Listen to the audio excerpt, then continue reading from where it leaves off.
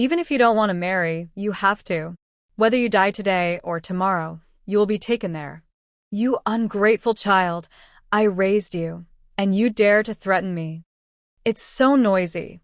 That old woman upstairs is always scolding her granddaughter. Does she think there's a throne to inherit? She has no manners at night and doesn't let anyone sleep. Feeling irritated, Xia Tian raised her hand to pull the blanket over her head. But as soon as she moved, a dull pain hit her forehead, making her feel dizzy as if her head might split open. What's going on? Did I bump my head while sleeping? That shouldn't be the case. Confused, Xia Tian closed her eyes, waiting for the dizziness to pass. Just as she was about to touch her head, a flood of unfamiliar memories was forcefully pushed into her mind, causing her to faint again. Sida? Why isn't she waking up? A worried woman's voice came through. Is something wrong with Xia? She'll be fine, mother. Xia will definitely be okay, another young woman's voice replied. When she woke up again, Xia Tian's head was still spinning. The fragmented voices sounded distant, leaving her feeling lost and frustrated. She really had traveled through time. The original owner was also named Xia Tian, with the nickname Xia. She had just turned 15. The one scolding was her grandmother, old lady Xia. Of course, the one being scolded was the original owner. It turned out that old lady Xia wanted to marry her off for 30 taels of silver, or rather, sell her to a sickly man from the neighboring village who had fled from a disaster. The marriage was set for tomorrow. The original owner must have been upset about it, and, during an argument with old lady Xia, hit her head against the wall in a moment of emotional turmoil. And that's how she ended up here. Xia Tian felt like crying without tears.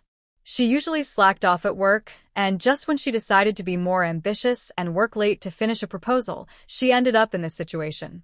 After finally staying up late once in 800 years, she got herself into trouble. Where could she complain about this? Did heaven really prefer her to be a lazy person? The worst part was that if she had to travel, at least give her a chance to relax in a better situation. She wouldn't mind being a noble or even a landlord's daughter, but why did she end up in a poor farming family? With a sigh in her heart, Xia Tian reluctantly opened her eyes and met 4 concerned gazes. Xia, you're awake? You scared me to death. Xia Tian looked at the woman, around 40, with a pale face and her hair wrapped in a rag. After a moment of recognition, she realized this was the original owner's mother, Shen. Xia, how are you? Another young woman's voice came through. Xia Tian slowly looked over. The girl, about 17 or 18, had a delicate appearance, and her eyes were filled with concern. This was the original owner's sister, Xia Yu, nicknamed Arya. I'm fine, Xia Tian said, looking at her mother and sister. She sighed, Mom, I feel dizzy and want to sleep for a bit. Okay, Chen replied. You rest for a while, and I'll go make you something to eat.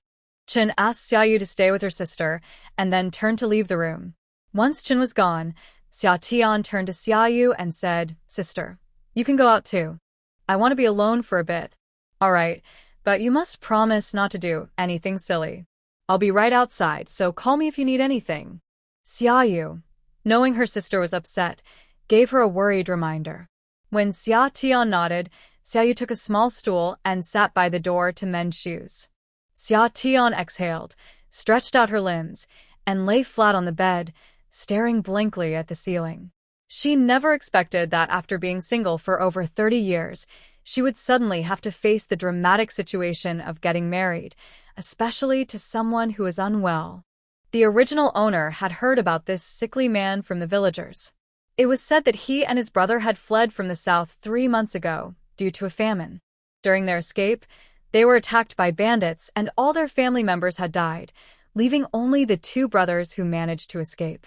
After several months, they finally settled in Lu Family Village. The sickly man's brother was also injured and feared he wouldn't live long, leaving his brother without anyone to care for him. Since settling down, they had been asking matchmakers to find a wife for the brother. 3 months had passed, but no girl was willing to marry him. The villagers said the sickly man had a bad fate, having caused the deaths of his family members, and it was rumored that he was very ill. If someone married him, they would likely become a widow soon. So, why was the original owner chosen?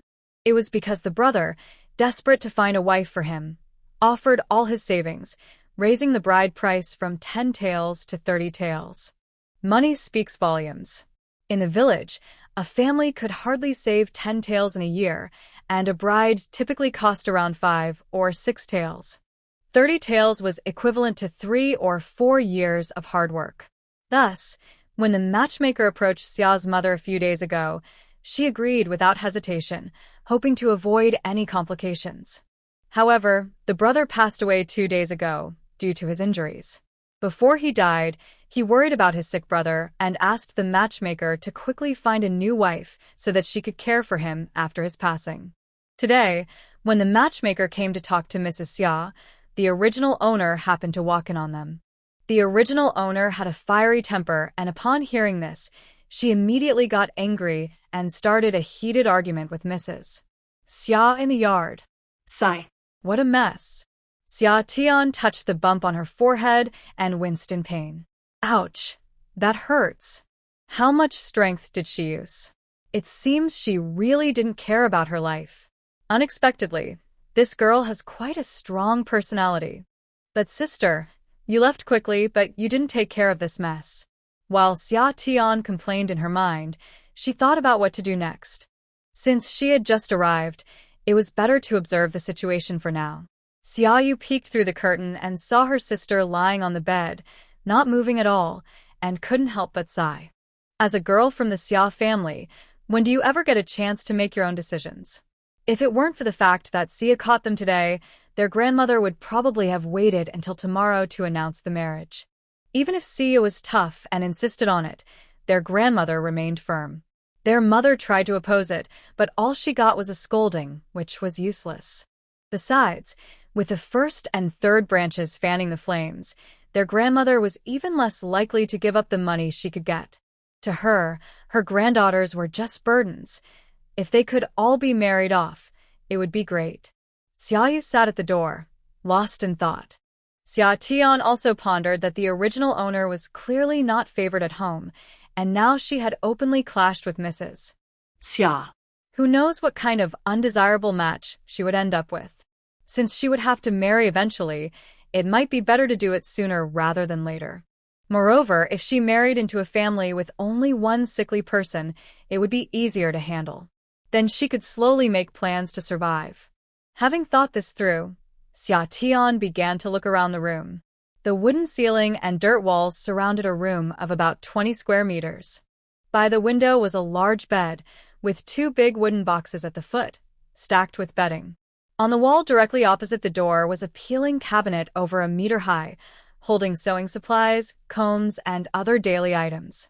A small table hung on the left wall, and there was a wooden basin in the corner. Nothing more. Sigh. What a sight. Better to live poorly than to die. Xia Tian rubbed her growling stomach and looked towards the door. Sister, where's Dad? Hearing her call, Xia Yu finally snapped back to reality. Dad is in the yard. Please call him over. I have something to say. Without asking what it was about, Xia Yu went to the yard to summon their father. Xia, are you feeling better? Her father, Xia Jing'an, entered the room, hesitantly asking, unable to look at Xia Tian. Seeing her father's useless demeanor made Xia Tian very angry. Her grandmother wanted to sell her, and her mother had even argued with her grandmother, though it didn't help. But her father just squatted in the corner of the yard, holding his head in his hands, not saying a word. Xia Tian gritted her teeth and said firmly, Dad, go tell Grandma that I agree to get married, but I have a condition. I want to eat now. Tell her to make me a bowl of plain noodles. Also, I want 1 or 2 silver coins saved for emergencies. If Grandma doesn't agree, then she can wait for bad news. In the Xia family, only her uncle, who studied in the county, was allowed to eat plain noodles. Grandma was very strict about it, and anyone who craved a bite would be scolded for a long time. As for silver, Grandma was known for being stingy, only giving it to her uncle. Why did she want her father to say it? Because whoever brought it up would get scolded, and her father always acted like a pushover, letting her mother bully him and the children without ever standing up for them. This time, when the original owner was to be married to a sickly man, her father didn't dare say a word. If not now, when would she stand up for herself? It was time to get back at them. Watching her father leave with slumped shoulders, Xia Tian felt a bit of relief. Before long, she heard her grandmother's angry shouts from the main room. Listening to the yelling, Xia Tian rubbed her ears, slowly relaxing her body. She felt drowsy and soon fell asleep. She didn't know how her father managed to talk to her grandmother or how long she slept, but when Xiaoyu called her awake, she opened her eyes and stared at the old wooden ceiling for a while before realizing where she was. Seeing that Xia Tian was awake, Xiaoyu hurriedly handed her a chipped bowl and chopsticks. Xia Tian took the bowl and saw it was filled with plain noodles topped with a soft egg, which made her feel a little less angry at her father. Maybe he wasn't completely useless after all. At that moment, her stomach growled, and Xia Tian smiled sheepishly at Xiaoyu. "Sis, are you eating?" "I already ate, Xia. You should eat now," Xiaoyu said gently. Xia Tian was really hungry and didn't hold back, diving into the bowl of noodles. Wow, I never thought plain noodles could taste so good, Xia Tian thought to herself. She used to always talk about dieting, avoiding this and that, and now it seemed that even when she wanted to eat, she couldn't. Xiaoyu watched her younger sister eat quickly and felt a bit sad. Her sister, just 15, was about to marry a sickly man whose future was uncertain. This sister had always been strong-willed, and Xiaoyu wondered what kind of life awaited her. As Xia Tian finished her meal, feeling a bit better, she looked up and noticed Xiaoyu staring at her. "What's wrong, sis?" "Nothing, just eat." Xia Tian nodded and was about to continue eating when two children, around 6 or 7 years old, rushed in through the door. A boy and a girl, the younger siblings Xia Shi and Xia Chen, who were actually 9 years old but looked smaller due to not having enough to eat and working hard. "Fourth sister, you're awake? Does your head still hurt?" Xia Shi asked, holding on to Xia Tian's sleeve, while Xia Chen looked worried beside him. "I'm fine now. It doesn't hurt anymore," Xia Tian replied with a smile, ruffling their hair. "We were so worried about you." "Mom said you were sleeping and wouldn't let us in," Xia Shi said sadly, with Xia Chen nodding in agreement. Xia Tian was protective of her younger siblings, so they were very attached to her. Seeing them depend on her warmed Xia Tian's heart. "Xia Shi, Xia Chen, can you help me with something?" she asked, noticing them eyeing her bowl of noodles. "What do you need help with, fourth sister?" they asked, their eyes wide. "Help me finish these noodles. I'm full and can't eat anymore," she said, handing them half a bowl. Xia Shi and Xia Chen exchanged glances and shook their heads. "No, you eat. We already had our meal." Xia Tian, seeing how understanding they were, playfully threatened, "What should I do then? If I'm full and don't eat, should I give it to the little brother from Uncle San's family?" Xiaoyu felt a pang of sadness watching them. The two little ones had never had plain noodles, and neither had she. Understanding Xia Tian's intentions to give her siblings a taste of noodles, Xiaoyu chimed in, "Then let me take it to Xiao Nan." "No way," Xia Shi and Xia Chen said in unison. "We're not giving it to Xia Nan. Aunt Sen always bullies us, and Xia Nan loves to tell Grandma, who punishes us." Xiao Nan was the 6-year-old son of Uncle San. When it comes to the names of the children in the Xia family, they are quite normal compared to names like Dog Egg or Ho in the village. This is because Xia Tian has an uncle who studied in the county. Although he has tried for many years and never passed any exams, he still carries himself like a scholar. A few years ago, to show off his education, he gave the children in the family proper names. Even though they are still named after directions or natural features, they are much more reasonable than the names given by people in the village. However, the family and villagers still prefer to call them by nicknames like Arya, Sanya, and Xia. The boys, on the other hand, were renamed according to the uncle's strong wishes. Xia Tian looked at her younger siblings happily eating noodles and wondered if her father had managed to get the 1 or 2 silver coins for her. It wasn't until bedtime that anyone else came in besides her second uncle's family. Xia Tian was lost in thought and didn't realize when she fell asleep. The next morning, Just after the roosters crowed twice, her mother called her to get up. Looking outside at the dark sky with no light, it was probably around 3 or 4 in the morning. Xia Tian sat up, fumbled to get dressed, and noticed that Xia Yu had already woken up. Only Xia Chen's soft breathing could be heard on the bed. Xia Tian quietly got off the bed, put on her shoes, and lifted the door curtain to step outside. This was her first time out of the room since arriving yesterday, but unfortunately, it was too dark to see anything. When Chunshi saw Xia Tian dressed, she urged her to hurry and wash up. Xia Tian felt much better today than yesterday. The bump on her head had gone down a bit, and she didn't feel as dizzy. Listening to Chunshi's urging, Xia Tian first went to the outhouse in the backyard.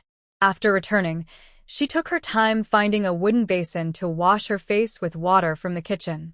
By the time she finished washing up, there was a hint of light in the sky. Seeing that Xia Tian was ready, Chunshi had her sit on a stool in the yard and began to comb her hair. A married daughter needs to have her hair styled up. As she combed, Chunshi muttered blessings, but Xia Tian didn't really pay attention. According to tradition, a full blessing person should be invited to do the hair as a sign of good wishes for the daughter. However, in the Xia family, girls are valued less than grass, so who would care if a girl like her was happy or not? Xia Tian felt quite conflicted about her mother. In the memories of the original owner, her mother was always submissive and focused on work, leaving little time for her and her siblings to relax. The original character often complained about her mother, thinking that her mother's weakness allowed her grandmother to bully their family without hesitation. However, from what happened yesterday, it was clear that her mother still cared for her. Otherwise, she wouldn't have stood up to old lady Xia. Speaking of old lady Xia, she is the authority in the Xia family, always getting her way, even making old man Xia listen to her. She has 6 children, 4 sons and 2 daughters. Both daughters are married, and among the 4 sons, only the youngest, Xia Nian, is still single. The eldest son, Xia Jinping, is married to Li and has 3 sons and 1 daughter. The second son, Xia Jing'an, who is also Xia Tian's father, is married to Chun and has 2 sons and 3 daughters. The third son, Xia Jingfeng, is married to Zhao and has 2 sons and 1 daughter. The youngest son, Xia Jingnian, is 22 years old and has been studying in the county academy, having taken several exams but still not passing. Among the grandchildren, only the eldest grandson, Xia Shan, is married to a niece of the Li family, and they have a 2-year-old son. In the Xia family, girls are ranked by age. The eldest is Xia Ling from the eldest uncle's family, followed by Xia Yu, who is a few months younger and is 17 this year. Xia Qin from the third uncle's family is the third, 1 year older than Xia Tian, while Xia Tian and Xia Chen are the youngest, so everyone in the family calls them 4 girl and 5 girl. In Xia village, the Xia surname is quite common, with about 80% of the families sharing that name. Xia Tian's family is just an ordinary one in the village, and things have been getting tougher since her uncle has been studying for years. Old man Xia is not involved in family matters. He just works hard and has little presence. Most family decisions are made by old lady Xia, while the first and third households are cunning and sweet-talking, getting the easier tasks. The original character's parents are honest and obedient, but not favored by old lady Xia, working the hardest but receiving the least, which also affects the children of the second household. Her parents often told them to endure and work more to avoid scolding. Others didn't say much, but the original character couldn't stand her parents' submissive behavior and often rebelled, making her even less liked by the family. Especially old lady Xia, who would scold her whenever she saw her and never showed her any kindness. The original character's father, like old man Xia, is an honest man who only knows how to work hard, which can be seen as weak. He never dared to contradict his mother-in-law when she ordered his wife and children around. With such parents, no matter how capable the original character was, she couldn't make much of an impact. Elder brother Xiaoyang is as honest as his father, spending all day working in the fields with the old man and his father. He is already 19 years old, the second son in the family, and only got engaged last autumn. His cousin, Xia Shan, is just a few months older and already has a 2-year-old child. If it weren't for the concern of affecting his other cousin, Xia Chuan's marriage, he might still be single. Eldest sister, Xia, is gentle and kind. She got engaged to a boy from another village at the end of last year and will marry after Xiaoyang's wedding next year. The younger twin siblings are also busy every day, gathering wild vegetables and grass under the direction of the old lady, with no time to rest. Today is the day of Xiaoyang's wedding. Although the family didn't prepare much, everyone woke up early, and the yard became lively. Xiaoyang finished her hair and stood under the eaves, tightening her clothes as the March morning was still a bit chilly. With a faint morning light, she took a moment to observe the somewhat shabby courtyard. It was a typical rural courtyard with mud brick walls and thatched roofs. The main house looked a bit sturdier, while the other rooms were barely livable. However, there were many family members, so the house felt spacious. Earlier, when no one was paying attention, Xiaoyang looked into the water tank. She had big eyes and an oval face, looking quite pretty with no flaws.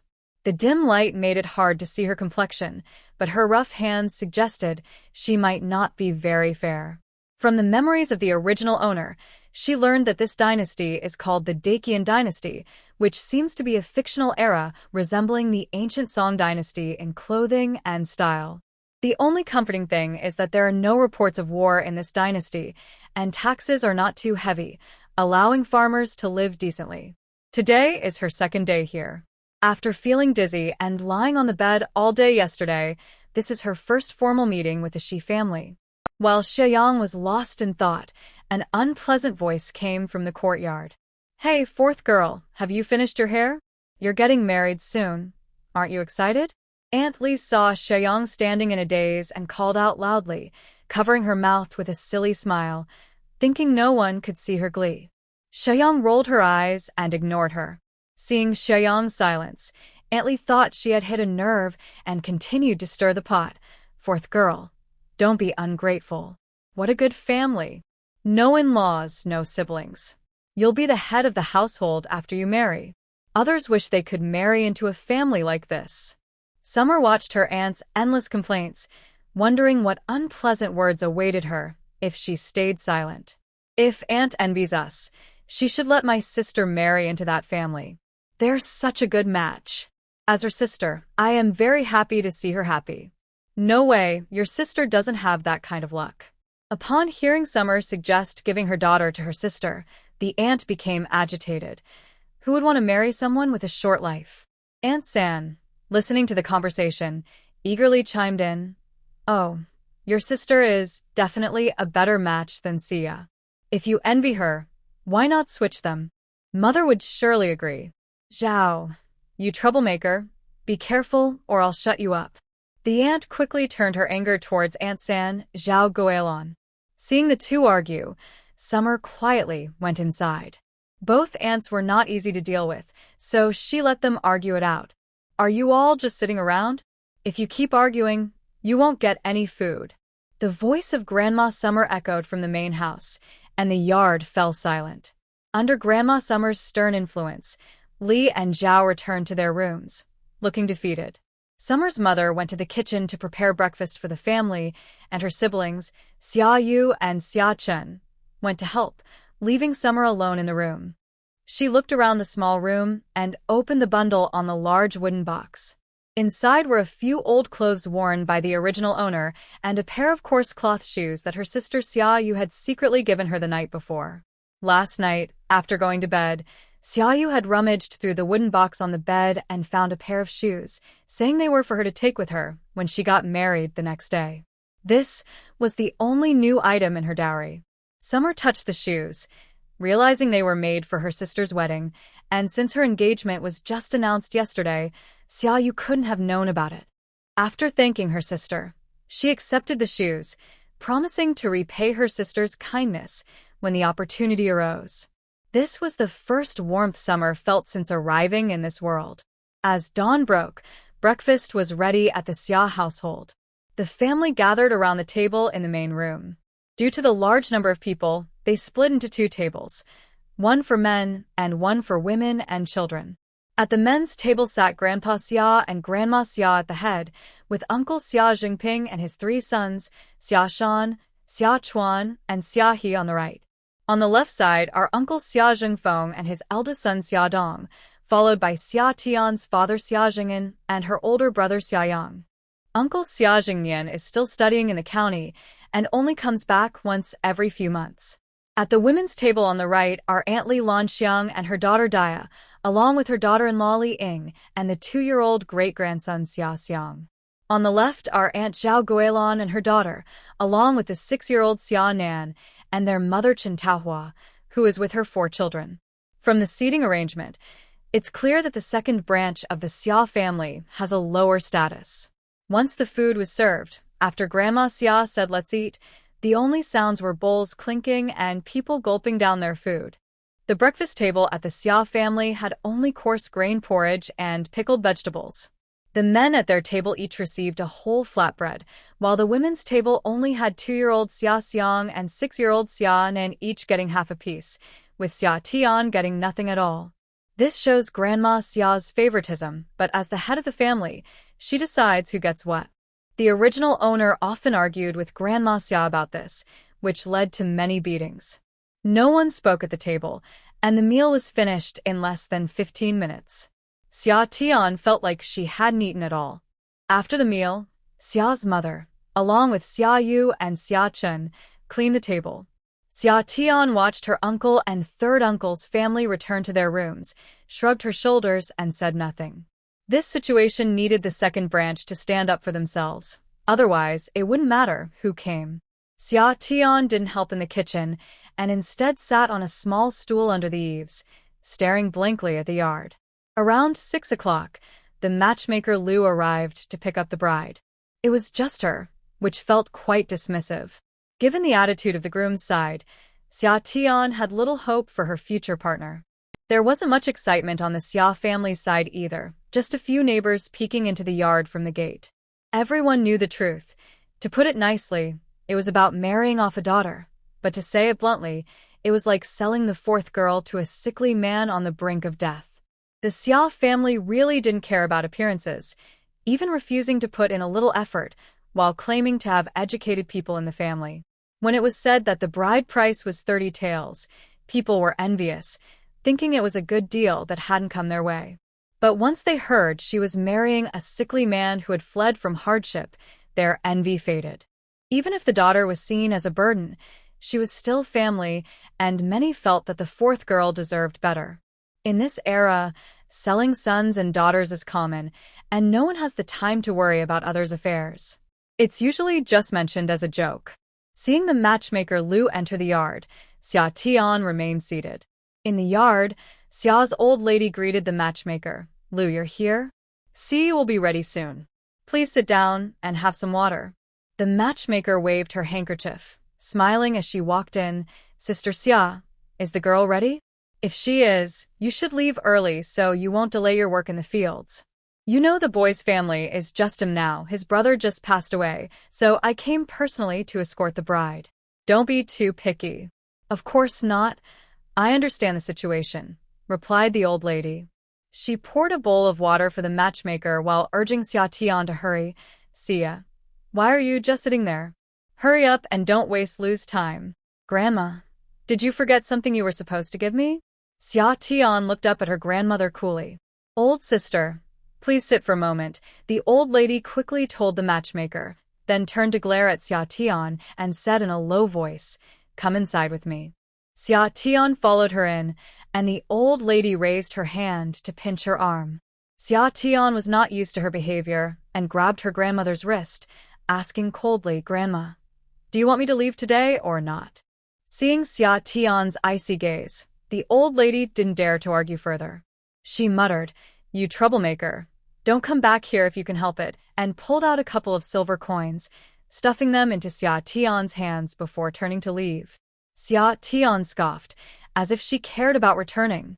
In the room, Xia Yu, Xia Shi, and Xia Chen had been huddled by the bed, too scared to breathe, worried that their grandmother might get angry. Seeing the 3 of them exhaling in relief, Xia Tian chuckled and ruffled Xia Shi and Xia Chen's hair. Fourth sister is leaving, so you two take care of yourselves. With a smile, she pinched Xiaoshi's cheek and reminded him, Xiaoshi, you're a boy, so you need to protect your sister and younger sibling. Don't let anyone bully them, okay? I understand, fourth sister, Xiaoshi replied, tugging at her sleeve. If you miss me, come find me to play, but don't come alone. You can ask Big Brother to bring you, alright? Xia Tian said, feeling a bit reluctant. The two younger ones nodded eagerly. In the yard, Xia Yang was organizing the farming tools when he saw Xia Lapa come out. Without saying a word, he put down the tools and walked toward Xia's room. Xia Tian didn't have much to tidy up either. She picked up the bundle from the cabinet and prepared to leave. Just as she turned around, her mother came in, handed her a worn cloth pouch and quietly said, Xia, don't blame your mother, before leaving with her head down. Xia Tian watched her mother hurriedly leave, feeling mixed emotions. She didn't really want the pouch, but then realized it was her mother's way of showing love for her daughter. She accepted it as a gesture of care from her mother. Xia Tian tucked the pouch into her clothes, went over to hug her sister Xia Yu and her two younger siblings, said I'm leaving, and turned to go out. Just as she reached the door, her older brother Xia Yang lifted the curtain and came in. Xia Tian was surprised. Her brother had only asked her a question yesterday and hadn't spoken since. She wondered what he wanted. To her surprise, Xia Yang turned around, squatted down and said, Xia, hop on. I'll carry you out. A warm feeling rushed through Xia Tian, and without hesitation, she said, Thank you, big brother, and climbed onto his back as he carried her outside. Xia Yang set her down just outside the gate. Besides their family, everyone else was hiding inside the house. Carrying her bundle, Xia Tian waved goodbye to her parents, older brother, sister, and younger siblings at the door, then turned to follow the matchmaker, Lu. Lu's village was about an hour's walk from Xia's home. On the way, the matchmaker briefly explained the groom's family situation. They chatted and soon arrived at Lu's village. The sickly man was named Shen Nian and lived near the back of the village. Lu led Xia Tian from the entrance by the big willow tree, greeting the villagers working in the fields. When villagers asked, she introduced Xia Tian as the new bride of the Shen family. Curious villagers looked at Xia Tian as she followed Lu, keeping her head down and pretending to be shy, not saying a word. The villagers thought she was just embarrassed and teased her a little before moving on. When they reached Shen Yan's house, Xia Tian felt a bit anxious, as it looked just like the other houses in the village. She wondered what Shen Yan was like, and if he would be easy to get along with. Suddenly feeling timid, she hesitated to take a step forward, afraid of the unknown. The matchmaker pushed open the big door and turned to call out to Xia Tian. Taking a deep breath, Xia Tian stepped into the yard. As the matchmaker entered, she walked towards a main room while loudly announcing, Shen Yan, your wife is here. Come out and take a look. Xia Tian nervously clutched her bundle, standing in the yard with her eyes fixed on the door of the main room. Before long, accompanied by a few coughs, the door curtain opened, revealing a tall, handsome man in a coarse short shirt, estimated to be over 6 feet tall. Xia Tian was instantly stunned by his looks. Wow. He is so handsome. His features were chiseled, and although he looked a bit sickly in his simple clothing, his natural charm was undeniable. Could she have hit the jackpot? If this is Shen Yan, she would wake up smiling in her sleep. Feeling anxious, Xia Tian thought, this must be Shen Yan, right? Right? She silently prayed, her earlier nervousness fading away as she turned to the matchmaker with eager eyes, wanting to confirm one last time. Unfortunately, the matchmaker didn't pick up on Xia Tian's signal. But she would soon find out. The matchmaker was happy, looking at the bulging pouch Shen Yan handed her, smiling broadly. Young man from the Shen family, if you need anything in the future, just ask Auntie. Shen Yan nodded and, after the matchmaker left the yard, glanced at Xia Tian, who had been staring at him. He frowned slightly. Come in. Xia Tian bit her lip, calming her excited heart, and followed him inside. It was around 8 in the morning, and the sun was bright, making the room quite cheerful. To the right upon entering was a large heated bed, with two big wooden boxes at the end, covered with bedding. In the middle of the bed was a small table with an open book on it. Nian had probably been reading there. Against the wall directly opposite the door was a 3-foot-high, 6-foot-long cabinet. Under the left window was a square table with 2 stools. By the door was a washing stand with a cloth towel and a wooden basin, nothing more. It was even simpler than Xia's family living room. Xia Tian watched as Nian sat on a stool by the left table. Without waiting for an invitation, she took a seat on the other stool. Nian raised an eyebrow at the boldness of this unfamiliar girl. Xia Tian discreetly observed Nian, noticing his thin frame, pale lips, and occasional coughs. He indeed looked quite unwell. What a pity, he was so good-looking. Although Nian's clothing and appearance were similar to those of the villagers, her refined looks and graceful demeanor suggested she had an impressive background. Xia Tian's mind quickly began to spin with conspiracy theories. After all, she had watched many spy and palace intrigue dramas, where wealthy young masters hid in the countryside to escape disaster or noble heirs concealed their identities to avoid danger. Xia Tian almost chuckled at her own wild thoughts, wondering if she might be the chosen one who helps a fallen prince achieve revenge and rise to greatness. Cough, cough. The sudden sound of coughing brought Xia Tian back to reality. She cleared her throat awkwardly, realizing she had been daydreaming. Xia. Miss, marrying you is not my intention, but since you are here, just do your part. I don't need you to attend to me closely. Just prepare 3 meals a day on time, Nian said directly, her tone emotionless, making Xia Tian think she was here for a job interview. You live in the next room. Besides cleaning, it's best if you don't come in here at other times. With such a cold tone, Xia Tian thought this was more like a boss and an employee than a newlywed couple. A domineering CEO. But that suited her just fine. Xia Tian nodded, thinking he was handsome, so he could call the shots. A little sparrow like her needed to be realistic. When she first saw Nian, she wondered why someone like him would choose a village girl as a wife. Now she understood.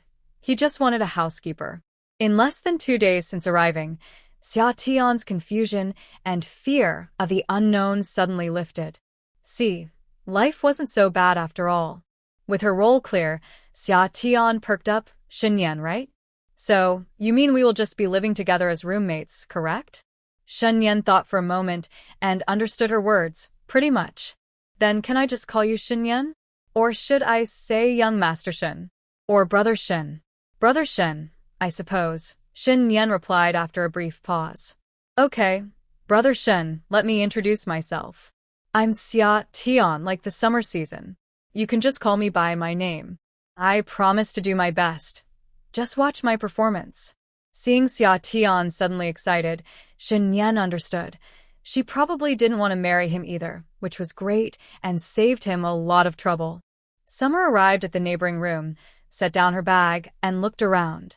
On the left was a large bed with 2 big wooden boxes on it, stacked with neatly folded bedding. Nothing else. Although it was simple, it was tidy. She thought that since she had fallen on hard times, she had no right to be picky. Summer figured that since it was their first day meeting, she should make a good impression on her new friend. Summer didn't hesitate any longer. She stepped out of the room to prepare breakfast, noticing that Nian didn't seem like someone who could cook for herself. Standing in the yard, she looked around. Besides the main house, there was a room to the east which, based on local building habits, should be the kitchen. She walked straight to the eastern room and, sure enough, it was the kitchen. Inside, she found a few bags of grain in a storage jar. Opening them one by one, she saw white rice, flour, millet, and cornmeal, enough for about 5 or 6 days. The cupboard held cooking utensils, bowls, chopsticks, oil, salt, vinegar, and a few eggs. The spices were quite complete. Considering Nian's weak condition, she thought that hard food might be hard to digest. So, she decided to make millet porridge and fry some egg pancakes, delicious and nutritious. Without wasting time, Summer washed her hands, filled a pot with water, and lit a fire underneath. While waiting for the water to boil, she rinsed some millet and set it aside. She searched the kitchen but couldn't find any vegetables or green onions. Remembering that she had seen what looked like a small garden behind the house, she wondered if there were any vegetables planted. Stepping outside to check the garden, she found that there were no vegetables, but there were a few green onions growing on the edge, clearly neglected and sparse. Summer picked a few tender leaves and returned to the kitchen. Seeing the water had boiled, she scooped out some into a clean bowl, then added the millet to the pot, stirred it with a wooden spoon, covered it, and let it simmer on low heat. Next, she took a porcelain bowl, poured in half a bowl of flour, cracked in 2 eggs, added some seasoning and salt, and mixed it with lukewarm water to make a batter for the pancakes. Suddenly, she remembered she hadn't asked Shen Nian if there was anything she couldn't eat. She hurried out of the kitchen and, without entering the room, asked, "Shen Nian, I'm making breakfast. Is there anything you can't eat?" "No," came a slightly hoarse voice, likely from just waking up. Summer sprinkled some chopped green onions into the egg batter, stirred it well, lit the small stove, and poured some oil into a small iron pan to start frying the pancakes. The egg pancakes are ready, and the millet porridge is done too. I served them in a big bowl, found a bamboo tray, placed the bowl and chopsticks on it, and carried it to the main room. At the door, I called out, "Brother Shen, I'm coming in." Without waiting for Shen Nian to respond, I lifted the curtain and entered. I set the tray on the table and invited Shen Nian to eat, saying, "Brother Shen, I wasn't sure what you like, so I made some millet porridge and a few egg pancakes. Please try them and see if you like the taste." Shen Nian got off the bed and sat at the table. Noticing only one set of chopsticks, he glanced at Xia, who smiled back at him, saying, "I already had breakfast before I left this morning." Shen Nian didn't say anything and quietly began to eat. To my surprise, the food tasted quite good.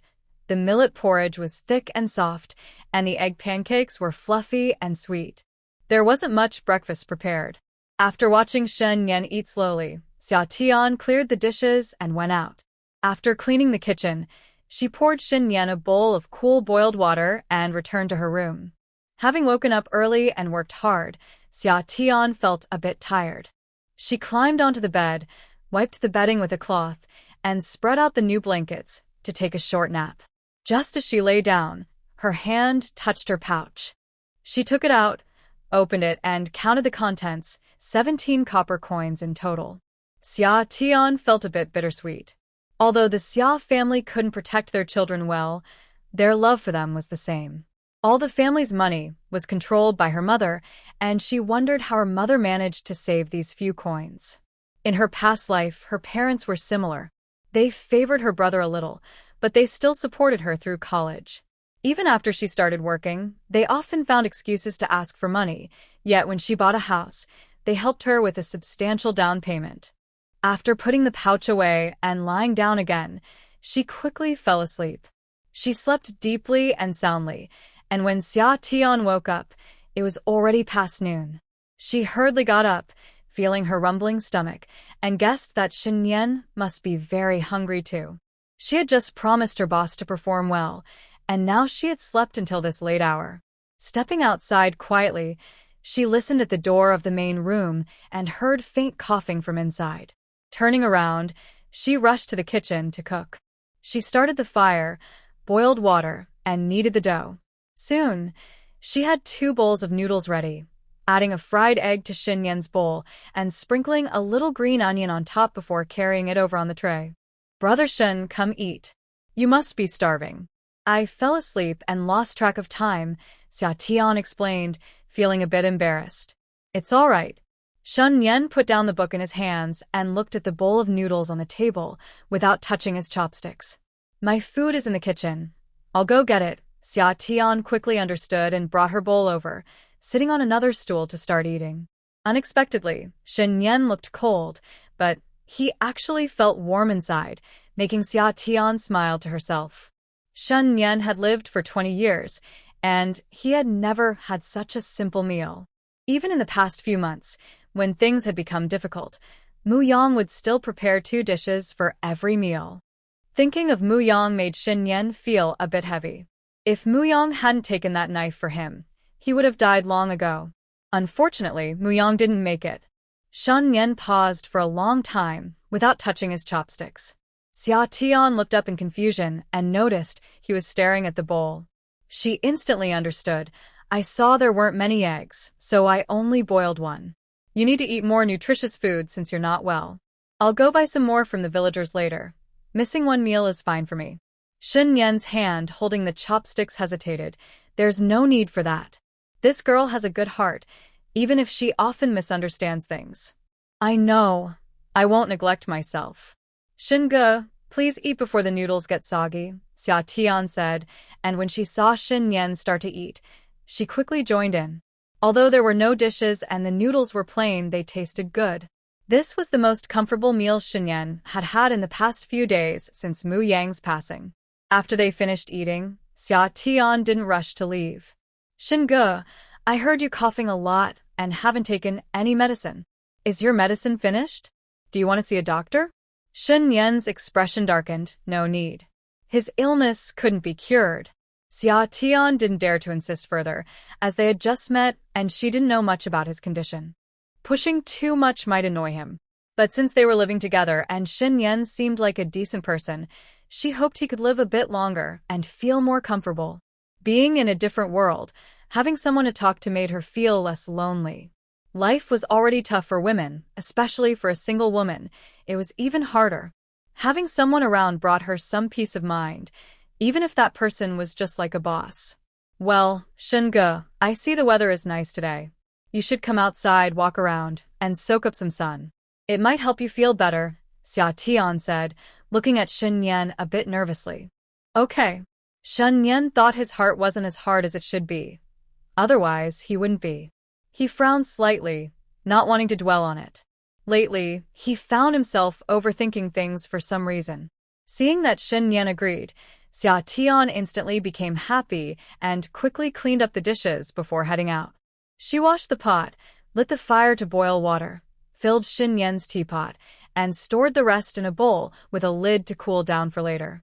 Xia Tian moved the table, chairs, and teapot from Shen Nian's room to the yard under an apricot tree near the south wall, calling Shen Nian to come sit outside.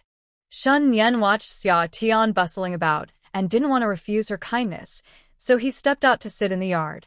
After being indoors for a while, he felt a bit dazed when he first came out. The weather in March wasn't too hot, and sitting under the tree with a gentle breeze was quite pleasant. Xia Tian noticed Shen Nian sitting in the yard with his eyes slightly squinted, seemingly lost in thought. Not wanting to disturb him, she quickly went inside to clean up and took out the clothes Shen Nian had changed out of to wash. There was no well in the yard, and she didn't know where to fetch water.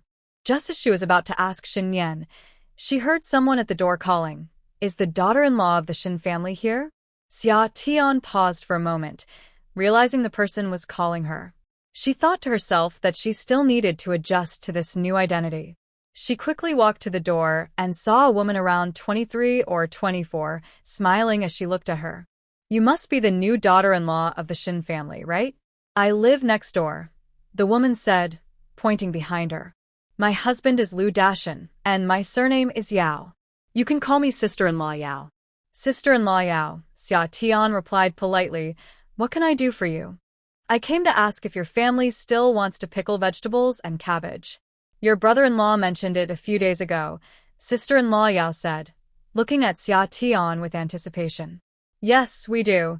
Xia Tian thought that perhaps Shen Nian's brother had arranged for vegetables with sister-in-law Yao's family, but hadn't delivered them yet since he suddenly left. In March, fresh vegetables weren't available yet, and the villagers mostly ate pickled vegetables from winter. Since her family had no vegetables at all, she was planning to buy some at the market. "Sister-in-law Yao, can I take a look first?" Xia Tian asked, feeling it was best to check.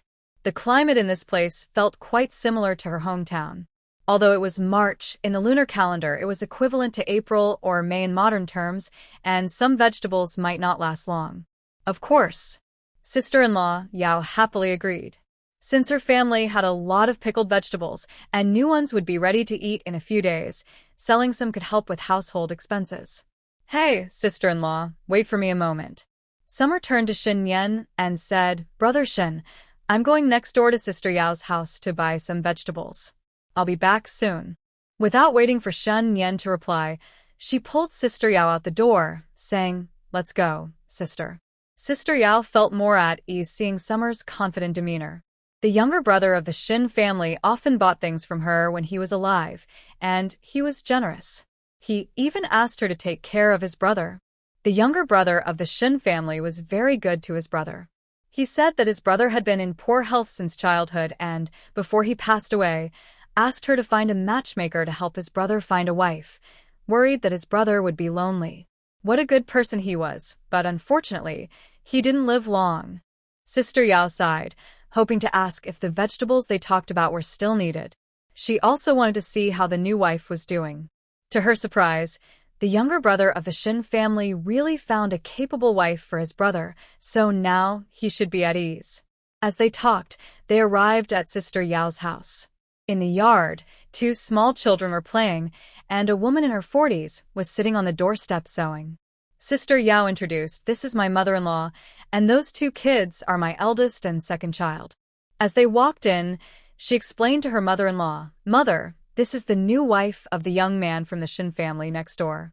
I'm bringing her to see our vegetables." Summer called out, "Auntie," and Sister Yao's mother-in-law smiled, saying, "Oh, what a good child, go ahead." Sister Yao didn't waste any time and took Summer directly to a small room in the south, where there were jars of various pickled vegetables. Summer looked at each one and asked for 2 pieces of pickled cabbage, 2 pieces of pickled radish, a large bowl of soybean paste, and a small jar of chopped chili. She also took 2 fresh cabbages. To her surprise, she found potatoes in the corner and asked for 5 pounds. She never expected to see potatoes in this era. But then again, they had chili, so anything was possible. Seeing that Summer was getting quite a bit, Sister Yao smiled, saying, "Shen family's wife, eat with confidence. My mother-in-law's pickling skills are exceptional. Our pickled vegetables are the best in the village." Summer nodded with a smile. "Sister Yao, I'll take this much for now. I'll come back for more when I finish." "Anytime you finish, just come find me," Sister Yao replied happily. Although it wasn't a lot of money, it was still some income. The 2 of them carried the items back home and placed them in the kitchen. Summer poured a bowl of water for Sister Yao, telling her to sit and drink while she went to get the money. "When I came out, I remembered that I only had the silver given by Grandma Xia and the 17 copper coins from her mother. I spent 29 coins on vegetables, and I didn't have enough change left. I wondered if Shen Nian had any money." Seeing that Shen Nian was no longer in the courtyard, I guessed he had gone back inside. I went straight to find him. When I entered the room, I saw him leaning against a pile of blankets reading. "I didn't beat around the bush, Brother Shen. Do you have any change? I bought some vegetables from Aunt Yao, but I don't have enough coins." Shen Nian didn't reply. He stood up, took a pouch from a box on the bed, and handed it to me. I took it, opened the pouch, and saw it was filled with copper coins, which was quite helpful. I counted out 29 coins, put the rest back, and didn't return it to Shen Nian. I tucked it into my pocket. "Brother Shen, I'll keep this for household expenses." Then I left the room. Shen Nian watched my swift departure and smiled slightly, appreciating my straightforwardness. "If Mu Yang were here." Shen Nian shook his head and continued reading. I handed the coins to Aunt Yao, who happily accepted them, counted them, and tucked them into her pocket. "Sister Shen, if you need anything in the future, just come to me." "Aunt Yao, my name is Xia Tian. You can just call me by my name. I'll need your help more often," I said warmly, holding her hand. "Of course. I like your straightforwardness," Aunt Yao replied, appreciating my directness. I felt a good connection with Aunt Yao. We were both straightforward people. Plus, she wasn't too old, so we could get to know each other better. "Sister, where can we get water in our village?" I asked, as I didn't know where to fetch water, and the kitchen water jar was getting low. Our Lu family village has 2 wells. One is near the big willow tree at the village entrance, which is quite far. The other is closer, in the yard south of the village chief's house. There's a shed there, so it's easy to find, Aunt Yao explained carefully, making sure I wouldn't get lost. "Do you know the village chief's house?" "It's the row of big tile-roofed houses in the middle of the village." I nodded. I had seen those impressive houses when I passed through the village today. "Where do we wash clothes?" I asked, taking the opportunity to clarify, while Aunt Yao was there. We wash clothes by the river. It's not far to the east from here, Aunt Yao said while gesturing. After chatting for a while, I walked Aunt Yao to the door. Sister, are you going to the mountain tomorrow? Call me if you're going, as we don't have much firewood at home. Okay. Sister Yao replied. At this time, the wild vegetables on the mountain are growing well. We can pick some to eat. Summer watched Sister Yao leave, then went inside to grab the water bucket and yoke, preparing to fetch 2 buckets of water. Following the path Sister Yao indicated, he easily found the spot. It was mid-afternoon, and there weren't many people around. The well was under a large thatched shed, where the sun couldn't reach, keeping it cool. There was a wooden pulley above the well, which he had seen on TV before. It made drawing water easier. The well's mouth was made of blue stone, and there was a wooden cover on top to prevent anything from falling in and contaminating the water, as well as to keep playing children safe. Summer lifted the well cover and peered inside. The water was clear enough to reflect his image. He hung the wooden bucket on the hook, grasped the pulley handle with both hands, slowly lowered it into the well to fill it with water, then turned the pulley in the opposite direction to bring the bucket up. The bucket was a bit heavy, but fortunately, the original owner had been strong from years of hard work. After filling both buckets, Summer carried them home. The distance wasn't far, but he stopped to rest twice along the way before arriving. He poured the water into the tub and sat on a stool to rest for a while to regain his strength. He was very tired. Summer thought that once he had money, he would definitely dig a well in the yard. Relying on her to fetch water every day would wear her out eventually. After drinking a bowl of water and resting enough, he remembered he still had clothes to wash, so he went to the riverbank to do laundry. Life in the countryside truly had no moments of peace. The river on the east side of Xia Family Village wasn't very wide, about 10 meters or so, and it should be the same river as the one in Xia Family Village.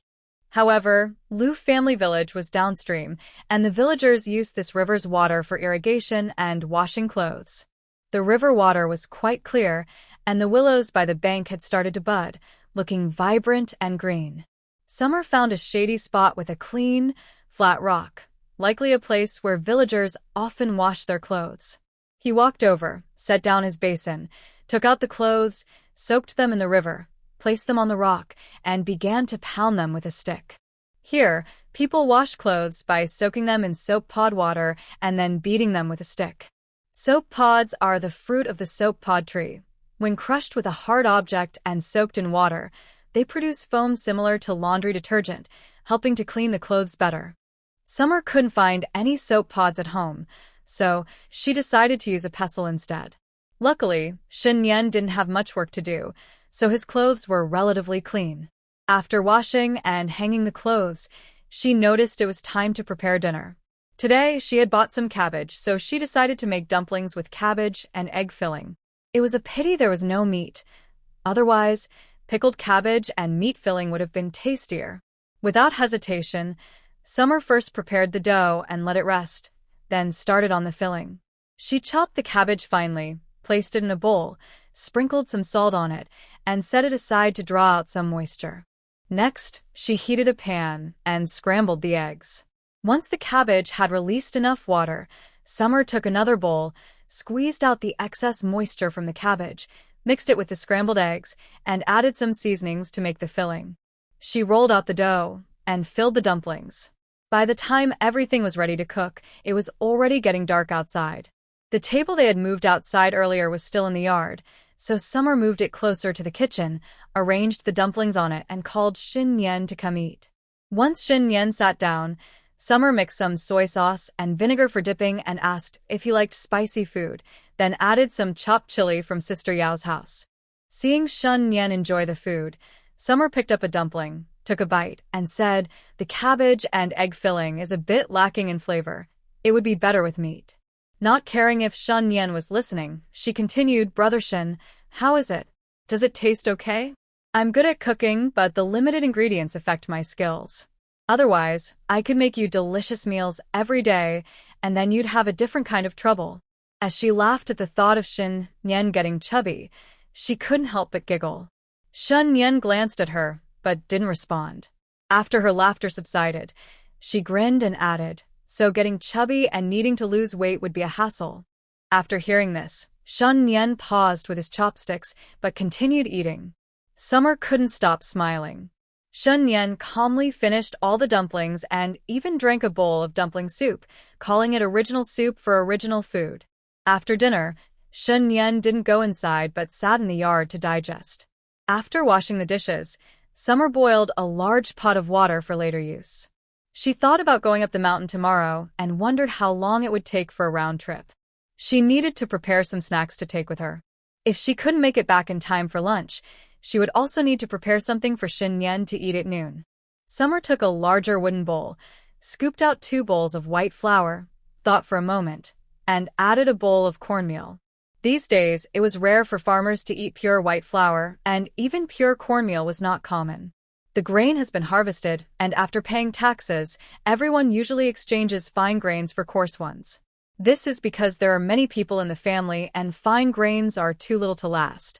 Also, since the grain yield is low, switching to coarse grains allows for more filling meals. If she is seen eating white buns every day, it could attract unwanted attention, so she needs to be discreet in front of outsiders. Farmers follow the saying, eat light when idle, eat hearty when busy. After the spring planting, it's a time of rest, especially during this in-between season. If a family is eating staple food every day, it will definitely draw attention, which is not a good thing. Making good dough and letting it rise overnight means that in the morning, they can directly steam the buns. After preparing hot water, the two washed up and went to their rooms to rest. After a busy day, Summer fell asleep quickly and wasn't disturbed by the coughing from the next room.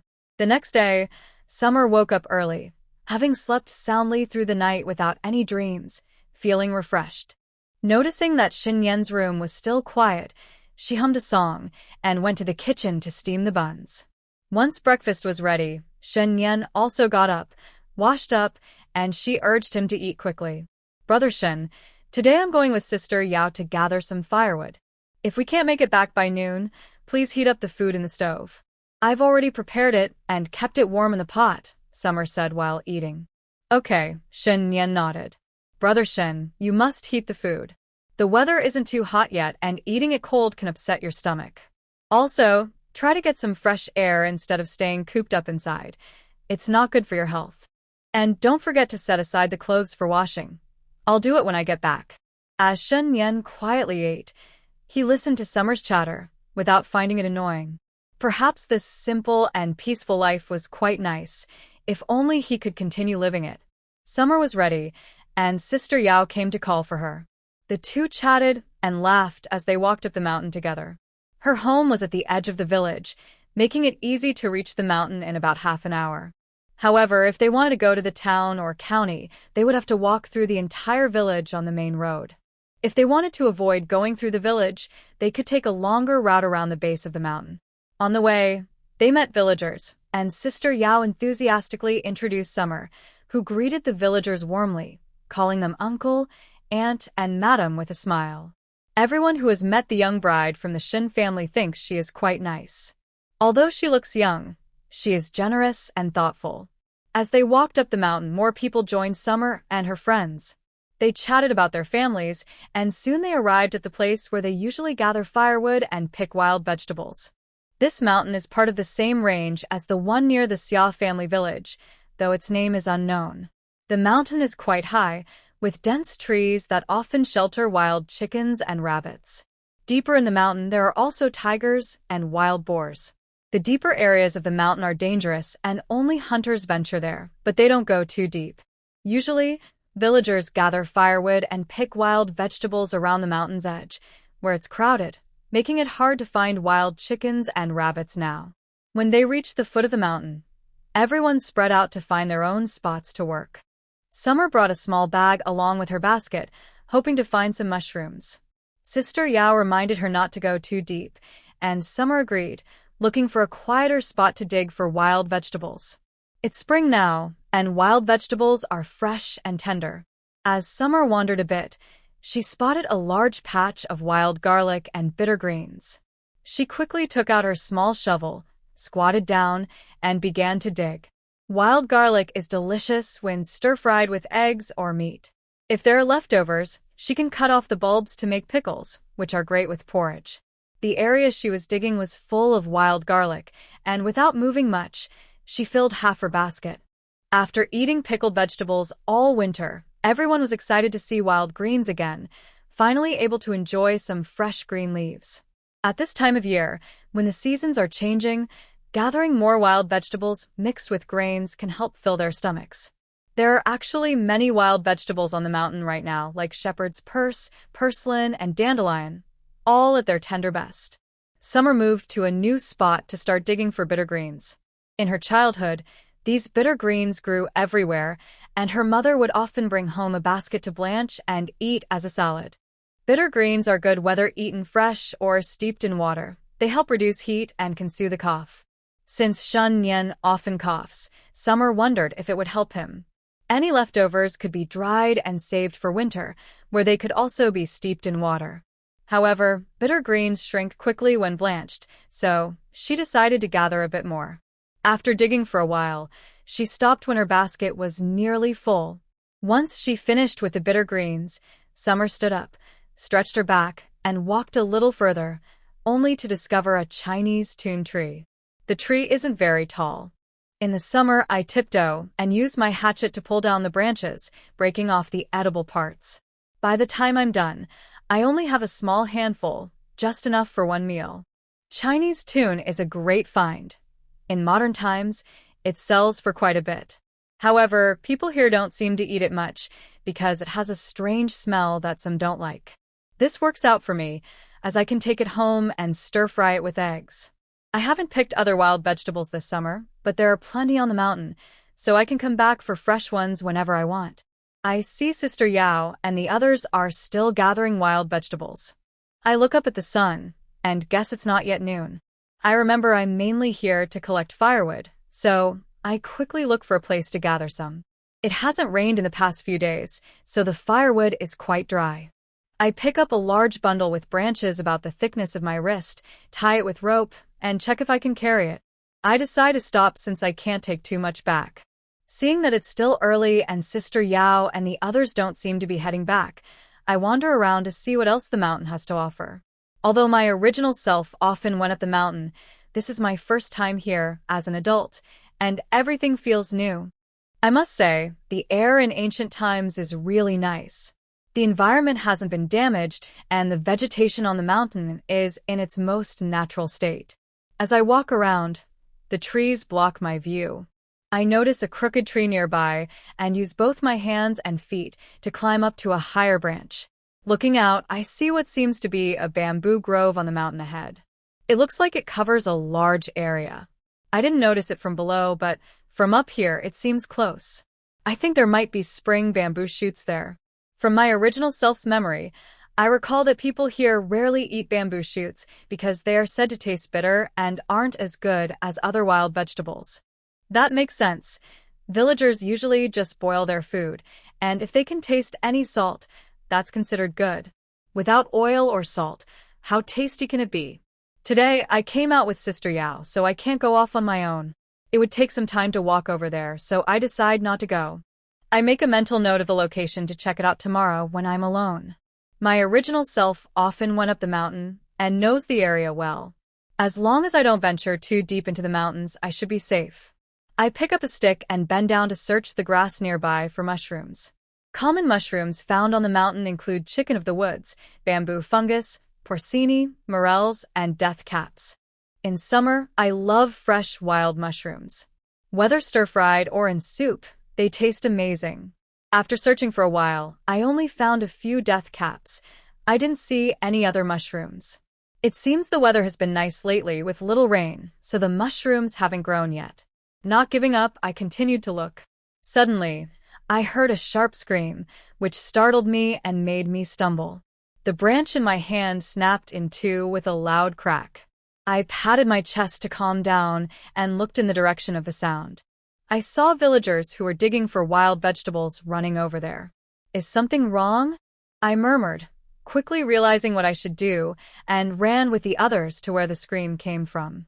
When I got closer, I found out that a young woman from the village had been scared. While she was digging for vegetables, she felt some pain in her back and stood up to stretch. As she turned her head, she accidentally locked eyes with a snake in a nearby tree. She was so frightened that she screamed, which likely startled the snake too. By the time we arrived, the snake had already slithered away. Everyone gathered around the young woman, asking her questions. I squeezed in to take a look. She looked about 17 or 18 and still seemed pale from the shock. One woman, probably in her 50s, joked, "Xiaoqing, you're such a scaredy cat. What's there to be afraid of? If it were me, I would have caught it and had some meat for dinner." Xiaoqing was the young woman who had been frightened by the snake. I was surprised to learn that she was already a mother at such a young age. Everyone relaxed a bit after hearing the woman's joke. Although people in the village do eat snake meat, not many women are brave enough to catch one themselves. Since villagers often go up the mountain to gather firewood and dig for vegetables, encountering snakes is quite normal. However, most people take precautions, like carrying a stick to scare snakes away or tightening their sleeves and pants to keep bugs out.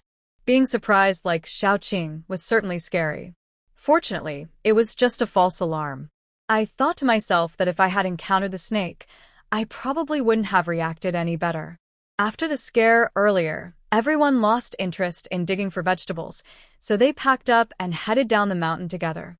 When they got home, it was just past 12, almost 1 o'clock. In the summer, they put things under the shed and went to the kitchen to drink a bowl of cool water. When they lifted the lid of the pot, they saw that the rice was still inside. Nian hadn't eaten yet. At the door of the main room, just as they were about to lift the curtain to sneak a peek at what Nian was doing, they heard a series of suppressed coughs from inside, which lasted for a while. Over the past few days, Nian hadn't taken any medicine, and his appetite seemed fine during meals. They thought he was just a bit weak and occasionally coughed, not as seriously as the villagers said. But hearing his cough today, one after another, it sounded like he might be developing pneumonia. Once Nian finished coughing, Summer went to the kitchen, poured a bowl of warm water, and brought it inside. "Brother Shen, have some water." Nian was leaning against the bedding, looking a bit pale, with a thin layer of sweat on his forehead. The veins on his hand, which was pressed against his chest, were bulging. After a moment, he took the bowl and drank some water. Summer watched as Nian finished the water, took the bowl back, and went to the kitchen to mix some warm water in a basin. She brought it back to the main room, took Nian's towel, dipped it in the water, wrung it out, and handed it to him. Nian took the towel and slowly wiped the sweat from his forehead. The coughing had left him feeling weak. Seeing Nian's slow movements, Summer realized he hadn't fully recovered yet. She stepped forward, took the towel from his hand, dipped it again, and said directly, "Brother Shen, let me help you wipe." Nian, feeling exhausted, nodded slightly. Summer then placed one hand behind his head and used the towel to gently wipe the sweat from his face and neck. Nian watched her movements, feeling a bit stiff. No girl had ever been this close to him before. Summer sensed his discomfort and shifted slightly, thinking to herself that she had never taken care of someone like this. In her past life, she had decided to remain single, so she had been alone for over 30 years. Unexpectedly, after crossing over, she found this caretaker role quite easy. Indeed, one adapts to their surroundings. After mentally teasing herself, Summer dipped the towel again, realizing that since Nian had sweated so much, he probably needed to change his clothes too. After hesitating for a moment, she said, "Brother Shen, let me help you wipe your back as well. After that, you can change your clothes. It will feel more comfortable." Nian paused, probably surprised that Summer would say such a thing. After a moment of silence, when he didn't respond, Summer thought he might be unwilling. Just as she was about to give up and not wipe anymore, she saw Nian slowly take off his outer clothes, revealing a white undershirt, and then turn to lie down on the bed. Xia was taken aback, unsure whether to continue or stop. Looking at the back of Nian's head, she resignedly stepped forward, lifted the undershirt with one hand, and quickly wiped his back with a towel in the other hand. After finishing, she adjusted his clothes and said, "All right, you can change now." Then she quickly took the wooden basin and left the room. Standing in the yard, she took a deep breath before going to pour out the water. Why did she feel more nervous than Nian just now? It was really strange. She was an older woman and had seen many things. Xia shook her head and prepared to make lunch. She picked some wild vegetables from the mountain, cleaned them, and blanched them for a salad. She chopped some Chinese tune, scrambled it with an egg, and reheated the shredded potatoes and rice, then brought everything to the table. Watching Nian eat calmly, Xia couldn't help but say, "Brother Shen, we should see a doctor. Even if it's just for some medicine, it might help you feel better." Seeing that Nian remained unresponsive, neither speaking nor nodding, Xia felt a bit discouraged. "Then you should eat more of this cold wild vegetable salad. I heard it helps clear heat and detoxify, and can relieve coughing." Nian nodded slightly and took a bite of the wild vegetables, chewing slowly. It wasn't that he didn't want to get better, it was just that he had been poisoned since childhood, and after years, the poison had seeped into his organs, leaving no remedy. Now he was just barely hanging on. Xia felt a pang in her heart. Although they had only been together for 2 days, Nian always kept a distance but had never made things difficult for her. Whatever she made, he ate. When she chatted, he never interrupted her. In many ways, he was a good partner in life. Well, since they were together, she should take care of him more. They were both suffering, and she wasn't in a much better situation. They finished their meal in silence, and Xia went out to clean up. After lunch, Xia took Nian's changed clothes to wash by the river. While flipping the clothes, she noticed a small bloodstain on the collar. The dark color of the fabric made it hard to see. Could it be that Nian had started coughing up blood? That's how it always goes in the dramas, and in the end, Xia was startled by her own thoughts. She had just married him. She didn't want to become a widow so soon. No. That couldn't be it. She must be overthinking. She needed to find a doctor for Nian. After all, he was her nominal husband, and she couldn't let him continue like this. Determined, Xia decided to visit the town's clinic the day after tomorrow, when she goes to the market. The next day, after breakfast, Xia planned to check out the bamboo forest she had seen yesterday. After telling Nian, she packed her basket and took her hoe, heading up the mountain alone since Sister Yao was going to help in the fields today. Soon, she arrived at the mountain and followed her memory to the bamboo forest.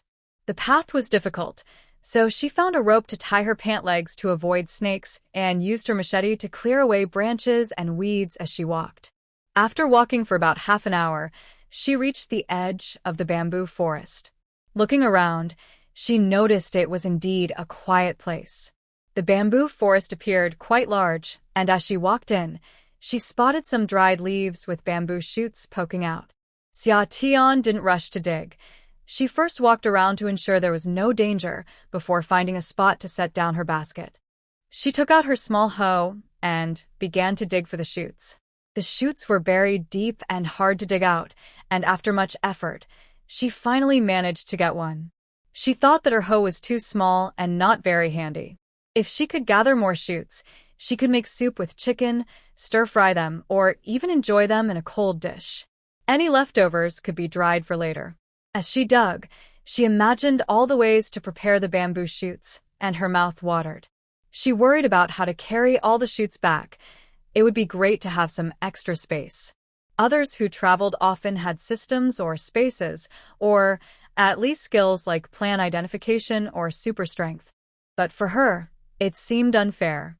While Xia was grumbling about her misfortune, a rabbit suddenly dashed by. She instinctively lunged for it but missed.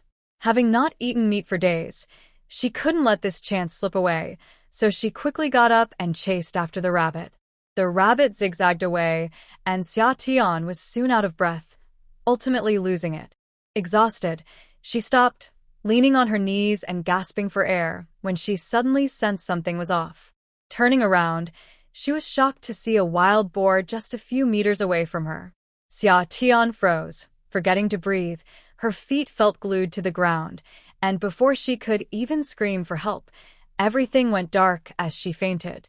When she finally came to, she was surprised that the pain she expected didn't come. Xia wondered, was I saved by someone? The situation was urgent at that time. She didn't have time to dodge and didn't notice if there were people around. Besides, she had never seen such a dangerous scene before and was so scared that she fainted. Who saved her? Xia moved her hands and feet. Everything seemed fine. She sat up and looked around but saw no one and no trees nearby. She patted the ground beneath her. It was flat and hard, not like a forest on a mountain. Where was she? Xia suddenly felt anxious. Wait, why was it misty in the distance? The weather was nice today and there was no fog. She could see clearly only about 20 meters around her. Was there a well not far away? Could it be her lucky charm had appeared? Was she in her own space? Xiaotian's heart raced as she crawled over to the well. When she got closer, she realized it was a water well, with the water level almost even with the rim, but not overflowing. Excited, Xiaotian walked around the well, searching carefully, and finally found two small characters outside the well. Spirit Spring. Ha ha ha, my lucky charm has finally appeared. Xiaotian placed her hands on her hips and laughed joyfully. She thought that a space system was standard for people who traveled to another world. How could it not be the case for her? The night after she arrived, she had tried various things to see if she had a lucky charm. After a long night of efforts, she was disappointed when nothing happened. Fortunately, it was late, but finally here. It must have been triggered in that moment of life and death, causing the space to appear.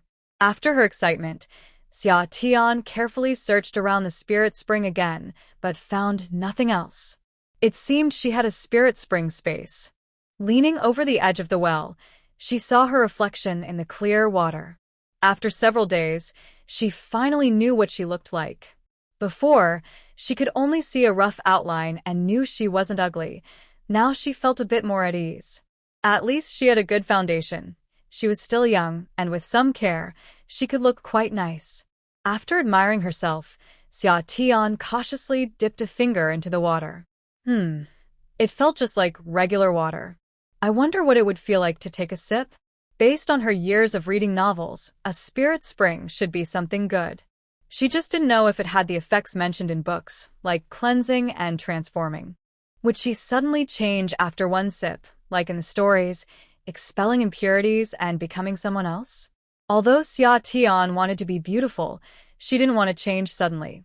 That would be too shocking. She preferred to take things step by step. After hesitating for a long time, she finally couldn't resist and took a small sip with her hand. With her eyes closed, she waited for a moment but felt no change. When she opened her eyes and looked closely at her hand, there was still no difference.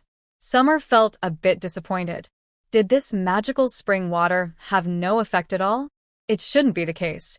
Maybe she just hadn't drunk enough to feel anything. After thinking for a while, she set it aside. No matter what, she now had a special ability. If she faced danger, she could hide, which was a useful skill for survival. Unsure of the time outside, Summer didn't want to delay any longer. She would study it more when she got home. Thinking go out in her mind, the scenery changed, and she found herself back at the place where she encountered the wild boar. The novel wasn't lying to her. Feeling amazed, she quickly looked around but saw no sign of the wild boar. It must have run off somewhere else. Not wanting to stay long, Summer figured out the direction and hurried back. When she returned to the spot where she had been digging for bamboo shoots, her basket and other things were still there, untouched. It seemed no one had noticed she was gone. She dug for a while longer, filled her basket, covered the bamboo shoots with a bag, and placed a small bundle of firewood on top before carrying the basket down the mountain. After a few steps, she realized something fell off. The basket seemed much lighter. A full basket of bamboo shoots weighed at least 80 pounds, yet she was able to carry it easily. Moreover, she had dug much faster than before. She hadn't noticed because she was worried about encountering the wild boar again. Summer began to suspect that the sip of spring water had increased her strength. To test it, She grabbed a bamboo stalk nearby, about the thickness of her wrist, and pulled it out with both hands. To her surprise, it came out easily. It seemed the spring water really did enhance her strength. That small sip had given her hundreds of pounds of power. As for other effects, she would have to discover them gradually. Not wanting to waste any more time, Summer hurried down the mountain toward home. She didn't stop along the way and felt surprisingly not tired when she got home. It seemed the spring water was indeed something special. Just that little sip had such amazing effects. After putting down the basket, she went to the kitchen for a bowl of water. She lifted the pot lid and saw that the rice inside was gone. It seemed Nian had already eaten lunch. Listening carefully for a while, Summer didn't hear any sounds, so she guessed Nian was resting in her room. She moved quietly to the kitchen and prepared a simple lunch for herself. After a short rest in her room, she remembered that the water in the tank was low, so she got up and went out to fetch some water. When she reached Sister Yao's house, she saw Sister Yao sitting in the yard making shoe soles. They greeted each other and chatted for a bit. Tomorrow was the market day for the nearby villages, and Summer had made plans with Sister Yao to go together. While fetching water, she ran into Aunt Chun and a few others who were also making shoe soles under the shed by the well. They greeted her warmly. Seeing Summer, a young girl, struggling with a large bucket, they quickly put down their work to help her. To their surprise, before they could assist, Summer skillfully pulled up a full bucket of water with ease. They exclaimed, "Wow, we didn't realize you had such strength. You lifted that big bucket so easily." "Yes, I have always been strong. I do a lot of work at home, so I've built up my strength," Summer explained with a smile. After chatting a bit more and learning that everyone was going to the market tomorrow, they agreed to meet up for a fun outing. On her way home with the water, just as she reached the door, she heard a loud coughing sound from the main room, different from what she had heard before, accompanied by rapid breathing. Something was wrong. Nian couldn't be in trouble, could she? Summer dropped the bucket with a loud thud and hurried upstairs. She pushed aside the door curtain and immediately saw Nian collapsed on the bed, one hand clutching her neck, her face turning a shade of purple as she gasped for air. Summer was terrified and quickly rushed over, kneeling beside Nian. She gently patted her back and noticed the teapot on the table, so she hurried to pour some water. Picking up the teapot, she realized it was empty and quickly ran to the kitchen. She filled a bowl with cool boiled water from the stove, remembering that she had some special spring water, so she added a few drops of that before rushing back upstairs. Once inside, she placed the bowl on the table, didn't even take off her shoes, and helped Nian sit up against her. She lifted the bowl to give her some water. Nian was breathing rapidly, her forehead covered in veins. Summer worked hard to get half a bowl of water into her, though some spilled. After setting down the bowl, she quickly placed her hands on Nian's chest to help her breathe more easily. Once Nian's breathing calmed down a bit, Xia relaxed and helped him lean back against the pile of blankets, continuing to support his breathing. Xia felt a wave of fear. If she had arrived even a moment later, Nian might have. Seeing Nian recover, Xia realized her back was soaked with sweat. She had been too tense to notice before, but now that she relaxed, she saw there was blood at the corner of Nian's mouth. Xia was startled. It seemed the blood she found on his clothes last time was from his coughing. His condition was worse than she had thought. Noticing Nian's hair was damp with sweat, Xia went out to get a basin of warm water. She wrung out a towel and gently wiped the sweat from his face and neck, planning to help him change clothes once he felt better. She went to the kitchen and poured a bowl of water, deciding to add a few drops of spring water.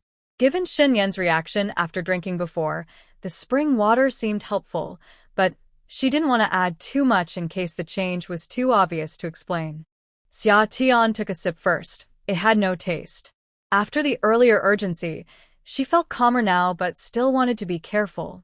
Nian's face was pale, and his hands trembled slightly, feeling weak all over.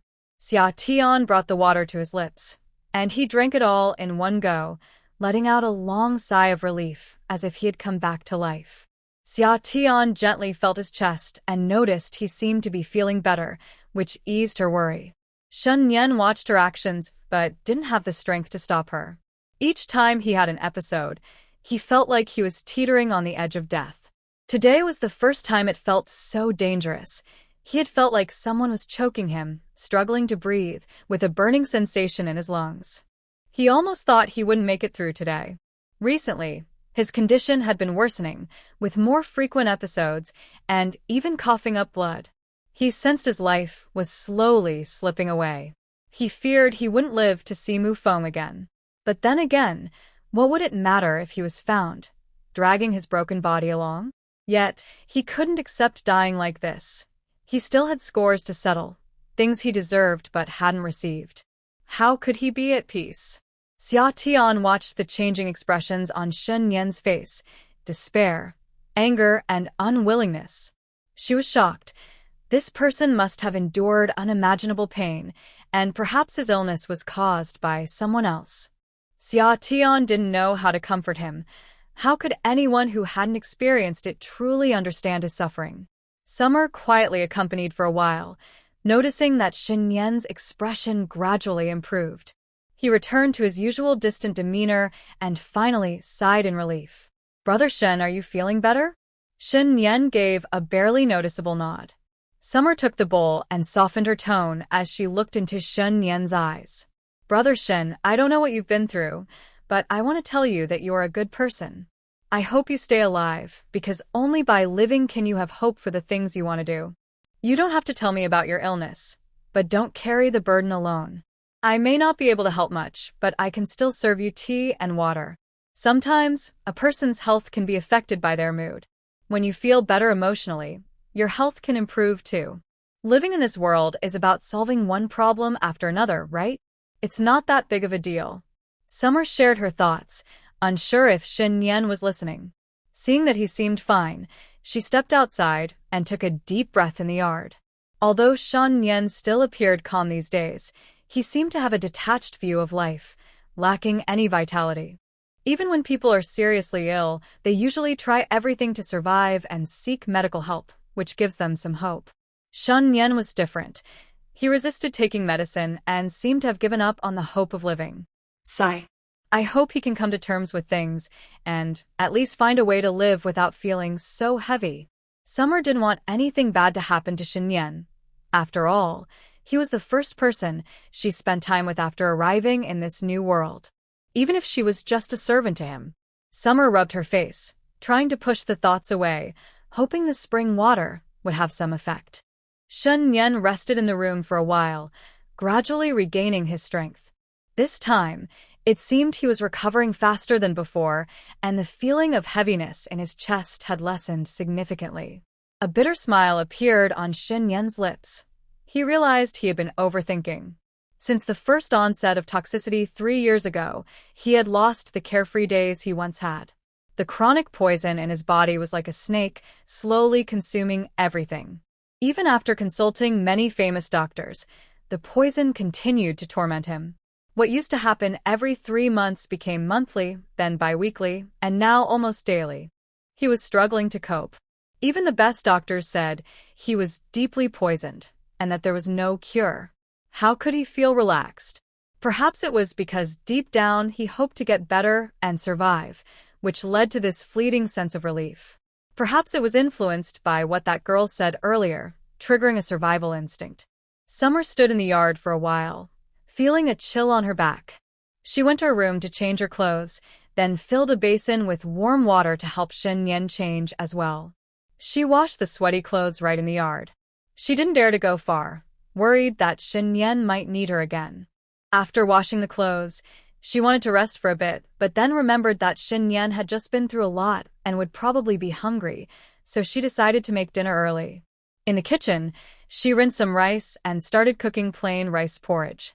While the porridge was cooking, she noticed there were no eggs left in the cupboard, so she went out to buy a few from Sister Yao to make some egg pancakes. Then she remembered the bamboo shoots she had dug up today were still unprocessed, so she peeled 2 of them to prepare a cold dish later. Tomorrow, when she goes to the market, she must buy some meat and a chicken to make soup for Shen Yan. Seeing that it was still early, Summer peeled the rest of the bamboo shoots and cut them to dry in the yard.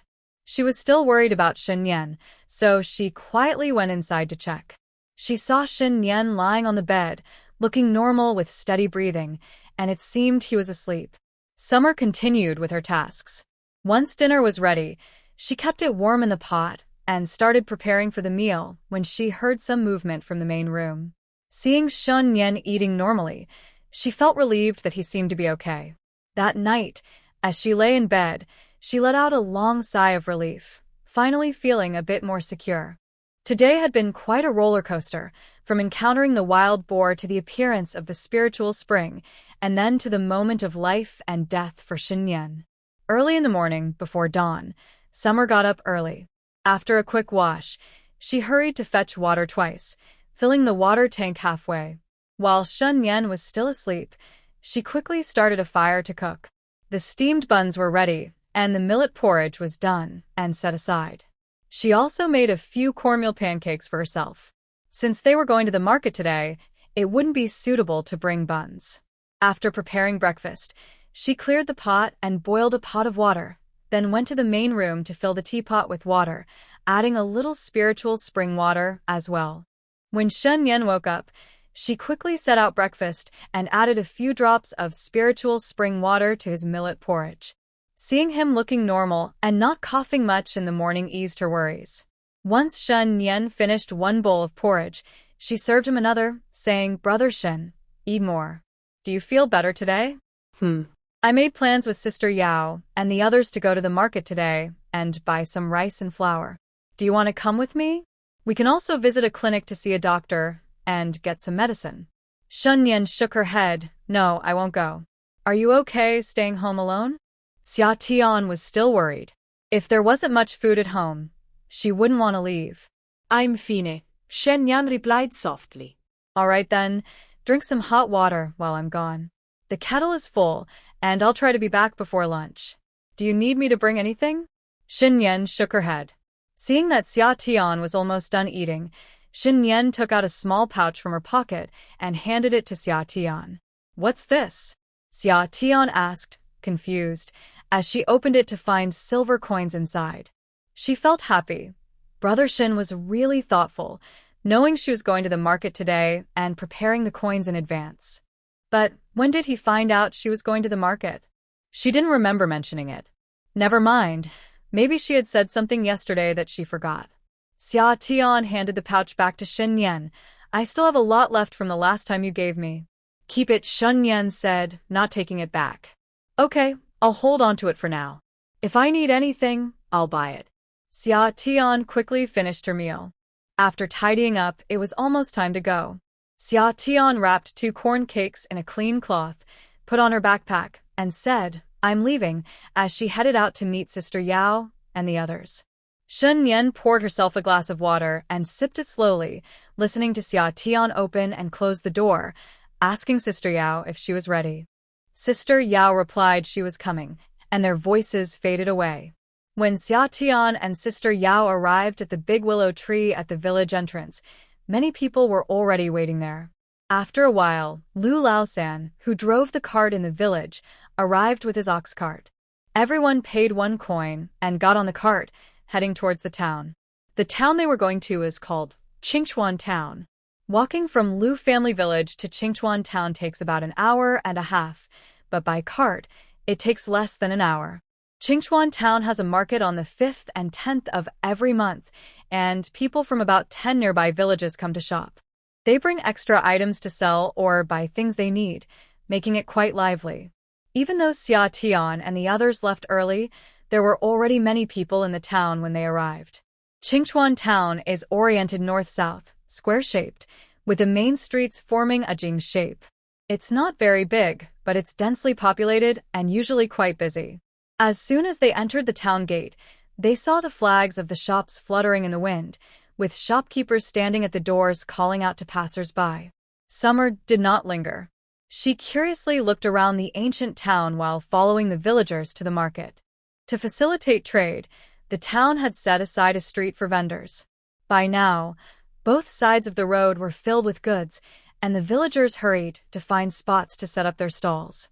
She planned to first go to the grain store to buy rice and flour, agreeing with Sister Yao to meet at Uncle Lu's ox cart at noon.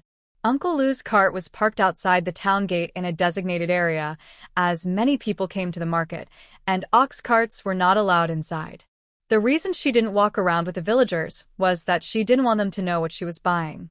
Walking along the main road, she looked around and asked about prices at the grain store and meat stalls. Since she had just arrived, she was unfamiliar with the local prices and wanted to gather information. After learning enough, she found a store with reasonable prices. Premium rice was 8 coins per pound, and white flour was 7 coins. She bought 10 pounds of each. Brown rice, coarse flour, and cornmeal were 2 coins per pound, and she got 5 pounds of each. Millet was a bit more expensive at 5 coins per pound, so she took 2 pounds. Since she didn't bring a bag for the grains, she spent a few extra coins to buy one from the shopkeeper and packed the food into her backpack. Vegetable oil was relatively expensive at 10 coins per pound, and she bought 5 pounds, receiving a jar for the oil as a gift from the shopkeeper. Noticing vegetable seeds in the store, she bought some, planning to till her backyard garden and plant them to avoid having to buy vegetables later. Most farmers grew their own vegetables, as buying them every day wasn't sustainable. Having purchased the main items, she left the store and continued to stroll. Finding a secluded spot, she transferred the premium grains and oil into her space, leaving only the brown rice, coarse flour, cornmeal, and vegetable seeds in her backpack. At the meat stall, she bought 2 pounds of pork belly for 20 coins and 5 pounds of lard at 12 coins per pound, which she could use to render lard at home. She also bought 5 pounds of pig intestines, heart, and lungs for 15 coins. The meat stall owner, seeing her large purchase, gifted her a big bone. Seeing a farmer selling home-raised chickens by the roadside, she chose a hen for 35 coins. Remembering that she still needed to buy spices like cinnamon and star anise, she went to get some. Since she already had soy sauce and vinegar at home, she didn't buy more. Again, she found a quiet spot to store the pork belly, chicken, and spices in her space, leaving the lard and pig organs in her backpack. Summer calculated that she spent almost 400 coins on these items. Luckily, Nian gave her some money before she left. Otherwise, it wouldn't have been enough. Having bought most of what she needed, Summer noticed it was still early and decided to stroll slowly, enjoying the lively ancient market. The sounds of vendors calling out filled the air as she walked and looked around. There were stalls selling buns, noodles, lamb soup, pot stickers, and various other foods, as well as those selling fabric, hair accessories, and pouches, creating a bustling atmosphere. Most of the farmers along the road were selling their homegrown vegetables, eggs, and handmade baskets, attracting many customers. Most of the people shopping here were likely from the town. As she walked, Summer realized she hadn't seen any stalls selling marinated dishes, something she could make herself to earn some extra money. It wouldn't be practical for the two of them to sit at home and do nothing all day. Families in the village usually had land, so they didn't need to buy grains, but she and Nian had nothing, and spending on food would add up quickly. While wandering, Summer bought 5 meat buns from a vendor and secretly stored them away. When she arrived at the meeting place, Sister Yao and the others hadn't arrived yet. She greeted Uncle Lu and sat in the cart, eating the corn cakes she brought while waiting for them.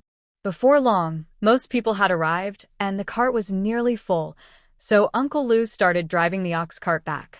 On the cart, everyone chatted and shared what they had bought. Since they were all from the village, no one was shy. They directly looked through each other's baskets to see what they had. Summer had anticipated this and had already stored away the items she didn't want anyone to see, so it was fine if they looked in her basket. Aunt Chun and the others noticed that Summer had bought a large piece of pork fat and some pig organs, asking her why she bought so much pork. Summer smiled shyly and replied, "We have no oil at home, and vegetable oil is too expensive and doesn't last long. Pork fat can be rendered into lard, which lasts a long time. I spent most of my money on the pork fat, but since my family's main provider is not well, I bought some organs because they are cheap. At least it's meat and can help us." Aunt Chun and the others nodded in understanding. That's true. Just using a bit of lard to grease the pan makes a big difference in flavor compared to vegetable oil. One aunt added, pork intestines are cheap, but they can have a strong smell when cooked, which isn't very tasty. Yes, I bought some spices to see if I can make them taste better. Unfortunately, with limited money, this is all I can do, Summer agreed, nodding. The aunts saw that Xia Tian was living a practical life and was polite, so they eagerly shared their life experiences with her. Surprisingly, she learned a lot. Although Xia Tian had the original owner's memories and could do basic farm work, the original owner mostly followed what was assigned by the elder in the family. Most tasks involved gathering pigweed, foraging for wild vegetables, and washing things. During busy farming times, the girls in the family would help in the fields, but they mostly followed the adults and did whatever they were told. The aunt's wisdom had been passed down through generations, and Xia Tian carefully noted everything she heard. Whenever she didn't understand something, she would ask them. The aunts appreciated her attentiveness and grew fonder of her. When they reached the village entrance, everyone got off the ox cart and headed home. When Xia Tian arrived home, the yard was quiet. The window of the main room was half open, and Shen Nian was sitting by the window, reading a book. Xia Tian was momentarily stunned. She had always known Shen Nian was good-looking, but seeing him quietly reading gave her a feeling of a young man in a painting, with time standing still. Xia Tian was sure this was Shen Nian's true self. Even many years later, she would still remember this scene. Shen Nian felt someone staring at him and slowly looked up, realizing it was Xia Tian who had returned. When Xia Tian saw that he noticed her, she beamed at him and called out, "Brother Shen, I'm back." Seeing Shen Nian nod slightly at her, Xia Tian felt even happier. The feeling of someone waiting for her to come home was truly wonderful. She quickly went to the kitchen to put down her basket. The items she had stored in her space were already placed back in the basket when she parted ways with Sister Yao. She took out the oil paper bag containing the buns, which were still warm, thanks to the space's preservation feature. Holding the bag up to the window, she handed it to Shen Nian and said, "Brother Shen, here are some buns. I saw that there were a lot of people in line at that shop, so the taste should be good. Give it a try." Shen Nian felt the warmth of the bag and thought Xia Tian was worried about the buns getting cold, which touched him. He opened the bag and took out a bun, offering it to Xia Tian. She took a big bite, and exclaimed, the skin is thin, and the filling is generous. It tastes delicious." She finished the bun in just a few bites. "Brother Shen, you eat too," she said, finishing one bun quickly. Shen Nian offered the bag forward, but Xia Tian waved her hand, saying, "I won't eat anymore. I'll have dinner later." Watching Shen Nian eat slowly, Xia Tian returned to the kitchen to put away the items she had bought. It was already noon, so she quickly washed her hands and started making lunch. She brought over the old hen she bought at the market, bled it, and began boiling water to scald the feathers. After cleaning the chicken, she found a clay pot, added scallions, ginger, and garlic, and started simmering the soup. Soon, a delicious aroma filled the kitchen. She used another pot to steam rice. Once the rice was done, she stir-fried some pickled cabbage with pork belly and made a cold dish of shredded bamboo shoots. Then it was time to eat. Shen Nian hadn't coughed much all morning and had a good appetite. She drank 2 bowls of chicken soup and ate a big bowl of rice. The pickled cabbage stir-fried with pork belly was very appetizing, and she enjoyed a lot of it. Xia Tian noticed that Shen Nian seemed much better today and happily ate a big bowl of rice, even nibbling on a chicken leg. After finishing the meal, Xia Tian took the pig intestines she bought, found a basin, and soaked them in rice washing water to clean later. After resting for a bit in her room, she grabbed a hoe and went to the backyard to turn the soil. The area wasn't large, and she finished turning it in less than half an hour. After drinking the spring water, Xia Tian not only felt much stronger, but also didn't get too tired from working for a long time. She also discovered that as long as she spent some time in her space, whether she drank the spring water or not, she felt refreshed. After eating, Shen Nian was in the yard digesting when she saw Xia Tian with the hoe in the backyard, so she walked over to watch. She observed how quickly and skillfully Xia Tian was turning the soil without looking tired at all. Shen Nian raised an eyebrow. Despite Xia Tian's slender appearance, she had quite a bit of strength, which explained her good appetite during the meal. Seeing Shen Nian watching her, Xia Tian explained, "Even though it's past the planting season, it's not too late. I bought vegetable seeds today, so I'm turning the soil to plant them. This way, we won't always have to buy vegetables from others. Farmers usually grow their own vegetables and grains, and few people buy food. Since we live in the village, we should blend in and not stand out too much." While most villagers are simple and kind, there are some with bad intentions, so it's wise to be cautious and keep good things a bit hidden. As Xia Tian worked, she shared her rural living experiences with Shen Nian. Once the soil was turned, she divided it into sections, formed ridges, and planted the seeds in groups. She went to the river several times to fetch water for the seeds, completing the task. Watching Xia Tian work energetically made Shen Nian feel a bit envious, but unfortunately, her own body. Throughout the afternoon, Shen Nian didn't go back inside. She moved a stool to sit under the eaves and watched Xia Tian busily coming and going.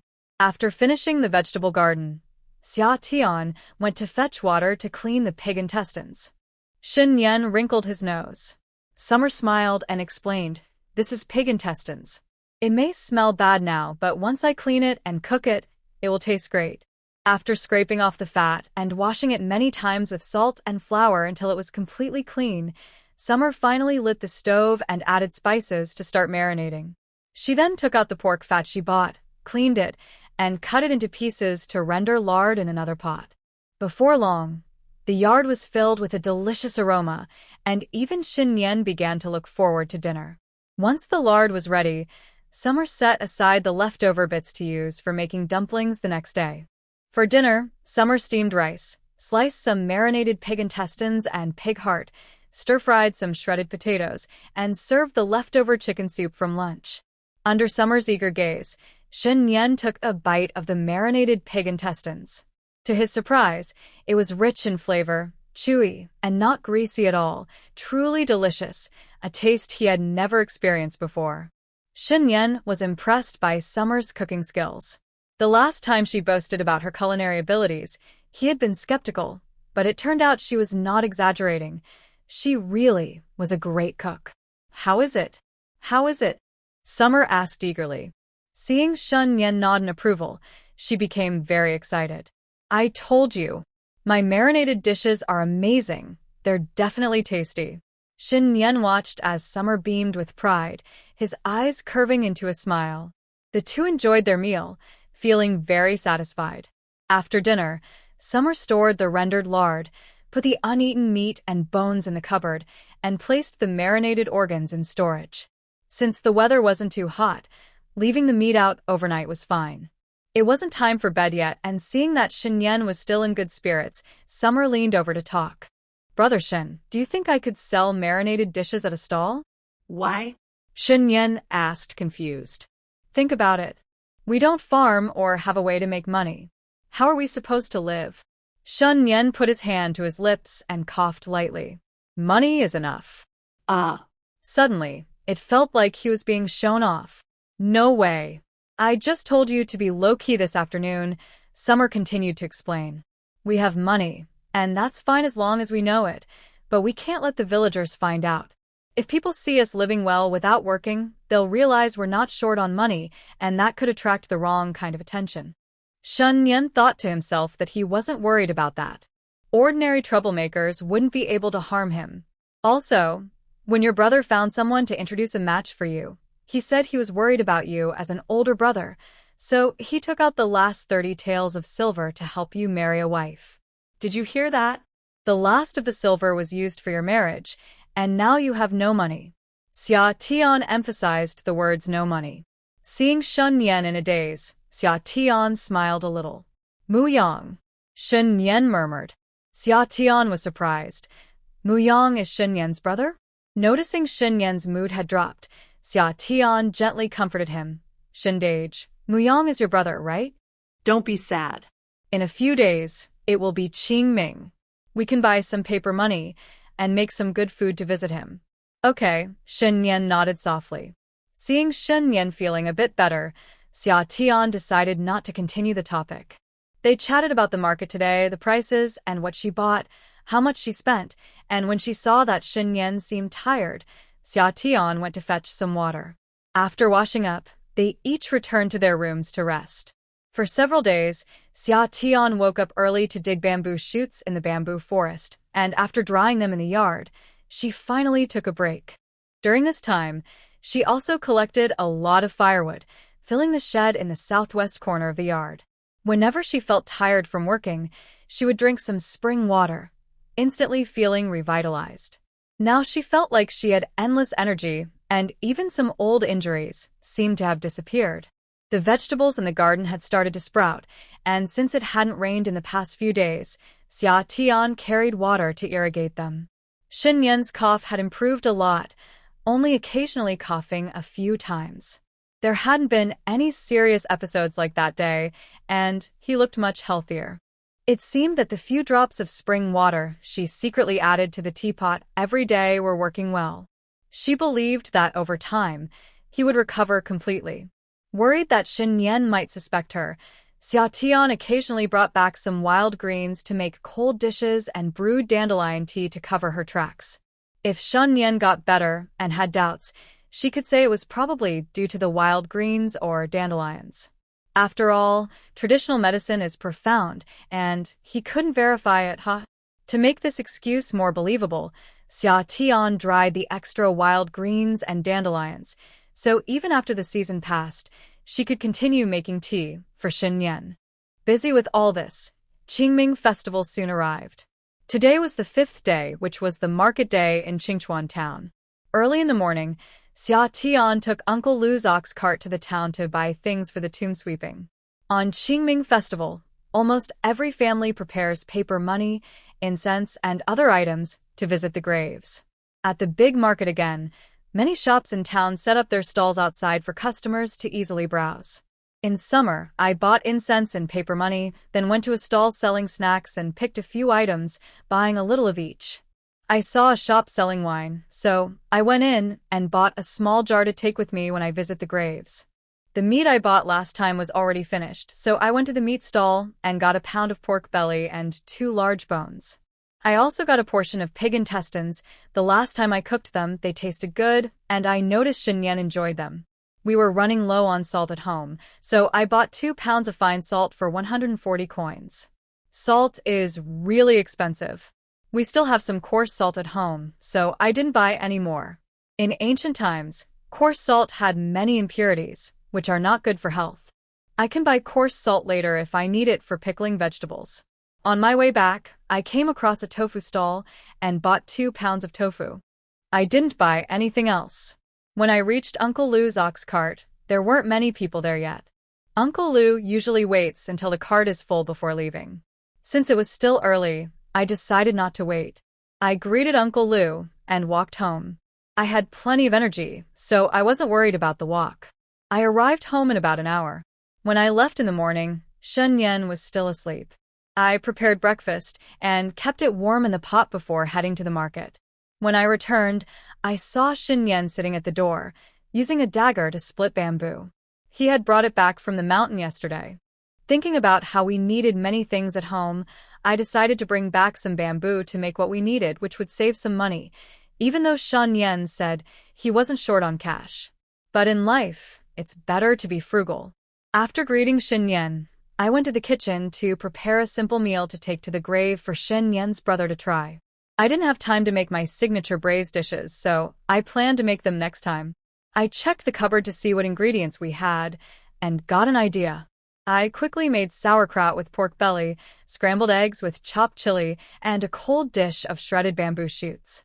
I set aside a little of each snack I bought, arranging 4 small plates. After calling Shen Nian to eat, I packed the prepared items into a basket, and we left together to visit Mu Yang's grave. Mu Yang's grave is on the hill behind our house, and we arrived in less than 15 minutes. I took out the items from the basket and laid them out on the ground in front of the tombstone. Since arriving, Shen Nian hadn't said a word. I didn't mind. I lit the incense and candles and then squatted down to burn the paper money. While burning paper, she murmured, "Muyang, my name is Xia Tian. I am the bride that you hired a matchmaker for your brother Shen Nian. Although we haven't met, I promise to take good care of your brother. Please help him get better soon. If you need anything over there, you can send a dream to your brother. Actually, just send the dream to me. Your brother doesn't talk much, so he probably wouldn't say anything. I'm not sure what your brother likes to eat, so I prepared something simple. I also brought some wine, and I'll let your brother share a drink with you later. Today is a bit rushed, so I couldn't bring the marinated dishes. I'll bring them next time I visit you. I must tell you, my marinated dishes are delicious, and your brother loves them. Don't worry, I will take care of your brother, and he'll get better. He has improved a lot these days. You don't need to hold back on spending over there. If you need anything, just send a dream, and we'll burn it for you." Listening to Xia Tian's chatter, Shen Nian felt his sadness fade away. Muyang used to be like this, talking endlessly, and now it seemed he had found a kindred spirit. Shen Nian squatted down and burned the paper money with Xia Tian. After the paper money was burned, he took the wine jar, opened it, and offered some at the grave, then took a sip himself and placed the rest in front of the tombstone. Xia Tian took some food from the plate with chopsticks and placed it beside the wine jar, and then they tidied up to go home. After arriving home, Shen Nian continued to sit at the door and split bamboo. The bamboo needed to be split into strips to make things. Xia Tian watched Shen Nian's calm face and felt relieved. He was worried that during such days, Shen Nian might overthink, which wouldn't help his recovery. Xia Tian went to the kitchen, lit a fire, and started boiling a large pot of hot water. He took out the pig intestines bought in the morning and began to clean them carefully. With plenty of time today, Xia Tian took his time processing them in the yard. He first rinsed them twice with warm water, then turned the intestines inside out and scraped the fat thoroughly with a bamboo stick, as this fat was the main source of the unpleasant smell. In the village, people usually just wash the pig intestines a few times and then cook them. Farmers rarely eat meat, and even cheap items like pig intestines are considered a luxury. They might buy them occasionally for a treat, but they wouldn't scrape off the fat, which is why, as the ants say, they often have a strong smell. After scraping off the fat, he added coarse salt and scrubbed them repeatedly. Once all the sliminess was washed away, he rinsed them several times with warm water. Continue adding flour to wash away the remaining grease and slime, then rinse repeatedly with warm water until the water runs clear. If I told the ants that I used salt and flour for washing, they would definitely say I was wasteful.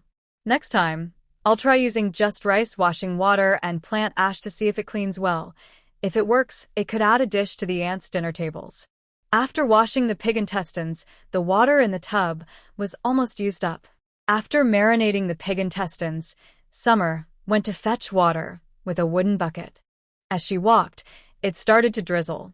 She quickened her pace and saw Shen Nian gathering the dried bamboo shoots and dandelions that were drying in the yard. She hurriedly brought the water bucket into the kitchen and joined Shen Nian in cleaning up. By the time they finished in the yard, the rain had started to fall more heavily. It was still early for dinner, so Summer noticed a pile of bamboo strips that Shen Nian had split and sat down beside her to learn how to weave. The bamboo strips were already smooth, and Summer remembered the bamboo weaving videos she had watched before. Since drinking the spring water, her memory had improved significantly. She could clearly recall books and videos she had seen, almost like watching a movie in her mind. Now, she could remember people and things she had encountered just by seeing them once. It was like having a photographic memory. Perhaps this was a benefit of being a traveler. Summer felt secretly pleased. Having never woven before, she decided to start with a simple bamboo basket to practice. However, she soon realized that while her mind understood, her hands had not yet learned. Indeed, there was a gap between ideals and reality. In the end, after much effort, she managed to weave a basket that was barely acceptable before dinner. Sighing, she decided to focus on dinner instead, as detailed handiwork was not her strong suit. In the kitchen, she saw that the pig intestines were almost marinated. She scooped them into a bowl and poured in more marinade to let them soak for better flavor. Today, she bought tofu, cutting half to make mapo tofu with yellow soybean paste. She saved a small piece for a tofu and egg soup later and sliced the rest to pan fry until golden brown. Then, she added chopped chili and garlic to stir-fry, making fragrant pan-fried tofu. She also sliced a plate of marinated pig intestines. Today's main feature was a tofu feast, hehe. Nian was completely impressed with Summer's cooking. Every dish tasted great. Summer admired Nian as well, as she had managed to weave a basket far better than hers while she was cooking. It was great. Now Nian would have endless crafting to do, haha.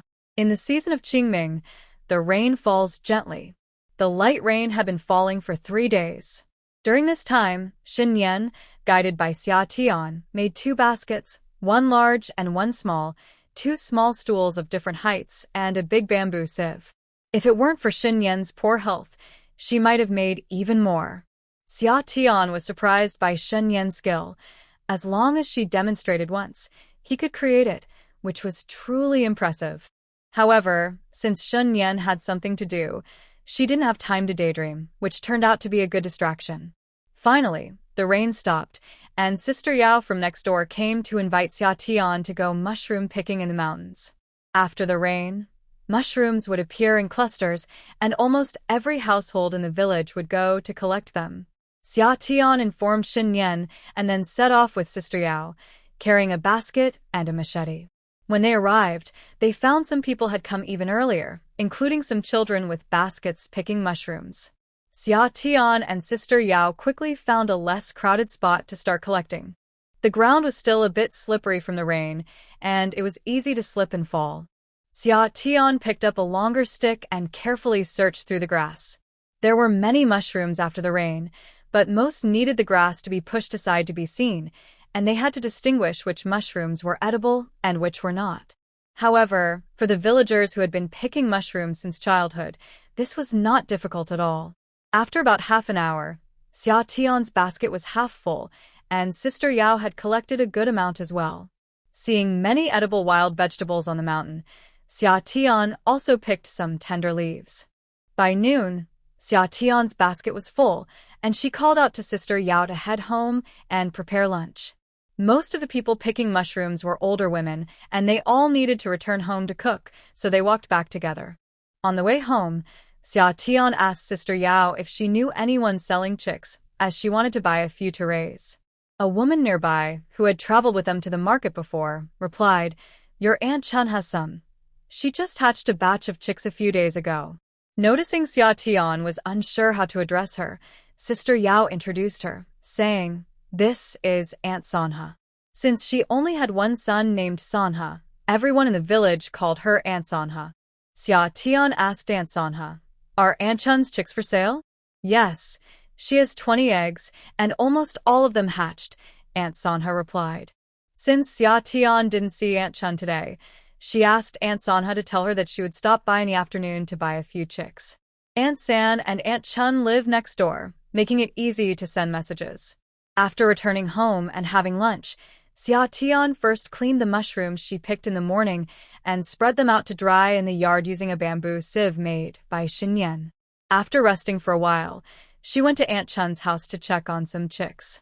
It's spring now, a great time for raising chickens, so she won't have to buy eggs all the time. Plus, she can occasionally make chicken soup for Nian. When she arrived at Aunt Chun's, Aunt Chun warmly welcomed her inside. Seeing a nest of fluffy yellow chicks was simply adorable. Xia picked out 10 chicks, paid for them, and Aunt Chun helped her pack them into a basket, saying she could take it home when she had time. Xia thanked Aunt Chun and headed home with the basket. Upon returning, she found that Nian had already finished making the chicken coop. Xia was truly impressed by Nian's skills. Just earlier, she had mentioned what kind of coop she wanted, and now it was already done. After settling the chicks and giving them some cooked millet and water, Xia went back up the mountain. The mushrooms were growing quickly, and since there were fewer people in the afternoon, she wanted to gather more to dry for winter when there aren't many vegetables. Thinking about it made her smile. She realized she had become a true village girl, constantly thinking about food. The person who used to want to lie around all day was nowhere to be found. People really adapt to their roles so well. When she reached the mountain, Xia moved to a slightly deeper spot and continued picking mushrooms. While rummaging through the grass, she unexpectedly found a few wild chicken eggs. What a delightful surprise! If there are wild chicken eggs, the wild chickens must be nearby. Xia listened carefully for a moment and searched the area, and sure enough, she spotted a few colorful wild chickens pecking at the ground in the grass. She found a spot to pour the mushrooms from her basket, then quietly approached the chickens. Just as she was about to reach them, she suddenly realized, hey, where did my chickens go? The wild chickens had suddenly vanished from her sight. How strange! She had just touched the tail of a wild chicken, so how could they disappear so quickly? Xia stood up and looked around, but she still couldn't see any sign of the wild chickens. It was as if they had vanished into thin air. Vanished into thin air? Suddenly, she had a magical thought.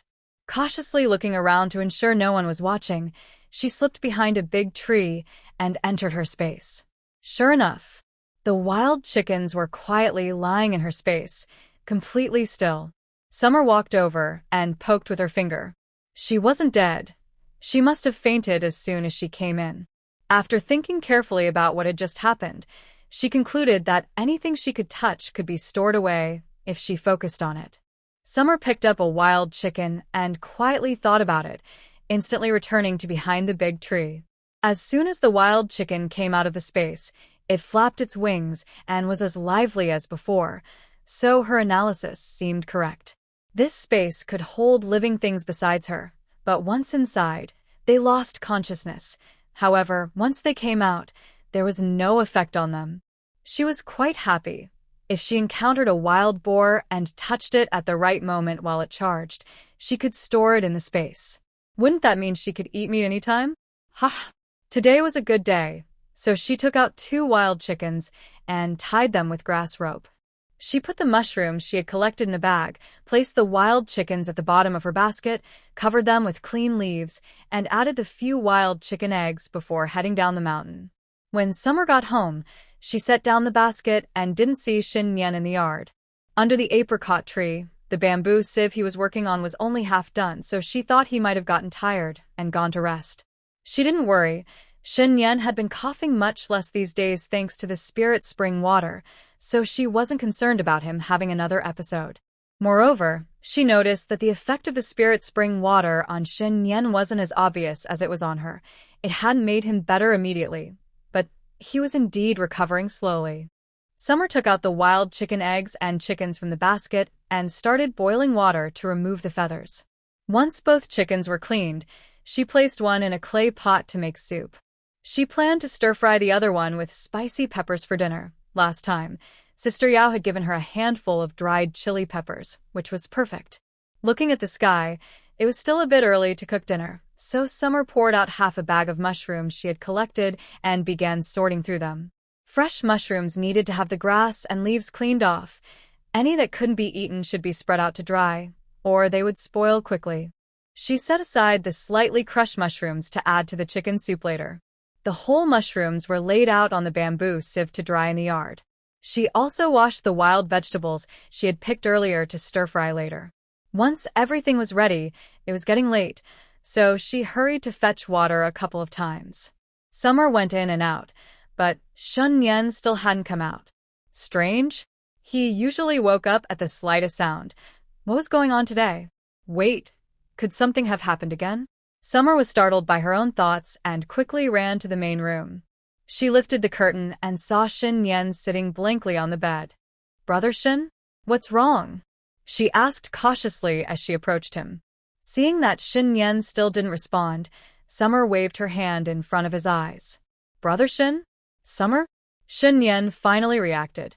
"Yes, it's me. What happened?" Summer felt a bit worried. "Nothing." Shen moved his lips for a long time, but only managed to say 2 words. Summer patted her chest. "Brother Shen, you scared me. I thought something was wrong since you didn't respond after calling you for so long." Summer. Shen Nian called her name in a formal tone for the first time. What was going on? Summer's heart raced. Did you Finish cooking? After a long pause, Shen Nian finally asked. Summer felt a lump in her throat, unable to respond, almost choking. What kind of person asks if dinner is ready after making her wait so long? She was furious. Summer angrily turned and went to the kitchen, convinced that Shen Nian's earlier question was not what he really wanted to ask. If he didn't want to say it, then fine. She didn't care to know. In the kitchen, Summer clattered the pots and pans loudly to vent her frustration. After a while, she found it amusing. Wasn't it good that Shen Nian was fine? What was she even worried about? Their relationship was just that of harmonious living partners, not even close to being ordinary friends. Be careful, Summer, she warned herself in her mind. She pushed aside her unnecessary thoughts and began preparing dinner. During dinner, Shen Nian noticed that Summer had returned to her usual self, and he felt relieved. He always knew she was smart. His earlier words couldn't fool her, but she wisely chose not to press further. Shen Nian felt noticeably better over the past few days, but he was afraid he might be imagining things and lacked the courage to investigate. In the afternoon, while weaving in the yard, he felt a bit tired and went back to his room for a glass of water. Before long, he felt a slight warmth in his lower abdomen, a sensation he hadn't experienced since the poison took effect. Shen Nian thought it was just his imagination and quickly sat cross-legged on the bed to meditate. No, his feeling was real. A faint flow of energy was slowly gathering in his lower abdomen from all over his body. Though the energy was weak and almost negligible, it was indeed there. Shen Nian understood that this could only happen if the poison in his body was slowly resolving. But what was going on? The divine doctor said that the poison in his body had reached his internal organs, and no medicine could cure him. Shen Nian slowly recalled that the last time he had an episode was when Xia Tian helped him, and he recovered faster than usual afterward. Water. After she gave him water twice, he suddenly felt much better. Later, Xia Tian reminded him to drink water every day and was very attentive to whether he finished the water in the teapot. But how could an ordinary farmer girl have the antidote to cure his poison? Who exactly is she? However, he understood that Xia Tian was definitely not an undercover agent sent by someone else. That person only wanted him dead. They wouldn't provide him with an antidote. Moreover, this girl was kind-hearted and straightforward, and she wouldn't hide her thoughts. So when Xia Tian called him earlier, he intended to ask her directly. The question was on the tip of his tongue, but he ultimately held back. In fact, what he wanted to say to her today was thank you. For the first time in 3 years, she gave him hope to live. But from her actions these past few days, it seemed she didn't want him to know. So he decided to pretend he didn't know. There would be plenty of days ahead, right? Xia Tian still didn't realize her secret had been exposed. Watching Shen Nian's expressionless face as he enjoyed the chicken soup, she eagerly dug into 2 big bowls of rice. The next morning, Xia Tian went mushroom picking on the mountain with Aunt Yao for half the day, filling the 4 large bamboo baskets Shen Nian had made. In the afternoon, they didn't go back to the mountain but tidied up the vegetable garden in the backyard. After a few days of rain, the vegetables had all sprouted. Xia Tian used a small hoe to clear the weeds around the seedlings and loosen the soil. In another 2 months, they should be able to eat the vegetables they planted. After finishing the weeding, she began cleaning up the yard. She neatly arranged all the firewood by size, chopping the larger pieces with an axe and stacking them against the wall. Shen Nian sat at the door, watching Xia Tian spin around like a top, busy all afternoon, and found it amusing. This girl must still be upset about yesterday. Shen Nian raised his eyebrows and called out to her, Xia Tian, bring me a glass of water. Okay, coming. Xia Tian picked up the teapot. Isn't there water here? She pouted, showing her displeasure. Seeing her sulking, Shen Nian didn't respond. He asked her, Xia Tian, do you want to learn to read? Xia Tian's angry expression vanished in an instant, and her eyes lit up. Yes, yes. How could she have forgotten about that? The girl couldn't read, but since she had always lived in the village, she never had the chance to show that she could. Otherwise, her secret would have been exposed. Now that Shen Nian was willing to teach her, it was a great opportunity. Shen Nian knew she would definitely agree when he suggested it. This girl must really want to read. She often sneaked a peek at his books while cleaning, and her eyes sparkled when she did. However, she would only flip through the pages briefly, so she probably didn't know how to read. It was truly a beautiful misunderstanding. We don't have any writing supplies at home. Let's buy a set tomorrow and also get a couple of beginner books, Shen Nian said. Summer asked Shen Nian, shall we go buy them together tomorrow? You can go by yourself. Shen Nian declined. Then forget it. I can't read, so I'm afraid I won't choose the right ones. She didn't want to go alone. Shinge, don't you have books? Just teach me to recognize the characters first. Once I can read, we can buy more later, she suggested to Shen Nian. All right, Shen Nian nodded.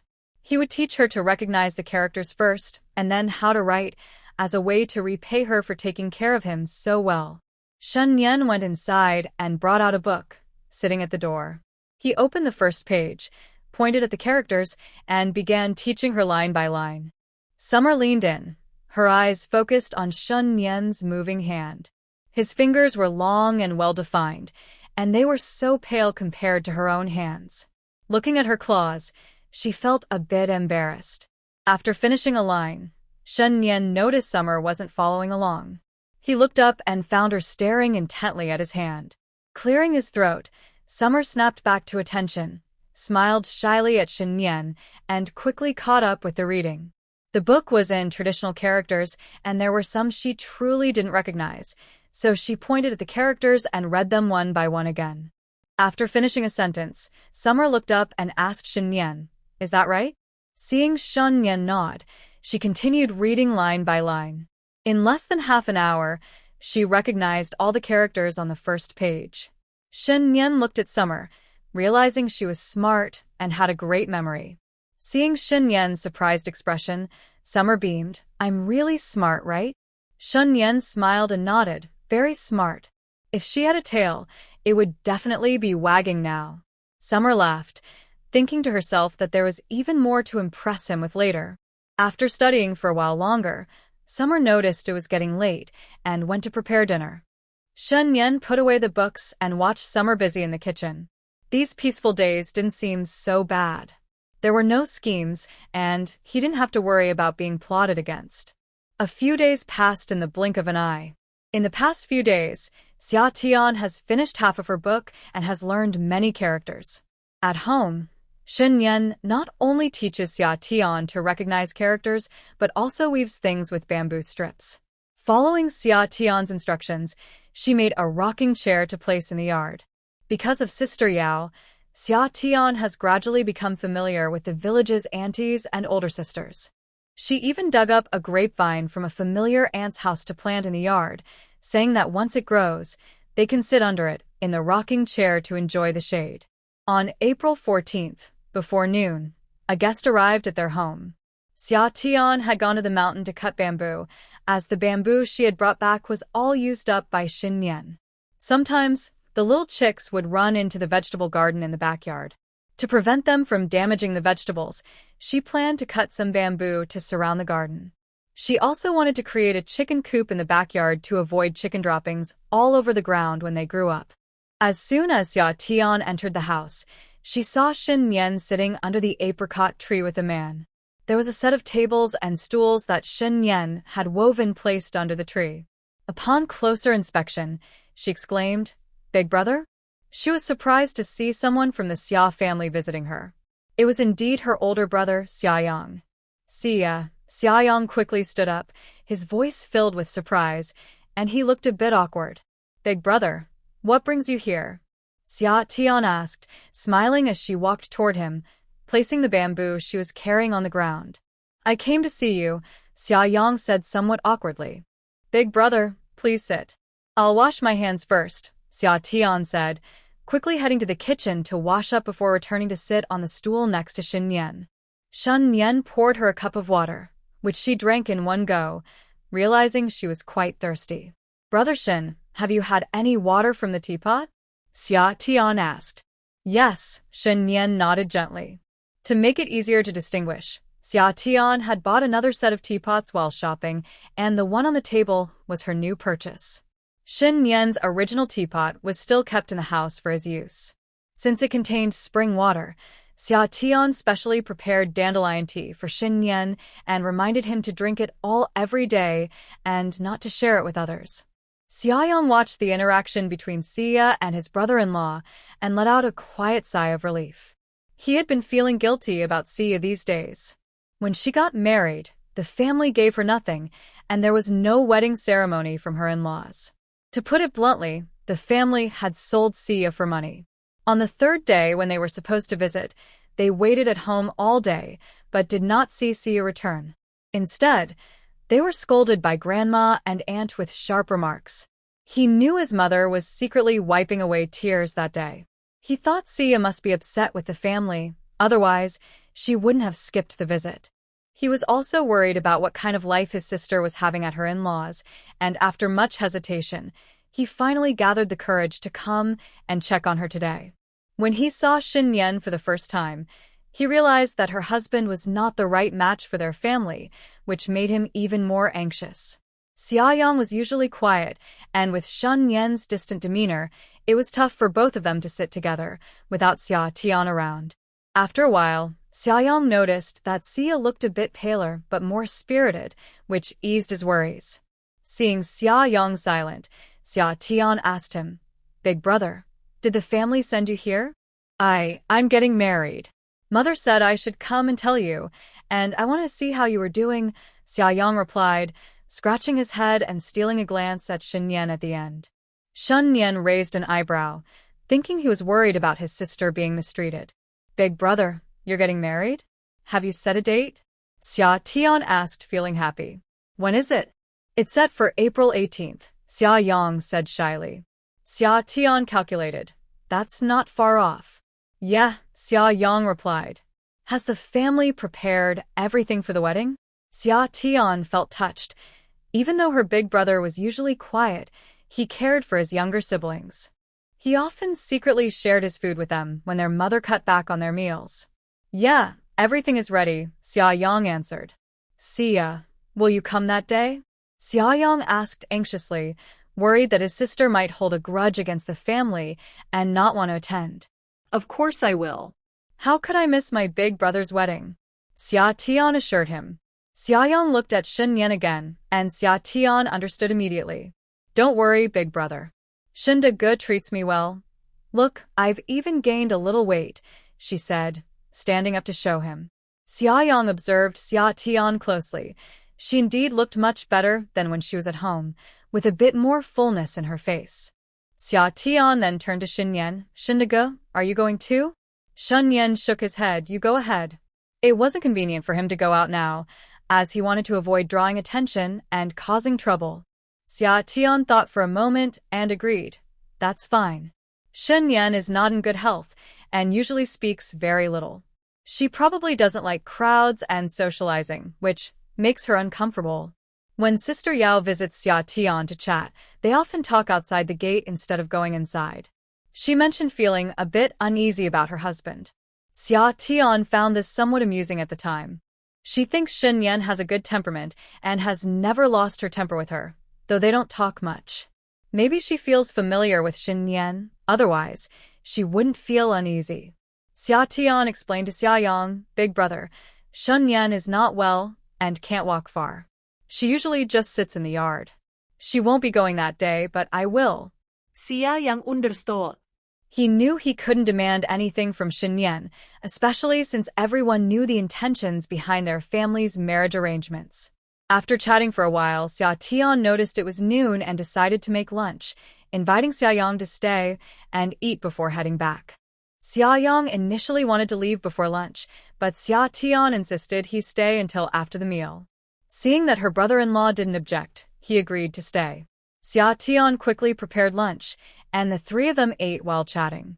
Most of the conversation was Xia Tian asking questions and Xia Yang answering, while Shen Nian listened to their exchange. After finishing the meal and understanding the family situation better, Xia Tian began to share her thoughts with Xia Yang. "Big brother, now that you are married, You can't just work all the time. You need to think about your own family too. You can't rely on our parents anymore. You have to stand up for yourself. You are the pillar of our family, and you need to support your sisters. Seeing Xia nod, she continued, our family doesn't get much respect. Why? Because we are easy to push around. They say the squeaky will gets the grease. Look at uncle and third uncle and Xia Shan and the others, they are all grown up but still try to take shortcuts. Of course, I'm not saying you should do that, but don't be too honest. I'll just do more work, Xia Yang replied innocently. Xia Tian was frustrated. This wasn't about doing more or less work. Seeing Xia Yang's clueless expression, she patiently explained, brother, it's not about how much work you do. I'm saying that our grandparents are unfair. You can't just work hard without thinking about your own family. Feeling embarrassed by Xia Tian's frustrated expression, Xia Yang scratched his head. He had never thought about it this way. They were all family, and he had always lived like this. Although sometimes I feel that my grandparents are a bit biased, I never thought of arguing against it. Seeing Xia Yang with his big, innocent eyes, I sighed helplessly, knowing that it would be impossible for him to quickly accept my ideas. I can only slowly influence him, at least planting a seed in his heart, so he won't be so blindly devoted. Also, when you marry your sister-in-law, as long as she isn't being unreasonable, you need to stand by her side and protect her. Don't let anyone bully her, not even grandparents or parents. In this world, women have a hard life, and getting married is like starting anew. You need to make your sister-in-law feel that you are her support. If family members bully her, don't stay silent. You should care for your own wife. Don't tell her to just endure it or to keep busy with trivial things. Don't follow your parents' example. If there's nothing wrong, why would others act that way? Men who say such things to their wives are showing their own weakness. Shayang felt that Cece had changed a lot. She used to argue with the family often, but she never spoke like this. Growing up, no one had ever talked to him this way. At home, when his mother and sister were bullied, his father never stood up for them. He thought all women lived like that and never considered how hard their lives might be. But as Cece said, not all hardships are the same, and he could do his part to make life a little better for his wife and daughter. Seeing Xiaoyang deep in thought, I guessed he was taking it to heart. I continued, Big brother, don't you often work during the off-season? In the future, when you earn money, save some secretly instead of giving it all away. If your wife or children need money for something urgent, will you be able to help them? Or are you relying on grandma for money? You should know that the only person who will be with you for life is your wife, so treat her well, okay? I will, Cece, don't worry, Xiaoyang quickly assured me as he noticed I was watching him closely. I had shared so much that he seemed a bit overwhelmed. No one had ever told him to do things this way. I was worried he might not take it seriously, so I emphasized it again. Once I saw him nod, I let him be. Shen Nian, listening nearby, was also deep in thought. He had never heard such views about treating a wife before. Upon reflection, it made a lot of sense. While I was focused on giving Xiaoyang this advice, I didn't notice that Shen Nian was also listening intently. The brainwashing is almost complete. The rest is for Xiaoyang to digest slowly. Xiaotian took a sip of water and asked Xiaoyang, Big brother, have you and our parents considered splitting the family? Xiaoyang was still shocked by Xiaotian's earlier words and couldn't respond quickly. He didn't expect Xiaotian to drop another bombshell right after that. Split the family? Xiaoyang stammered in shock. With their grandparents still alive, how could they split the family? Like branches from a tree. I was just asking casually, Xiaotian said, noticing that Xiaoyang had never thought about this before.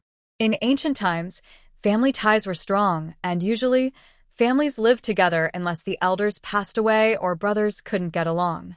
Having already said many things that didn't align with current customs, Xiaotian decided not to continue the topic. After talking so much, she felt parched and went to the kitchen to drink 2 bowls of water before feeling better. With nothing else to discuss, Xiaoyang prepared to leave.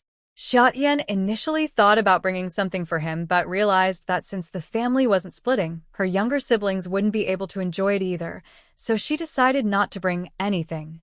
She would give gifts to Xiayue and her younger siblings on Xiaoyang's wedding day.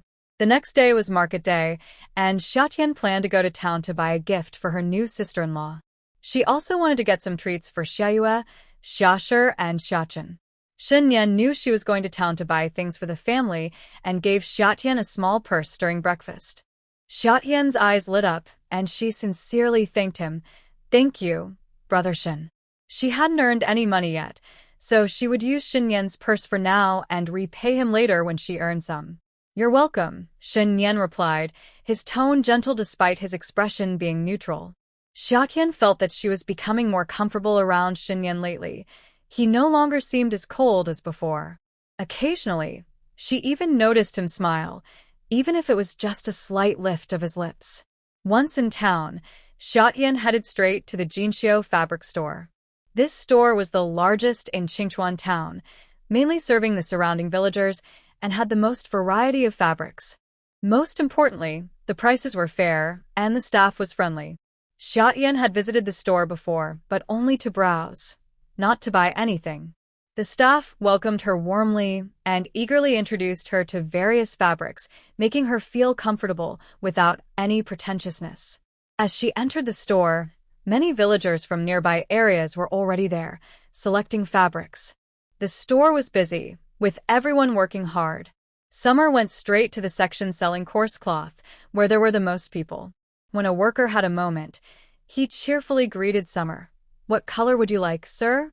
We have the widest variety of fabrics." "I'll take 5 feet of the deep red and the dark red, and 8 feet of the deep blue," Summer replied. The coarse cloth was 8 coins per foot, and Summer didn't haggle. She simply pointed out the colors for the worker to cut and pack into her basket. She then moved to the cotton fabric area, which was a bit more expensive at 13 coins per foot. She quickly grabbed 8 feet of white cotton fabric, planning to make an undergarment for Nian. The other day, while doing laundry, she noticed blood stains on Nian's undergarment and wasn't sure when it had happened. After finishing with the fabric, Summer noticed the worker who had helped her was less busy, so she quietly asked, "Do you sell fabric scraps here?" The fabric store not only sold materials but also finished clothing, so they should have some scraps. She wanted to buy some to use for patching clothes. The worker, seeing that Summer had already bought a lot of fabric, wanted to help. "Please wait a moment. I'll ask the manager." Summer thanked him and waited. The worker returned and led her to a corner of the tailor area. He pointed to 2 large bags on the ground and asked, "These are the only 2 bags we have. How much do you want?" "Just so you know, you can only take a whole bag. We can't open them for you to pick through." "How much for 1 bag?" Summer asked. 15 coins, the worker replied.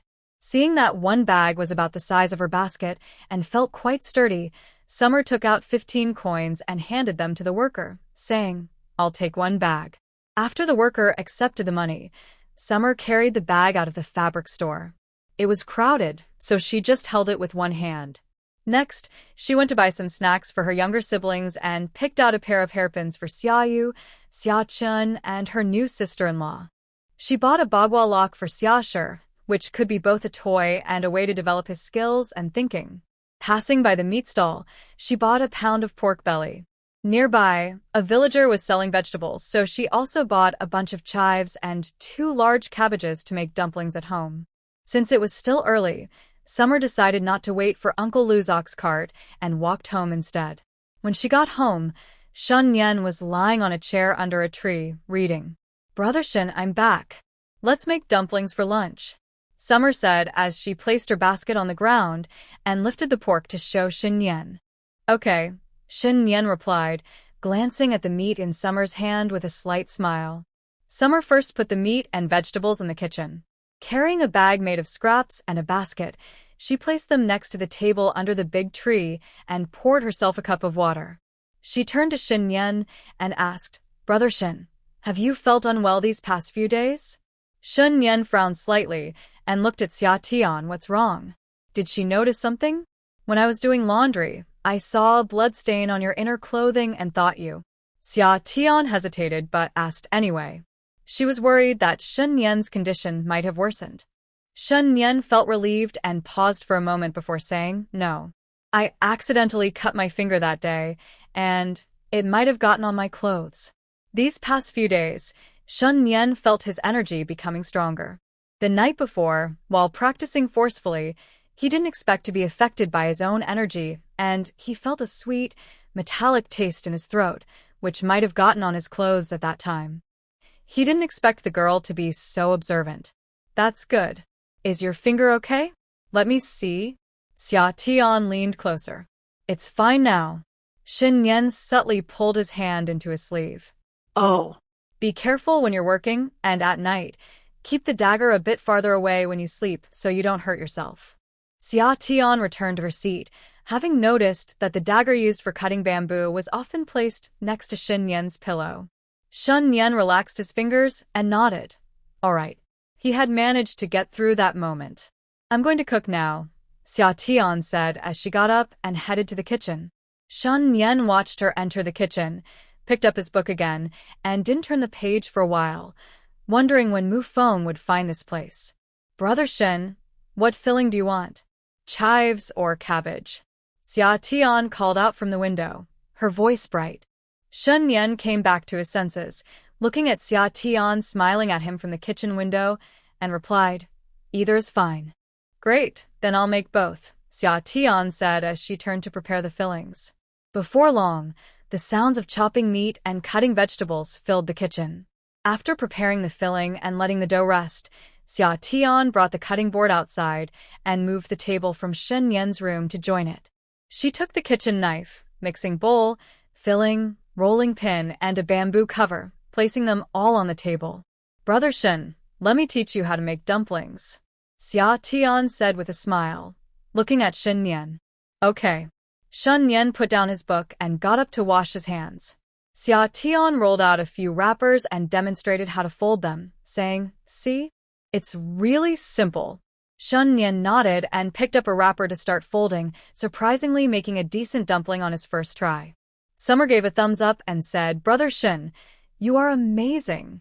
Shen Nian smiled slightly. Summer rolled out the dough while Shen Nian filled the dumplings, and soon they had made a whole tray. Today, Summer prepared 3 types of fillings: chives and eggs, cabbage and meat, and pickled cabbage with meat. After cleaning up, Summer went to the kitchen to boil water for the dumplings.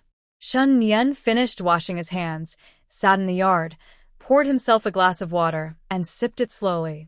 Once the dumplings were cooked, Summer brought them out and placed them on the table in the yard, then went to prepare a dipping sauce.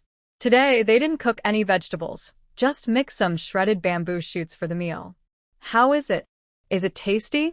Summer asked, looking at Shen Nian with a smile and eager eyes. Shen Nian nodded. "It's delicious." "Wow, Brother Shen, you finally said more than just an..." Summer teased with a grin. Shen Nian remained silent. "Hee, I was just joking," Brother Shen, Summer quickly added, worried he might feel shy. Shen Nian picked up a dumpling with pickled cabbage filling and placed it in Summer's bowl, saying, "This one is good." Surprised by Shen Nian's sudden gesture, Summer's smile widened, and she quickly grabbed the dumpling from her bowl and took a big bite, exclaiming, "Yummy." Brother Shen is really getting more thoughtful. After the meal, Summer poured the scraps of fabric she had brought back onto a bamboo sieve, sorting out the larger pieces. She could use them to sew pouches, mend clothes, or make shoe tops. The smaller pieces could be used for layered soles, ensuring nothing went to waste. Nowadays, many elderly people love to wear these layered fabric shoes, saying they are comfortable and don't smell. In her past life, when she was little, her mother made these layered shoes for her to wear. She sorted the scraps and took out the fabric she bought today, setting aside 2 red pieces to give to her new sister-in-law and her sister, Xiaoyu. After Summer Yang's wedding, Xiaoyu would likely get married soon too, so it was good to prepare in advance. The dark blue coarse fabric was meant to make a coat for Shen Nian. However, Summer didn't know how to sew clothes, and neither did her original self. In a farming family, mending clothes was a routine, and making new clothes was a rare opportunity. Most of her own clothes were hand-me-downs from Xiaoyu, and none were without patches. Having come here, Summer didn't have the chance to complain. She only had 1 or 2 silver coins left, which she planned to save as startup funds. She felt awkward spending Shen Nian's money, so she would have to wait until she earned her own to make new clothes. When it comes to making money, Xia Tian thinks that after Xiang Yang gets married, she should quickly start planning too, or else when will she achieve financial independence? Xia Tian found an old piece of clothing from Shen Nian and took the fabric to ask Sister Yao for help with cutting it. Sister Yao, are you home? Xia Tian called out at Sister Yao's door. Sister Yao's husband, Lu Dashan, was chopping wood in the yard. Hearing the voice, he turned and saw it was the neighbor's daughter-in-law, so he called out, Mimi, the girl from the Xia family is looking for you. Sister Yao's full name is Yao Mei. Okay, I'm coming, Sister Yao replied from inside. Lu Dashan smiled and welcomed Xia Tian. Come in, girl from the Xia family, your sister-in-law is inside. Brother Lu still chopping wood? Xia Tian looked around. Where's Sister Lu? She might be chatting under the big willow tree, Sister Yao said as she lifted the door curtain and waved to Xia Tian. Xia Tian, come in. I'm a bit bored by myself. Sister, I came to ask for your help, Xia Tian said as she reached the door. I hope I'm not bothering you. Come in, I'm just idle, making shoe soles. Sister Yao pulled Xia Tian inside. Xia Tian took out the fabric. Sister, can you help me cut this dress? I can't do it myself. This is simple. Do you have measurements? Sister Yao asked as she picked up the fabric. No, I brought an old dress from home. Can you see if you can cut it like this? Xia Tian handed Sister Yao the dress from Shen Nian. Let me take a look, it should be fine. Sister Yao examined the old dress and figured out the size. Then, she spread the fabric on the table, used a ruler and chalk to mark the cutting lines and positions, and with a few quick snips of the scissors, she finished cutting. Sister, you are amazing. You finished cutting so quickly. Xia Tian praised her sincerely. Of course, my sewing skills are top-notch, Sister Yao said proudly, lifting her chin. If you need anything, just come to me. Thank you, sister. Can you tell me how to sew? I've never sewn clothes before. Xia Tian didn't hold back. Sister Yao carefully explained to Xia Tian how to cut the clothes, measure sizes, and sew, while Xia Tian nodded along. Xia Tian thought she shouldn't let Sister Yao help her for free, so she asked, Sister, I brought back a big bag of fabric scraps from the fabric store today, and there's too much for me to use. Would you like to pick some with me? They're great for making shoe soles. Sister Yao is a straightforward person. All right, let's not be picky. It's getting late today. If you're free tomorrow, let's go to your house and make some clothes. Okay, it's settled then. When Xia Tian got home, she took out the fabric she had cut, ready to sew some clothes, but realized she had forgotten to buy needles and thread.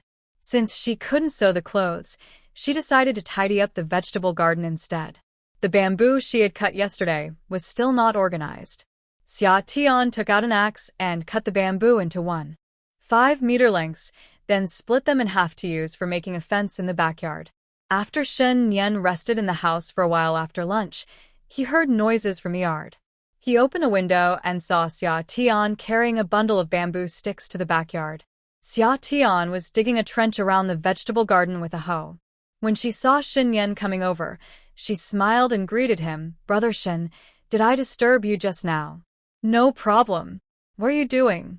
Shen Nian asked, a bit puzzled by Xia Tian digging around the garden. This? Xia Tian pointed to the trench she was digging. I'm going to bury the bamboo sticks here to make a fence around the garden to keep the chickens from ruining the vegetables. Once the trench was ready, Shen Nian helped hold the bamboo sticks while Xia Tian buried them. Soon, the fence was completed. As it was getting late, Xia Tian picked some bok choy from the garden and went to the front yard to prepare dinner. The next day, the weather was a bit gloomy. In the morning, Sister Yao came over and Xia Tian worked with her on the kong, a traditional heated bed, to make clothes. They chatted while working and didn't feel tired at all, making 12 pieces of clothing by the end of the morning. Xia Tian had Sister Yao take 6 pieces home. Once they dried, they could be used for shoe soles. In the afternoon, it started to rain, making it impossible to work. Xia Tian then learned to recognize characters with Shen Nian. Shen Nian had finished teaching all the characters from a book and asked Xia Tian to read it aloud from the beginning. Xia Tian picked up the book and read it fluently from start to finish. Shen Nian nodded secretly, impressed by her remarkable memory. If she were a boy and received proper training, she would surely achieve great things. Xia Tian was unaware of how highly Shen Nian regarded her. Soon it was April 18th. Xia Tian got up early, had breakfast, and prepared lunch for Shen Nian. She was going back to her family today and wouldn't be back by noon. Thinking of her thin siblings, she took out a few potatoes and made some potato pancakes. She left a few warm ones in the pan for Shen Nian, wrapped the rest, and put them in a small basket along with the things she had prepared for the market. She filled Shen Nian's teapot with water, added a few drops of spring water, and reminded him to remember to drink water. After everything was arranged, she shouldered the small basket and headed to Xia Family Village. Before reaching the Summer family's door, they heard someone speaking in a sharp, mocking tone from ahead. Wow, who is this? Isn't this our aunt who forgot her family after getting married? Aunt Lee, Summer's uncle's wife, stood at the door with a sneer. Wow, isn't this my aunt who is sly and mean? Summer replied back with a forced smile, mimicking Aunt Lee's tone. Ha ha ha. The crowd burst into laughter. You little brat, do you want to fight? Aunt Lee was furious that Summer dared to talk back and rushed toward her, swinging her arm. Summer wasn't going to just stand there, so she dodged, causing Aunt Lee to stumble forward and nearly fall, struggling to regain her balance. Summer shrugged at the crowd. Everyone, please witness, I didn't lay a hand on her. Today was her older brother's wedding, and the yard was filled with neighbors helping out and joining the fun. Summer didn't want to waste time with Aunt Lee and risk being the subject of gossip. After saying that, she ignored Aunt Lee and walked inside. Aunt Lee was so angry that she pointed at Summer, speechless for a moment. That girl hadn't changed at all. She still had a bad temper. Once inside, Summer greeted familiar neighbors with a smile. The neighbors were surprised to see her back and looking well, especially since they thought she would have nothing to do with the Summer family after the trouble during her marriage. But it made sense. Even if Summer had issues with the family, she didn't have a grudge against her brother, who was still her flesh and blood. Summer didn't care how the neighbors viewed her. After asking about Summer Yu's whereabouts, she headed straight to the kitchen to find her. To her surprise, her mother, Chen, was also there. In the kitchen, a few aunts were sitting together helping to prepare vegetables. When they saw Summer, they quickly nudged Chen's arm, saying, "Your daughter is back." Chen looked up suddenly and saw Summer standing at the kitchen door, watching her. She hurriedly stood up, nervously wiped her hands on her apron, and forced a smile, asking cautiously, "Summer, you're back?" Seeing her mother's flustered and somewhat eager demeanor, Summer's resentment toward her parents suddenly faded away. Chen was the original Summer's mother. Though she was a bit timid, she still loved her daughter. She didn't have the right to make decisions for her daughter, but she hoped that Summer didn't want to be distant from her and her father. Summer looked at Chen with a nervous expression, like a child who had done something wrong, and sighed, "Mom, I'm back." "Yes, yes," Chen replied, turning away discreetly to wipe her eyes with her apron. Summer greeted a few aunts who were helping out and looked around, not seeing Xiaoya. "Mom, where's my sister?" "Your sister is in the backyard cleaning fish." "I'm going to find her," Summer said, turning to head to the backyard. "Xiaoyang's mother, your daughter has come back, so it seems she no longer blames you. You can finally relax," the aunts in the kitchen said, comforting Chen after Summer left. These aunts had a good relationship with Chen and understood her feelings. "Yes," Chen replied happily. Xiaoya finally called her mom. Since that day she bumped her head, Xiaoya hadn't spoken to her. Chen knew Xiaoya must feel resentful that she couldn't protect her. When Xiaoya returned home 3 days ago, Chen waited all day but didn't see her, realizing that Xiaoya probably didn't want this family anymore. Last time Xiaoyang visited Xiaoya's in-laws, he said she was doing well. Although her husband was not in good health, he was understanding, which eased Chen's worries a bit.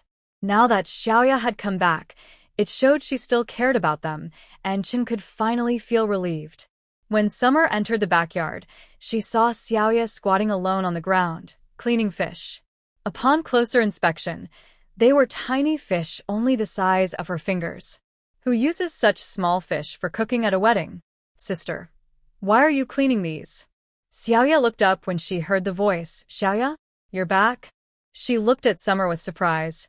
Why did you come to the backyard? I'll finish this up quickly. I heard you were here, so I came over. Sister, these aren't going to be served at the table, are they? Summer squatted down beside Xiaoya. Xiaoya sighed. Grandma said there's no money left, so we aren't buying fish. We have to save where we can, so they let my brother catch these from the river. Summer knew it would be like this. Whenever it was their turn, they were always pinching pennies. It was just unfair treatment towards their branch of the family. If they wanted to live better, they needed to find a way to separate from the main family. But Grandma wasn't foolish. How could she easily let go of such a reliable worker? The road to separation would be long. Summer didn't dwell on it anymore. Their branch of the family never held a high position in the Xia family. Just look at Xiaoyang's wedding today. His mother was in the kitchen helping out, which says it all. Which family has the mother personally cooking for her son's wedding? I didn't see anyone from the big house or the third house helping with the work. Honest people are often the ones who get bullied the most. In the summer, Xia Tian put down her basket and helped Xia Yu tidy up. Xia Yang and the others went to welcome the bride, and Xia Tian asked Xia Yu, where Xia Shi and Xia Chen. Xia Shi went with the elder brother to welcome the bride, and Wuya is probably sent by Grandma to gather pig grass. Wuya is Xia Chen. I really can't believe Xia Laopa. After cleaning the fish, Xia Tian and Xia Yu moved the basin to the kitchen, where the chef had already arrived and was directing people to prepare the ingredients. For a farm family banquet, they usually invite the best cooks from the village. The taste is good, and the price is reasonable. The chef invited by the Xia family today is the wife of Xia Tianrui, the best cook in the village, known as Aunt Rui. Aunt Rui looked at the basin of small fish that Xia Yu brought over and asked in confusion, "Is this the fish for today? Xia Yang's mother?" Chen Shi smiled shyly. "Aunt Rui, my mother-in-law said we don't have much money left, so we could only use this to make do." Ah, auntie. Aunt Rui shook her head, not saying more, but she looked down on Xia Laopa even more in her heart. Last month, she sold her daughter for 30 taels of silver, and today, her son is getting married, yet they can't even serve a whole fish. It's too careless. The second son of the Xia family is also a pushover. Even now, he listens to Xia Laopa. A man who can't stand up for himself ends up causing trouble for his wife and children. As an outsider, Aunt Rui didn't want to meddle in other people's affairs, so she turned and went into the kitchen. Xia Tian heard the sound of the suona getting closer and knew the wedding party was returning. Although farm families don't have grand wedding carriages, the suona is a must for welcoming the bride. Of course, Xia Tian's wedding was an exception. After all, she wasn't really getting married, just making it sound nicer. Before long, the bride and her party arrived at the door. Amid the noise of children and neighbors, Xia Yang led the bride through the ceremony, and the bride went to the prepared new house. Xia Tian pulled Xia Yu to see her new sister-in-law. Xia Tian pulled Xia Yu into the new house and saw the bride sitting on the edge of the Kong.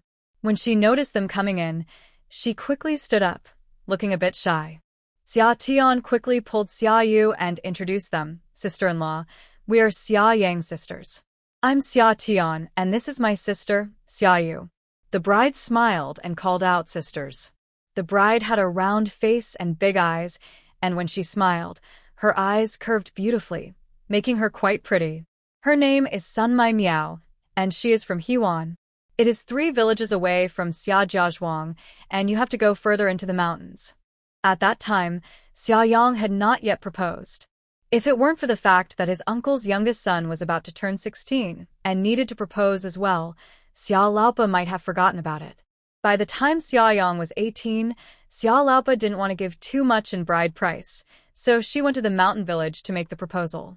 Her sister-in-law's family had many daughters and often struggled to make ends meet. Compared to Hewan, Xiajiazhuang was a bit wealthier, so when they heard about the proposal, they quickly agreed. Luckily, her sister-in-law's parents were kind, which was clear from the new clothes her sister-in-law wore. They didn't treat their daughter poorly. Xia Tian put down her basket. She had been carrying it for a while, and with so many people around, she was worried about losing things if she left it inside. She took out the wine-red fabric she had bought and handed it to Sun Mai Miao, saying, "Sister-in-law, this is a gift for you and my brother's wedding. Please keep it safe." Usually, when a daughter gets married, the gifts are recorded as a shared expense, making it easier to return the favor. Xia Tian didn't mind. She knew Xia Laopa would probably keep it for herself anyway, so she gave it directly to her sister-in-law. Sun Mai Miao was clever and didn't ask any questions. She simply thanked her and accepted it. Xia Tian raised an eyebrow, realizing her sister-in-law was likely aware of her family's situation. With that kind of character, she probably wouldn't be taken advantage of. Perhaps there was hope for a better future for their family. The three of them chatted and laughed in the new house for a while, and then Xia Shi and Xia Chen came in to see their new sister-in-law. Xia Tian took out the snacks and potato cakes she had prepared from the basket and shared them with everyone. She also handed out the hairpins she had bought for Xia Yu, Xia Chen, and her sister-in-law. The three girls were instantly delighted and repeatedly thanked Xia Tian. They had never worn bought hairpins before. They usually tied their hair with scraps of cloth. Xia Tian gave Xia Shi the toy she brought for him, telling him to go play outside while the four girls gathered to whisper together. Seeing all the things Xia Tian had brought, Xia Yu worriedly asked, "Xia, these must have cost a lot. Will your brother-in-law say anything?" "It's fine, sister. Shen Nian is very nice. Just be careful in the future. Don't spend too much money. Save it for yourself and don't worry about us." "I understand, sister. I'm only back because of my brother's wedding. I won't come back often after this." Xia Yu still felt uneasy and kept reminding Xia Tian for a while. Only after Xia Tian reassured her repeatedly did she finally let go. Mai Miao felt relieved as she looked at the sisters talking. At least Summer Yang's sisters were nice and not troublemakers. As for the others in the house, they didn't matter.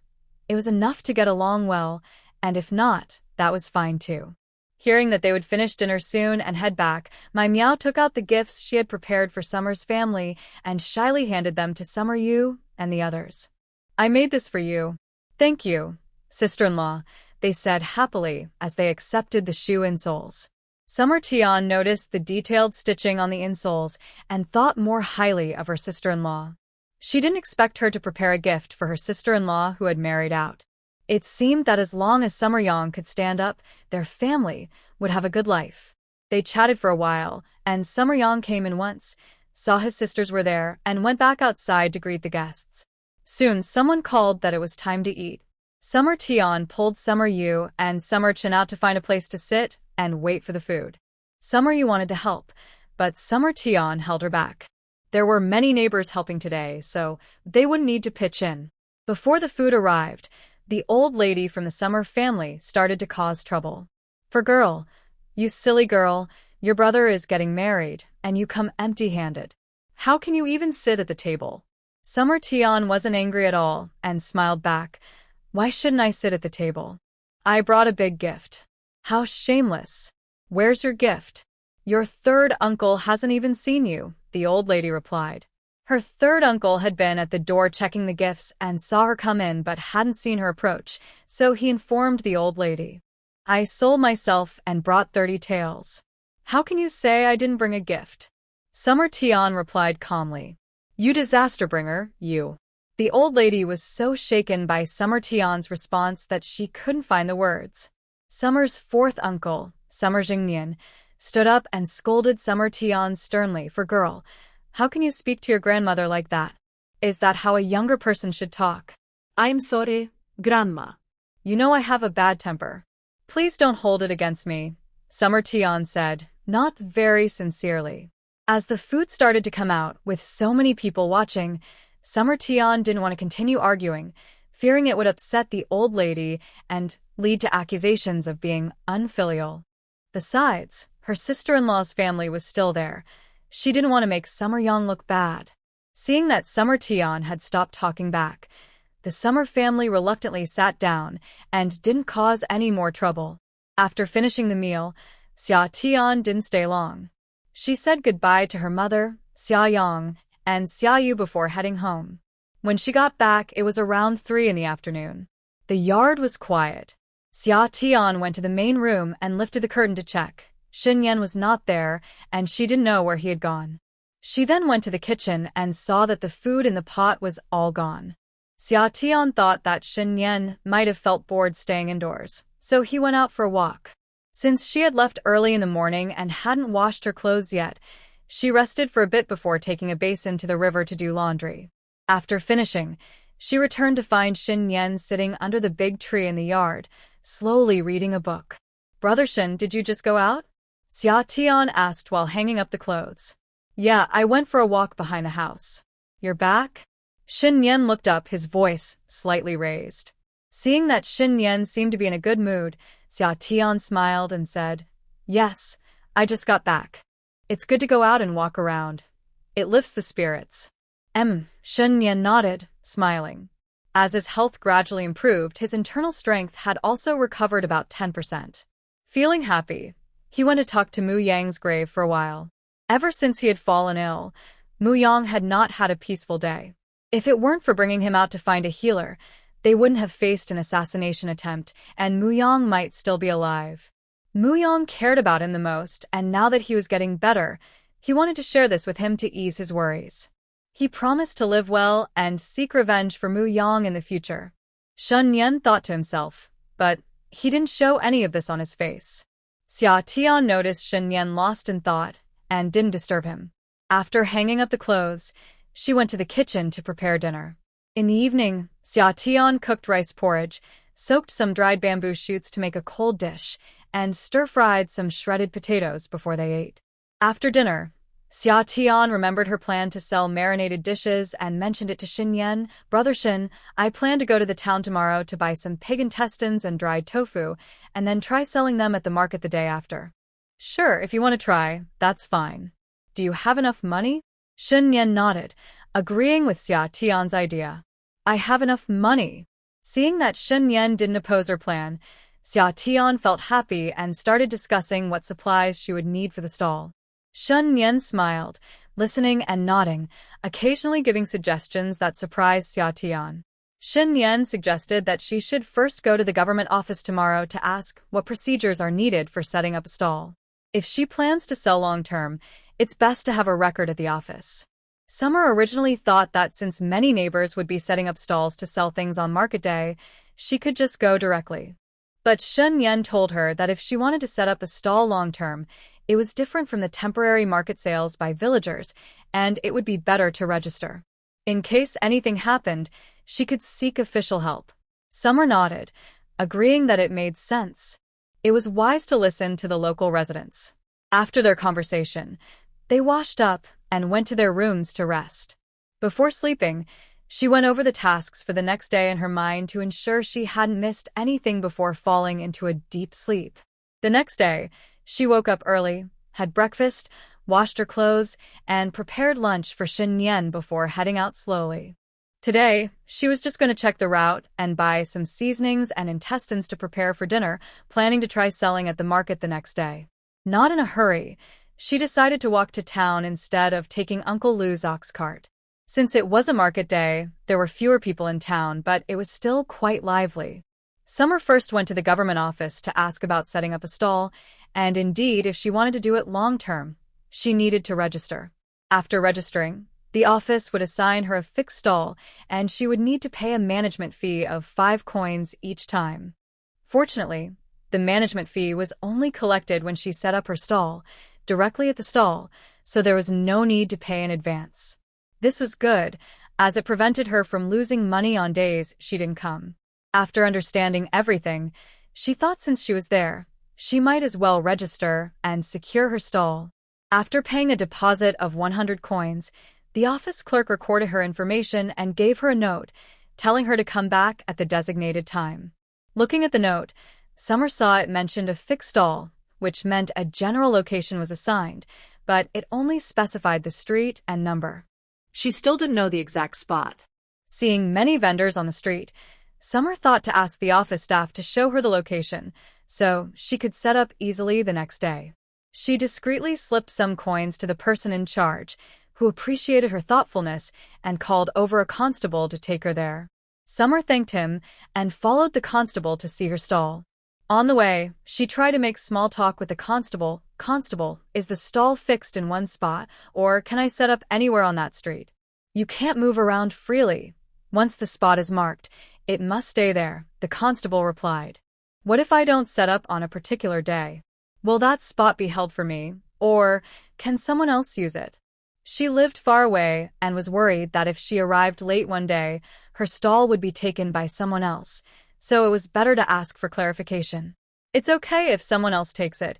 You can still go directly when you arrive, but it's best to come early," Brother Cha patiently explained to Xia Tian, not finding her bothersome at all. Xia Tian thought that the stall was fixed, but if she arrived late and someone else took it, she would have to figure it out herself. "Thank you, Brother Cha, I understand," Xia Tian said sincerely. As they talked, they reached the location. The area for setting up stalls was on this busy street, which had plenty of foot traffic. The officer pointed out the spot to Xia Tian, which was conveniently located at the intersection of two streets, a very good position. Xia Tian slipped Brother Cha a few coins, thanked him again, and then looked around. Most of the stalls on this street sold food, including buns, wontons, and noodles, but she didn't see any selling marinated dishes. Xia Tian felt relieved.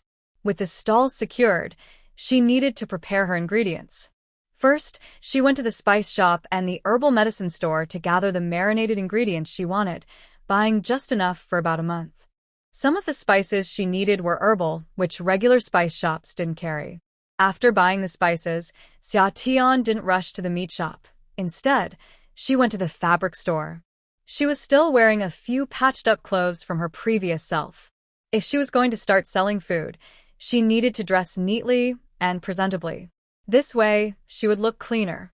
Xia Tian went directly to the fabric store she had visited last time and picked out 2 pieces of coarse cloth, one in wine red and the other in sky blue. She planned to make 2 outfits so she could change and wash them. After placing the items in her basket, she went to the general store to buy needles and thread.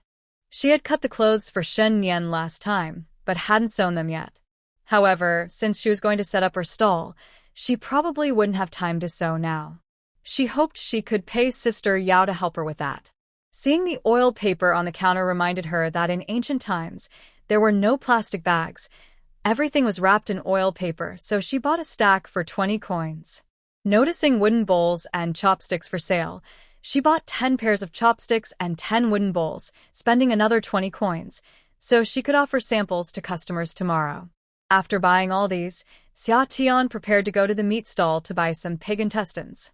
On the way, when no one was around, she secretly placed her items in her storage space to prevent them from mixing in flavor when she bought more.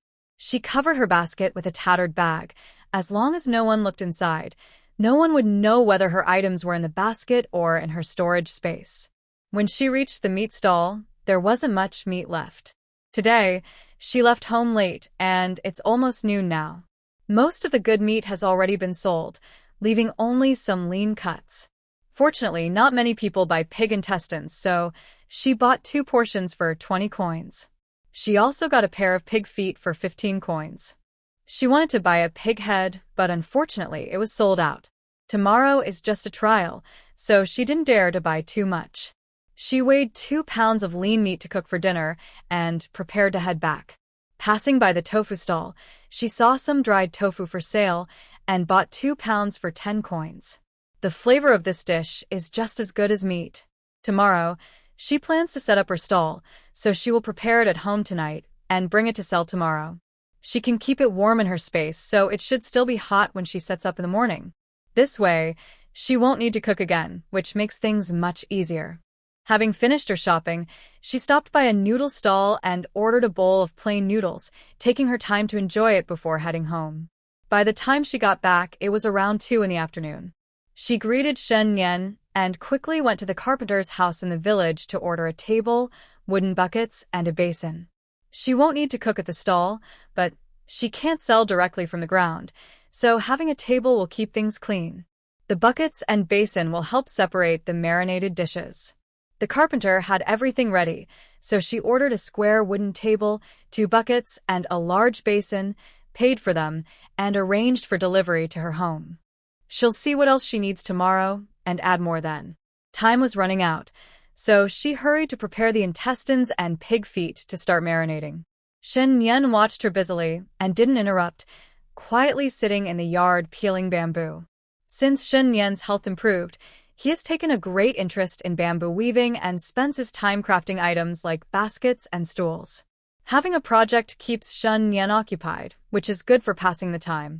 Summer started marinating the pig intestines and noticed it was getting late, so she began cooking dinner. The small bok choy from the garden was ready to eat, so she quickly stir-fried it, cooked some lean meat with dried chili, and made egg drop soup, preparing for dinner. After eating, she reduced the heat to continue marinating the food slowly for better flavor. Summer took some fabric to find Sister Yao and asked her to help make clothes, offering 10 coins for each piece. Sister Yao happily agreed. Remembering that tomorrow is market day, she thought there would be many people using Uncle Lu's ox cart. She went to Uncle Lu's house to ask him to pick her up in the morning since she has a lot to carry. She promised to pay him double for the service. The next morning, Summer got up early. She prepared breakfast for Shen Nian and kept it warm in the pot while she quickly ate a little herself. It was around 5 in the morning when Uncle Lu arrived. Summer moved the table, wooden bucket, and basin onto the cart, along with a small stool that Shen Nian had made. The bucket was covered with a lid and contained only a small amount of items, with the rest stored away to be quietly transferred later. Once everything was loaded, they headed straight to the village entrance. Today was market day, and Sister Yao wasn't going, but Summer ran into several familiar aunts. Aunt Chun saw her with a table and bucket and curiously asked, "Girl, what are you doing? Why are you bringing so much? It smells really good." Summer smiled shyly and replied, "I cooked some pig intestines and thought I'd try selling them to earn a little extra money." "That makes sense. It smells delicious," the aunt said, showing restraint by not looking inside. "When we get to town, I'll ask a few aunts to try it," Summer said, not hiding anything since they all lived in the same village and would likely meet again. If she didn't say anything, they would find out anyway. When they arrived in town, it was around 7 in the morning, and the streets were bustling with people.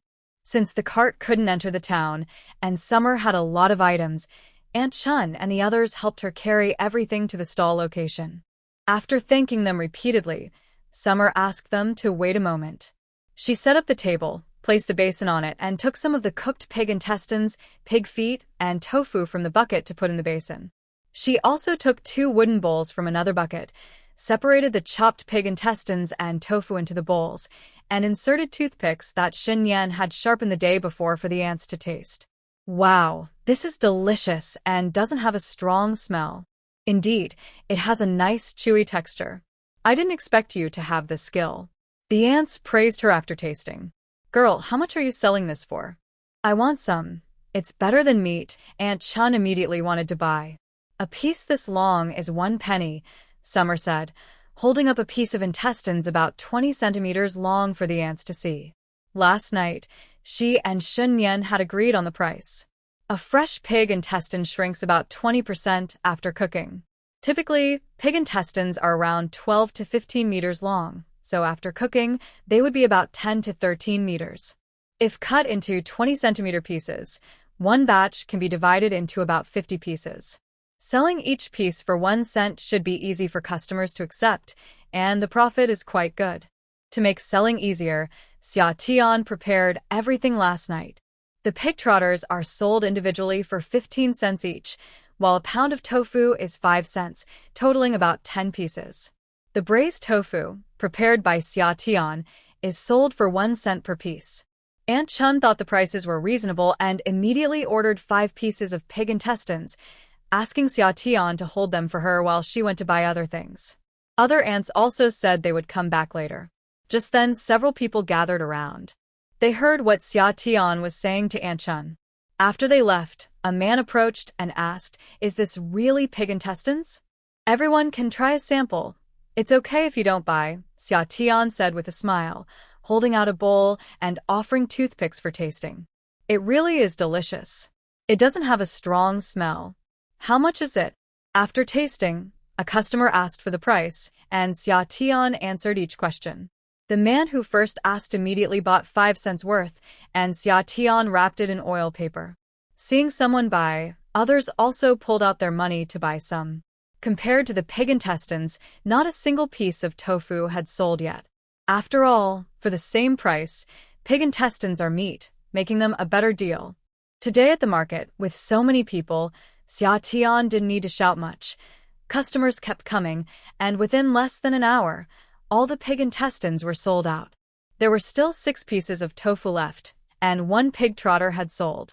Seeing that things were selling well, Xia prepared to pack up. She planned to take the leftovers home to eat. She first put the table and other items on Uncle Lu's cart. Then she carried her basket to buy more supplies. From today's sales, it was clear that pig intestines were more popular. Xia went directly to the meat stall and bought 3 more batches of pig intestines, along with a pound of pork belly. The vendor even gave her a big bone. At the tofu stall, she bought 10 pounds of tofu, which she could prepare all at once and store to sell gradually. She planned to sell the pig intestines for a few days and see how business went before considering adding other items. However, carrying the table and other supplies every day was a hassle. The other things were manageable since she had plenty of energy from the spring water. But the table was difficult to transport. If she hired Uncle Lu's cart every day, it would cost her several cents daily, which wasn't cost-effective. Instead, she could use a shoulder pull tomorrow, leave early, and store it in her space when the road was clear. I've decided that in the summer, I will visit Aunt Chun and the others to reserve some pig intestines for them. She always gives a little extra, and they helped move things today. Building good relationships makes life in the village easier. Soon, Aunt Chun and the others came over, and we all went together to take the ox cart. Everyone asked her, "Did you finish buying everything so quickly?" "There are still a few pieces of dried tofu left," Xia said as she took out the oil paper wrapped tofu and shared it with the ants. "You should keep some for yourself since you're selling it. It's okay, it won't be fresh tomorrow. Ants, you should try some." Seeing that Xia insisted, the ants didn't refuse anymore. When they got home, it was almost 1 o'clock. Nian saw her return and poured her a glass of water. Xia took out the buns she bought on the way and gave them to Nian to eat while she hurried to cook. She quickly stir-fried some vegetables, made twice-cooked pork, and prepared a cold bamboo shoot dish. After heating the steamed buns, they were ready to eat. Nian seemed hungry too and finished 3 big buns, eating all the vegetables clean. After the meal, Xia took out her pouch and, with a clatter, dumped all the coins on the table. Looking at the small pile of copper coins, her eyes sparkled. This was her first earnings since coming here. Although it wasn't much, it didn't dampen her spirits. Xia counted and found there were a total of 132 coins. "Today, I sold the dried tofu for 12 coins, pig feet for 15 coins, and the rest are from the pig intestines. So, after deducting what we ate and what I gave to Aunt Chun and the others, I made a pure profit of 105 coins. After costs, I still earned about 80 coins today. If it continues like this every day, I could make 2 or 3 taels in a month." Xia analyzed while mumbling to herself. This was actually quite good. Even people like Xia Yang who worked in town only earned 300 to 400 coins a month. Besides, she was just testing the waters today and didn't prepare much food. Seeing her excited about money, Nian smiled. "Yes, that's pretty good." "Exactly. But I come home a bit late every day, so I can't make lunch for you on time. If this continues, it might be a problem for Nian to have lunch." Xia couldn't just focus on making money. There was still someone at home who needed to eat. "It's fine," Nian said without any complaints. "I'll try this for a few days. If it sells well, I might find someone to help." Xia was determined that she needed to set up every day. Otherwise, selling only at the market wouldn't earn much. "Okay, sounds good," Nian nodded.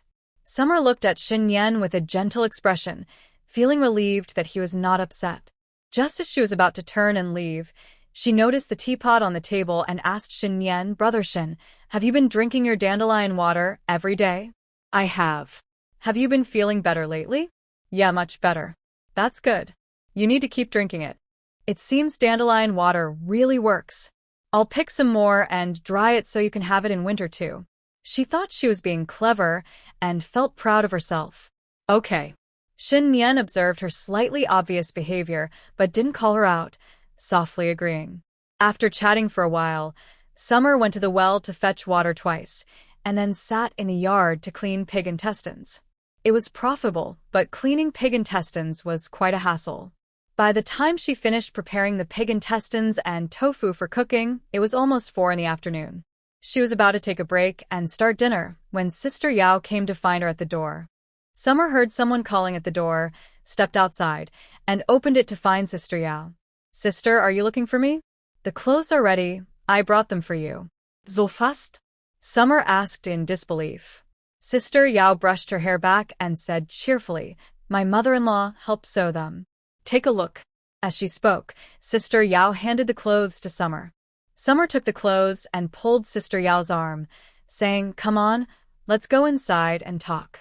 Once inside, Summer eagerly held the clothes up to herself and examined the stitching. Each piece had tight stitches, just as good as those made by a sewing machine. "Sister, you sewed them so well." Summer thanked Sister Yao happily. She finally had new clothes to wear, and they were handmade. She had been here for almost 2 months, wearing the same 2 patched-up outfits every day. They were practically worn out. This time, Sister Yao had made her 3 pieces, one of which was cut for Shen Nian last time, and she had left it untouched without thread. Sister Yao was also pleased, thinking about how easy it was to earn a few coins with her sewing. "I'm glad you like them. Try them on and see if they fit." "They will definitely fit. Your skills are unmatched," Summer said as she took off her outer garment and put on the burgundy one, spreading her arms to show Sister Yao. "Looks good. It fits well. This new outfit makes you look much better," Sister Yao teased with a smile. However, she noticed that Xia had become much fairer since they first met, and she was no longer as fragile as before. "Of course. But it's still your sister-in-law's cooking skills that are the best, hee. Sister-in-law, wait a moment, I'll get some clothes for Brother Shen to try on." Xia took the clothes upstairs for Shen Nian to try on, and they fit well. She handed over 30 coins to Sister Yao. "Sister-in-law, thank you for your help." "What are you saying? I benefit from this too. I should thank you for thinking of me for this good opportunity to earn money." They chatted a bit more about her market stall today before Sister Yao left. Xia took out the new clothes and washed them by the river. After hanging them up to dry, she checked the pot of braised intestines in the kitchen, which were almost done. She turned down the heat to let them continue cooking. There were only 2 burners in the kitchen, and one was occupied by the braised dish. So she decided to make noodles on the other burner. The meat vendor had given her a big bone today, so Xia cleaned it and chopped it in half, then lit the small stove to start making bone broth. She quickly prepared the dough and set it aside to rest. Later, she planned to make oil-splash noodles. Since the broth would take some time, Xia went out to the backyard garden to pull some greens, chop them up, mix them with cornmeal, and put them in a bowl for the chickens, adding a bowl of water with a few drops of spring water. This was from the last time when 2 of her chickens looked sick. After giving them some diluted spring water, they quickly perked up and returned to normal, realizing that spring water also worked on animals. From then on, she added a few drops of spring water to the chickens' drinking water every few days, and none of them got sick again. The chickens in the backyard had been there for over a month and were almost fully grown, likely to start laying eggs in another 2 months.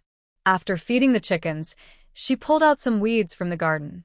The eggplants, peppers, and tomato seedlings had grown to knee height. The bean plants, cucumbers, and loofah vines had reached her chest, so Xia set up bamboo supports for them. Seeing their healthy growth, she estimated that fresh vegetables would be ready soon. Noticing the time, Xia picked a few green onions and went back to the kitchen to continue cooking. Shen Nian also came out, standing under the apricot tree in the yard, lost in thought. Xia took out 2 pieces of tofu and stir-fried them with a leftover pork belly from lunch, along with some shredded potatoes. She boiled water, rolled out the dough, cut it into palm-width strips, pinched the ends, and pulled to stretch the noodles. Soon, 2 big bowls of pulled noodles were ready. Put minced garlic, chili powder, and chopped green onions into a bowl. Take the pot of soup off the small stove and pour some hot oil from a ladle into the bowl with a sizzle, instantly releasing a wonderful aroma. In the summer, set the dishes and noodles on the table in the yard, then go to the kitchen to scoop a big bowl of bone soup, sprinkle some green onions on top, and start eating. Nian had never tried noodles like this before. Following Summer's example, she mixed it and took a bite, her eyes lighting up. Delicious. Summer used clean chopsticks to pick up some shredded potatoes and place them in Nian's bowl, smiling as she said, "Brother Shen, mixing the vegetables in the bowl makes it taste even better." Nian tried it and nodded, not bad. The 2 of them focused on their meal without talking. The next morning, Summer woke up early and Nian was already up too. After having breakfast together, she packed the necessary items into 2 baskets and carried them to the town with a shoulder pole. As she approached her stall, she saw a crowd gathered around it. Is something wrong? Summer thought as she quickened her pace. When she got closer, someone spotted her. "The boss is here." "Boss, why are you so late?" "I've been waiting forever." "Hey, move aside, let the boss in." Everyone was talking at once, and Summer finally understood that they were all waiting for her. She sighed in relief. It was nothing serious. Summer set down the shoulder pole, and everyone helped her set up the table. She quickly took out her items and saw the first customer from yesterday, a man, pushing to the front with coins in hand. "I'll take 10 coins worth." "I want some too." "I want 5 coins worth." "I want 3 coins worth." Everyone was holding money, eager to buy. Summer hurriedly collected the money while skillfully wrapping the large intestines in oil paper. "Everyone, please be patient. There's enough for everyone." "I was here first. I want mine first." A person who bought yesterday pushed to the front. "I wanted to come back for more yesterday afternoon, but you had already closed up. I can't miss out today. Thank you for your support. It will be ready soon." Summer was also very happy. It seemed her business was doing well. She initially thought that since it was a market day, it would take half the day to sell everything. But in less than half an hour, she sold out. Those who couldn't get the pig intestines settled for dried tofu and found it delicious as well. Salty, spicy, and fragrant, it was just as good as meat. 3 portions of pig intestines and 10 pounds of dried tofu were all sold out. Several people who were still waiting asked her when she would come back tomorrow.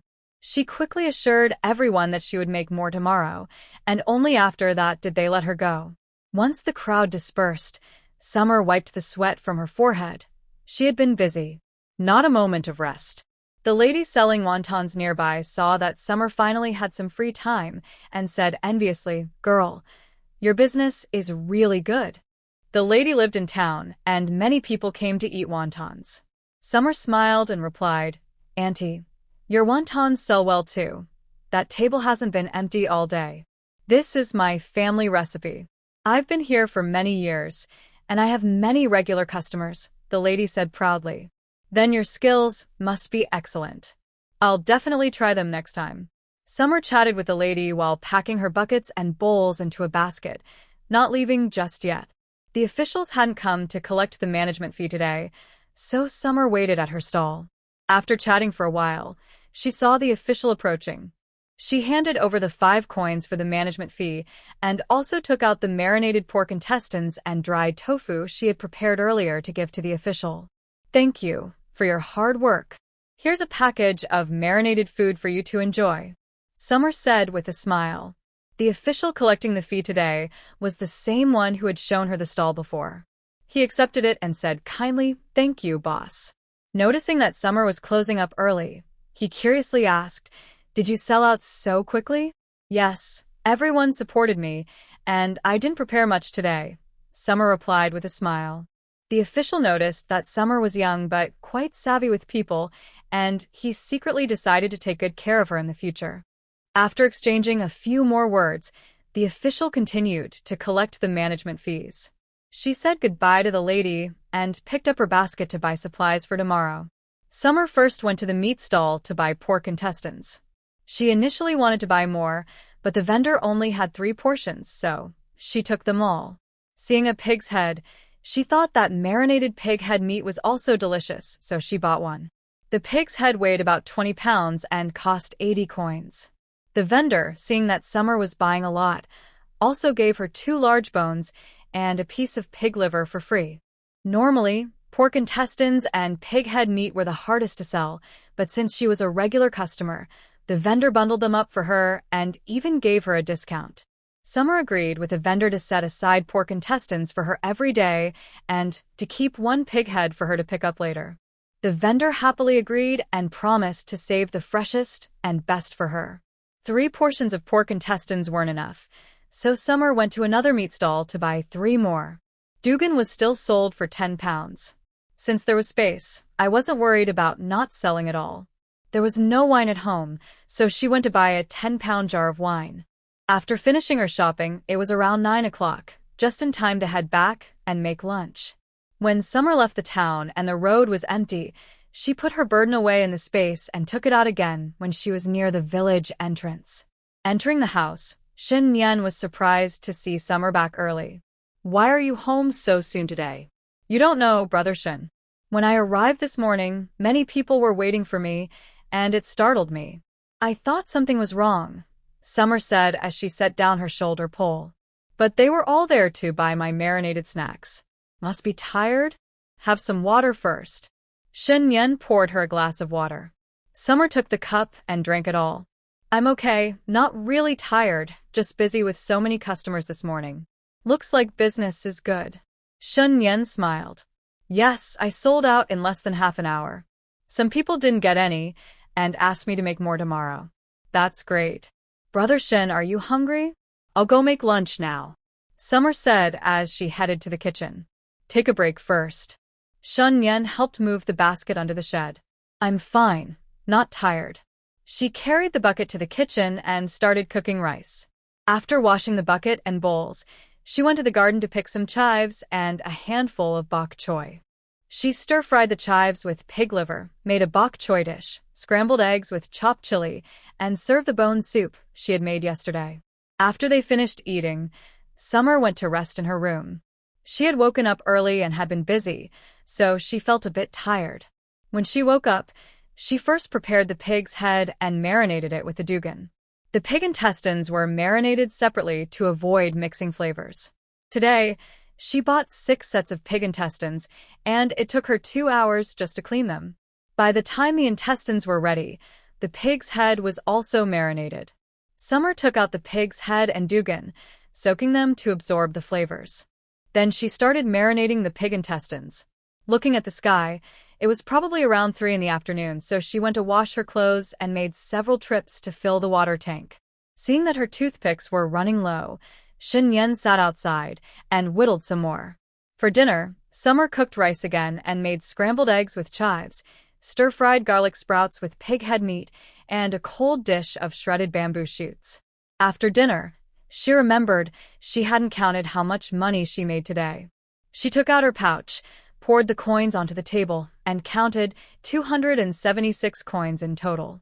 After deducting the cost of 80 coins, she made a profit of 196 coins. Today, she mainly sold all 10 pounds of dugan, earning about 46 coins. Keep the money safe and hurry to wash up and rest. Tomorrow will be another busy day. The next day, when Xia arrived at the stall, there were even more people than yesterday. She set out the marinated food, and soon the pig intestines and dried tofu were sold out. The pig head meat is sold by weight, and the price set by Xia is 20 coins per pound, which is a bit expensive for the local villagers. After all, 20 coins can buy 2.5 pounds of pork belly. However, a 20-pound pig head, when cooked, yields about 10 pounds of meat. If the price is set too low, it won't be worth it. Those who couldn't buy pig intestines still bought a little bit, and Xia waited out for them, even if it was just a small amount. Despite this, within less than an hour, everything was sold out. Not in a hurry to pack up, Xia Tian ordered a bowl of wontons from a nearby stall, which, as the lady said, were indeed very delicious. In the following days, Xia Tian did not increase her supply. She prepared 6 portions of pig intestines, 1 pig head, and 10 pounds of dried tofu each day, selling until they were gone. However, more and more people started buying pig head meat. Now, every day when she set up her stall, everything was sold out in less than half an hour. After deducting costs, her fixed income was around 500 coins daily, which added up to about 15 taels of pure income each month. One day, as usual, after selling out, Xia Tian was sitting down to take a break when a man dressed in all black approached her and asked for directions. "Excuse me, how do I get to Lu Family Village?" "Go out the north gate of the town and head east. It will take about an hour on foot," Xia Tian replied without thinking much. After giving directions, the man didn't leave, and Xia Tian wondered, "Is there something else? Do you know someone named Mu Yang?" "He lives in Lu Family Village with his brother," the man asked. "Mu Yang?" She became alert, thinking, why is this person looking for Mu Yang? Looking for Mu Yang means looking for Shen Nian. But she kept her composure, lowered her eyes, and replied, "I don't know." The man didn't ask further, clasped his hands in thanks, and turned to leave. Xia Tian noticed he was still holding a sword, which made her anxious. Could this be Shen Nian's enemy coming after him? That wouldn't do. She needed to hurry back, to warn Shen Nian. She quickly packed her things, went to the agreed stalls to collect the pig head and other items, and rushed home. As soon as she entered, without even putting down her load, she urgently called out to Shen Nian, "Brother Shen, someone in town is asking about you today. You should hide. That person doesn't seem friendly." Shen Nian was in the yard, and before she could say anything, a man walked out from the back. Xia Tian recognized him as the man in black who had asked for directions in town today. "Is it you?" the man asked in surprise. He recognized Xia Tian as well. Xia Tian threw the basket on the ground, rushed forward to stand in front of Shen Nian, and held the pole across her chest, asking sternly, "What do you want?" The man looked shocked and glanced at Shen Nian, his eyes questioning. "Who is this?" Shen Nian ignored him. Seeing Xia Tian still on guard, Shen Nian smiled and patted her shoulder, saying, "It's okay, he won't hurt me." As she spoke, she reached out to take the pole from Xia Tian's hands. "Who is he? Do you know him?" Xia Tian asked Shen Nian. "Yes, his name is Mu Feng." "Mu Feng? Is he Mu Yang's brother?" "Yes." That seemed to clear things up. As long as it wasn't a revenge situation, everything was fine. Xia Tian sighed in relief and noticed her clothes were a bit damp. The rush to get here and the earlier tension had made her sweat.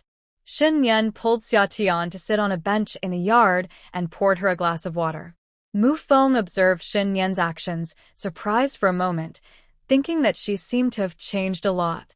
Their interaction suggested they had a close relationship. Curious, Mu Feng approached Shen Nian and asked, "Master, who is this?" "Master?" Xia Tian exclaimed, looking back and forth between Mu Feng and Shen Nian. "No wonder." "Yes, he and Mu Yang are my guards," Shen Nian replied calmly, meeting Xia Tian's gaze. "Oh," Xia Tian nodded, understanding. Hearing Mu Feng call Shen Nian master, she realized her earlier guess was correct. Shen Nian had an unusual background. However, she hadn't expected Mu Yang to be a guard, not a brother. If there were guards, then the family must be wealthy or important. Shen Nian noticed that Xia Tian only slightly raised her eyebrows upon hearing that Mu Feng and Mu Yang were guards, without showing much surprise, which reassured her. She is a smart person. Then Shen Nian turned to introduce Mu Feng, saying, "This is Xia Tian, Miss Xia. You can call her sister-in-law." "Sister-in-law?" Mu Feng was even more surprised. "Yes," Shen Nian nodded. Seeing Mu Feng hesitate to speak, Xia Tian guessed they had a lot to discuss, and as an outsider, it would be better for her to leave. She politely stood up, saying, "Shen Go, you two sit for a while. I'll go make lunch." "Okay." As Xia Tian entered the kitchen, Mu Feng was about to speak, but Shen Nian lifted her chin slightly, saying, "Sit down and talk." Mu Feng quickly sat down, and Shen Nian poured him a cup of water, saying, drink some water first. Thank you, my lord. Mu Feng picked up the cup and drank it all in one go, looking intently at Shen Nian. Shen Nian didn't hesitate and briefly explained what had happened during this time. Mu Feng had just returned home after summer, so he hadn't had a chance to ask anything yet. Hearing Shen Nian say that Mu Yang had died 2 months ago and that he had married a farmer's daughter, he felt a deep sorrow. He stood up, knelt on one knee, and said sadly, "My lord, it's all my fault. If I hadn't arrived late, Mu Yang wouldn't have died, and you wouldn't have married Miss Xia." "Get up and speak," Shen Nian said calmly. Mu Feng sat back down. "What about Miss Xia? She is very good. You should respect her as you do me." Mu Feng felt a tightness in his heart and spoke urgently, "My lord, do you really want to be with Miss Xia?" Shen Nian raised his hand to interrupt him. "Let me finish." Then, Shen Nian explained how Summer had taken care of him after entering the house and how his health had gradually improved. Only then did Mu Feng realize that if it weren't for Miss Xia, he might not have seen his lord again. Mu Feng didn't ask how Summer had the medicine to help his lord, but he knew that now Miss Xia was his lord's savior. And that meant she was also his savior. "Understood, my lord," Mu Feng replied with a serious nod. Knowing that his lord was now safe, he felt relieved and even more grateful to Summer. "My lord, how is your recovery going? May I check your pulse?" Shen Nian didn't speak and extended his hand. As martial artists, checking each other's pulse was not a problem. Mu Feng placed 2 fingers on Shen Nian's wrist, felt for a moment, and his eyes brightened. His lord's internal energy had already recovered by 30% and felt even purer than before. "My lord." Mu Feng looked at Shen Nian with sparkling eyes, full of surprise. "Yes." Shen Nian nodded with a smile, confirming Mu Feng's thoughts. Mu Feng restrained his excitement and asked, "When will we return to the capital?" "Not in a hurry. We'll talk about it once I fully recover." "All right." Mu Feng nodded. "Then I'll stay here to protect you." Just then, Summer had finished preparing lunch. She looked out from the kitchen window and saw that the two seemed relaxed, indicating they had finished their conversation. She leaned out and asked cheerfully, "Brother Shen, is the food ready? Shall we eat?" "Okay." Seeing Shen Nian nod, Summer began to serve the food. With Mu Feng around, Xia cooked extra rice for the summer and made some home-style dishes: spicy stir-fried meat with peppers, scrambled eggs with chives, stir-fried tofu with meat, and cold bamboo shoots. She also simmered some bone soup. Although it was just 4 dishes and a soup, there was plenty of food.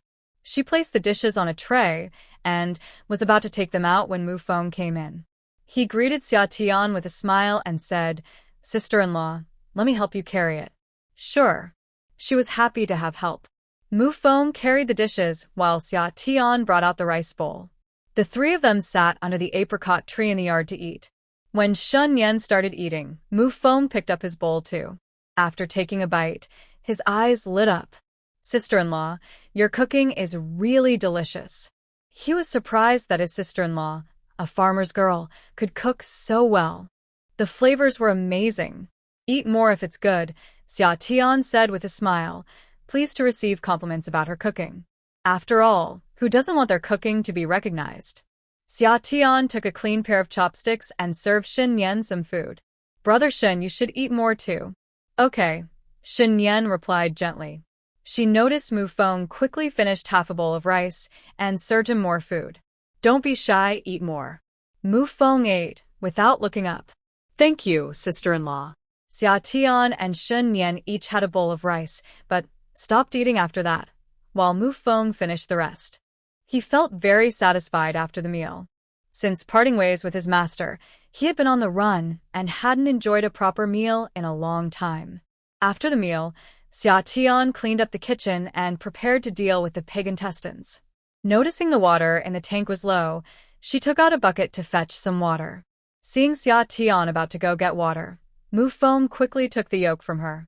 "Sister-in-law, just tell me where the well is and I'll go get it. You just arrived today. You should rest first." "It's fine, I'll go." Xia couldn't argue with him and looked at Shen Nian. Shen Nian nodded. "Let him go." "All right then." Since Shen Nian agreed, Xia Tian briefly explained the location of the well, and Mu Feng went out to fetch water. Earlier during the meal, Shen Nian had told her that Mu Feng would be staying with them, and since they were all family now, it was fine for him to help out. Once Mu Feng left, Shen Nian invited Xia Tian to sit down. Let's talk for a moment. He felt it was better to clarify things with her. She was smart and likely guessed that his situation was more complicated than just fleeing from hardship, so there was no need to keep hiding it. During their time together, he realized her character. She would never harm him. Even if he revealed his identity, she would not spread it. He felt a mysterious confidence in her. Shen Nian had not yet noticed that, unknowingly, he had placed Xia Tian among those he trusted the most. What's the matter, Brother Shen? Xia Tian approached and sat across from Shen Nian, looking serious. You probably guessed that I didn't end up here just because of a disaster, Shen Nian said, looking into her eyes earnestly. Yes, from the first moment I saw you, I knew your presence was not that of an ordinary person fleeing from hardship, Xia Tian replied honestly. Then, didn't you think about what if I'm not a good person? How could that be? I may not know your exact identity, but you are definitely not a bad person. How can you be so sure? Shen Nian asked, curious about how she could be so confident. You can tell if someone is good or bad just by looking into their eyes. Even if they hide it well, it will show through at times. Although you are quiet and often show no expression, you are definitely not a cold-hearted person, Xia Tian said seriously. Shen Nian was secretly astonished. He didn't expect this uneducated girl from a farming family to have such insight. She did not seem like a typical country girl, but rather someone raised in a noble household. However, it didn't matter who she was, as long as she stood by his side. Shen Nian understood and smiled. So, do you trust me? Yes, Xia Tian replied earnestly. Shen Nian looked into her eyes and calmly shared his background and experiences. He revealed that he lived in the capital and was the legitimate son of the Marquis of Wuhan.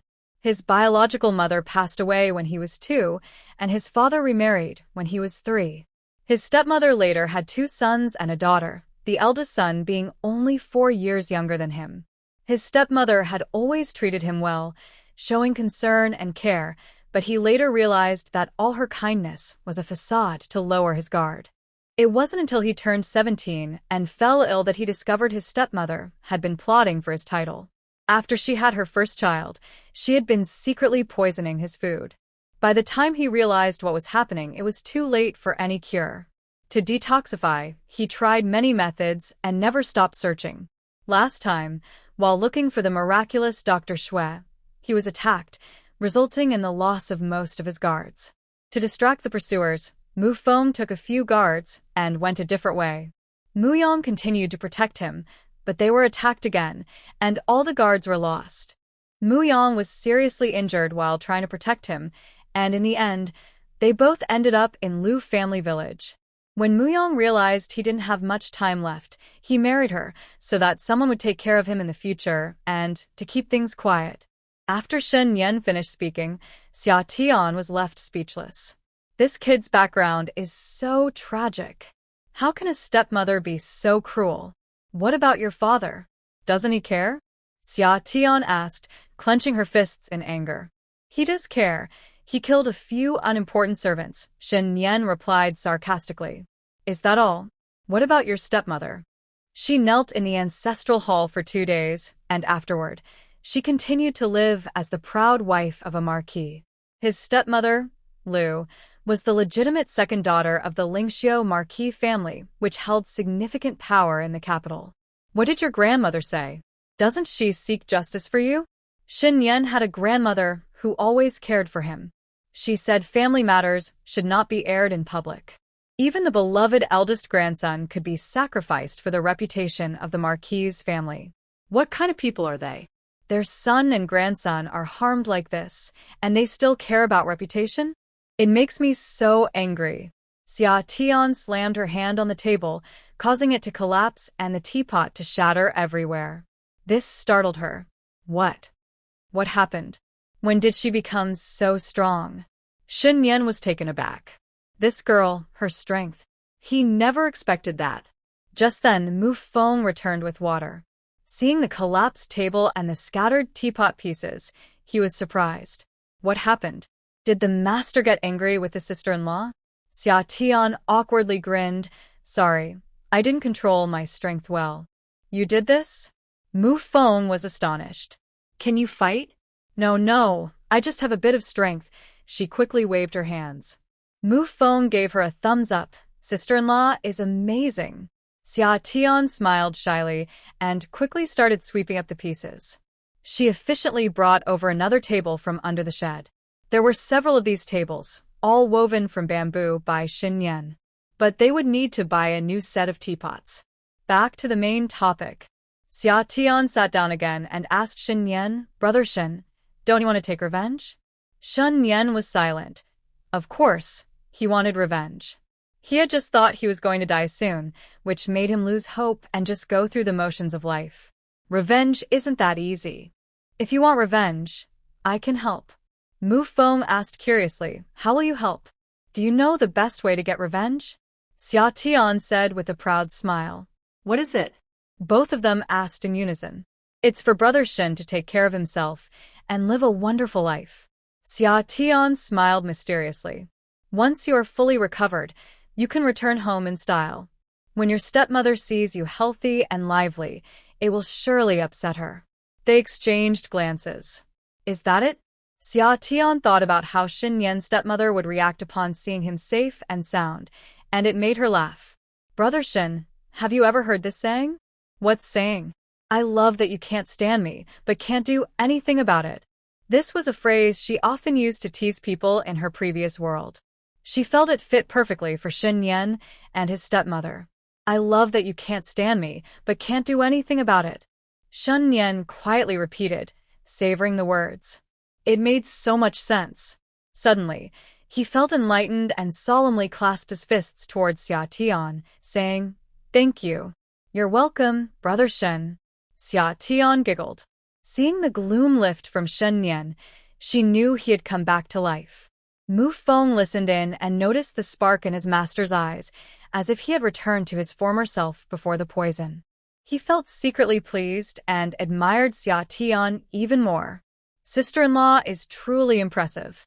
Sister-in-law, if you ever need anything, just let me know. I will do my best. That's too much. I don't have any needs. Then I'll go fetch some water. Mu Feng said as he picked up a water bucket and left. Brother Shen, what are your plans now? Xia Tian asked next. First, I need to recover. Exactly. Don't think about anything else. Focus on getting better, and everything else will follow. Shen Nian nodded. Xia Tian felt relieved to hear that Shen Nian wouldn't be returning to the capital just yet. She still hadn't saved enough money and couldn't make other plans. It seemed she needed to earn more money. If Shen Nian left, she would need to take care of herself. As for following Shen Nian to the capital, she had thought about it, but she was just a farmer's daughter, and he was a noble heir. He might not take her with him. Moreover, in the village, everyone called her Shen Nian's wife, but in the capital, no one would recognize her. What if? She couldn't rely on others. It was better to depend on herself. Summer pushed aside her thoughts and went to prepare the pig's head. Right now, thinking about anything else was unnecessary. She needed to focus on making money. With money, she would have confidence. Mu Feng filled the water tank and came over to help. Summer handed the pig's head to him for cleaning while she dealt with the pig's intestines. Mu Feng cleaned the pig's head quickly and came to assist with the fat from the intestines, not minding the mess, and worked efficiently with a bamboo stick. Seeing that Mu Feng was doing better than her, Summer went to the kitchen to boil water for the pig's head and tofu. Although the pig's head meat sold out yesterday, many people were still reluctant to buy it due to the high price. She thought that while the price couldn't be lowered, she could improve the quality. So, she added a few drops of spring water to the pot while boiling. She would check the customers' reactions tomorrow. Even if there wasn't much change, it certainly wouldn't be worse. With Mu Feng's help, they finished cleaning 6 portions of pig intestines in about an hour. Summer took them to the kitchen to boil. Shen Nian continued to sit in the yard peeling bamboo strips. Mu Feng helped organize things nearby, amazed at how much his master had changed. For dinner, Summer made cold pig's head meat and dry pot intestines, and she poured a bowl of the wine she bought for everyone. Mu Feng couldn't stop eating, even finishing the last bit of sauce with rice. After the meal, Mu Feng rushed to wash the dishes, but Summer didn't let him. He took the water bucket and went to fetch more water, since they used half a tank in the afternoon for cleaning the intestines. At night, Mu Feng shared a room with Shen Nian. There was nothing inconvenient about it. Back when he trained with Shen Nian in the army, he often slept and ate with Mu Yang. They were closer than brothers. Before going to sleep, Mu Feng finally told Shen Nian about the results of his investigation. Both groups were sent from the capital. Was it her who sent them? Shen Nian asked, frowning. Not entirely. Who else? Hearing his master ask who else had sent people to hunt him down, Mu Feng was momentarily unsure how to respond. Even though his master was upset, he still had to face the reality. After a brief silence, he spoke. It's the fourth young master. The fourth young master was the eldest son of his stepmother. En qué escribico? Shen Nian was taken aback. It wasn't that he didn't expect it. He was just in denial. He had always regarded Shen Ku as a brother, thinking of him in every good situation. After losing his mother early, Lu treated Shen Nian better than her own children, and Shen Ku always called him Big Brother affectionately, leading him to believe that Lu and her son genuinely cared for him, so he let his guard down and accepted them. Later, they got along like a family. Even when he learned about Lu's actions, he did not blame Shen Ku. He always thought Shen Ku was unaware, and when he got angry, he even pleaded for him, saying it was all his mother's fault, and he never intended to take away his title. He would always be his beloved older brother. In the end, he should have realized that with a mother like Lu, who was scheming for his title, Shen Ku must have known something. Perhaps he was even involved. Shen Nian gritted his teeth and stayed silent for a long time, tightening his fists before finally relaxing. He took a deep breath and returned to his usual self.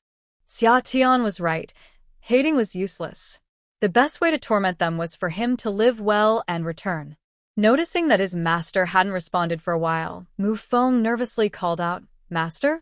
It's nothing. Go to sleep. I should have thought of this earlier. Xia had no idea about the conversation in the room. As soon as she lay down, she fell asleep. The next morning, she woke up early, as usual, and prepared breakfast for the three of them. After eating, she took her basket and went to the town. Mu Feng offered to accompany her, but she declined. Why would I need help? I can put the load in my space when the road is empty, making it easier to travel. With more people, I would have to carry it slowly all the way to town. With the nourishment from her space, her health improved, and she could walk much faster now. Carrying her load, she could reach the town in just over half an hour. As soon as she arrived at her stall, a crowd gathered around her. Xia noticed many familiar faces. She quickly prepared their orders, and after serving this group, the pig intestines and dry tofu were sold out, but there was still half of the pig head meat left. Just as she sat down to catch her breath and drink some water, a well-dressed, middle-aged man approached her stall. Little boss, do you have any pig head meat left? She put down her cup, stood up quickly, and greeted him with a smile. I have a few pounds left. As she spoke, she lifted the cover off the basin. How much would you like? Only a few pounds? I'll take it all. The man looked at the basin and saw there wasn't much left. All of it? My braised meat is 20 coins per pound. Xia wanted to make sure he knew the price. I know. Hurry up and weigh it. Okay, please wait a moment. It will be ready soon. Xia quickly weighed it, wrapped it in oil paper, and since there was quite a bit, she also provided a small bamboo basket for him. Altogether it's 6 pounds and 2 ounces, but I'll charge you for 6 pounds. You can pay 120 coins. Xia handed over the basket. The man appreciated her honesty and even gave him a discount, which made him like her more. He didn't rush to leave and asked Xia, little boss, can I place an order? I am the butler of the Wang family in town. The day after tomorrow is my master's birthday, and your braised meat tastes great, so it would be a nice addition to the meal. Hearing about the order, Xia was happy and asked, how much would you like to order? 30 pounds of pig head meat. Xia Tian thought for a moment and realized she could manage that, so she replied, "Sure. When do you need it? The day after tomorrow. We have a lunch banquet, so I will send someone to pick it up in the morning when you set up your stall." "Okay, may I know your name?" "You can call me Butler Wang." "All right, Butler Wang, I will be there on time the day after tomorrow. Just send someone to collect it." After agreeing with Butler Wang, Xia Tian quickly packed up her stall to get the goods. She took the 6 orders of pig intestines and 1 pig head she had already arranged, and bought 4 more big pig heads from 2 other stalls. She also made arrangements with the meat stall owners to save pig intestines and pig heads for her in the future. Seeing fresh spare ribs at the meat stall, she bought 10 pounds and 5 pounds of pork belly. The meat stall owner was so pleased that he not only gave her a discount but also gifted her unsold pig hearts, pig livers, and 5 big bones. This was a big customer, and she needed to take good care of them. Xia Tian thought that since she had space, it didn't matter if she bought more. She could store it inside, keeping it fresh. Passing by the tofu stall, she picked up the 10 pounds of dried tofu she ordered and placed another order for 100 pounds. She planned to prepare more braised dishes to keep in her space for busy days when she needed to restock. At home, Shen Nian had made some baskets, which she didn't want to store in her space to avoid being discovered. So, Xia Tian took the opportunity to buy several baskets during the market day to store her things. Since she would need to store cooked food, she also went to the grocery store to buy 10 large wooden barrels and 10 big wooden basins. Once she reached a secluded area, she stored everything in her space, leaving only 2 baskets to carry with a shoulder pole. She then went to a carpenter's shop to buy several large 3-tiered wooden racks and had them delivered to a quiet alley. After everyone left, she stored them in her space for easier organization in the future. Passing by the grain store, Xia Tian went in to buy 50 pounds of rice and 50 pounds of flour. With an extra person at home, the rice and flour would run out faster. With all her shopping done, she realized she had spent most of the money she earned these past few days. It was getting late, so Xia Tian hurried home. By the time she returned, it was probably already midnight. Mu Feng was not home, and Shen Nian was inside reading a book. Summer had returned, and Shen Nian put down his book and stepped outside. "Brother Shen, are you hungry? Someone ordered something and got delayed in town." "It's fine, no rush." I forgot to buy a teapot." Seeing Shen Nian, she suddenly remembered that she had forgotten to buy a teapot. She had broken the teapot yesterday. It seemed she should buy a few more sets to keep on hand for the future. Watching Xia Tian's surprised expressions, Shen Nian couldn't help but smile. Not seeing Mu Feng, Xia Tian asked Shen Nian, "Where's Mu Feng?" "He went up the mountain." After Xia Tian left in the morning, Shen Nian had accompanied Mu Feng to visit Mu Yang's grave. Mu Feng felt upset and said he was going to the mountain to see if there was any game. Understanding his feelings, Shen Nian didn't disturb him and returned home first. Xia Tian nodded, indicating she understood. Seeing that it was getting late, she hurried into the kitchen, saying, "Brother Shen, you sit for a moment. I'll go cook." "Okay, take your time, no hurry," Shen Nian replied, walking under the apricot tree to start cutting bamboo strips with a knife. What he loved most now was weaving various things with bamboo. This kind of life was something he had never experienced before, simple, comfortable, and most importantly, a sense of peace he had never felt before. Xia Tian steamed rice, soaking the pig intestines in rice washing water to clean later. She quickly went to the backyard to pick some greens, snipped a few green onions, and gathered some chives, washing them and placing them in a basket. She took out some pork belly, cut it in half, put one half away, and started making braised pork. Once the braised pork was ready, she served it, quickly stir-frying pig liver with chives, sautéing the greens, and making a simple egg drop soup. Just as she finished serving the rice, she heard the front door creak open and someone entered, carrying a large load on their shoulder. Hearing the door open, Xia Tian peeked out and saw Mu Feng coming in with a large load. She quickly came out of the kitchen and saw Mu Feng drop what he was carrying onto the ground. Looking closer, she gasped, "A wild boar. It must weigh around 300 pounds. Shen Nian also came over. Did you go to the deep mountains?" Mu Feng wiped the sweat from his forehead, No, I just encountered it on the back mountain. I don't know how it ended up wandering around. Xia Tian went to the kitchen to bring out a bowl of water. Mu Feng took it and drank it in one go, wiping his mouth with his sleeve. Thank you, sister-in-law. Xia Tian waved her hand, a bit worried. Will it be safe for everyone to go up the mountain now? I looked around while I was there, and didn't see any other wild boars, so it should be fine. Well, everyone in the village has gone up the mountain to dig for wild vegetables and gather firewood. If they encounter a wild boar, it could be dangerous. After dinner, Mufeng should remind the village chief. Shen Nian thought for a moment. It would be best to tell the village chief directly. He would alert the villagers. Since they lived in the same village, it wouldn't be polite not to say hello. I'll go talk to the village chief. Mufeng just arrived, and the villagers don't know him, Xia Tian said. Shen Nian nodded. That works. Let's eat first, then we can deal with the wild boar, Xia Tian said as she went to the kitchen to serve the food. Mufeng finished washing his hands and helped Xia Tian bring the dishes to the table. Looking at the delicious spread, the three of them fell silent and began to eat. It was already a bit late, and they were very hungry. In less than 15 minutes, they finished everything. With Mufeng around, there were no leftovers. After the meal, Xia Tian quickly boiled a large pot of water, while Mufeng went to prepare the wild boar, and Shen Nian helped by passing tools. Xia Tian worked quickly to clean the 5 pig heads and started to marinate them in 2 pots. The wild boar skin was too thick, so Mufeng removed it.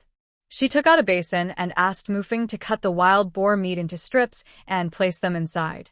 With nearly 300 pounds of wild boar meat, they couldn't eat it all. As the weather was getting warmer, Xia Tian planned to make smoked meat. Once the pork was sorted, she had Mufeng cut a piece weighing about 5 pounds, with 7 parts fat, and packed it in a basket to take to the village chief's house. This was Xia Tian's first visit to the village chief's home. The village chief's wife was a very capable woman who warmly welcomed her inside, calling out, "Dear, someone is here to see you." As soon as she finished speaking, a man in his 50s came out of the house. She guessed this was the village chief, and he looked quite friendly. She quickly smiled and greeted him, explaining her purpose. "Village chief, I'm Xia Tian, the daughter-in-law of the Shen family at the end of the village. I came to let you know that my brother-in-law found a wild boar on the outskirts of the back mountain today. My husband is worried that other wild boars might come to the outskirts and that it could be dangerous for everyone going up the mountain, so he asked me to inform you." "Okay, I understand. Thank you on behalf of the villagers. I will arrange for someone to check the mountain right away," the village chief replied to Xia Tian, then turned to his wife.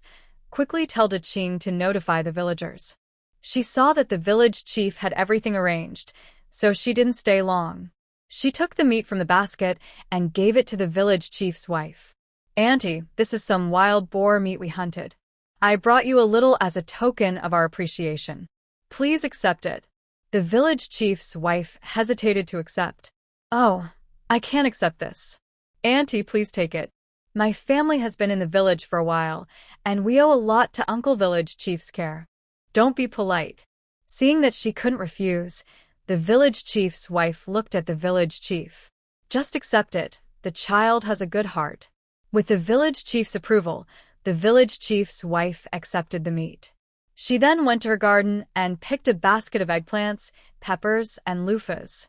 "I heard you planted your vegetables late this year, so they probably aren't ready yet.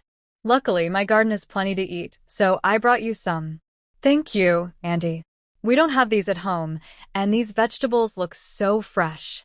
Xia Tian smiled as she took the basket. "I'll be on my way now.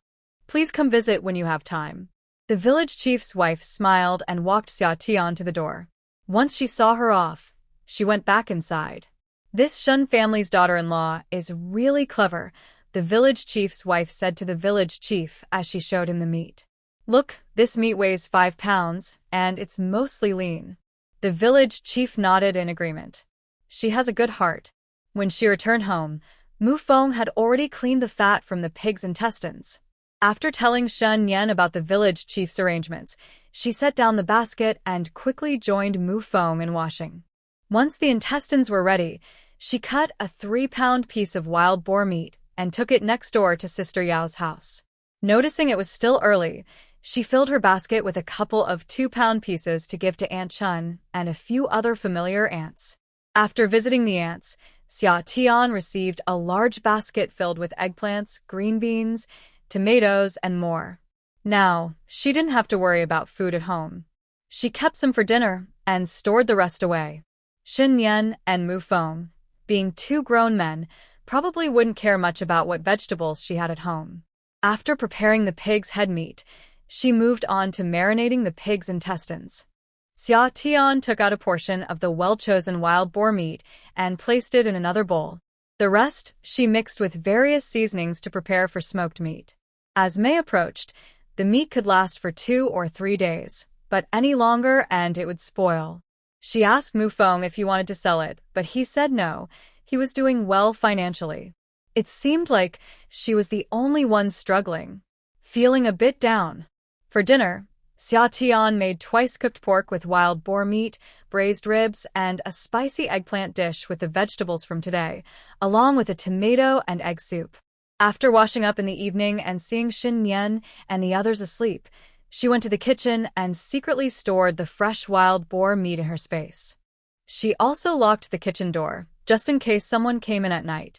She planned to return it secretly in the morning.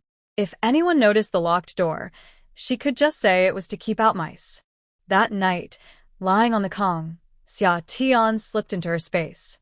Looking at the messy pile of things inside, she began to organize them. Most of the space was filled with wooden basins, buckets, and racks she had bought. The vegetables included some that her aunts had given her today and a few peppers she had bought, along with a bunch of bamboo shoots she dug up from the mountain. The grains consisted of 50 pounds each of rice and flour she bought today. Additionally, there were the marinated dishes and wild boar meat she prepared. Previously, she didn't have much money, so she hadn't thought to store food. Now that she was earning, she needed to plan to stock up on more supplies. After all, this was an ancient time where people depended on the weather for food, and it was wise to have extra supplies in case of disasters. The next day, Xia Tian went to town. Mu Feng followed her instructions to cut some cypress branches from the mountain to smoke the meat. In the afternoon, while waiting for the meat to marinate, Xia Tian took the marinated wild boar meat outside to dry in the yard. After 2 days of drying, it would be ready to smoke. Soon, it was the day of the Wang family's elder's birthday. Early in the morning, just as the sun began to rise, Xia Tian set off. It was April 30th, the day of the big market in town. To avoid the crowds, she left before Uncle Lu's ox cart departed. In the past 2 days, besides the 30 pounds of pig head meat ordered by the Wang family, Xia Tian also prepared an additional 50 pounds, along with 10 portions of marinated pig intestines and 30 pounds of marinated tofu. Arriving early, she found that the vendors around her were just setting up their stalls. After greeting them, she quickly arranged her table and other items. After attending to a few scattered customers, before the agreed time, Steward Wang personally came to pick up the goods. Xia Tian was surprised to see Steward Wang come so early for the goods. It wasn't even the agreed time yet. Seeing that Xia Tian had set up her stall, he hurried over and said, "Little boss, you finally made it. Do you have extra pig head meat today? I need an additional 20 pounds. Why so much?" Xia Tian was astonished. What happened in just 1 day? You don't know. Yesterday a friend bought marinated pig head meat from you. Coincidentally, my master tasted it while visiting them and asked me to buy 50 pounds for today's banquet. Butler Wang took a breath and said, "I came to check 3 times this morning, worried that if I came late, you would sell out." "Oh, I have some. I'll weigh it for you now." Xia Tian quickly weighed out 50 pounds of pig head meat. Just as she was about to find a basket to pack it, she saw Butler Wang waving his hand behind him. It turned out Butler Wang had brought someone along and also brought a basket, so he was well prepared. Butler Wang directed his helper to pack the meat into the basket and send it back first. He took out a piece of silver and handed it to Xia Tian. She accepted it, saying, "Thank you, Butler Wang. Please wait a moment." Then she quickly wrapped 2 packages of marinated pig intestines and dried tofu in oil paper, tied them with straw, and handed them to Butler Wang. "This is for you to enjoy with your drinks. Thank you for taking care of my business." Butler Wang paused and accepted them, saying, "You're too polite, little boss." Xia Tian smiled as she saw Butler Wang off. Once he left, she got busy again. Today at the market, there were more people than usual, the streets bustling with crowds. Her stall was constantly busy. Besides the 50 pounds of pig head meat that Butler Wang wanted, she had prepared 30 pounds of dried tofu, 10 portions of marinated intestines, and the remaining 30 pounds of pig head meat, all of which sold out before 8 o'clock. She had definitely prepared too little. If she hadn't set aside 2 pounds of each item in advance, there would have been nothing left. She packed up her stall, loaded her things into the basket, and sat on a small stool to rest. When the fee collector arrived, she handed over the 5 coins for the management fee along with a half-pound package of marinated snacks, ready to close up and go shopping. The fee collector had gotten used to it these days and had never seen a stall sell out so quickly. Basically, as soon as the items were displayed, they were snatched up. However, the flavor of her marinated snacks was indeed exceptional. The owner was also very personable. Despite being young, he always greeted them with a smile, paying the fees promptly and preparing a package of snacks for them each time. Several times when they came to collect fees, he had already closed up but waited for them to arrive before leaving. Who wouldn't enjoy dealing with someone like that in business? In the past, they disliked doing this kind of fee collection, as they were all from the same village and would spend ages discussing the management fees. Now they were eager to come, and if they were late, they would miss out on the snacks. Just as Xia Tian was about to lift her load and leave, she looked up and saw Xia Yang standing a few steps away, watching her. "Big brother?" Xia Tian exclaimed in surprise, walking over. "You came to the market today too?" She hadn't seen anyone from the Xia family for a while and thought they hadn't come. However, her stall was not on the main street of the market, so it was normal not to run into her. "No, I'm going to the clinic to get medicine," Xiaoyang said, her eyes red, as if she had been crying. "What's wrong? Who is sick?" she asked curiously. "It's Dad. He hurt his back." "What happened?" "He fell off a wall while working in town the day before yesterday." "Is it serious?" "Yes. The doctor said if he doesn't get treated soon, he might end up better," Xiaoyang said, wiping her tears. "Then he should get treatment." "Why are you crying?" Xiao Tian said, feeling anxious seeing Xiaoyang like this. "What good is crying now? Where is Dad's clinic?" "I'll go see him," she said, trying to pull Xiaoyang along. Xiaoyang grabbed her. "Xiang, listen to me. Dad is not at the clinic. He's at home." "At home? Did you call the doctor to come treat him there?" "After hurting his back, why not treat him directly at the clinic? Wouldn't that risk further injury?" "No, it's because we don't have money, and the clinic won't take him," Xiaoyang said hesitantly. Xiao Tian.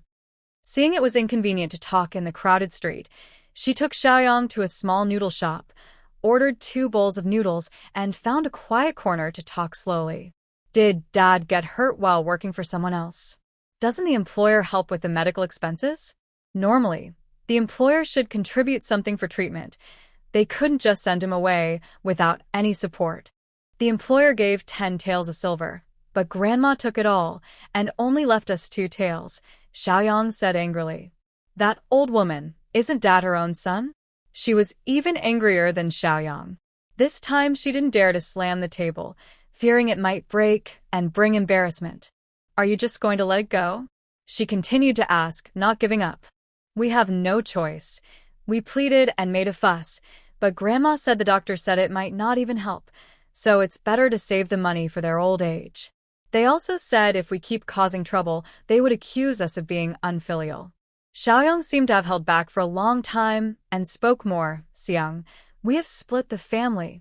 Xiao Tian, still trying to process the old couple's actions, was stunned by Xiaoyang's words about splitting the family.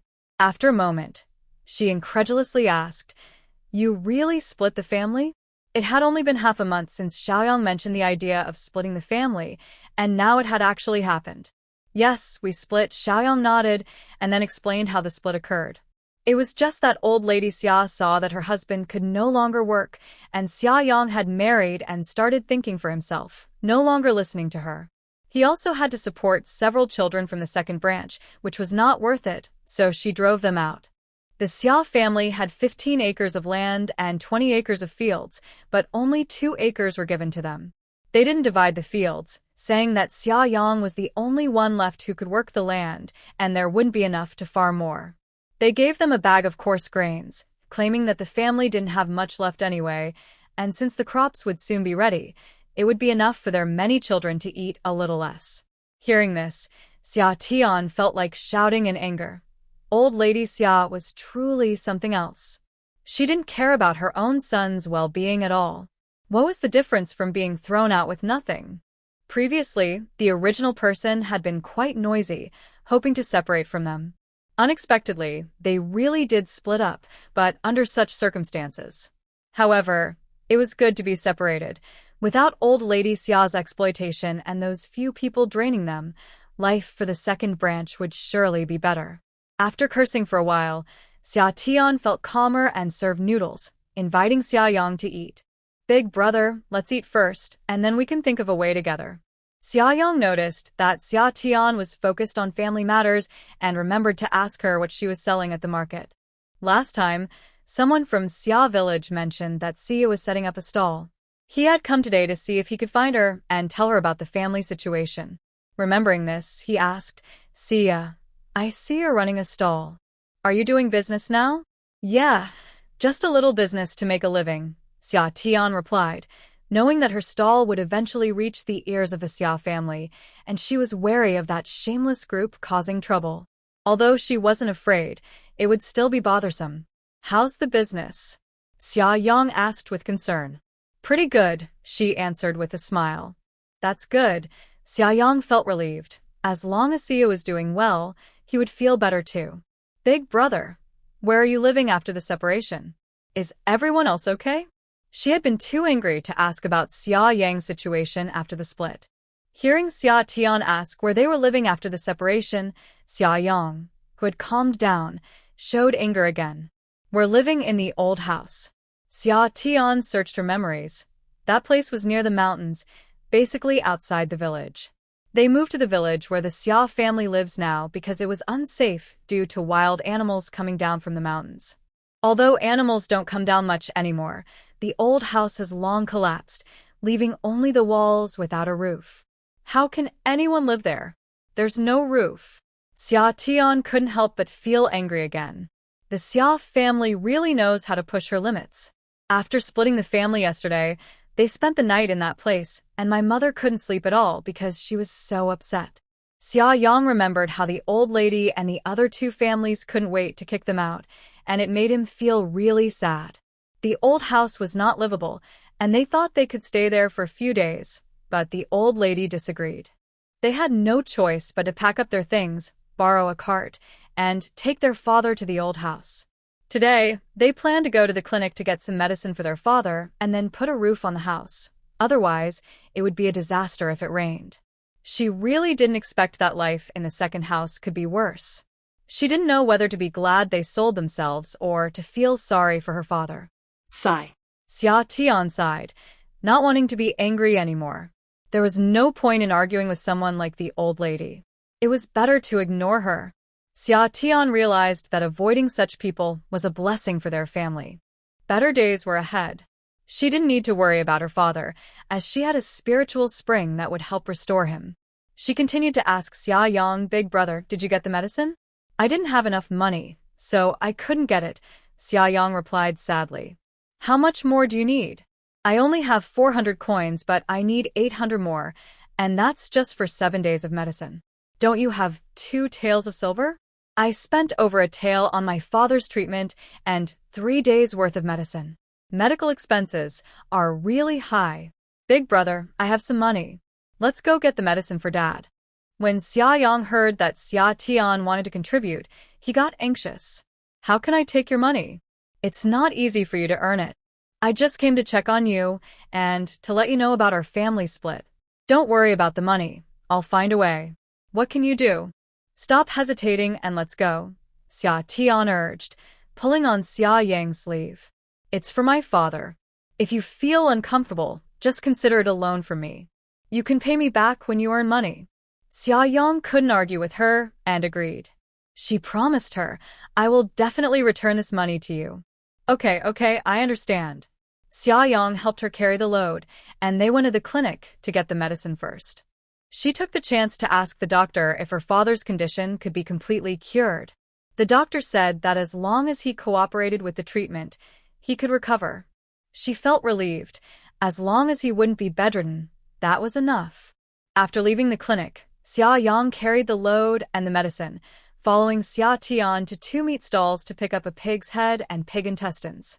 Xia Tian went to the grain store to buy 10 pounds of rice, and on the way, she picked up the tofu she had ordered. They started heading back home. On the way, she told Xia Yang about her recent experiences selling at the market. Xia Yang learned that Xia had been selling marinated meat in town, and the business was indeed good. As they chatted, they reached a fork in the road, and Xia Tian told Xia Yang that she would go back to check on her father tomorrow, bringing back 2 big bones and a piece of pig liver from the meat stall owner.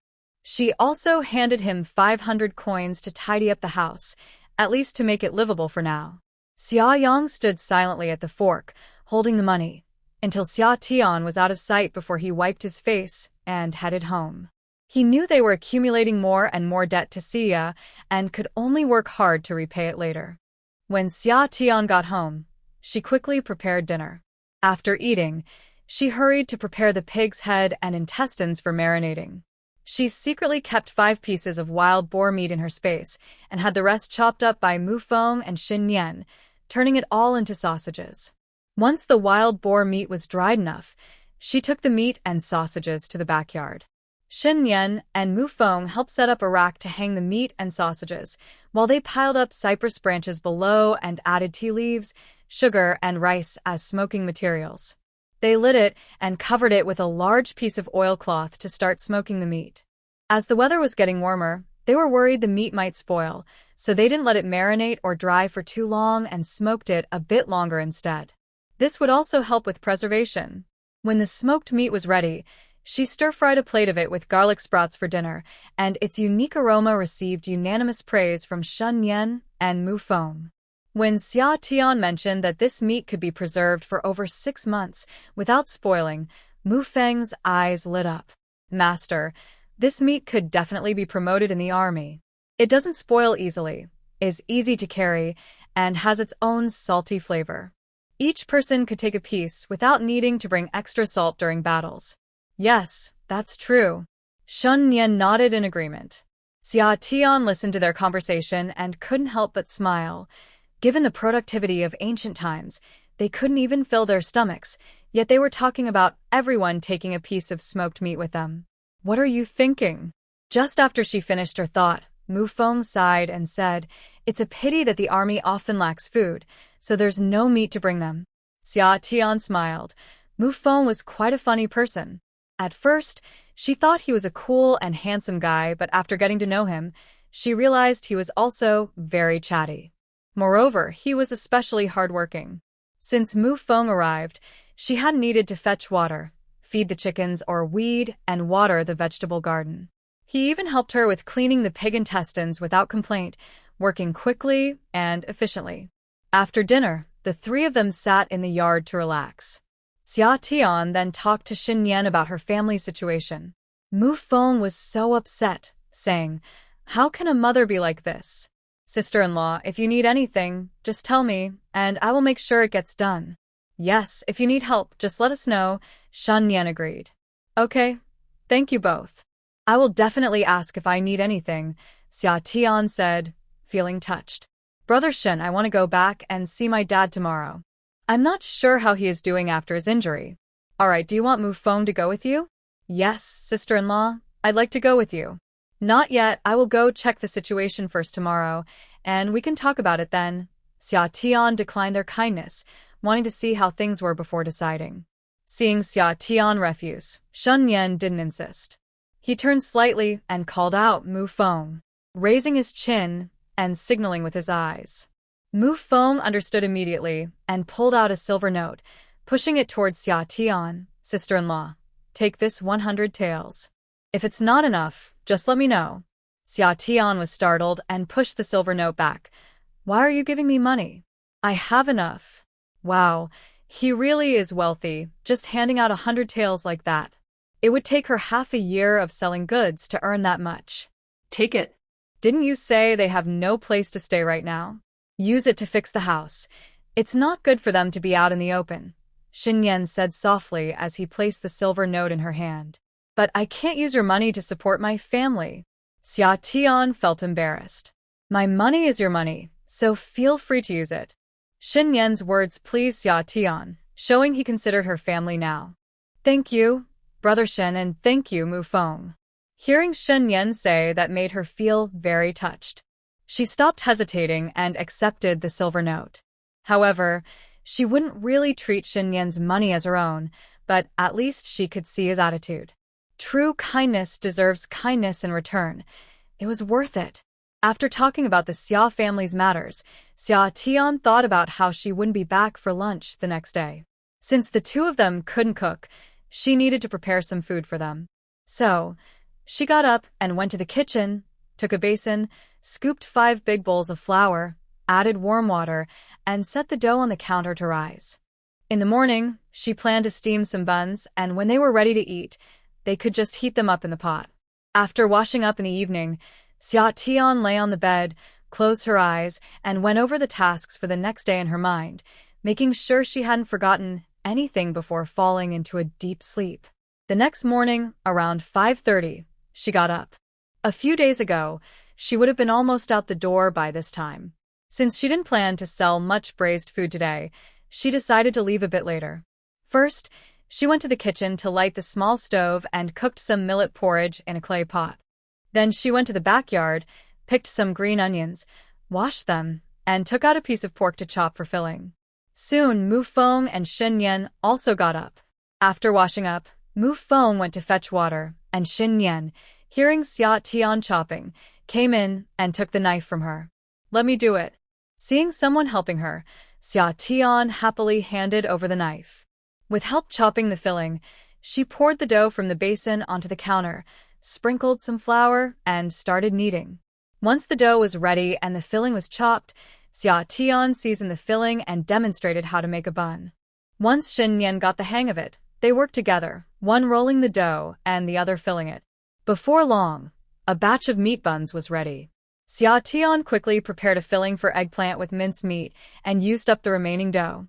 Then she boiled water and placed the steamer on the pot to start steaming the buns. During this time, Mu Feng returned with water and was surprised to see Shen Nian skillfully making buns. His mouth almost dropped open. Was this really his master? It felt like she had become so down-to-earth after her detox. With the buns steaming, Xia Tian quickly made a stack of egg pancakes and prepared 4 small dishes. Soon, the buns were ready, and the 3 of them started having breakfast. After finishing breakfast, Xia Tian stir-fried 2 more dishes and simmered some bone soup. After giving Shen Nian and Mu Feng some instructions, she picked up her basket and headed out. By the time she reached the town, it was almost 9 o'clock. Many people thought she had already closed her stall and went home. Xia Tian hurriedly set up her stall, and just as she finished organizing, the town's official came over. Xia Tian paid the management fee and handed over a package of braised food. Just as she was about to take a sip of water, someone approached her stall. It was Manager Gua from the Yunlai restaurant in town. Little boss, why did you come so late today? I thought you weren't setting up your stall. Manager Gu smiled and said. Xia Tian smiled back and started organizing her business. I got delayed for a bit. What would you like today, Manager Gu? Indeed, Manager Gu had come to buy snacks from her several times in the past few days, so Xia Tian recognized him. Today, I want to discuss a business deal with you to see if you can supply our restaurant. Oh, this is a small business for me. If the restaurant needs a lot, I might not be able to manage, Xia Tian sighed. She wanted to grow her business, but her resources were limited. Just 100 pounds a day would be fine, Manager Gu chuckled. If you only want pig head meat, That might be difficult since our town only gets a limited supply each day, Xia Tian thought for a moment and said, but if the restaurant wants other snacks, like pork belly, I can provide that. Pork belly can be marinated too? Manager Gu was surprised. He thought only the items at the stall could be. Of course. Whole chicken and pork belly are both fine. If you need a lot, I can supply you exclusively. What do you mean? Manager Gu asked, intrigued. I mean, if you only want marinated pork belly and order at least 100 pounds, I will only provide that to your restaurant and won't sell it at my stall. So, only our restaurant will have marinated pork belly, and no one else, not even you? Xia Tian nodded. That's right. What about the taste? Manager Gu was concerned, fearing it wouldn't taste as good as the pig head meat from her stall. The taste will definitely be the same. How about this? I'll bring a sample over the day after tomorrow for you to try, and then you can decide. All right, it's settled then. Manager Gu thought it would be better this way if the taste was good, as there would be no competition. After they finalized the deal, Manager Gu bought 30 pounds of pig head meat before leaving. Yesterday, many wealthy families in town praised the marinated pig head meat at the Wang family's birthday celebration, which is why he thought about selling it at the restaurant today. After Manager Gu left, more customers arrived, and she sold most of the 8 portions of marinated pig intestines. Seeing that it was almost 10 o'clock, Xia Tian decided to close her stall. She still needed to buy some things for the Xia family village. First, she went to the only bank in town to exchange 100 taels of silver notes for silver coins, then headed to the meat and tofu stalls to pick up her supplies, buying 30 pounds of pork belly and a large piece of pork lard, which she secretly stored away. She went to the grain store and bought 100 pounds each of rice, white flour, cornmeal, brown rice, and whole wheat flour, 50 pounds of millet, and 50 pounds of vegetable oil, asking for delivery to a deserted alley to collect later. Then, she went to the grocery store and bought 2 large iron pots, 2 kitchen knives, a stack of bowls and chopsticks, 10 pounds of fine salt, 20 pounds of coarse salt, and 5 jars each of soy sauce and vinegar in both 10-pound and 1-pound sizes. She also bought 20 various jars and 5 large water tanks, having everything delivered to the same deserted alley before collecting it. Finally, she headed to Xiajiakan with her load. When she was near Xiajiakan, she found a secluded spot and took out 20 pounds of brown rice, 20 pounds of whole wheat flour, 10 pounds of rice, 5 pounds of millet, about 5 pounds of wild boar meat, a large piece of pork fat, 3 big bones, 1 pound of fine salt, and 3 pounds of coarse salt, all packed in a basket. She also included the bowls, knives, soy sauce, and vinegar, placing the 2 iron pots on top. She made her way around the mountain and arrived at the old house in Xiajiakan. Wow. What a place! Even if a wolf came and took Xiaoyang and his family away, no one would notice. When she reached the old house, she saw Xiaoyang and 3 young men repairing the roof, while Shiyue was making medicine on a stone stove in the yard. She didn't see her mother or the others. Xiatian called out at the door, elder brother, sister. Xiaoyang and Shiyue looked up in surprise. Xia? Xiatian put down her load and smiled at them. Shiyue dropped what she was doing and ran over to give her a big hug. Xia, she said, her voice filled with emotion. Xiatian hugged Shiyue back, gently patting her on the back. After a moment, Shiyue shyly let go, wiped her tears, and took Xiatian's hand to go inside. Xiaoyang came over to pick up the load, and they all entered the yard together. The yard was in poor condition. The surrounding wall had fallen down in many places, and several rooms were either collapsed or in disrepair, making it uninhabitable from the outside. To make it livable again, they would have to tear everything down and rebuild. Where are mother and sister-in-law? And what about the 2 little ones? They're in the backyard working the land. Just then, the 2 little ones ran over. Xiatian saw Xiaoshi and called out, Mother, sister-in-law, my 4th sister is back. Then, he dashed over and hugged her waist tightly, saying, 4th sister, I missed you so much. Xiatian responded while pulling Xiaocheng into her embrace, playfully rubbing their faces.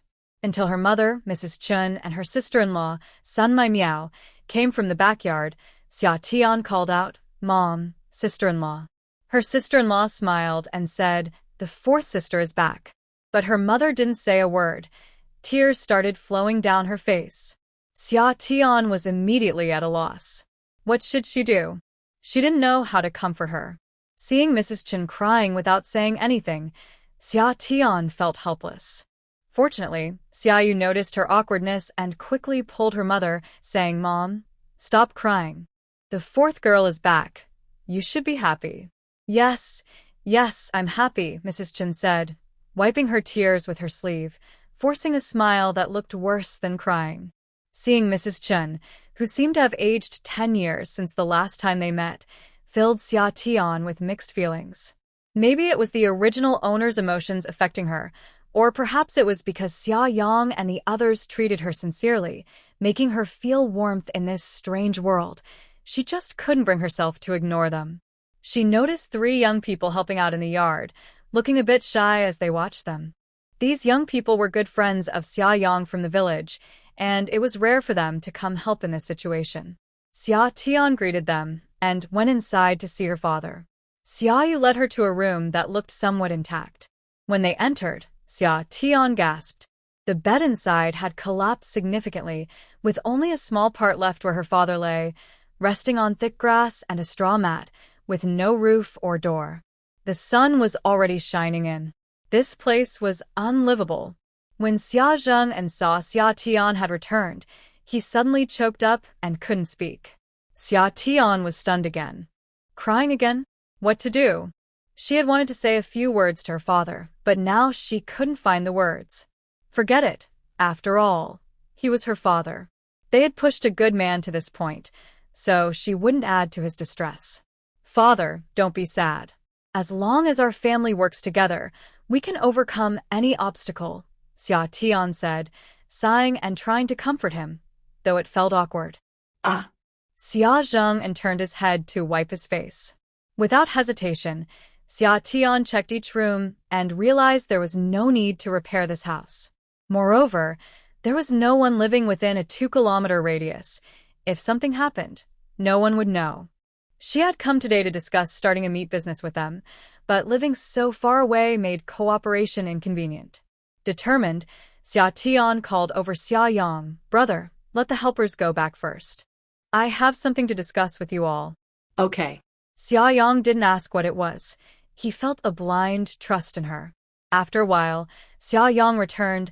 "I've sent you two and the others home. What do you need to tell us, Xia?" Call everyone else in. "Shao, sure. Go get Mom and your sister-in-law."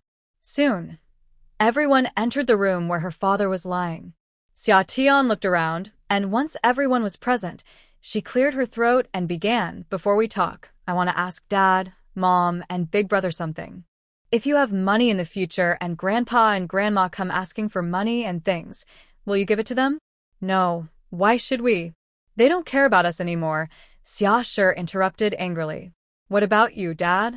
Xia Tian asked, her gaze fixed on Xia Zheng'an. Her father lowered his eyes, his voice cold. "Your grandparents don't care about our family's well-being anymore. In the future, aside from what we've agreed upon, we won't give them anything extra." It seems her father has been feeling this deeply these past few days. "What about you, Mom? If Grandpa and Grandma cause trouble and Dad softens, what will you do?" "Then let your dad deal with them. He can give them whatever he wants," Chen said, glaring at Xia Zheng'an, gritting her teeth. "Mom, how could I possibly soften?" "I won't, you can trust me," Xia Zheng'an quickly assured. "Anyway, if you still cling to them, I'll take the kids and leave," Chen huffed. She had been weak and patient for half her life. What had she gained? She couldn't even protect her own children. Xia Tian then looked at Xia Yang. "I won't, I promise," Xia Yang quickly stated firmly. "Good, as long as you keep your word. If any of you go back on your word, I will never help you again." Seeing everyone nodding, Xia Tian felt satisfied and let them go. "All right, now everyone, pack your things and get ready to move." "Move? Where to?" Everyone looked at Xia Tian in confusion. They had just moved in. Where were they going now? "To the town. I just got a new order and can't handle it alone, so I need your help." The snack business was getting better, and the demand would only increase. To grow the business, She couldn't do it all by herself. She had planned to wait until Xia Yu got married and then have them help, but since the Xia family had separated them, there were no more concerns. She could directly ask Xia Yang and the others for help. It would be mutually beneficial. What kind of business is it? Where do you live in town? What are you going there for? Everyone asked at once, and she raised her hand to signal for quiet.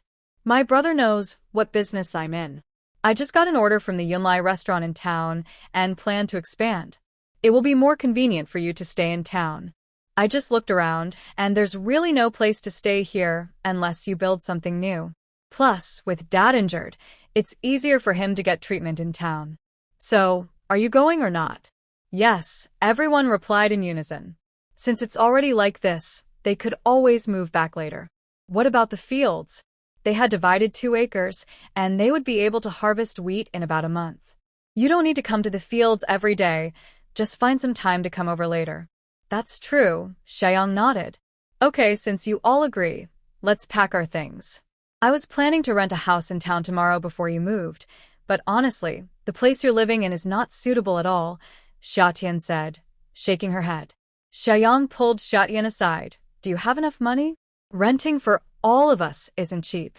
Don't worry, big brother, I have money. Brother Shen's younger brother came to our house and gave us some silver. Brother Shen said we could borrow it for now and pay it back when you earn money, Xia Tian said, half joking. Xiaoyang was silent for a moment. Okay. Please thank my brother-in-law for me. I will pay it back as soon as I can. Got it. Now hurry up and pack, Xia Tian said with a smile, pushing him. The reason she said it was a loan was that she didn't want them to get used to relying on others. They needed to work hard for their own lives. She could help them in tough times, but she wouldn't spoil them. Xiaoyang borrowed a cart from the village, and Xiyue brought over the medicine she had prepared. She took it, secretly added a couple of drops of spring water, and then gave it to her father to drink. Once her father finished his medicine and everything was packed, they worked together to lift him onto the cart and place the belongings in the empty space. Xiaoyang pulled the cart while Xia Yan carried a load, and they went around the mountain to the town. On the way, she explained everything in detail, including what they would do next, which made everyone feel a bit more settled. When they arrived in town, Xia Yan first took them to an inn to settle down. Xiyue and her sister-in-law, Sun Maomiao, went to buy a large bag of food, including steamed buns and dumplings, and they all ate together. Everyone had come to town without having lunch, and they were very hungry. After eating, they left their mother at the inn to take care of their father while Xiyue and her sister-in-law watched the 2 children to keep them from running around. Summer and Xiaoyang went to the rental agency to look for a house. Summer and Xiaoyang asked around and found the rental agency. Once inside, they were greeted by a realtor named Liang. They explained their needs. Realtor Liang, we want to rent a larger house with a yard and a well. After thinking for a moment, Liang replied, I have 3 properties that meet your requirements, but one is for sale only. I can take you to see the others. Okay. They followed Liang to view the properties. The first house was near the north gate of the town, in fair condition, with a front and backyard, but only 3 rooms, and only 2 were livable. Plus, there were neighbors on both sides. Summer shook her head. There were too few rooms. The second house was near the south gate, farther from neighbors, with 4 livable rooms and a large kitchen with 2 big stoves. It also had a front and backyard, with the backyard being much larger and a well that was bigger and newer than the one at the north gate. Summer was quite satisfied. However, the rent was higher at 300 coins a month, while the north gate house was only 200 coins. Xiaoyang thought about saving money and suggested they could squeeze in together. Summer disagreed. In the end, they decided to rent the house near the south gate. This house was farther from neighbors, which would make it easier for them to prepare food. Additionally, it was also far from the north gate, reducing the chances of trouble from the people of Xiangjia village and Liujia village, who usually used that entrance. Although her father promised not to deal with those people anymore, it was better to be cautious. Since they had already decided on this house, they didn't bother to look at the third property. After making their decision, they followed Realtor Liang to the government office to sign the contract. At the office, Summer recognized the clerk from when she registered her stall. She slipped him some coins, and the rental agreement was quickly processed. Realtor Liang took the agreed-upon introduction fee of 30 coins and left. Summer and Xiaoyang returned to the inn and informed everyone about the house they rented. They could clearly see everyone relax. Next, they decided to have their parents stay at the inn while the others went to the new house to clean. The original furniture in the house was still usable, so Shiyue, Sun Mai Mao, and two younger ones cleaned up the dust and wiped down the surfaces. In the summer, I checked the kitchen. After cleaning, I could use the stove right away. I instructed Xiaoyang to bring in the 2 large iron pots from her load and place them on the stove. They fit perfectly. Then I took out the rice, flour, oil, bowls, and chopsticks from the basket and organized everything. Seeing all the supplies prepared by Xiatian, Xiaoyang bit her lip and fought back tears. These past 3 days had been the hardest for her because their father had fallen ill. She felt like the pillar of the family, with everyone looking to her for support, yet she had no one to talk to. Unexpectedly, the one who gave her strength was her sister, whom she felt she had let down the most. Xiaoyan didn't know how to comfort her brother, so she pretended not to notice and went to another room. The beds in the other rooms were empty, and they needed to buy some bedding and covers. The bedding brought by Shiyue was already too worn out, so they decided to replace it. They also needed to buy a few large wooden boxes to store things in the rooms and 2 tables. Xiaoyan went through everything, noting what was needed. Seeing that Xiaoyang had calmed down, she called him to go shopping together. Xiaoyang followed behind her, feeling numb as she watched her buy so much. They already owed a lot to Cici, so what was a little more debt? They could always work hard to repay it later. After buying everything, half an hour had passed. The stores that sold a lot delivered the items directly to their door. When Xiatian and the others returned, the items had already arrived. During this time, Shiyue and the others didn't dare to touch anything. There was just too much. When the 2 of them came back, everyone quickly started to organize the items. They laid out the bedding on the beds and folded each person's set neatly. They placed 2 wooden boxes in each room, 3 large water jars, 2 in the kitchen and 1 in the backyard, and arranged the wooden tubs and bowls. By the time everything was organized, it was already around 4 in the afternoon. Xiaoyang and the others went to the inn to pick up their parents, while Xiatian went home. She told Xiaoyang that she would come by tomorrow to discuss business matters. Once home, Xiatian didn't take a break and hurried to prepare dinner. During the meal, she told Nian about everything that happened today. She also mentioned that Xiaoyang and the others had rented a place in town, and she would let them handle her marinated dishes from now on, but she would still check the quality every day. Nian nodded, saying she understood, and encouraged her to do her best without overworking herself, offering help if needed. That night, lying on the bed, Xiatian initially planned to organize her thoughts about the marinated meat, but ended up falling asleep instead. The next morning, Summer woke up before 4 o'clock. She promised Manager Gua from Yunlai Restaurant that she would bring the marinated pork belly for him to check. After marinating over 20 pounds of pork belly, she set aside 2 pieces and stored the rest in a container. She cut the 2 pieces into small finger-sized chunks, added pickled vegetables and boiled, peeled eggs, and placed everything in a clay pot to simmer slowly. Since she wouldn't be back for lunch, she planned to steam rice, and when they ate, they could pour the delicious marinated pork over it for a tasty meal. In the morning, when Shen, Nian, and Mu Feng got up, they were drawn in by the wonderful aroma. Mu Feng peeked into the kitchen and asked, "Sister-in-law, what are you cooking? It smells amazing." "I prepared marinated pork rice for lunch. I need to go teach my brother and the others how to make it, so I probably won't be back for lunch.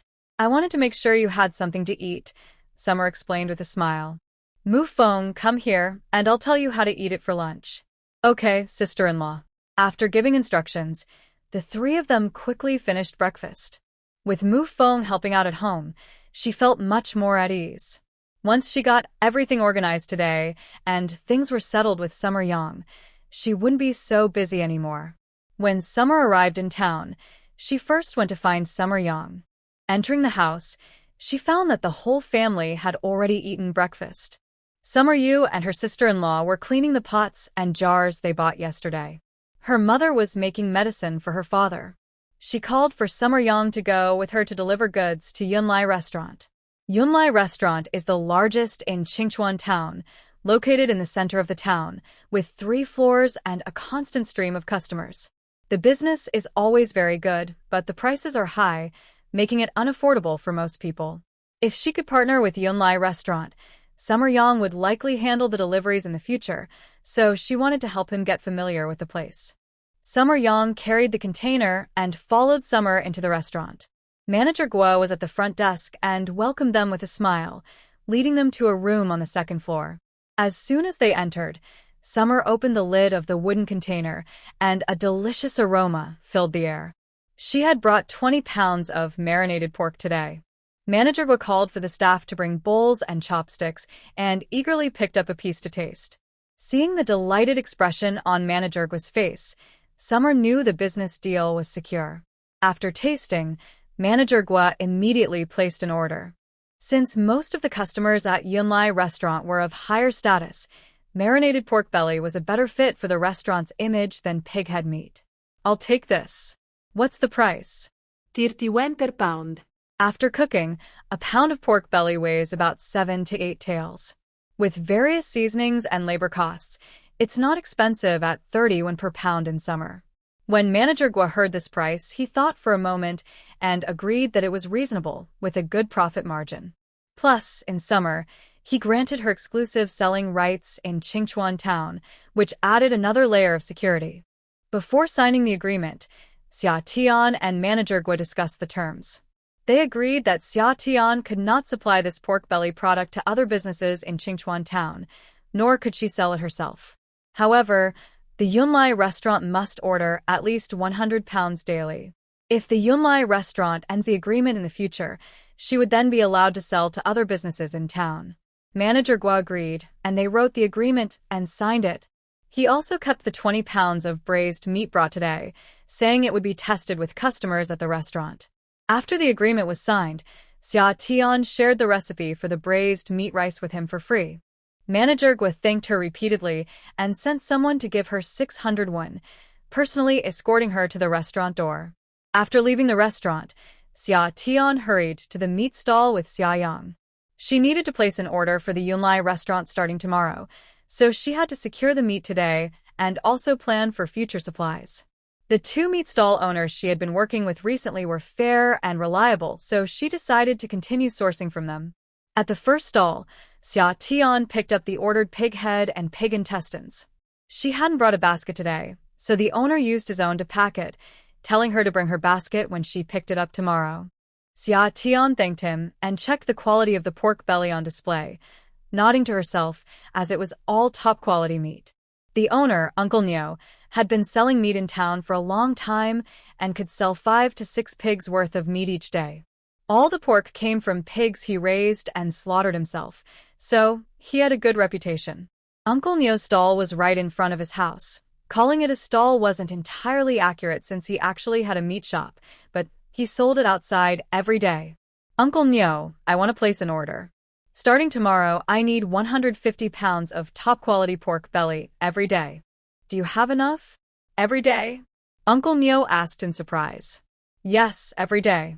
I can do that. I slaughter 6 or 7 pigs daily, so 150 pounds is no problem."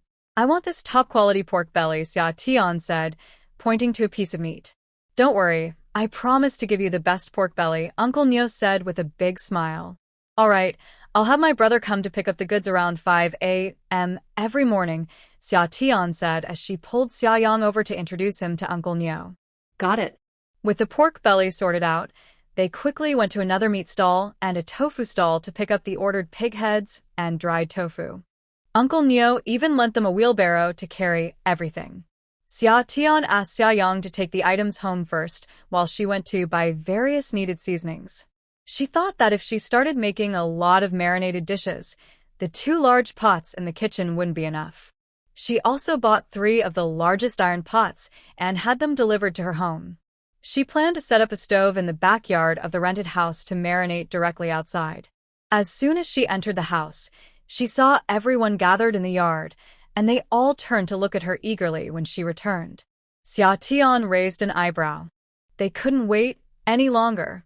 Great, from now on, her marinated dish workshop was officially open. Xia Tian began to assign tasks. Sister and sister-in-law, you handle the pig intestines. Mom, you take care of the pig heads. Older brother, go buy some firewood and bricks. Why do we need bricks? Xia yang asked, puslet. To build a stove in the backyard. Buy more. We will set up 3 stoves there, so we can make all the marinated meat outside. Okay. Xia Yang went out to buy bricks. The others followed her to the backyard. Her father was still unable to move and could only lie on the bed. The 2 younger ones followed Xia Tian and asked, Sister, what should we do? You can help wherever you see a need. All right, sister, the 2 little ones replied with smiles. She explained the processing steps in detail to Xiaoyu, Sun Mai Miao, and Chen Shi, then let them get to work. Today, there were 12 pig intestines and 11 pig heads to process, which would take quite a while.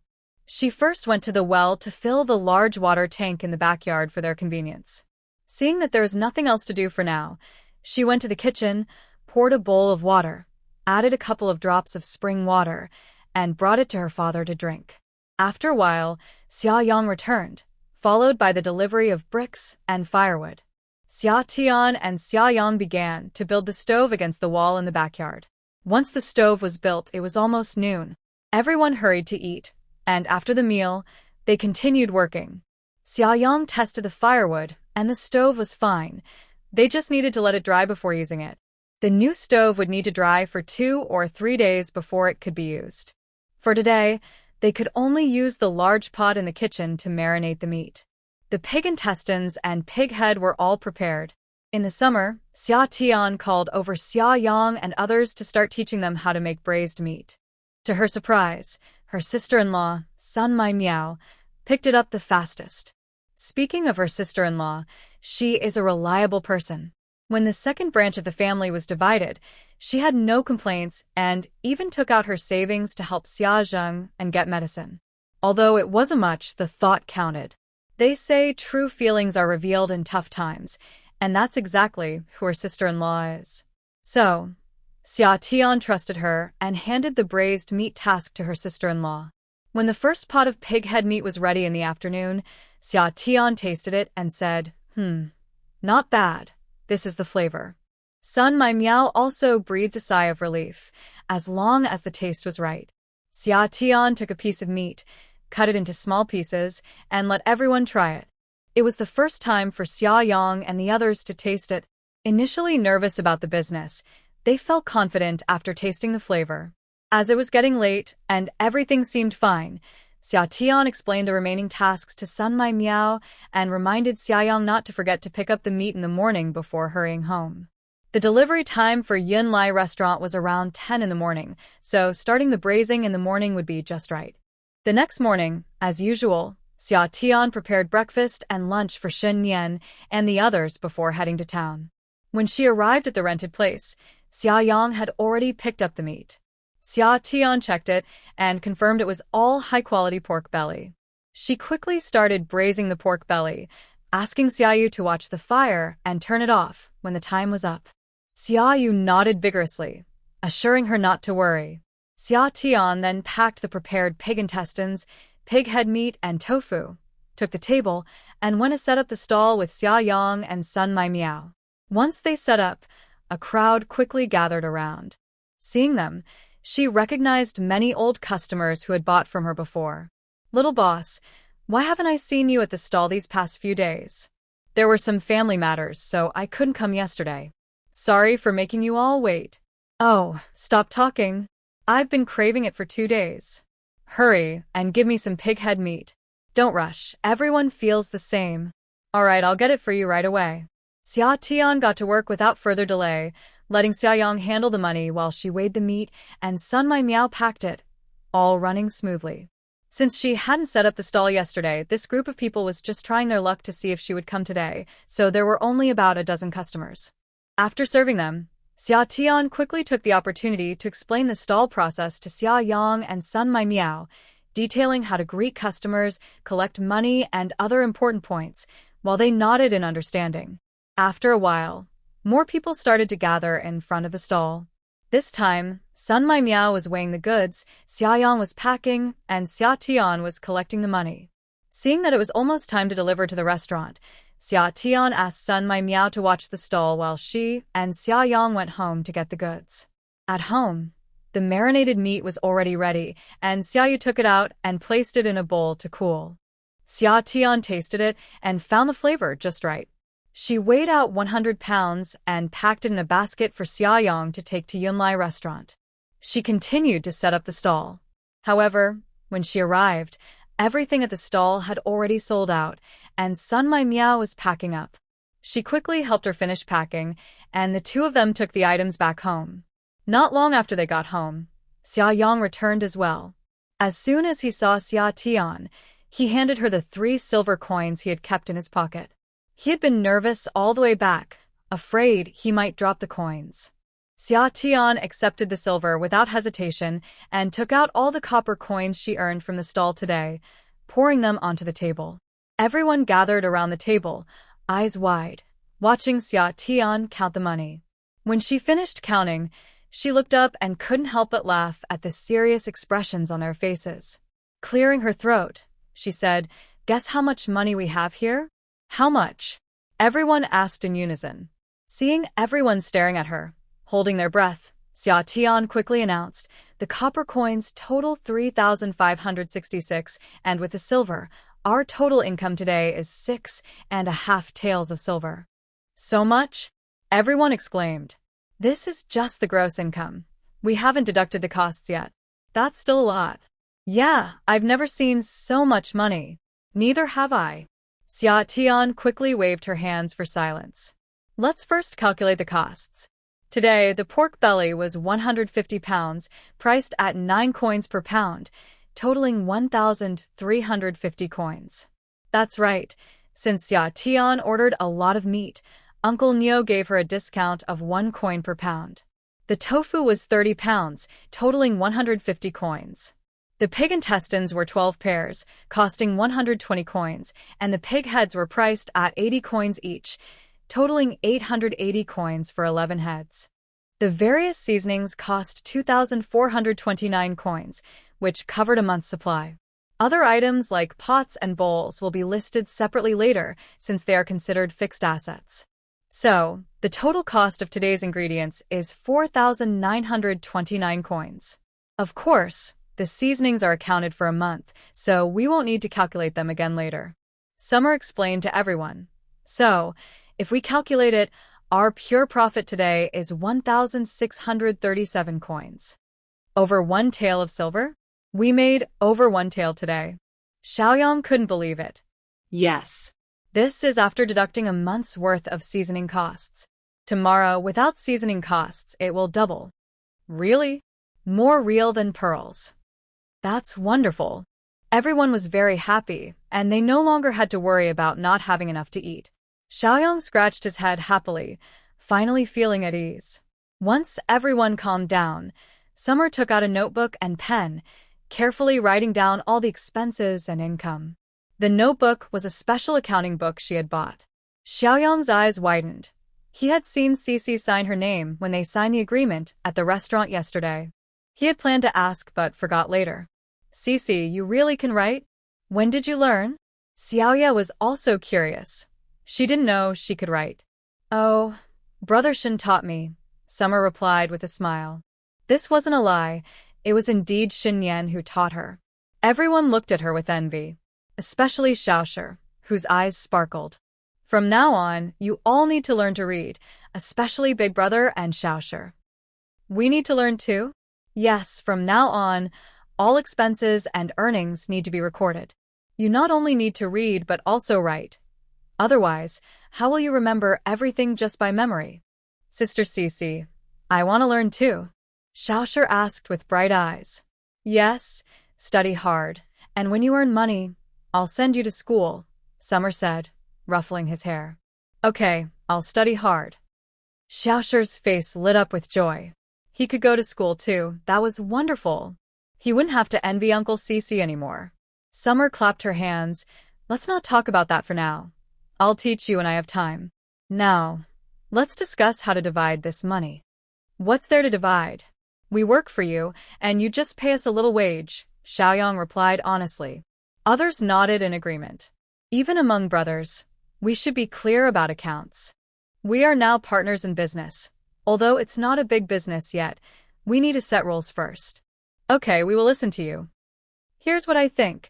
This business is a partnership between me and Big Brother, and the others are our hired helpers. Since they are helpers, they should be paid. Cici, we don't need money, Xiaoye quickly said. I said, listen to me. All right, you go ahead. Let's distribute the pay based on today's work. Mother will get 300 coins a month, while sister and sister-in-law, who are the main workers, will receive 500 coins each. Xia Shi and Xia Chen also helped, so they will each get 100 coins. Father is still recovering from his injury, and we will arrange something for him once he is better. As for the eldest brother, since he is a partner, he won't receive a salary. Okay, Xia Yang smiled, feeling agreeable. The business here will mainly be managed by the eldest brother, with my guidance. After covering all expenses, the profits will be split evenly between me and the eldest brother. Really? You're giving me a share? Of course. You are a partner, which means this business belongs to both of us. Once father is better, he will only receive a salary. Do you understand? Xia Tian explained to Xia Yang. Xia Yang thought he was just helping out and didn't realize he had become a partial owner. I understand, but isn't my share a bit too much? Xia Yang felt shy about receiving so much since he was just following Xia Tian around. It's not too much. This is how we will divide it. Once the business is running smoothly, I won't need to come here every day, and you will be mainly responsible. No problem, Xia Yang nodded. Xia Tian looked around, including at her father. Does everyone understand? Any objections? Understood. No objections. Everyone responded loudly.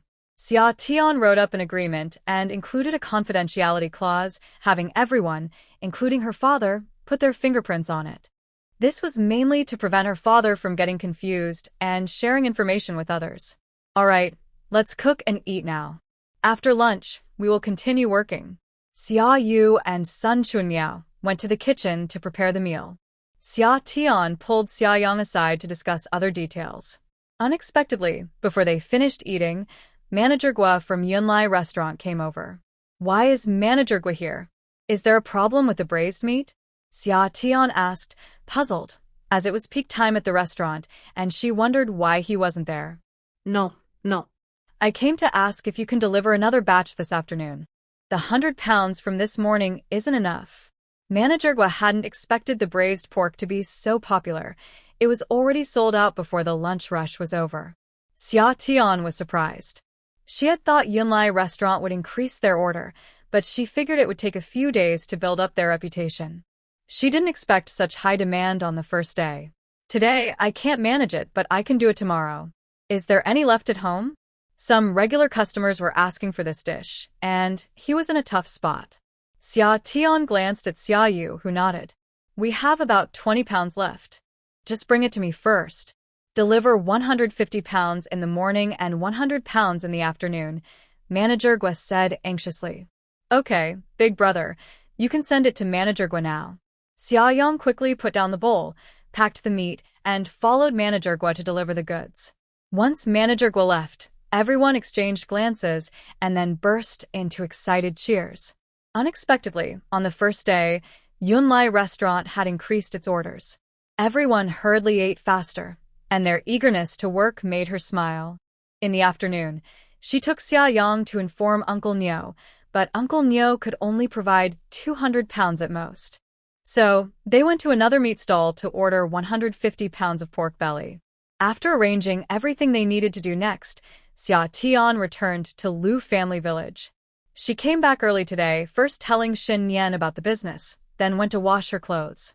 For dinner, Xia Tian steamed rice and made 4 dishes and a soup: braised ribs, spicy stir-fried meat, dry-fried green beans, and garlic mixed eggplant, with tomato and egg soup. After being busy these past few days, it felt nice to cook and eat at a leisurely pace again.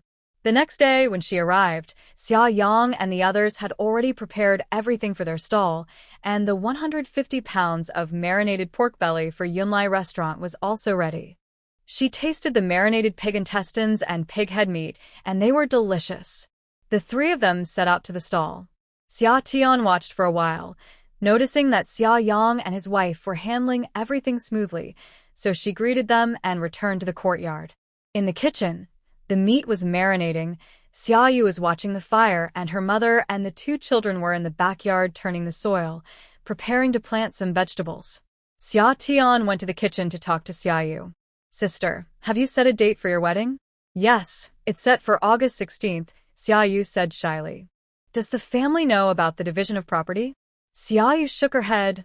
No, I've been busy these days and haven't thought about it. Well, there's still time, no rush. But it would be good to find a time to let them know soon. Also, since you're moving, you should mention that too. Okay, I'll talk to Mom about it. As they chatted, Xia Tian checked the time, used chopsticks to test the meat, and found it was done, so she took it out. Xia Yu scooped the meat into a bowl to cool. Xia Tian tasted it, and it was just as good as hers. It seemed everyone had gotten the hang of it. She could finally relax a bit. The meat stew is ready, and since Xia Yu doesn't have much to do for now, I took her to the stall to switch with Xia Yang. It was Xia Yu's first time at the town market, and everything was new to her. This was also the reason Xia Tian brought her along. It's good for her to see the world, so when she gets married, she won't just be stuck at home. At the stall, Xia Tian took over Xia Yang's work and sent him to deliver goods to the restaurant. Xia Yu helped out beside him. She noticed the barrel was empty, so it seemed they only had what was left in the basin. The three of them quickly sold everything. They had prepared more pig intestines and pig heads than yesterday, and all 50 pounds of dried tofu were sold out. Seeing that Sun Mai Miao was sweating, Xia Tian handed her a cloth and said, "Sister-in-law, wipe your sweat. Have you been busy nonstop?" "Yes, there were a lot of people today, so I was busy," Sun Mai Miao replied while wiping her sweat. "Did you pay the management fee today?" "Yes, I did, and I also gave them some stew." Good job. Don't be stingy with that stew. While you're running the stall, giving them some stew to enjoy with their drinks can help us if we ever need support. Okay, they both nodded. There's a saying, a person's mouth is short and a person's hand is soft. Don't underestimate anyone. In business, being friendly brings wealth. I'll remember that, fourth sister, Sun Mai Miao replied seriously. She knew Xia Tian was teaching her, and she felt grateful. Without the fourth sister, they wouldn't have their current lives. Not only did she pay them, but she also taught them how to work and made Xia Yang a partner, sharing half the profits with them. Xia Yu listened carefully too, silently remembering these words. Xia Tian chatted all the way home, and when they arrived, Xia Yang was back as well. He recorded today's earnings in the ledger, reminded them about the delivery to Yunlai restaurant in the afternoon, and gave Xia Yang 10 taels of silver as payment for goods. He left the rest to them. Xia Tian took a stroll around the street, bought some grain to store, and also picked up some seaweed and dried shrimp. She suddenly remembered that there was a sea nearby, just a bit far from Qingchuan town. Seeing nothing else to buy, she headed straight back to Lu Family Village. Today, she arrived home before noon and was surprised to see Mu Feng and Shen Nian in the yard practicing with a stick. She exclaimed, "Brother Shen, you can fight too?" Shen Nian tossed the stick aside, sat at the table, and replied, "Yes, a little." "Why are you back so early today?" "I saw there wasn't much to do, so I came back." Summer passed, and I poured myself a glass of water. "Sister-in-law, I caught a rabbit today. How should I handle it?" Mu Feng threw down his stick and walked over. "Did you go to the mountains?" "Yeah, I was bored, so I took a walk in the mountains." These past few days, since sister-in-law wasn't home to prepare the marinated meat, he didn't have to help with cleaning the pig intestines. With nothing to do, he went to chop firewood in the mountains or split bamboo at home with the master. The bamboo strips he prepared could keep the master busy for a month. Summer got up to check the rabbits. So many. She thought there would only be 1 or 2, but there were 8 rabbits here. Did he catch the whole family? Yeah, I just happened to come across them. Mu Feng felt a bit embarrassed. He was too idle and ended up catching small animals. Plus, With a master at home, he couldn't go too deep into the mountains, just in case something happened and he needed to return quickly. Then let's have dry pot rabbit for lunch. That works. I'll prepare the ingredients. You handle the rabbits, 2 of them. Okay, sister-in-law. With 3 people in the house and all having good appetites, it was better to cook 2 rabbits to avoid running out of food. Summer went to the kitchen to prepare scallions, ginger, garlic, and other ingredients. Once Mu Feng finished with the rabbits, she took them, chopped them into small pieces, blanched them, and then stir-fried them in a pot. When it was almost done, she added water to start simmering. In another pot, she steamed rice and soaked the kelp she bought today, planning to make a cold kelp salad later. Once the rice was ready and the dry pot rabbit was done, Summer also made some boiled meat slices and a loofah soup, and then it was time to eat. After the meal, Summer lay down in her room to rest for a while. When she woke up in the afternoon, she cleaned the house inside and out. These past few days, she had been busy with her stall and hadn't tidied up the house properly. Today, she had some free time to wash and air out what needed it. Although Mu Feng was there to help with fetching water and feeding the chickens, he was still a man, and men weren't as detail-oriented as women. In the afternoon, Sister Yao came over to chat with her. In a few days, Aunt Chun's eldest grandson is getting married. Are you going to help? Of course. Then I'll call you when it's time, and we can go together. Sounds good. In this village, when there are weddings or funerals, neighbors help each other out. Except for the main chef, who is a professional, other tasks like picking vegetables or running errands are done by villagers. So when someone in the village has an event, most families will send someone to help, like a mutual exchange of labor. If you help someone, they will come to help you when you need it. Since Summer now lived in Lu Family Village, she needed to integrate into the community. Especially since it was for Aunt Chun, who had a good relationship with her. She definitely wanted to go. Yao's sister-in-law glanced at Shen Nian and Mu Feng sitting in the yard and quietly asked Xia Tian, "Is that really your brother-in-law?" "Yeah, what's wrong?" Xia Tian found Yao's sister-in-law's sneaky look a bit funny. "He doesn't look much like you. He also doesn't resemble your little uncle." "That's not strange. They weren't all born from the same mother," Xia Tian whispered back, mimicking Yao's tone. "Really? They weren't from the same mother? How many wives did your father-in-law marry?" Yao's sister-in-law asked in surprise. "About that," Xia Tian replied vaguely. She wasn't wrong. They indeed weren't born from the same mother, but she didn't mention whether they had the same father. Haha. "Oh, I see." Yao's sister-in-law nodded in understanding. The 2 exchanged glances, unsure of what she understood. Meanwhile, they thought they were speaking softly, unaware that Shen Nian and Mu Feng overheard their conversation. Mu Feng glanced at Shen Nian, and both had complicated expressions.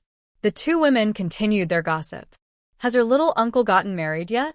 Yao's sister-in-law continued to ask Xia Tian.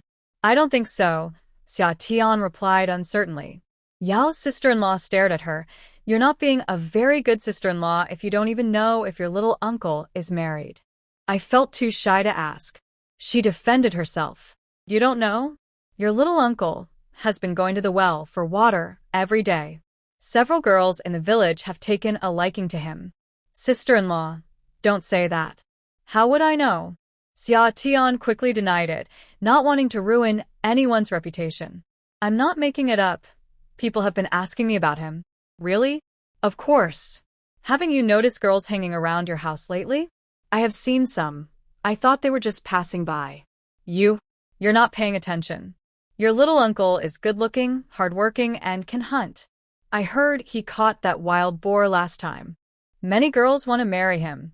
Yao's sister-in-law looked at her with disappointment. Xia Tian scratched her head, feeling a bit guilty, realizing she had been too busy to notice the 2 people at home. Shen Nian, overhearing their conversation, looked at Mu Feng with a thoughtful expression. Mu Feng, while peeling bamboo, secretly glanced over and noticed his ears were turning red.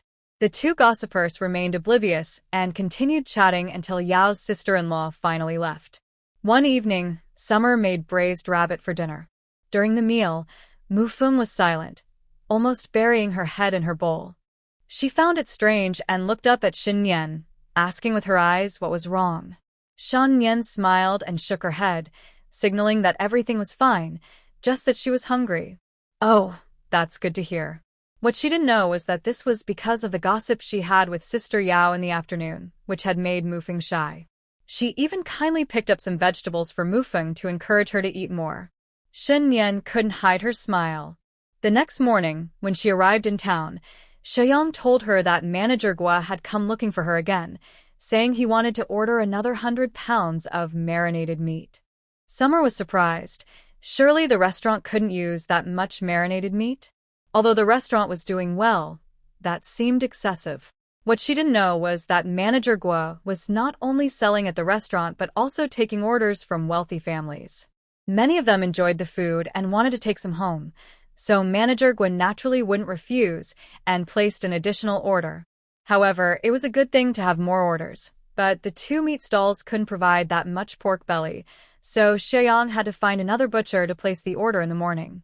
Summer nodded, pleased that her brother had finally grown up and learned to adapt. That was great. The restaurant's orders had already reached 350 pounds. And the good news didn't stop there.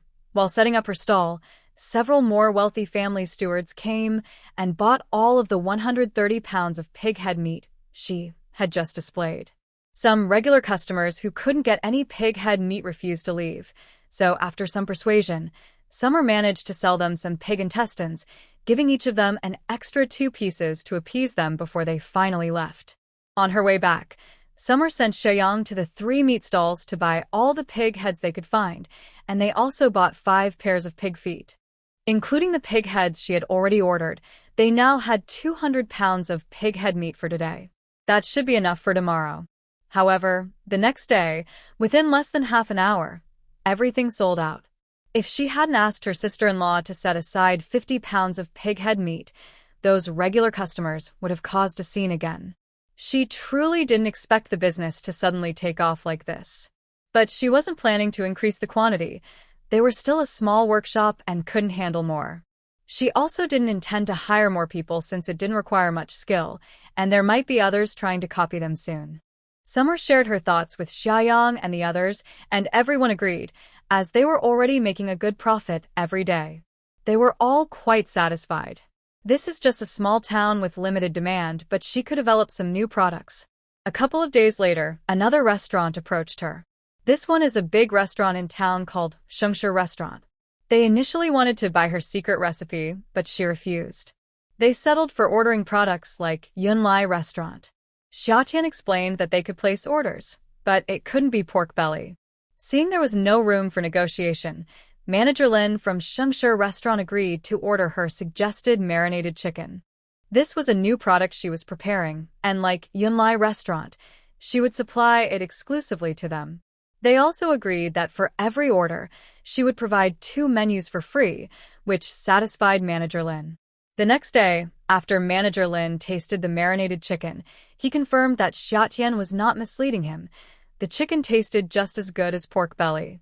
They immediately signed an agreement to start with 30 chickens a day and increase the amount later if needed. Things at the small workshop were finally on track. Her father, Xia Zheng'an, had recovered well from his back injury and could now get up and move around. The whole family was very happy. However, Xiaotian still felt uneasy and continued to visit the town every morning to check on things. Soon, it was the day of Aunt Chun's eldest grandson's wedding. She had already told Sheyong the day before that she wouldn't go to town today. Early in the morning, Sister Yao came to find her, and they went together to Aunt Chun's house to help out. Aunt Chun was dressed in new clothes and had her hair neatly styled. When she saw Xiaotian and Sister Yao arrive, she smiled widely and said, "Girl, I didn't expect you to come to my house. I heard you've been busy with your stall lately." "Yes, I've been quite busy, but since there's a celebration at your house, I had to come no matter what." Xiaotian replied with a grin, congratulating Aunt Chun. Aunt Chun was even happier to hear this and quickly invited them inside. They didn't tease her further and went to the kitchen to help with the vegetables. Aunt Chun is lucky to have a scholar's daughter as a granddaughter-in-law. I heard she is the daughter of Master Shirtu. Shertu is Aunt Chun's eldest grandson, who is studying in town and is said to be doing quite well, earning the teacher's praise. But we can't call him Shertu anymore. Be careful, Aunt Chun might hear. He now has a proper name, Lu Ziyuan. Okay, I know. It's just a habit. A few other aunts and sisters were quietly discussing this, while Xia Tian listened eagerly, occasionally asking questions, and they explained everything to her. It turns out that Aunt Chun's eldest grandson, Lu Ziyuan, has been studying in town and is 18 years old. He is said to be doing very well in his studies and will have exams in the second half of the year. Aunt Chun has hired a chef from the town's restaurant today, did you know? A younger woman said mysteriously. I heard. They say it's the chef from the best restaurant in town, Yunlai. Really? Then we are in for a treat today. Yeah, I've never tasted dishes made by a restaurant chef. Aunt Chun really spent a lot on this. Who wouldn't? Her grandson is doing so well. Listening to their chatter, Xia Tian and Sister Yao exchanged smiles and continued working. After finishing the vegetable picking, they went to help with chopping. For the banquet, some dishes need to be prepared in advance, like chopping peppers and frying meatballs, so everything is ready for the chef to start cooking right away. Otherwise, if they chop and cook at the same time, they won't make it in time. Of course, the menu is decided by the chef in advance, and the family is informed about what to prepare. However, everything was ready, and the hired chef had not yet arrived, with only half an hour left before the meal was to be served. Xia Tian quietly asked Sister Yao, what's going on? Why hasn't the chef come yet? Sister Yao shook her head, I don't know.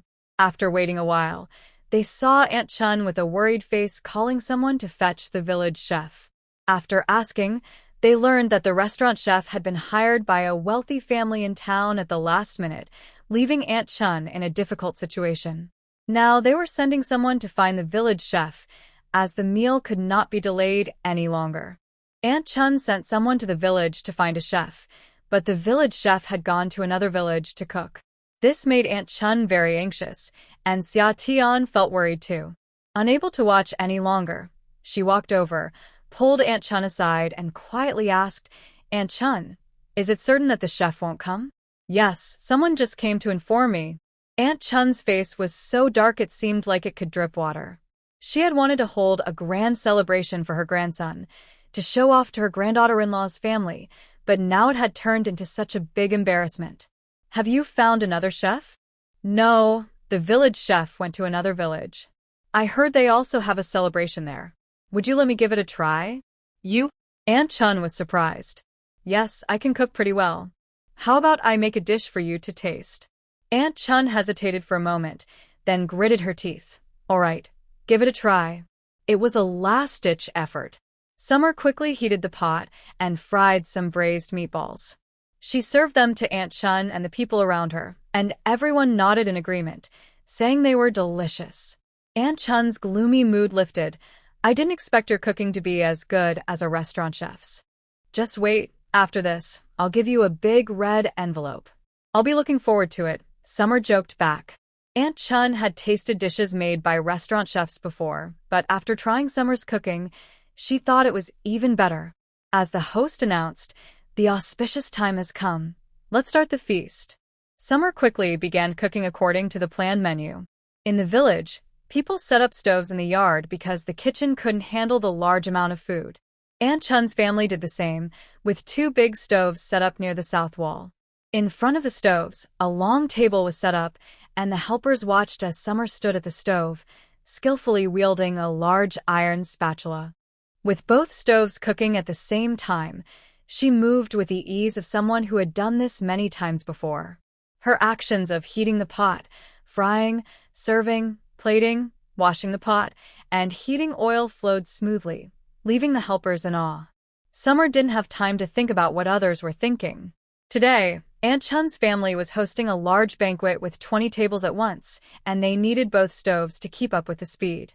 If it weren't for her strength, she probably wouldn't even be able to lift the spatula. Soon, dish after dish was served. After tasting the food, everyone exclaimed that the restaurant chef was indeed different, and the flavors were much better than those made by the village cooks. Many people didn't even know there was a different chef today. Hearing the praises for the food, Aunt Chun finally relaxed, feeling she had saved face in front of her in-laws. If it weren't for Summer stepping in today, her family would have been embarrassed. After 2 rounds of the banquet were over, Summer finally had a moment to sit down and catch her breath. After 2 hours of continuously wielding the heavy spatula, she was exhausted.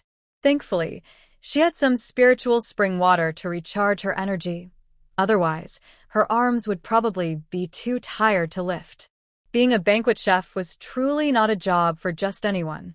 After resting for a bit, she quickly cooked for 2 more tables, leaving only a few people from the host family and helpers who hadn't eaten yet. When she finally sat down to eat, she remembered that she had forgotten about the 2 people at home who hadn't eaten yet.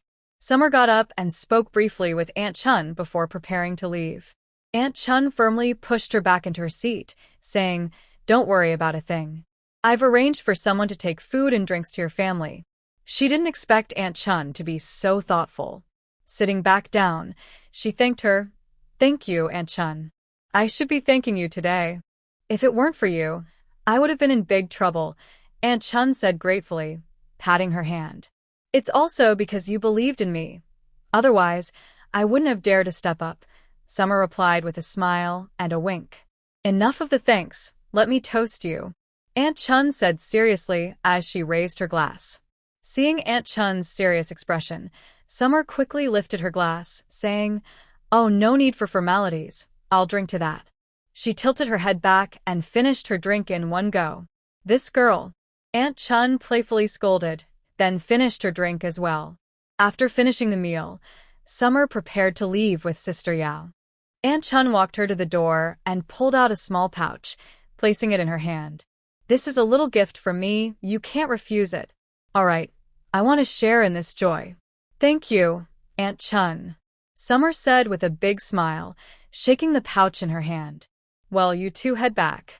I'll find a time to chat with you later." "Okay, we're leaving, Aunt." She waved goodbye to Aunt Chun and quickly pulled Sister Yao along as they headed home. "I didn't expect you to have such skills. No wonder you can run a business. With your cooking skills, you could work as a chef in a restaurant," Sister Yao remarked, linking her arm with Summer's. "Oh, come on. You're exaggerating. Don't be modest. While I haven't tasted dishes from a top restaurant, I've had food from village cooks, and yours is way better." "Really? Am I taking someone else's job then?" Summer joked in response. What she didn't know was that her cooking today had truly made her famous, earning her the envy of many chefs. But that's a story for later. When she got home, she saw that Shen, Nian, and Mu Feng had already eaten, which put her at ease. Mu Feng, hearing that she had filled in as a chef today, gave her a thumbs up, saying, "Sister-in-law, you're amazing." "Amazing? I almost wore myself out," Summer replied shyly. "If I hadn't seen Aunt Chun nearly in tears, I wouldn't have dared to step up." "You don't need to be modest. Your skills are just as good as the chefs in the capital. Just ask the master," Mu Feng said, pulling Shen Nian in for support. "Yes, that's true," Shen Nian nodded in agreement, confirming that her cooking was indeed better than what you'd find in an average restaurant. "You two are just flattering me." Summer smiled as she listened to the 2 people praising her, but she didn't believe what they said. If she could compare herself to the chef of the restaurant, she could open her own restaurant and make a fortune. Haha. As they talked, Summer took out the pouch Aunt Chun had given her. When she opened it, she was surprised to find it wasn't coins. Turning it over in her hand, she discovered a silver piece worth 1 tael. She hadn't noticed when she received it and had just stuffed it into her pocket. She didn't expect Aunt Chun to be so generous. She thought she would be lucky to get 200 coins since the chefs in the village usually earned between 200 and 300 coins a day. Was this payment based on the restaurant chef standard? Summer smiled and put the silver away. Shen Nian and Mu Feng looked unfazed, mainly because they were wealthy and didn't know the village's market rates. In the afternoon, after resting for a while, Summer went up the mountain. She hadn't been there for days, and walking around felt refreshing. She thought these days were really nice. Without the pressure of a job, she was busy making a living but felt more at ease and less anxious. She wandered around the bamboo forest, dug up a few bamboo shoots, and found some fresh shepherd's purse, filling half a basket. Not seeing anything else good, she headed back down the mountain. For dinner, Summer made a large batch of dumplings filled with shepherd's purse and eggs, and the three of them enjoyed a good meal.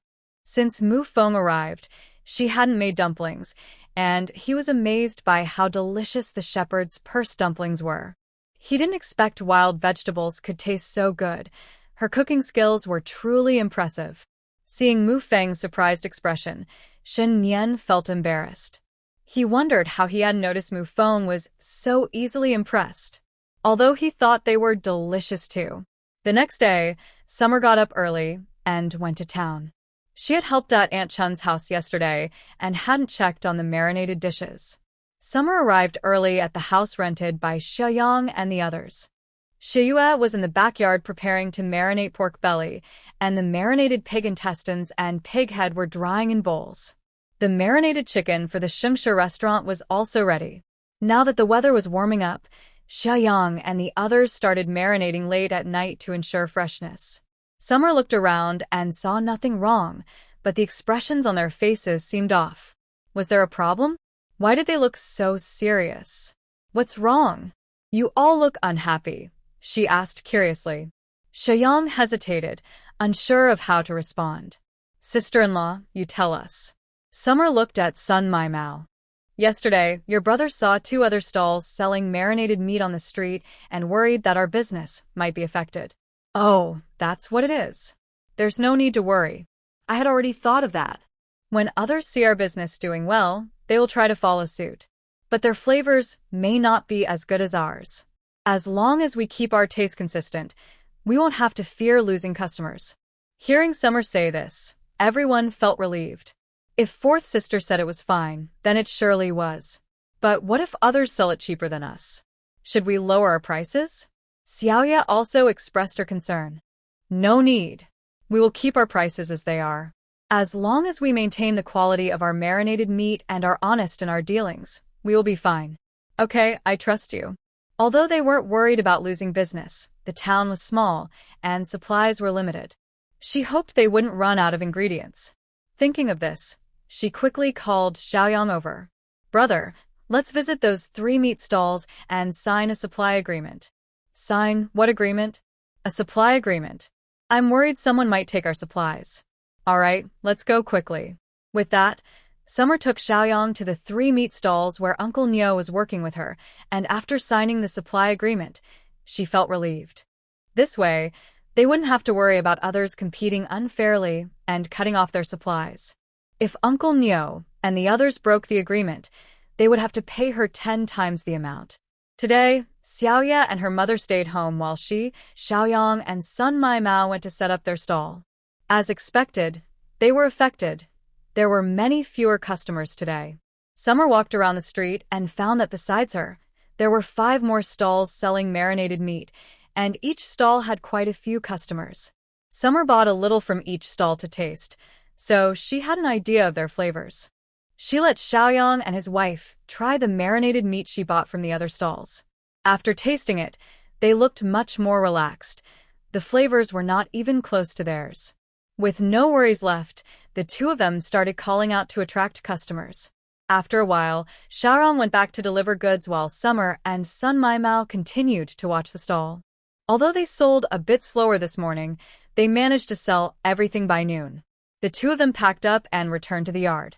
Once home, Summer gathered everyone for a meeting. Today, I saw that there are 5 stalls selling marinated meat on the street. Although their flavors can't compare to ours, we still need to be cautious of any tricks from others. For example, they might try to gather information from you about how our family operates, or tempt you with money to sell them the recipe for our marinated dishes. They could even encourage others from the Xia family, especially the elders, to come to our home and cause a scene to force us to hand over the recipe. Xia Tian said this while glancing at her father. Xia Zhengyan felt uneasy under Xia Tian's gaze. Don't worry, 4th daughter, I won't do that. Why doesn't she trust him? In recent days, Xia Zhengyan had mostly recovered and was helping with the work. I'm just giving an example.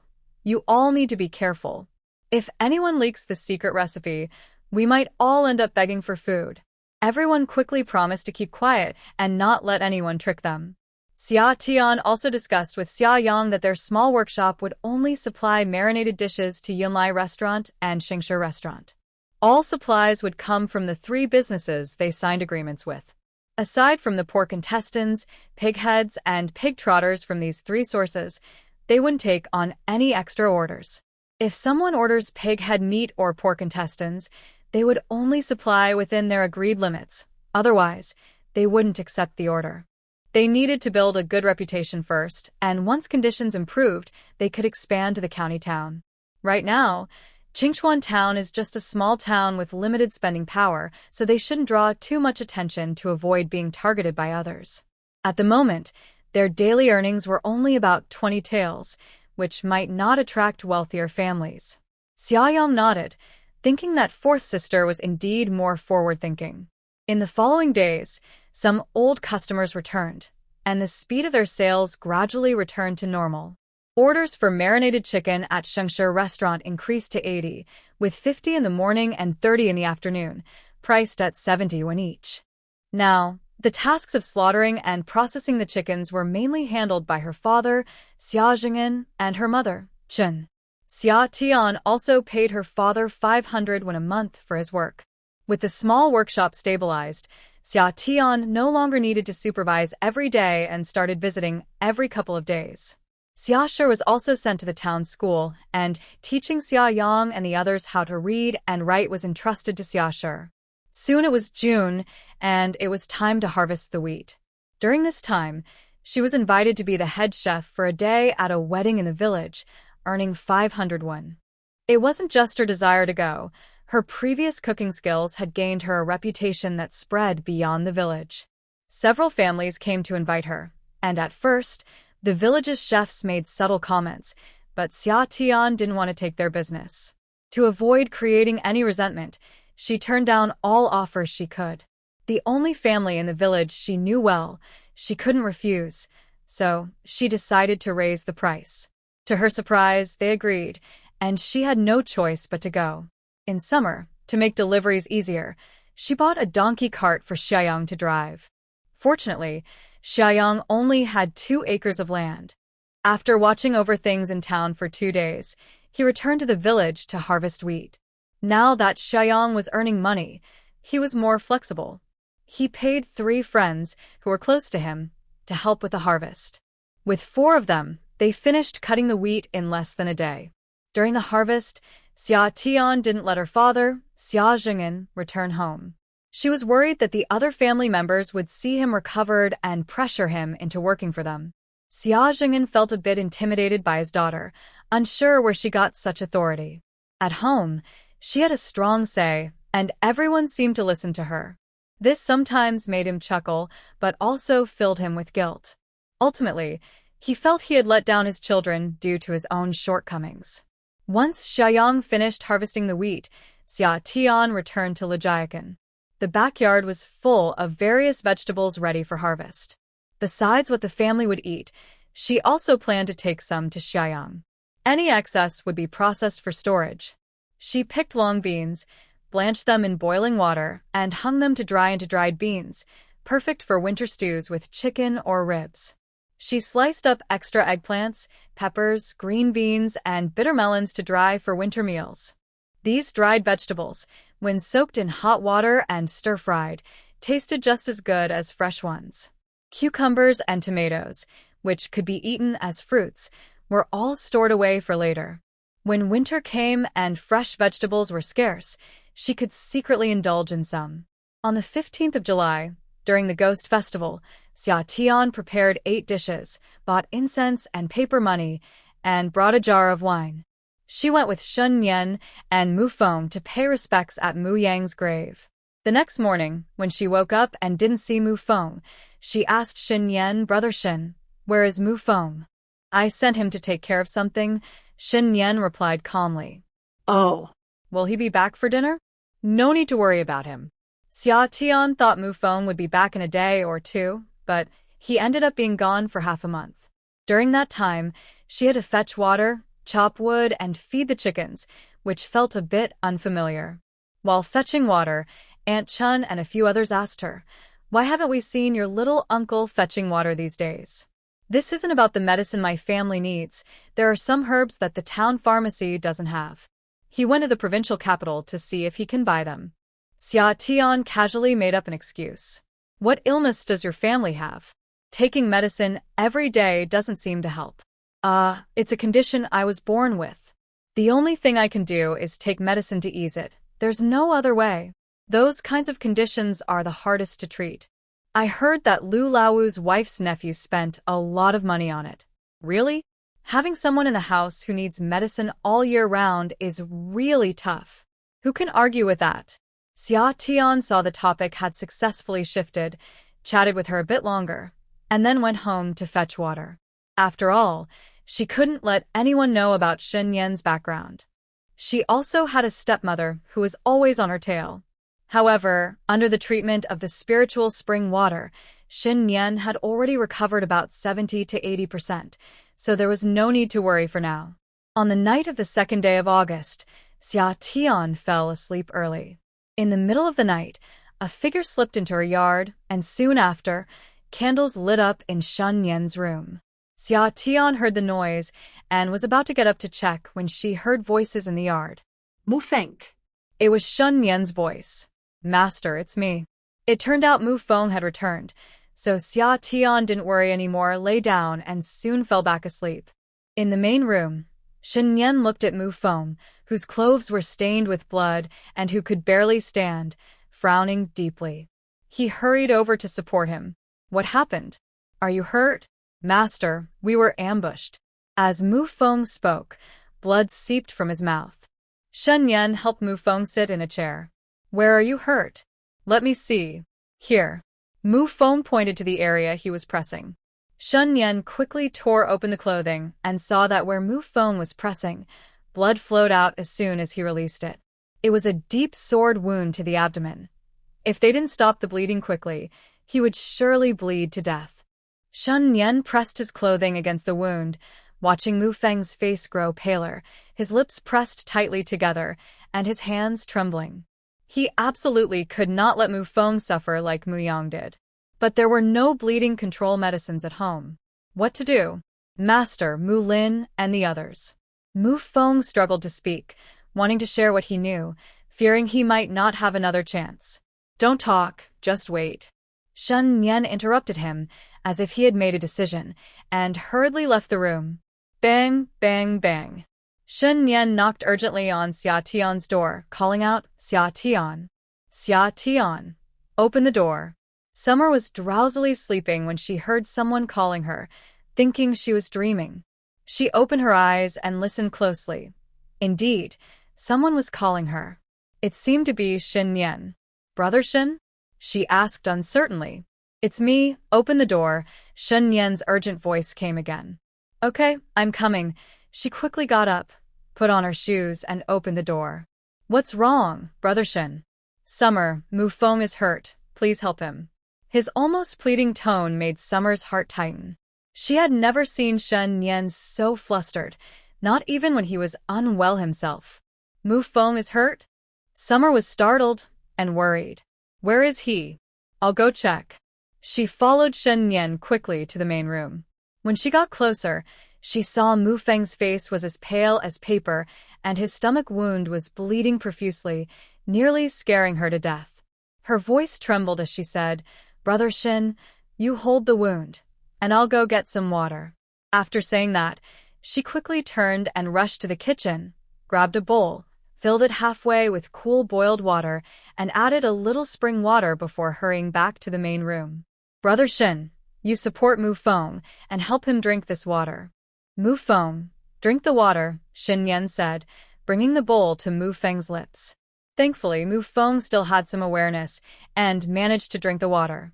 Seeing that he had drunk, Summer quickly went back to the kitchen, filled a basin with water, and added spring water, unsure if it would help stop the bleeding.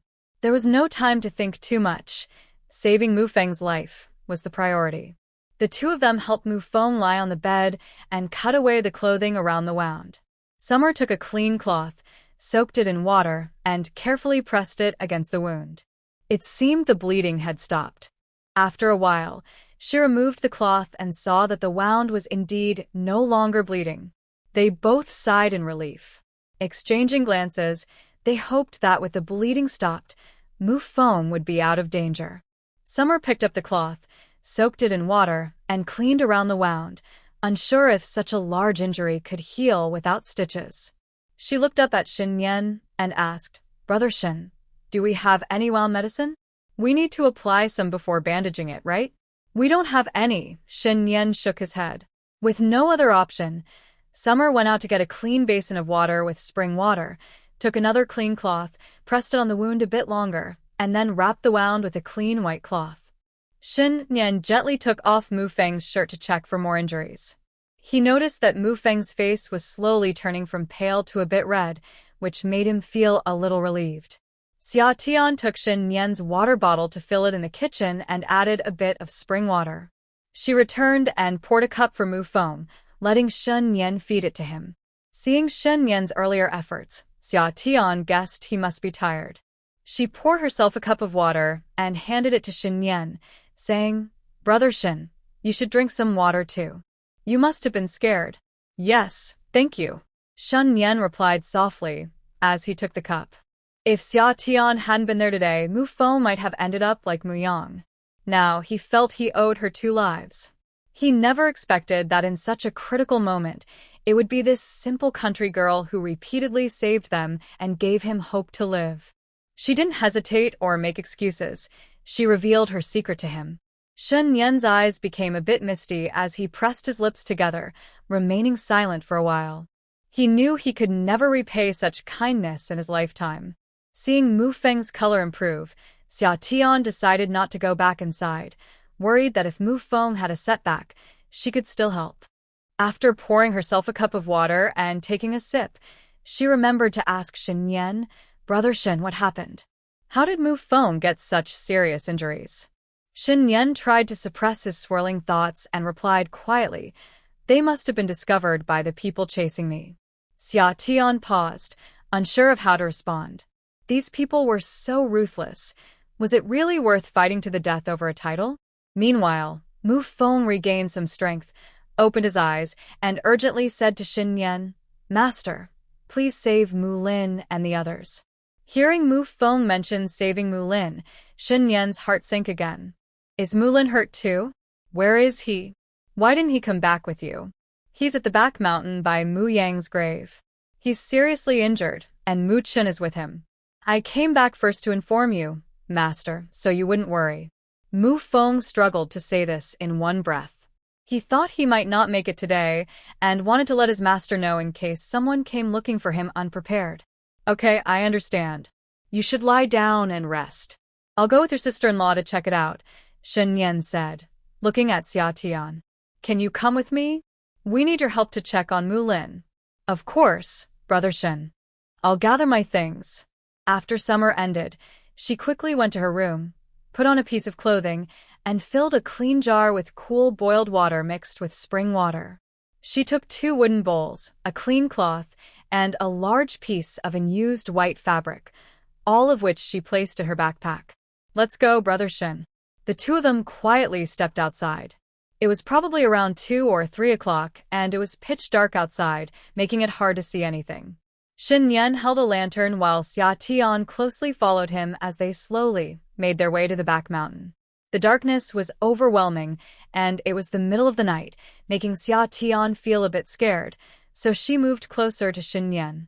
Noticing her unease, Shen Nian hesitated for a moment before switching the lantern to his other hand and gently taking Xia Tian's left hand with his free right hand. "Don't be afraid. I'm holding your hand. Watch your step." "Okay, I'm not scared." When Shen Nian held her hand, Xia Tian stiffened for a moment, but then relaxed. It was too dark for anyone to see her slightly flushed face. With Shen Nian holding her hand, they took about half an hour, stepping carefully, to reach the graveyard. "Mu Lin?" Shen Nian called softly. Suddenly, there was a rustling sound from the bushes ahead. Xia Tian gripped Shen Nian's hand tightly, her eyes wide as she stared at the source of the noise. Her heart raced, and she instinctively leaned closer to Shen Nian, her hand growing sweaty from nervousness. Mu-chen. Shen Nian raised his voice slightly. Master? Is that you? A voice finally responded from the darkness. It's me, come out. Shen Nian raised the lantern to try to illuminate the area further. Master, you finally arrived. Mu Lin is injured and has fainted, Mu-chen said, his voice trembling with emotion. Upon hearing that Mu Lin had fainted, Shen Nian quickly walked toward the shadowy figure he had seen earlier, holding the lantern high. Xia Tian held onto Shen Nian's hand and hurried to keep up. As they got closer, Shen Nian shone the lantern on the two figures, one sitting and the other lying in the sitting person's arms, both in a terrible state. The person sitting was Mu-chen, and the one lying down was Mu Lin, both of Shen Nian's guards. Seeing them, Xia Tian felt less afraid. She released Shen Nian's hand, quickly took off her backpack, placed it on the ground, and pulled out the wooden bowls and jar, pouring water into a bowl. Where is he hurt? Shen Nian asked as he crouched down, taking Mu Lin's hand and checking his wrist. He was alarmed to find that Mu Lin's condition was worse than Mu Feng's. If they delayed any longer, his life would be in danger. There's injury on his back and legs. Brother Shen, give him a bowl of water first. Xia Tian handed over the bowl. Shen Nian took it, gently held Mu Lin's chin, and slowly poured the water in. Mu-chen watched Shen's actions and didn't dare to speak. It was a stroke of luck to see their master today. Xia Tian poured another bowl of water and handed it to Mu-chen. You should drink some water too. Regardless of whether he was hurt, it was important to replenish his strength. Mu-chen didn't ask any questions and drank it all in one go.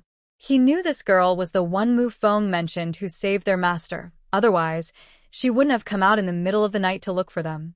Shen Nian checked Mu Lin's wounds. The thigh injury was manageable and had stopped bleeding, but the back wound was deeper. Xia Tian followed the same procedure, using a damp cloth to clean the wound first, then wrapping it with a clean white cloth. Mu-chen was okay. His injuries were just superficial, and he could still walk on his own. When Mu-chen saw Shen Nian preparing to carry Mu Lin, he struggled to carry him himself, but Shen Nian wouldn't allow it. He had already recovered enough to carry someone without any problem. Shen Nian carried Mu Lin, Xia Tian held a lantern in front, and Mu-chen followed behind as the three slowly made their way home. By the time they reached home, there was a hint of light in the sky. Shen Nian brought Mu Lin into the main room, waking up Mu Feng, who struggled to get up. Don't move, Shen Nian frowned, saying this while placing Mu Lin on the other side of the bed. Xia Tian helped Shen Nian lay Mu Lin down and quickly went to the kitchen to fetch a basin of water. The two of them cleaned and rebandaged him. Earlier, it had been too dark outside to see clearly, but now they noticed a long wound on Mu Lin's back, deep enough to see bone, with muscles exposed on either side. It was truly a miracle. He was still alive. Xia Tian felt her scalp tingle and her eyes sting, but she forced herself to finish the task. After taking the basin outside, she leaned against the wall for a while to calm herself. Once she felt better, she went to fetch another basin of water and a clean cloth, asking Shen Nian to clean Mu-chen while she stepped out of the room. Mu-chen looked okay, but he probably wasn't much better. Sitting on a stool, his face was a bit pale. Take off your shirt, Shen Nian said, holding the damp cloth and standing in front of Mu-chen. Master, I'm fine. Stop talking and hurry up. Seeing Shen Nian's furrowed brow, Mu-chen obediently took off his shirt. Looking at the various wounds on Mu-chen's body, though not fatal, they were numerous and shocking. Shen Nian suppressed his own pain and carefully cleaned each one. These three people have been by Mu Yang's side since childhood. They are not family but feel like family. I didn't expect that all of them would be so seriously injured this time. Lu's sure he will definitely not let her go. Xia Tian stood at the door, listening to Mu-chen's occasional hissing breaths, knowing he was also badly hurt. Quietly, she went to the kitchen and brought a basin of clean water, placing it at the door. Brother Shen, let's change the water. I've put it at the door. Okay. After a while, Shen Nian came out to take the basin inside. He wiped Mu-chen down again and then wrapped his upper body with a clean cloth, telling him to lie down and rest. Xia Tian listened to the sounds from inside and guessed they had finished taking care of everything before lifting the curtain to go in. Seeing the 3 injured friends lying side by side on the bed, she felt sad yet a bit amused. Luckily, the bed was big enough. If there were 2 more injured people, there wouldn't be enough space for them to lie down. Noticing Shen Nian's furrowed brow and tired expression, Xia Tian gently comforted him. "Brother Shen, don't worry. Mu Feng and the others are fine now. They just need to rest for a few days. You've been busy all night. You should lie down and sleep for a bit." "I'm fine. You should rest first." "I'm not tired. It's getting late, so I'll go make you something to eat." As she spoke, Xia Tian took the basin outside. Holding the basin, she remembered she had added spring water to it, so she couldn't just pour it anywhere. She headed to the backyard to pour it in the vegetable garden. The sky was already lightening. When she reached the backyard and was about to pour out the water, her gaze swept across the corner, and she was startled, causing her hand to tremble, and the basin fell to the ground. Shen Nian, hearing a loud crash from outside, quickly rushed over. "What happened?" "Brother Shen, look." Xia Tian pointed at the bloody handprint on the wall, trembling as she spoke. Shen Nian looked where Xia Tian was pointing and saw a large bloody handprint on the wall. It was quite frightening at first glance. This must have happened when Mu Feng climbed over the wall last night. He spoke to reassure her, "It's okay, don't be scared. This is probably from Mu Feng climbing over the wall last night." "Oh." "You scared me." Xia Tian patted her chest, regaining her composure. "Then there should be blood traces along the way Mu Feng came. Should we cover them up?" "Yes, I'll take care of it." Shen Nian bent down to pick up the basin and handed it to her. "Okay, be careful, Brother Shen." Xia Tian took the basin and reminded him. Watching Shen Nian leave with a hoe, she turned back to the kitchen to make breakfast. "There are 4 men at home. All of them are sick. In the summer, I took a pumpkin, washed it, peeled it, and cut it into small pieces. I also rinsed a bowl of millet, found a larger clay pot, lit the small stove, and put the pumpkin and millet in with water to start cooking the porridge. Then I went to the garden, picked some spinach, washed it, took a bowl, scooped some flour, cracked an egg, chopped the spinach, and added it in. I lit the stove again and started making vegetable egg pancakes. I was preparing easy-to-digest food. Once the pancakes were ready, I began to prepare some side dishes. Early in the morning, I didn't want to make anything too greasy, so I made a cold salad with 3 types of shredded vegetables, smashed a cucumber, and stir-fried some potatoes with vinegar and green beans with meat. When breakfast was ready, Shen Nian returned. "Brother Shen, is everything ready? Is there anything wrong?" I asked quietly while pouring water into a bowl. Nothing is wrong," Shen Nian said as he finished washing his hands and took the towel I handed him to dry off. "Then let's eat. Breakfast is ready." "Okay." Shen Nian followed me into the kitchen, and together we brought the food to the table in the main room.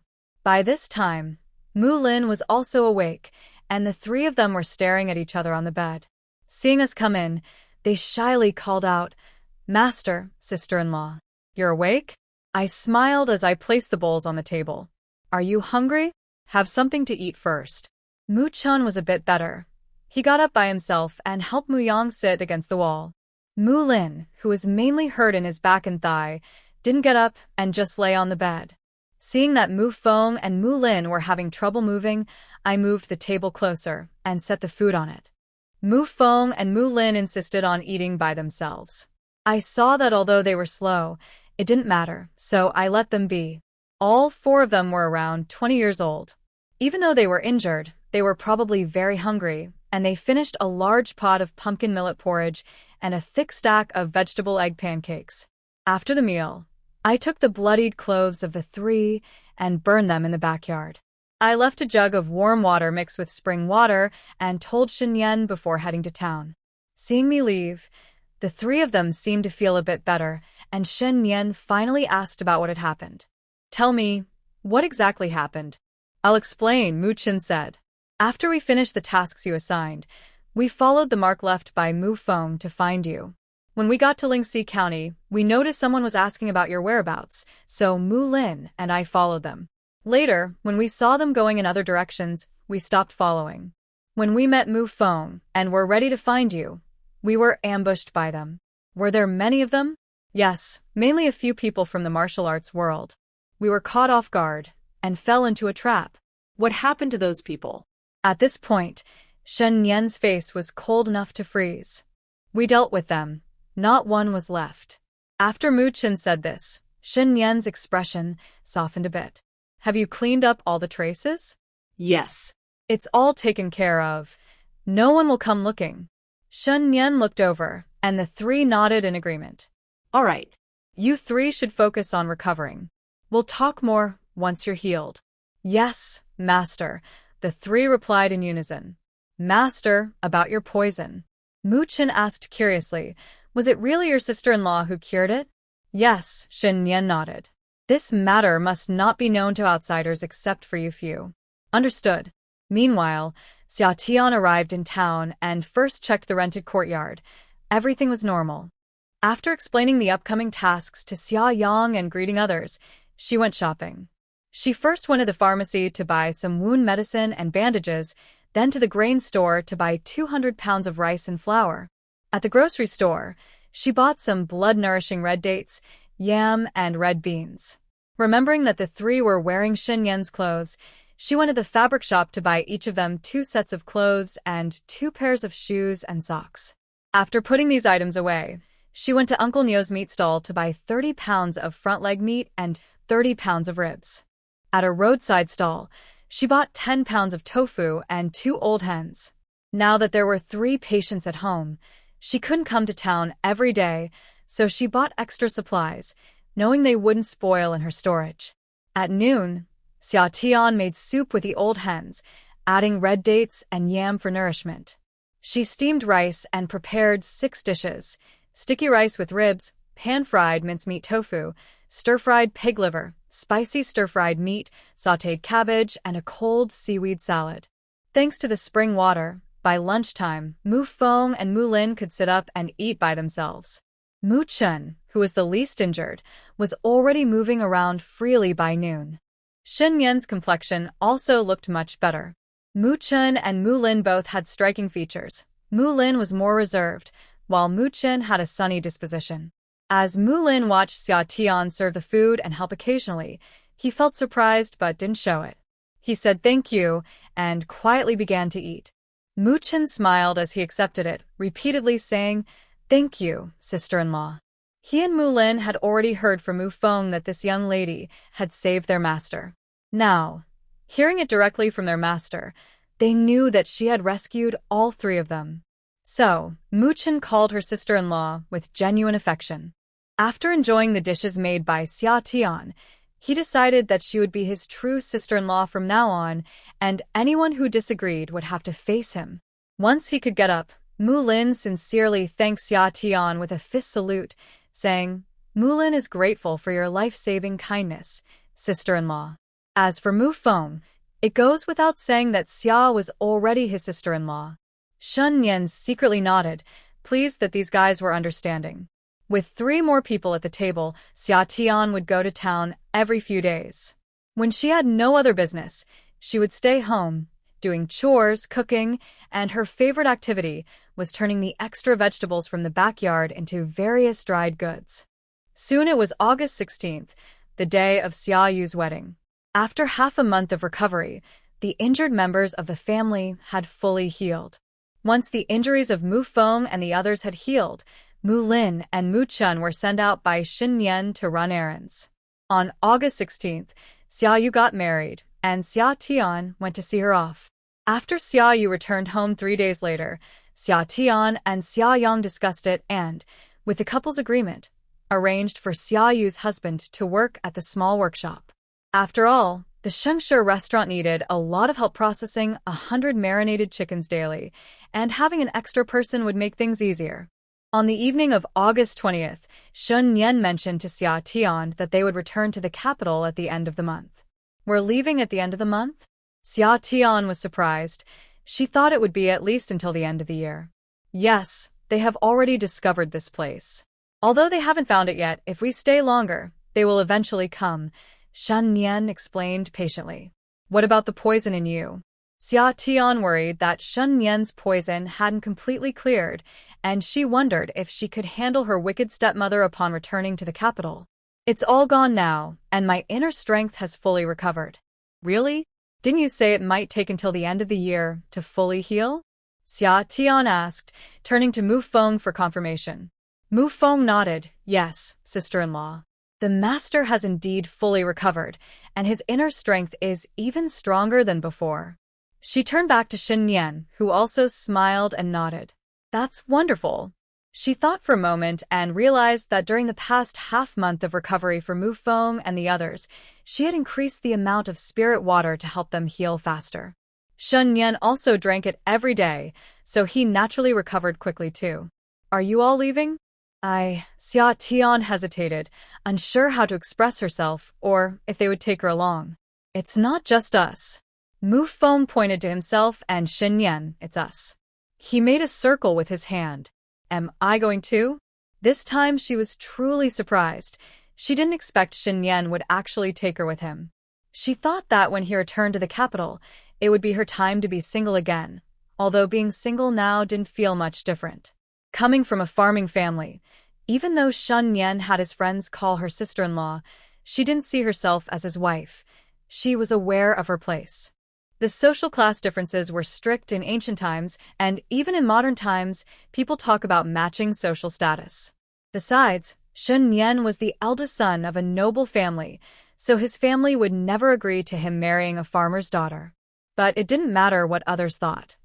If it came to that, she could always run away. Now that she was here, why not go to the capital and see it for herself? Of course, you're our sister-in-law now, so you have to come with us. Mu Feng was also surprised. They had called her sister-in-law for so long. How could they leave her behind? Could it be that their master was ungrateful and didn't want to take his sister-in-law? Mu Feng looked at Shen Nian with a curious gaze. Shen Nian shot a sideways glance at Mu Feng and replied sharply, What kind of look is that? Do you think I'm that kind of person? This kid was getting bolder, even daring to question his master. Mu Feng shrank back a bit, feeling a little guilty. Shen Nian turned to Xia Tian. Of course, we're going back to the capital together. We have a marriage contract. Wasn't the situation special back then? Xia Tian said shyly. The Xia family had essentially sold her to Shen Nian for money, and she was worried about her reputation. Don't you want to come with us? Shen Nian felt a little heavy-hearted. He almost forgot how smart and opinionated she was. Xia Tian looked into Shen Nian's eyes and asked seriously, If there was no marriage contract, would you still want to take me with you? Yes, Shen Nian replied earnestly. Seeing Shen Nian's unwavering answer, Xia Tian's lips quickly curled into a smile. No matter if he was sincere later on, she believed that what he said now was genuine. She would treat it as an opportunity to see the capital. As for men, what did it matter if they were sincere or not? She still had her skills and could take care of herself, so she wasn't worried. Can we really let her starve? All right, I'll go back to the capital with you. When Shen Nian and Mu Feng heard her agree, they exchanged relieved glances. Since she decided to go to the capital, some things needed to be planned early. The next day, Xia Tian went to find Xia Yang. Big brother, I might not be able to do business with you anymore. Xia Yang was surprised. What happened? Did I do something wrong? No, I might be going to the capital. Xia Tian quickly waved her hand to avoid any misunderstanding. Going to the capital? Xia Yang's voice rose in shock. Shu, keep your voice down. Xia Tian glared at her brother. I'm only telling you, so please don't tell anyone else where I'm going. Why? What are you going to do in the capital? Xia Yang didn't understand why this needed to be a secret. It's about Brother Shen. His family is in the capital, and his brother came to find him recently. Now they want to take him back, so I have to go. Xia Tian said, partly joking. Oh, so your brother-in-law's family is from the capital. You're going back with them. But the situation at Brother Shen's home is a bit complicated. He doesn't want others to know he's going back, so please don't mention it to anyone in the family. If they ask, just say I'm going back to our hometown. She whispered, worried that if someone came looking for Shen Nian, it would cause trouble for Xia Yang and the others. Okay, I got it. Xia Yang nodded. Brother, what if Grandma and the others come to bother you when I'm gone? 2 months ago, Grandma Xia had brought her uncle and third uncle to cause trouble, but she had managed to send them away. However, it's hard to completely cut ties with family. In this era, filial piety is very important, and if Grandma Xia makes a scene, their father wouldn't be able to handle it. The best solution is to stay far away from them. I don't know. Even if we give them money, I'm afraid they'll just want more and keep causing trouble. Xia Yang scratched his head, worried. This wasn't something that could be solved by just separating. Unless their grandparents passed away, he would always have to deal with it. Brother, why don't you move to the county town? Xia Tian suggested. Move to the county town? What about the business? Oh, you can just open another snack shop in the county town. You can leave this place to me and my husband. It won't affect the business since one of you is in Qingchuan town and the other in Lingxi County. Xia Yang thought for a moment and felt a bit excited. It just seemed like a good idea. Moving to the county town would mean they wouldn't have to worry about Grandma causing trouble anymore. Right? Plus, now that Xia Shi is in school and learning well from the teacher, if we move to the county town, he can continue his studies there. Who knows, he might even become a scholar in the future. Exactly. I've heard the teachers in the county town are even better, which would be great for Xia Shi's education. Xia Yang instantly felt thrilled. There were many benefits to moving to the county town. After a few months of experience, Xia Yang was no longer the timid person she used to be. She could now handle business on her own and work independently. Although she hadn't mastered being smooth in her dealings, she had learned to be flexible. With her capable sister-in-law's help, she believed her brother would continue to grow and improve. All right, I'll discuss this with my parents and your sister-in-law. Xia Yang was quite taken with the idea of moving to the county town that Xia Tian suggested. That evening, after dinner, she shared her thoughts with her family. To her surprise, no one opposed the idea. It seemed she wasn't the only one wanting to escape Grandma's control. Xia Yu initially wanted to go with her son-in-law to the county town, but she realized that her in-laws might not agree to such a long move. When she heard Xia Yang say that he would let her and her husband manage the business in town, she weighed the pros and cons and decided to stay. This way, they wouldn't have to cancel their rental. Starting next month, Xia Yu and her husband would pay the rent themselves, and they would take over the businesses at Yunlai Restaurant and Xingshi Restaurant. Xia Tian didn't expect Xia Yang to act so quickly. Just a day after she suggested it, he went to Lingxi County to look for a house. In less than 3 days, he spent 350 taels to buy a property with a shop in front and a large courtyard in the back. The house could be lived in, and they could prepare food in the backyard. The shop in front could be used for direct sales, so they wouldn't have to set up a stall on the street in bad weather anymore. In the 4 months of selling food, Xia Yang had earned around 700 to 800 taels, and he didn't hesitate to spend half of it on the house. Xia Tian gave her brother a thumbs up. Big brother, you're amazing. You're so decisive. Xia Yang smiled as Hyelie. I was just thinking you would be leaving at the end of the month. Once I send you off, we'll move right away. In the last few days, Xia Tian gathered all the edible vegetables from the garden, turning those that could be dried into dried vegetables, while the rest were stored away. The things at home are useful, so we keep them in storage. In this day and age, even old items can come in handy. The 10 chickens we have at home are laying eggs well. We left 5 of them in storage for the summer and took the other 5 to the town to be cared for by the Shen family. While setting up the stall, I called out to Xiyue and reminded her, "Sister, after eldest brother moved to the county, you'll take care of the business at those 2 restaurants in town. I have already spoken to the restaurant manager about it. Remember, you must keep the recipe for the braised meat a secret, even from your husband or his family. If you and your husband are too busy, you can hire help, but you must protect the recipe yourself. Only by keeping the recipe safe can you avoid being bullied by your in-laws. Also, keep track of the money you earn.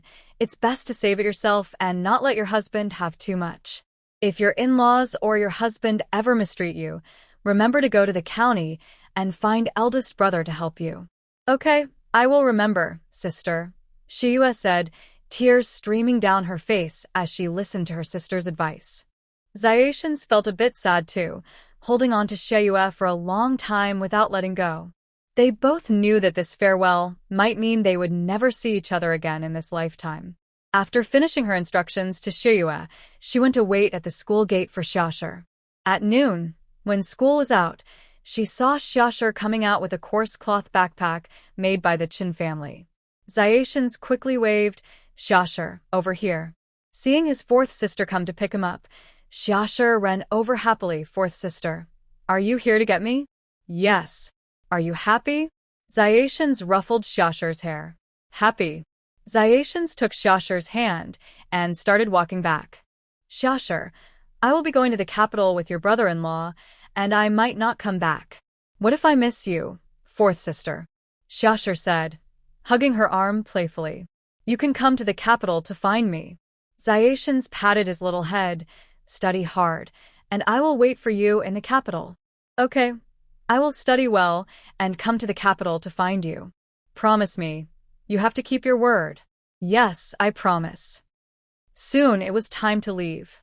On the morning of the second day of September, Mufeng brought a carriage back, and together with Xia, they loaded the packed luggage onto the carriage. She took one last look at the little courtyard where she had lived for half a year, and then turned to get on the carriage. A few days earlier, Xia had given away the things she couldn't take to Sister Yao and Aunt Chun, and she left the house for the village head to handle, without asking for any money. While passing through Qingchuan town, Xia Tian got off the carriage to visit Xia Yang's family. She said goodbye to everyone one by one, leaving with tears in her family's eyes.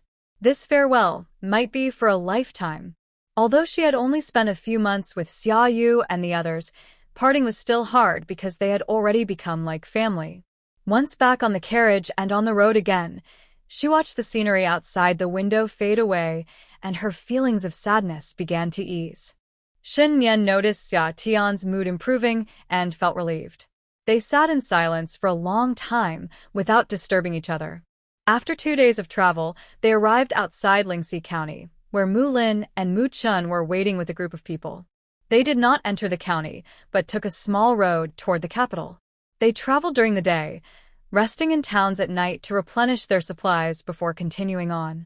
Sometimes, if they missed a place to rest, they would camp outdoors, trying to avoid being followed. After more than a month of this, they were finally close to the capital. Unexpectedly, just 3 days away from the capital, they almost faced a crisis. That night, they stayed in a small town called Yuhuang. In the middle of the night, Xia Tian was startled awake by a knock at the door, feeling a bit confused about why someone would be knocking at such a late hour. As she opened the door, Nian quickly slipped inside. When she was about to speak, he covered her mouth and said, "Don't say anything, come with me." After she nodded, he released her and opened the window, helping her leap out of the house. She almost screamed as her feet left the ground, feeling like she was flying. Once they reached a safe place, it took her a moment to gather her thoughts. Wow, that was like a martial arts scene from a movie. She felt the thrill of flying like a skilled fighter. She looked at Nian with wide eyes, thinking how handsome he was and that he could fly too. She felt lucky. Even if she couldn't eat, just watching him was delightful. Nian noticed she was staring at him in silence and thought she was still in shock. He gently tapped her head and asked, "Are you okay?" "Oh, I'm fine." Xia Tian finally snapped back to reality. "What happened, Brother Shen? Were there bad guys chasing us?" "Yes, but don't worry, Mu Lin and the others can handle it." They waited for about half an hour until Mu Feng arrived with the carriage, followed closely by Mu Lin and Mu Chen with their group. "Master, 4 guards were injured, 2 of them quite seriously." Mu Lin walked over to report to Nian. "Have you applied the medicine?" "We're out of the wound ointment." "I brought some." When Xia Tian heard they were out of ointment, she quickly replied, "It's in my bag, I'll go get it." She had bought extra bottles during the last trip to town when Mu Feng and the others were injured, just in case. She approached the carriage, rummaged through her bag, pretending to take something out, while actually retrieving it from her space. She also grabbed a water pouch, added some spring water, and handed it to Nian. She signaled to Nian, "Let the injured person drink some water first." Shen Nian nodded in understanding, took the water pouch and ointment, and handed them to Mu Lin. Let them drink some water before bandaging. Yes, my lord. After Mu Lin finished bandaging the injured guards and placed the severely wounded one in the luggage carriage, Shen Nian and Xia Tian also got into the carriage driven by Mu Feng. The group traveled overnight toward the capital. 3 days later, they finally arrived in the capital in the evening. Mu Feng took them to Shen Nian's villa in the city to freshen up and rest for the night before making a grand entrance to the Marquis of Wuen's residence the next day. When the people at the Marquis of Wuen's residence heard that their young master was returning, they all gathered at the entrance to watch. The Marquis was attending court, so the lady of the house, Lu, along with several children, came out to greet them. Xia Tian followed Shen Nian as they got out of the carriage. Lu stepped forward with a handkerchief, tears in her eyes, and said to Shen Nian, "Nianer, you're finally back. Where have you been? You've made your mother worry." She dabbed at the corners of her eyes with a handkerchief. Xia Tian felt a chill.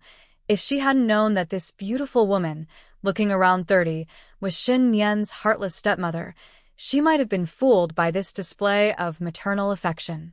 Shen Nian kept a cold expression, subtly stepping back to avoid Lu, and said nothing. Seeing Shen Nian's coldness, Lu turned to Xia Tian, her eyes glinting with interest, and asked, "Nianer, who is this young lady?" "She is my wife," Shen Nian replied coldly, and without waiting for Lu to say more, he pulled Xia Tian into the residence. Outside the gate, Lu clenched her teeth in frustration at Shen Nian's disrespect. She looked up to see the onlookers peering in and noticed a crowd of servants behind her, making it difficult to express her anger. Taking a deep breath, she returned to her gentle demeanor and smiled, finding a way to ease the situation. "The young master is tired. Let's all disperse for now. We'll set the table at noon to welcome him at the old lady's place." After saying this, she supported the maid and entered the door. The others, seeing the lady go in, quickly left. Lu gave a signal to the maid, "Go to the old lady first." She needed to visit the old lady to give Shen Nian a warning. Meanwhile, seeing Shen Nian shivering, Xia Tian didn't dare to say a word and followed him to Lingyun Pavilion. As soon as they entered the courtyard, Shen Nian's 2 main maids, Ning Xiang and Ning Shui, came out to greet them. "Young master, you're back?" "Yes, please take Miss Xia to freshen up," Shen Nian told the maids and then turned to Xia Tian, saying, "These 2 are my main maids. Please go with them to wash up, and later I will take you to greet the old lady." No matter how unhappy he was, he still needed to observe the proper etiquette to avoid giving Lu any leverage. "Okay." Xia Tian nodded and followed the 2 maids to the side hall. Ning Xiang and Ning Shui were curious, but did not show it. They had never seen this gentle side of their young master before. However, looking at him, it seemed the poison must have been completely cured. "May I ask how to address you, miss?" Ning Xiang asked with a smile as Xia Tian finished bathing and came out in fresh clothes. "Oh, my name is Xia Tian. May I know how to address you 2 sisters?" "Miss Xia, I am Ning Xiang, and this is Ning Shui. We are both maids in the young master's courtyard," Ning Xiang replied with a smile. When Xia Tian finished getting ready and came out, Shen Nian's eyes lit up in surprise. He hadn't expected her to look so good after dressing up. Xia Tian wore a light purple dress, which was bought by Mu Feng from a clothing store the night before. Ning Xiang styled her hair in a lively way, and her fair skin made her look youthful and vibrant. After 6 months in the spiritual spring space, Xia Tian was no longer the thin, dark girl she used to be. She noticed Shen Nian had also changed into a deep blue robe, his hair tied up with a jade crown, looking even more handsome. Shen Nian's eyes moved slightly. "Let's go." The 2 walked through the winding corridor and arrived at the old lady's Ruishuan Hall after about 15 minutes. As soon as they entered, the old lady stumbled over and pulled Shen Nian into her arms, crying loudly, "My precious grandson. You just leave like that, you're going to take my life." While crying, she gently patted Shen Nian's back. "How could you be so heartless? Where have you been this year?" Watching the old lady's performance, Xia Tian bit her tongue, trying hard not to laugh. Life is like a play, and it all depends on acting. Everyone in this mansion is a born actor. It seems I can't fall behind. I need to learn quickly. Thinking this, she saw the old lady's performance was about to end, so she quickly adjusted her expression to look moved to tears. When the old lady noticed her, Xia immediately showed a bright smile. "I greet you, my lady. This young lady is the one you married?" The old lady asked Shen Nian sternly, as if her expression had changed instantly. "Yes, grandmother," Shen Nian replied calmly. "No, I do not agree. How can the heir of the noble Wuan Marquis family casually marry a woman of unknown background? My grandson and Miss Xia already have a marriage contract. It cannot be changed," Shen Nian replied firmly. "You, unfilial child, how can you speak to your grandmother like that?" Before the old lady could react, a handsome man in his 30s entered, likely Shen Nian's father, the Marquis of Wuan. "My son has indeed married Miss Xia. Please support us, father," Shen Nian said in a calm tone, but his words left no room for doubt. "Without my permission, the Marquis household will not recognize her identity. He, as the Marquis, could not allow his eldest son to marry an unsuitable woman. It would tarnish the family's reputation." Lu Shi, who was watching the scene unfold, noticed the Marquis was genuinely angry and quickly approached him, soothing his chest while subtly adding fuel to the fire. "Oh, my lord, please don't be angry. Nian just returned and hasn't figured out the situation yet. What if this young lady has an extraordinary background?" As she spoke, she helped the Marquis sit in a prominent chair. Then, she turned to Shen Nian with a feigned scolding tone. "Nianer, don't be upset with your grandmother and father. They are only looking out for you. Quickly apologize to them." Seeing Shen Nian standing still, the Marquis, furious, stood up as if to strike. "You rebellious child." Xia, noticing Lu Shi's gloating expression, could no longer hold back. She stepped forward and said, "My lady, my lord, madam, I am Xia, here to greet you, my elders." The old lady replied coldly, "This is our family matter. It is not for an outsider like you to speak." Xia was not angry at all.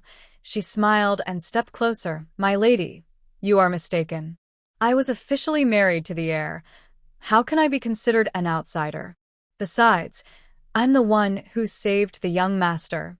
It's only fair to repay a life-saving favor, right?" "Life-saving favor?" Lu was surprised. "Of course. I found the young master injured and barely alive in the mountains. If it weren't for me, he wouldn't have made it." Xia made up an excuse, knowing the life-saving part was true, but he couldn't reveal the secret of the spiritual space. Lu secretly resented this little brat for being so lucky. It turned out someone had saved him. What exactly happened? The Marquis of Wu shouted, causing Xia to step back in fear. The authority of this high-ranking person was indeed intimidating.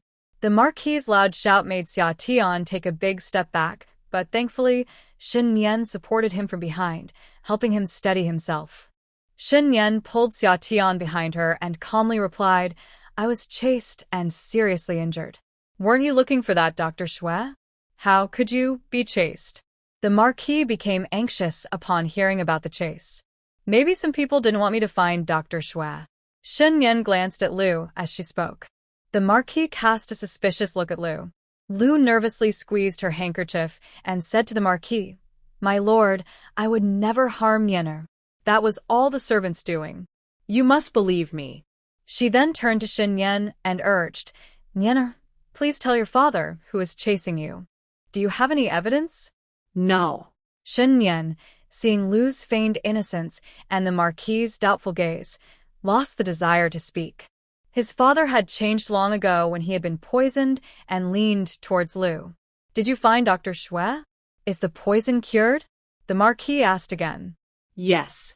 Shen Nian nodded, attributing the cure to Dr. Xue, as long as Xiaotian's secret remained safe. Hearing that the poison was cured, the Marquis sighed in relief. Though his son was becoming increasingly disobedient, he was still his legitimate heir. Now that he was healthy, that wouldn't change. Standing behind the Marquis, Lu nearly crushed her teeth upon hearing that the poison was completely cured. This young lady. The Marquis was unsure how to address her. As a prominent figure in the De Qian dynasty, he couldn't treat the young master's savior casually. Now it's a difficult situation. I can't deny it, or else the reputation of the Wuan Marquis' household as ungrateful will spread, and that wouldn't be good. Let's leave it at that for now, the Marquis of Wuan said, rubbing his temples. This matter needs careful consideration. By the time of the welcome banquet, almost everyone in the household knew that the young lady brought back by the heir was their future daughter-in-law. Moreover, she was the one who saved the heir. As for Xia Tian becoming Mrs. Shen Nian, aside from the Marquis and the old lady being somewhat dissatisfied, Lu Shi was quite pleased.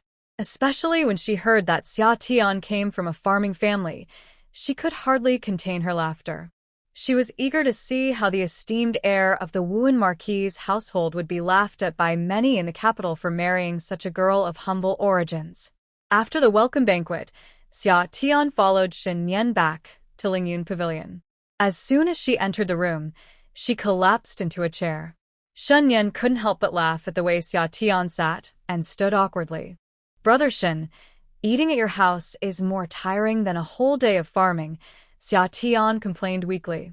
You'll get used to it, but you don't have to be polite to those who upset you, Shen Nian said.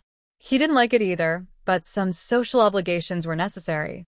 However, now that she was his nominal wife, she didn't have to worry about some people's opinions. Really? Of course. You're now the heir's wife. No one dares to mistreat you. Ning Xiang and Ning Shui, who had just entered, exchanged incredulous glances at the interaction between the heir and his wife, quickly lowering their eyes to hide their shock. They never expected the heir's wife to be so informal in front of him, and he was actually smiling. More importantly, it had been a long time since they had seen the heir smile. Seeing the two maids standing aside, Shen Nian thought about how Xia Tian didn't have anyone to attend to her closely, and directly said to them, "You two will follow the lady from now on. Don't let anyone bully her." Yes, young master. Ning Xiang and Ning Shui realized that the heir valued his wife highly. Who is attending to you? Xia Tian was surprised that Shen Nian gave her the two maids. She knew that Ning Xiang, Ning Shui, Ning Yu, and Ning Shuang were the four main maids in Shen Nian's courtyard, and they had more status than many daughters of lesser families. I have Mu Feng and the others. These two maids are trustworthy. Don't easily trust other servants. If you have any questions, just ask them. Shen Nian was worried about Xia Tian, who had just arrived and might not know about some of the unpleasant things in the big house. Ning Xiang, go tell the lady to prepare Jing Lan courtyard for your lady to stay in. Ning Xiang agreed, and went to find Lady Lu.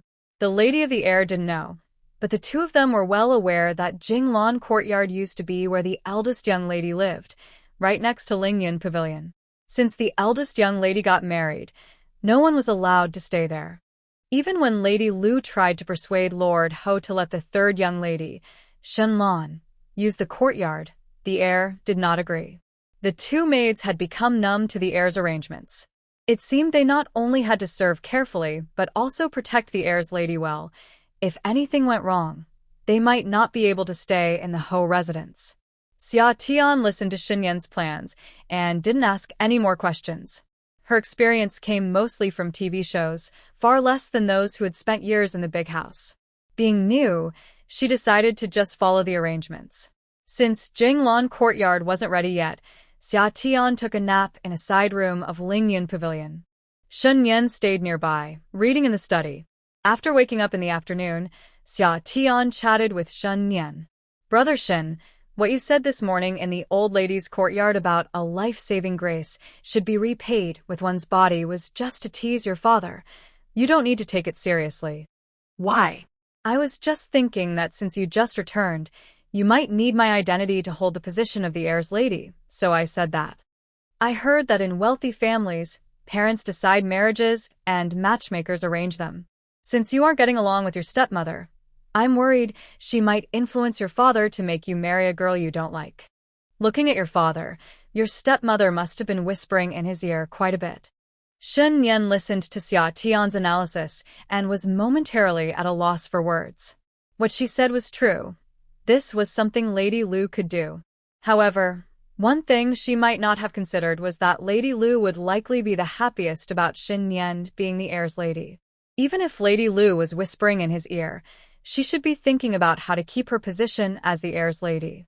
Brother Shen, we agreed that if you find a girl you like and want to marry her, you must tell me, and we can just part ways then. Okay. Shen Nian paused for a moment before agreeing. After all, whether he married another girl was up to him. Perhaps no other girl would ever appear. Brother Shen, if someone bullies me, will you stand by my side unconditionally? She needs to clarify this.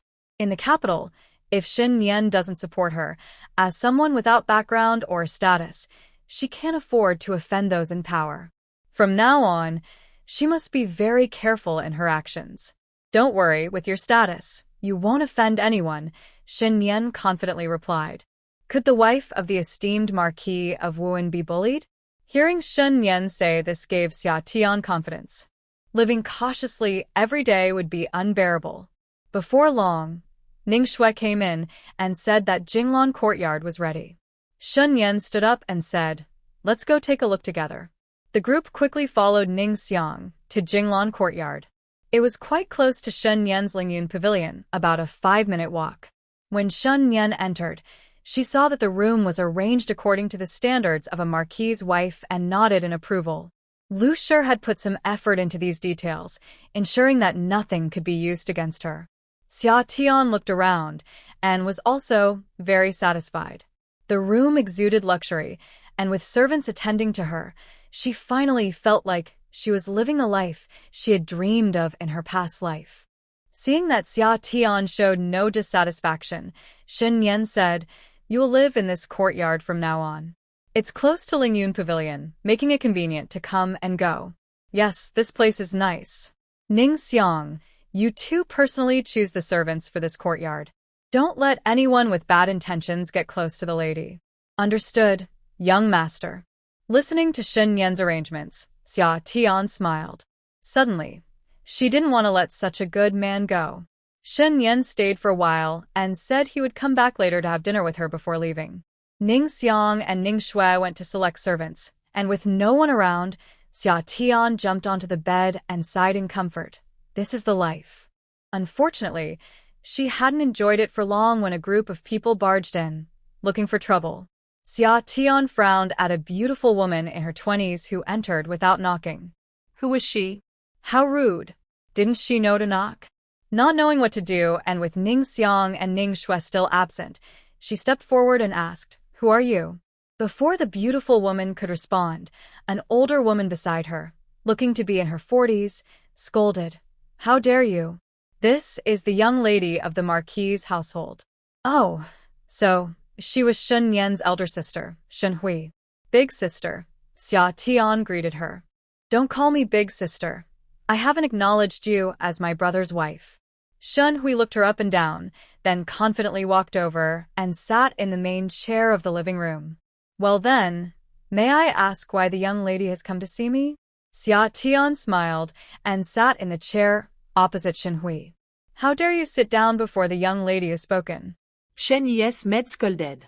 "That's a strange thing to say. I'm in my own house. Do I need permission to sit where I want?" Xia Tian replied with a smile. "This was originally our young lady's courtyard." "You said originally. Now it is my courtyard." "You." Shen Hui watched her maid struggle to respond, snorting in annoyance, sharp-tongued.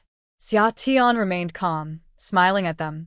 Seeing her relaxed demeanor made Shen Hui angry, and she couldn't help but say, "I heard you used your life-saving favor to force my brother to marry you. Is that true?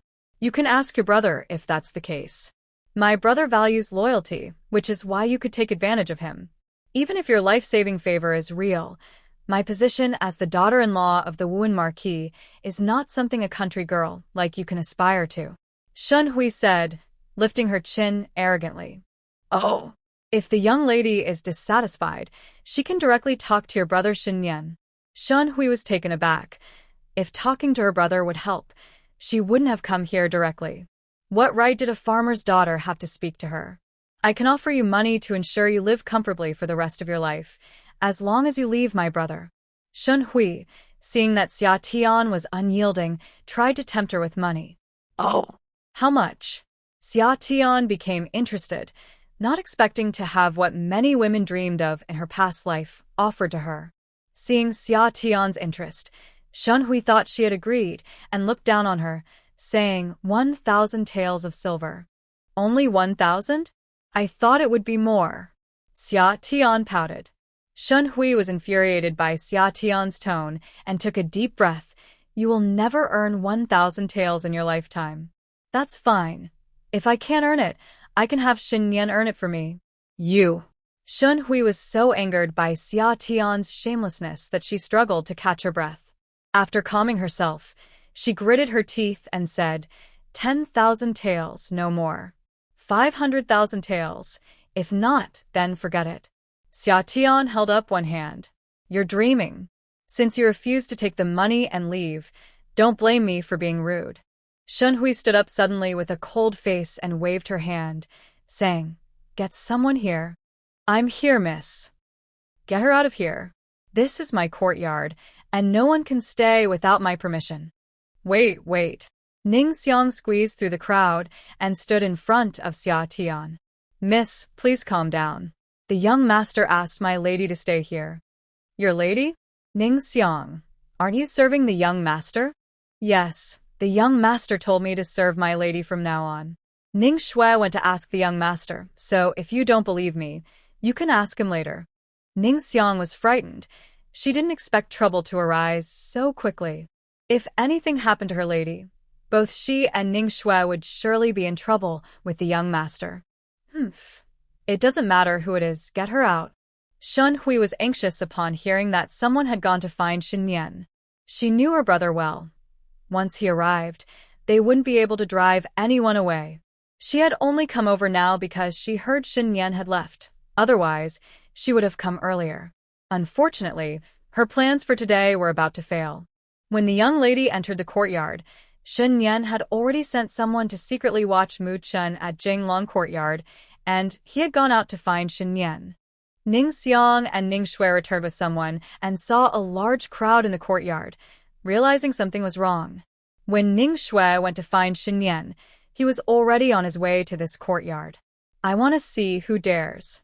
Shen Nian entered just in time to hear Shen Hui's order to drive someone out. Young master. Young master. The servants all bowed and stepped back upon seeing the young master return. Shen Nian entered the room, looked around, and sat in the main chair before addressing Shen Hui. Sister, what is going on? Brother, I heard you were back, so I came to see you. Shen Hui softened her tone and sat in a chair lower than Shen Nian's. Why didn't you go directly to Ling Nian Pavilion? Shen Nian asked calmly. I heard you were out, so I came here first. Who were you trying to drive away just now? Oh, I was asking this young lady to move out since this is my former residence, and I don't want outsiders living here. Shen Hui felt a bit guilty. She knew her actions today were not right. That's not true. The young lady said, I am not worthy of you, that I was using the life-saving favor to threaten you, and that she offered me 1,000 taels of silver to leave you. Xia Tian immediately spoke up, not wanting to let Shen Hui off easily.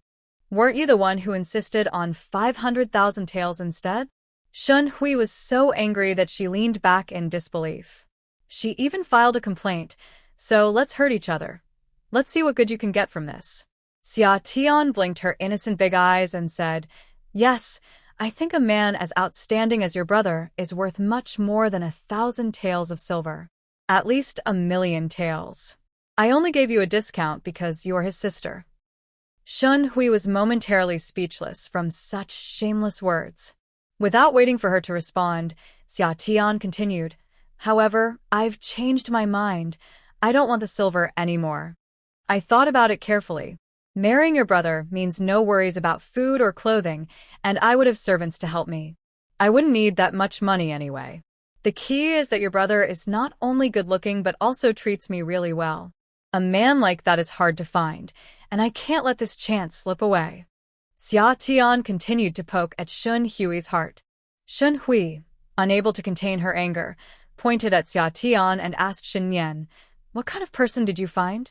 She has no manners or upbringing at all. Hearing Xia Tian's earlier words, Shen Nian raised his eyes slightly, and his hand, hidden under his sleeve, tightened a bit. He thought, maybe she does have some feelings for me? We have a long time ahead. Perhaps if we spend more time together, she won't want to leave. Seeing Shen Nian silent for a long time, Shen Hui suddenly stood up, pointed at Xia Tian and angrily questioned, "Aren't you afraid of being laughed at when you go out, brother?" Shen Nian snapped back to reality, a slight smile on his lips as he looked at Xia Tian. "I think it's quite good." You. "I still won't acknowledge her as family," Shen Hui said, angrily tossing her sleeve and turning to leave. Xia Tian smiled and called out, "Take care, big sister." Hearing the shameless woman call her big sister, Shen Hui didn't look back and hurried out of the courtyard. Once Shen Hui was gone, Xia Tian turned back, pretending to be angry, and glared at him. "What are you laughing at? Is it funny?" She couldn't help but laugh herself. Seeing Shen Nian not angry but smiling more, she teased him. "Is it because I said you're good-looking that you're so happy?" Then she pretended to sigh in regret. That was the closest I've ever been to 50,000 taels of silver." Shen Nian couldn't hold back his laughter anymore and burst out, "Ha ha." Xia Tian deliberately glared at him, walked over, and stretched her hand in front of Shen Nian's eyes. "I don't care. I lost 50,000 taels of silver for you, so you owe me." Shen Nian smiled and took her outstretched hand. "Compensation. Definitely compensation. Summer is just joking around." I didn't expect him to suddenly do that, and my face turned red. I quickly pulled my hand back and hid it behind me. "You said it, no cheating." Shen Nian also felt a bit embarrassed and stood up. "You rest first, I'll come back for dinner later." After saying that, she quickly left the room. No matter how you look at it, it seemed like she was escaping in a hurry. Xia Tian watched Shen Nian flee in such a panic and couldn't help but laugh out loud. Ning Xiang and Ning Shui, who witnessed the whole scene, felt their emotions rise and then relax, covering their mouths and giggling. The relationship between the young master and young mistress is really good. After laughing enough, Xia Tian looked at Ning Xiang and Ning Shui, pretending to be angry. "You two stop just laughing and quickly get me a glass of water. After arguing for so long, my throat is sore." Hearing Xia Tian say this, they weren't afraid of her and giggled as they went to get tea. Ning Xiang and Ning Shui had a new understanding of their new master today. She was lively and cheerful, loved to joke, and didn't act high and mighty. The key was her courage. She even dared to stand up to the eldest young lady. The eldest daughter of the Shen family, Shen Hui, was the most respected presence in the Wuan Marquis' residence before her marriage. Even the third young lady from the Liu family didn't dare to act recklessly. Later, she married Su Lingyue, the young master of the Ning'an Marquis' residence, which was on par with the Wuan Marquis' residence, and helped the ailing Madame Ning'an manage the household, so she was very authoritative. Now that Madame has offended her, I wonder if she will cause trouble in the future. But with the young master protecting her now, the eldest young lady probably can't do anything to her, right? Xia Tian was unaware of the two girls' worries and drank 2 big cups of tea before feeling better. After a day of arguing, she was exhausted. Unexpectedly, after arriving in the capital, her career hadn't even started, but her arguing skills were already maxed out. At dinner time, Shen Nian indeed came to Jinglan Courtyard to eat. Seeing a full table of delicious dishes without having to cook herself, Xia Tian's mood brightened instantly. Eating tasty food with a handsome young man beside her occasionally serving her dishes, she thought that even daily bickering wasn't too hard to bear. Shen Nian noticed her in a good mood, humming while eating, and felt much better too. He had worried that she might feel upset because of his sister's words, but it seemed that this girl had a big heart. Still, he couldn't help but want to explain. Don't take my sister's words to heart." Xia Tian paused. Was this kid's reaction time a bit too slow? He was only bringing it up now after what happened in the afternoon. Slowly swallow the food in your mouth and pretend not to understand as you ask him. Which sentence? It doesn't match that sentence. Do you think I deserve it? Xia Tian asked with a serious face. You do. Shen Nian nodded immediately. Xia Tian kept a straight face, staring into Shen Nian's eyes without blinking. Really? Absolutely true, Shen Nian replied earnestly. She couldn't hold back her laughter and burst out. Just kidding, brother Shen. I didn't take it to heart. Whether I deserve it or not isn't up to others to decide. Then, who decides? Shen Nian asked curiously, not angry at all. Of course, it's up to me. Whether I deserve it or not, I decide for myself and don't need to prove anything to anyone else. Shen Nian nodded, agreeing. Ning Xiang, please bring another bowl of rice. Xia Tian turned to hand her bowl to Ning Xiang and then turned back, mumbling, Your rice is delicious, but the bowl is too small. I need to eat 5 bowls to feel full. Shen Nian chuckled. Don't worry, there's plenty of rice. 500,000 taels of silver is enough for you to eat your fill. Hey, brother Shen, you've become mischievous. While the two were happily bantering, in Huirui Hall, Lu Shi was whispering with the third young lady, Shen Lan. See, wasn't I right not to let you go? Even the usually arrogant Miss Shen Hui couldn't get a good outcome. What good would it do for you to go? Lu Shi poked Shen Lan's forehead with her finger. It's because brother is supporting her. If he weren't backing her, she wouldn't be so proud, Shen Lan retorted defiantly. That's exactly why I didn't let you go. Without Shen Nian's support, she wouldn't even be able to enter the gate of the Marquis's residence. Is that it? Just let her stay in the courtyard that I can't even stay in? Shen Lan was still unwilling to accept it. Why should she? She had been thinking about it for years, and her brother hadn't budged. Why should that country girl get to stay in the courtyard she liked? What can we do? Shen Nian is the heir, and she is now the heir's wife. No matter how we feel, as long as your brother says she is, then she is, Lu Shi said, helplessly. How could this girl be so stubborn? Seeing her unhappy, she comforted Shen Lan by patting her hand. It's just a courtyard. Let her stay there. Just wait and see. Shen Hui is not easy to deal with and won't give up easily. We can just wait for the drama to unfold. Fine. Shen Lan reluctantly agreed, pouting. Lu Shi felt relieved that she had managed to calm her down for now, but still worried. She signaled to the maid standing behind Shen Lan, Take good care of the young lady. Yes, madam. The next morning, before dawn, when Summer was still deep in sleep, Ningxue pulled her out of bed. What time is it? Why are we getting up? Summer mumbled, reluctant to rise while clutching the blanket. It's already early morning, madam. You need to go pay your respects soon. Pay respects? She had completely forgotten about that. She was now the wife of the heir to the Marquis, and she had to pay her respects to the 2 important figures in the Marquis's household every day. Summer slowly got out of bed. Do we really have to do that before it's even light outside? Early morning means around 5 o'clock, and having to get up so early was quite a struggle. It's not too early. You need to go pay respects to the old lady soon, and before that, you have to visit Madame Huirui.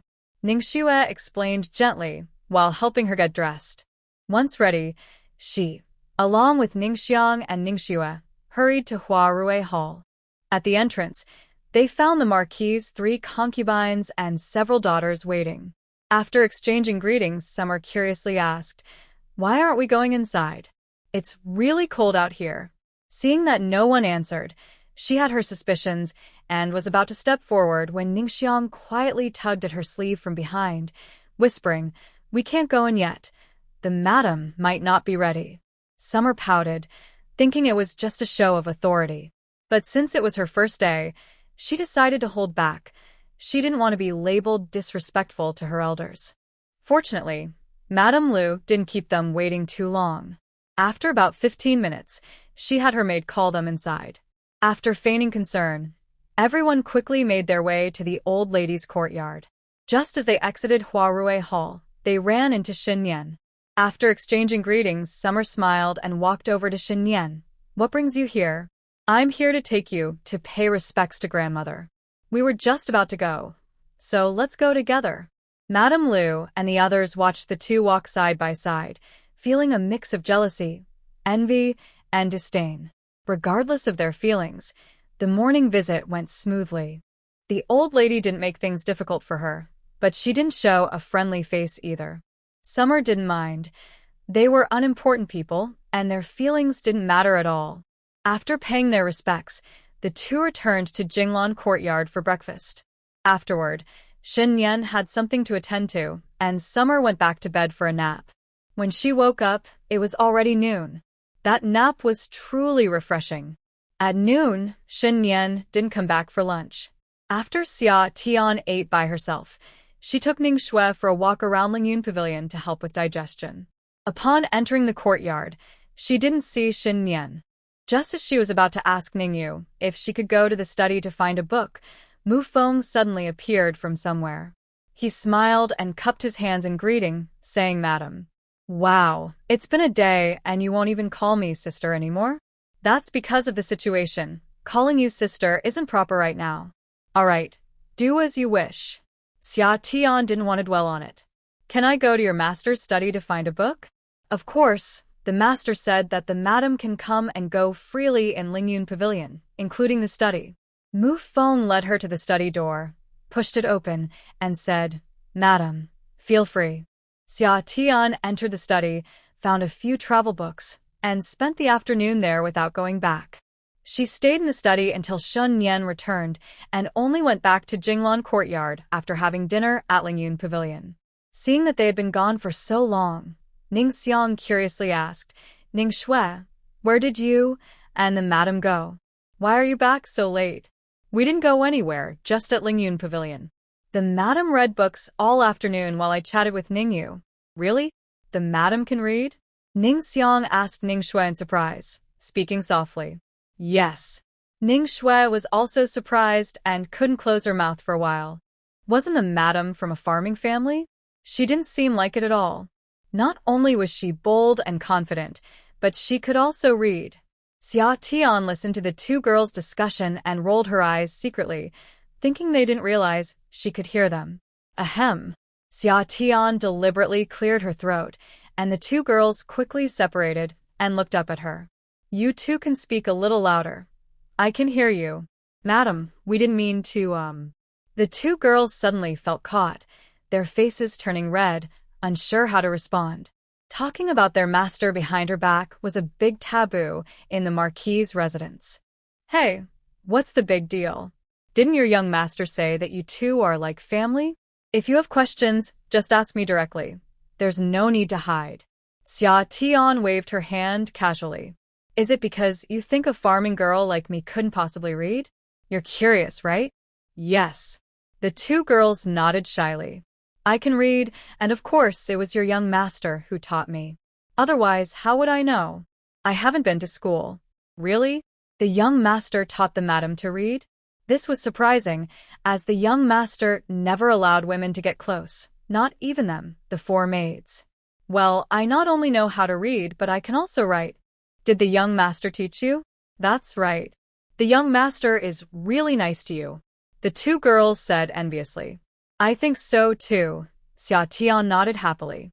The three of them chatted for a while, and when they saw it was getting late, they went to wash up and get ready for bed.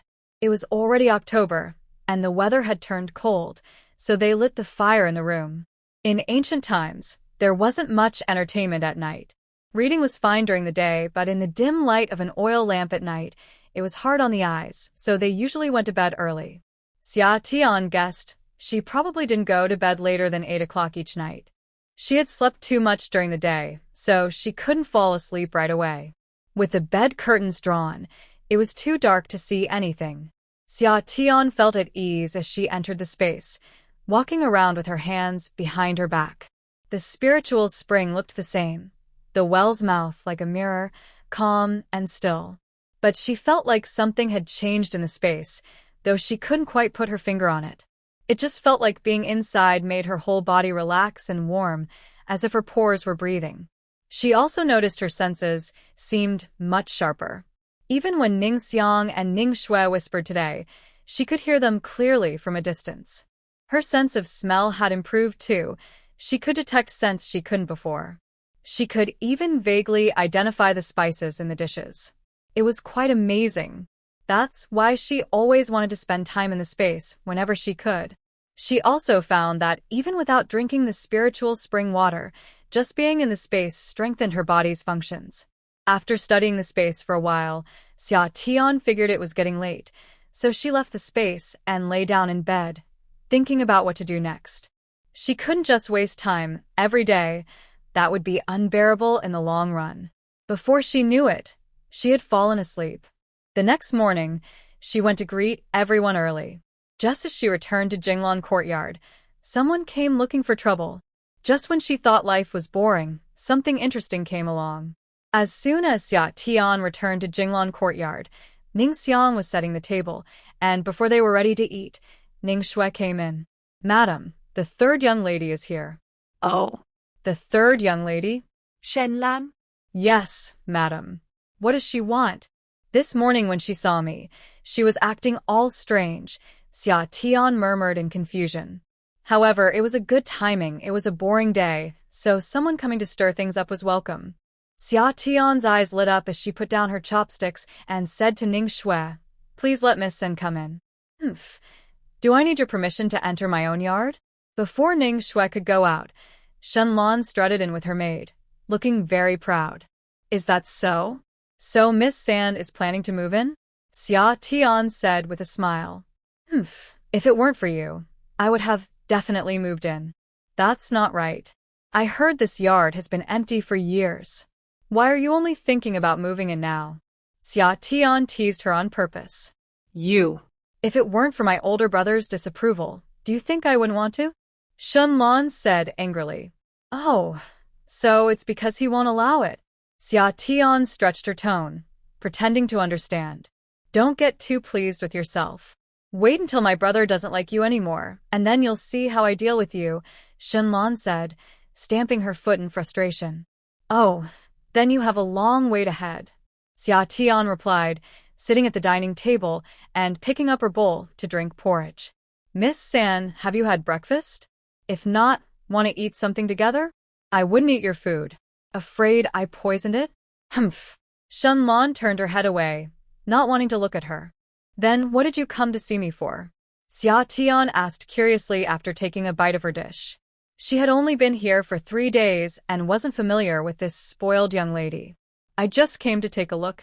"Is that a problem?" Shen Lan replied unhappily, thinking that if her brother hadn't given the yard to Xia, she wouldn't waste her time talking to a country girl. "Of course, that's fine. After all, this is Miss San's home. You can go wherever you like. At least you know what's good for you."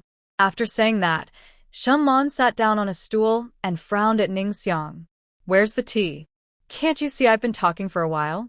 Ning Xiang turned to Xia, who nodded, and then Ning Xiang went out to brew tea. This made Shen Lan even angrier, and she pouted. "What? When a guest arrives, you don't even serve a cup of tea. You want to be a noble lady but don't even know the basics of hospitality." Xia was speechless.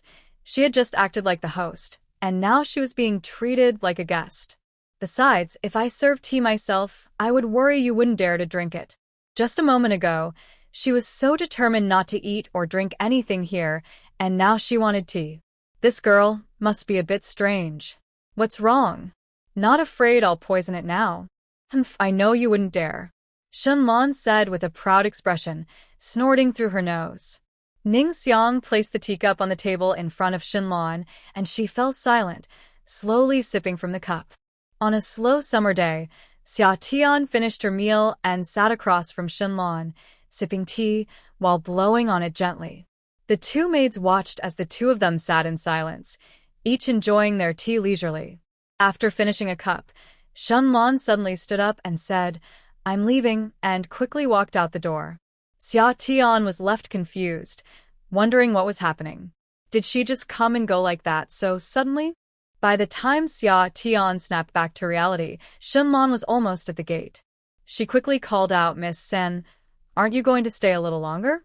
"Hypocritical," Shen Lan replied without looking back and continued walking away. This left the three in the room staring at each other in confusion. What was she even here for? Xia asked, puzzled. "Probably just to take a look. Miss San has always wanted to move into this courtyard, but the heir wouldn't agree," Ning Shui quietly explained to Xia. I heard that Miss Shen caused a scene with the lady yesterday, but the lady wouldn't let her come over, Ning Xiang added, sharing some gossip she had heard.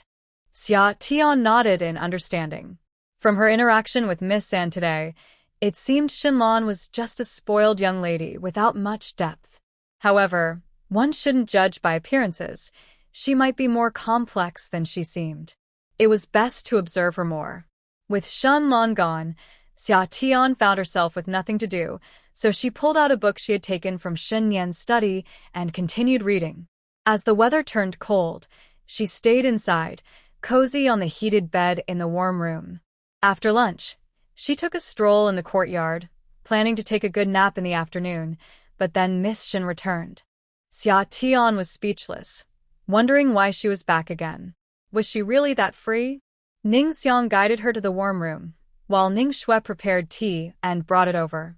The two maids stepped aside to watch. I say, miss, what do you want today? Xia Tian asked impatiently when she noticed Shenlan hadn't said a word after entering. But let me make it clear, if you want me to leave with money, then don't say anything. I just want to see why you're staying here.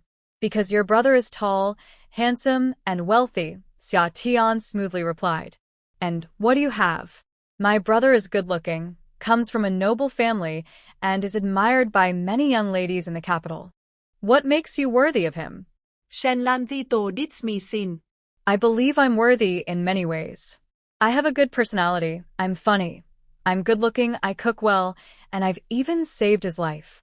Most importantly, he is willing, Xia Tian said seriously, counting her qualities on her fingers. Shen Hui looked at the shameless woman who was seriously listing her advantages and felt a throbbing in her temples. How could someone be so thick-skinned? Like a piece of tough meat. How do you know he is willing? He is just loyal. If it weren't for you saving him, would he even notice you? Shen lui moqued. Besides that, what do you have that can compare to the noble ladies of the capital? That's true. Who told me I don't have a wealthy father? She sighed and nodded in agreement. But what does that have to do with whether your brother likes me? Different backgrounds. Do you think that doesn't matter? But beauty is in the eye of the beholder. Do you think you are that beautiful? Listen, why are you always trying to break us apart? Xia Tian said helplessly. Why was this young lady so stubborn? Because I don't want my brother to become a laughingstock in the capital. Fine, do as you wish. Just go tell your brother. If he agrees, I will leave immediately. She gave up struggling.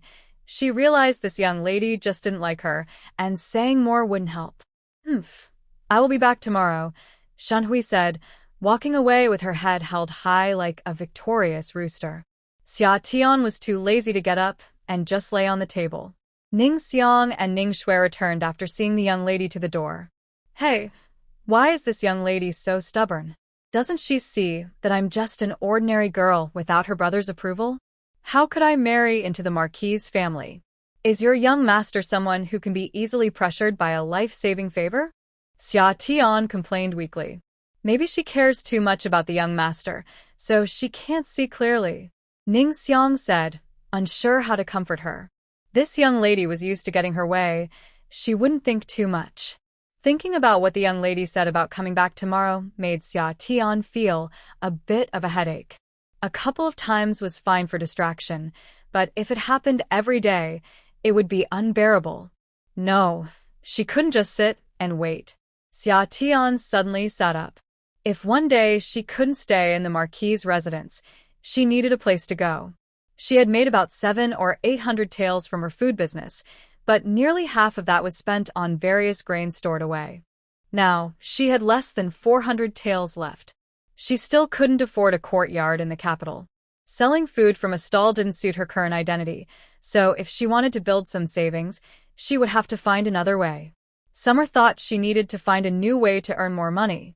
Resting her chin on her hand at the table, she recalled the skills she had from her past life. Well, the only skill she could use right now was drawing. She had studied it for over 10 years, excelling in both traditional Chinese painting and sketching. Without hesitation, Summer got up, put on her shoes, and left the warm room. Ning Xiang, Ning Shui, let's go check out the study. She remembered that when Shen Nian showed her the house, there was a study in the courtyard, likely used by Miss Shen. Once inside the study, she noticed there was a bookshelf, but no books, and a desk, but no writing supplies. Why is there nothing in this study? Summer wondered. Miss Shen wouldn't leave an empty study just for decoration, would she? This was the young lady's study, but after she got married, she gradually took her books away. When they set it up the other day, they probably thought the lady wouldn't need it, so they didn't arrange it, Ningxiang explained, her voice getting softer. Got it. It was just that Lu thought she was a country girl who probably hadn't studied, so there was no need to set up the study. Then, go get me some writing supplies. We can get the books later. Yes, ma'am. Ningxue went to fetch the supplies while Ningxiang called 2 little maids to dust off the desk and bookshelf. The room was cleaned daily, so they were just wiping off the dust again. Before long, Ningxue returned with the writing supplies and placed them on the desk. Summer laid out a piece of white paper and pressed it down with a weight while Ningxue ground the ink beside her. Thinking for a moment with her chin resting on her hand, Summer dipped the brush in ink and quickly sketched the outline of a small dog. Ningxiang and Ningxue, standing nearby, were stunned. Their lady could draw?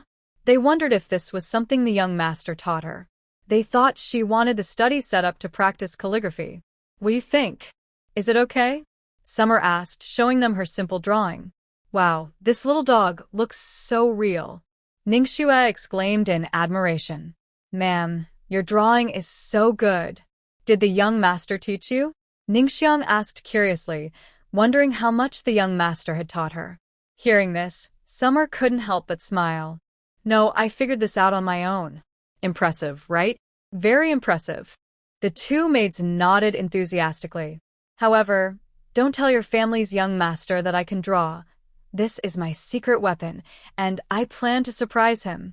Okay, ma'am. I promise not to tell the young master. The 2 girls giggled in agreement. Summer picked up her brush and carefully drew until a lively little dog appeared on the paper.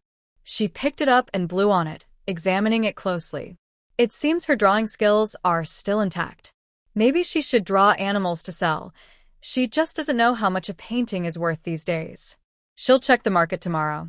Feeling pleased with her idea, she noticed it was getting late and put the painting away in a box in her bedroom. That evening, Shen Nian returned from outside and came to Jinglan courtyard.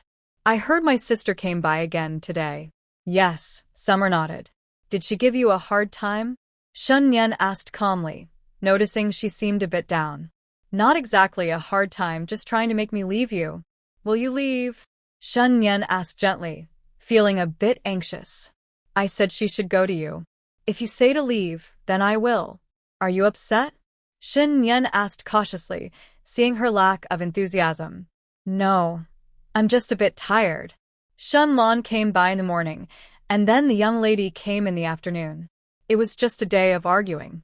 What did Shen Lan come for? Shen Nian's tone turned cold at the mention of Shen Lan. Nothing much, just to check on me. She might not be happy about me living in this courtyard. But she didn't say much, just made a few sarcastic remarks before leaving. Summer chatted with Shen Nian, noticing his expression darken, and quickly reassured him, she's just a spoiled young lady. She's no match for me. So don't worry. Right. If you don't want to deal with her, just send her away. Before the poison took effect, he had treated Lu's 3 children like siblings, but now, knowing the truth, he couldn't feel close to them anymore. Got it, Summer replied cheerfully. Seeing Shen Nian's expression change at the mention of Shen Lan, she felt a bit sorry for him. What kind of torment did he go through during those 3 years that he didn't even want to hear the names of Lu and her children? Summer reached up to smooth Shen Nian's furrowed brow, speaking gently like comforting a child. Don't frown. It doesn't look good. Shen Nian held Summer's hand on his forehead, resting it there in silence for a moment before softly responding with a hmm.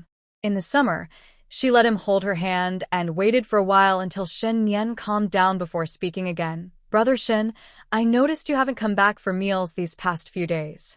Don't overwork yourself. Yeah, I've been a bit busy and haven't been able to take care of you. If you're feeling bored, you can go out for a walk. Really? Xia Tian asked excitedly. She was planning to go out to buy some painting supplies and was thinking of telling Shen Nian. Of course, but if you go out, You need to take Ningxiang and the others with you. I'll have Mufeng follow you as well. That's great. I want to go shopping tomorrow. I haven't seen the city yet. Since arriving in the capital, she had gone straight to the Wuan Marquis's residence with Shen Nian. These past few days, Shen Nian had been so busy during the day that she hadn't thought about going out. After chatting for a while, Shen Nian returned to Lingyun Pavilion. Soon after, he sent a small wooden box over with Ningyue. Madam, this is from the young master.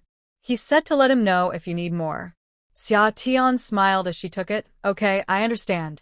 Once Ningyue left, Ningxiang and Ningxue gathered around. Madam, quickly open it and see what the young master sent you. What else could it be? It must be money. She opened the box and found a stack of banknotes worth 100 taels each. Xia Tian counted and found 10 notes, totaling 1,000 taels. Wow. What a generous young man. He really knows how to impress. Xia Tian grinned, and her excitement made Ningxiang and Ningxue chuckle. After counting, she neatly arranged the notes and was about to put them back when she noticed something else in the box. She took it out and found a beautiful jade hairpin, smooth and translucent, with a butterfly carved on the top that looked lifelike. Xia Tian instantly loved it and held it up to her head, asking, "Does it look good?" "It looks beautiful. You should wear this hairpin when you go out tomorrow." That's settled then. The next morning, Xia Tian left without having breakfast, taking Ningxiang and Ningxue with her. First, she stopped by Lingyun Pavilion and found that Shen Nian hadn't left yet. "What brings you here?" Shen Nian saw Xia Tian wearing the jade hairpin he had sent her the day before, dressed in matching colors, and her smiling eyes brought joy to his heart. Xia Tian poured a cup of water from the teapot, secretly adding some spring water, and handed it to Shen Nian. "Drink some water first." Once he drank it, she tilted her head and smiled, asking, "Does it look good?" "It looks good. I meant the hairpin. I meant you." "Oh no, I have to go now," Summer said, and she quickly ran out. After Summer dashed out of Lingyun Pavilion, she stopped and patted her warm cheeks with both hands. Shen Nian is getting better at charming people. Ningxiang and Ningxue followed her out and saw their lady patting her cheeks and stomping her feet in circles. "Lady, why are you running so fast?" Ningxue jogged over. "Yeah, your face is all red," Ningxiang added, glancing at Summer. "It's nothing, let's go. Mufeng is waiting for us at the gate," Summer said, feeling shy and turning to head outside. Once the three of them got into the carriage, she felt her face was not as hot anymore. Who would have thought that a well-experienced aunt would be charmed by a 20-year-old boy? Mufeng was driving the carriage ahead and asked through the curtain, "Lady, where are we going first?" "Let's go have breakfast at a good place." "Lady, I know a wonton shop that is said to be very tasty, and there are always many people lining up." "All right, let's go there." When they arrived, there was indeed a long line. After waiting for a while, the wontons arrived, and Summer took a bite. They were really delicious. She savored it carefully and could identify all the seasonings in the wontons. Her sense of taste had definitely improved a lot. After trying, she felt confident that in some time, she might even be able to tell the exact proportions of each seasoning. After they were full, they asked Mufeng to take them to Kaiyun Workshop. Kaiyun Workshop specializes in selling paints, with a wide variety and complete selection. It is said they can even customize paints based on customer requests. Standing in front of the elegant Kaiyun Workshop, Summer looked up at the beautifully written sign that read Kaiyun Workshop and nodded to herself. This is indeed the largest paint shop in the capital, showcasing their strength. If she were to open a shop in the future, it should have this kind of standard. Once inside, Summer was enveloped by the mixed scents of various paints, giving her a familiar feeling. She had spent many years in her past life surrounded by this scent. Summer first walked around the shop, while Ningxiang and the others, not understanding much, obediently followed behind. After looking around, she found a staff member to ask about the paint she needed, bought everything, and then leisurely walked out. Mufeng took the purchased paints to the carriage. A few people followed Summer to a place that sells paintings and calligraphy. There was a long-established shop on this street called Elegant Art Studio, not far away. So, they decided to walk instead of taking a carriage. Summer noticed that there were quite a few women walking on the street, and none of them were covering their faces with scarves. It seemed that the environment was not too strict for women here. When Summer entered Elegant Art Studio, the shopkeeper immediately came over to greet her. Are you looking to buy paintings or calligraphy?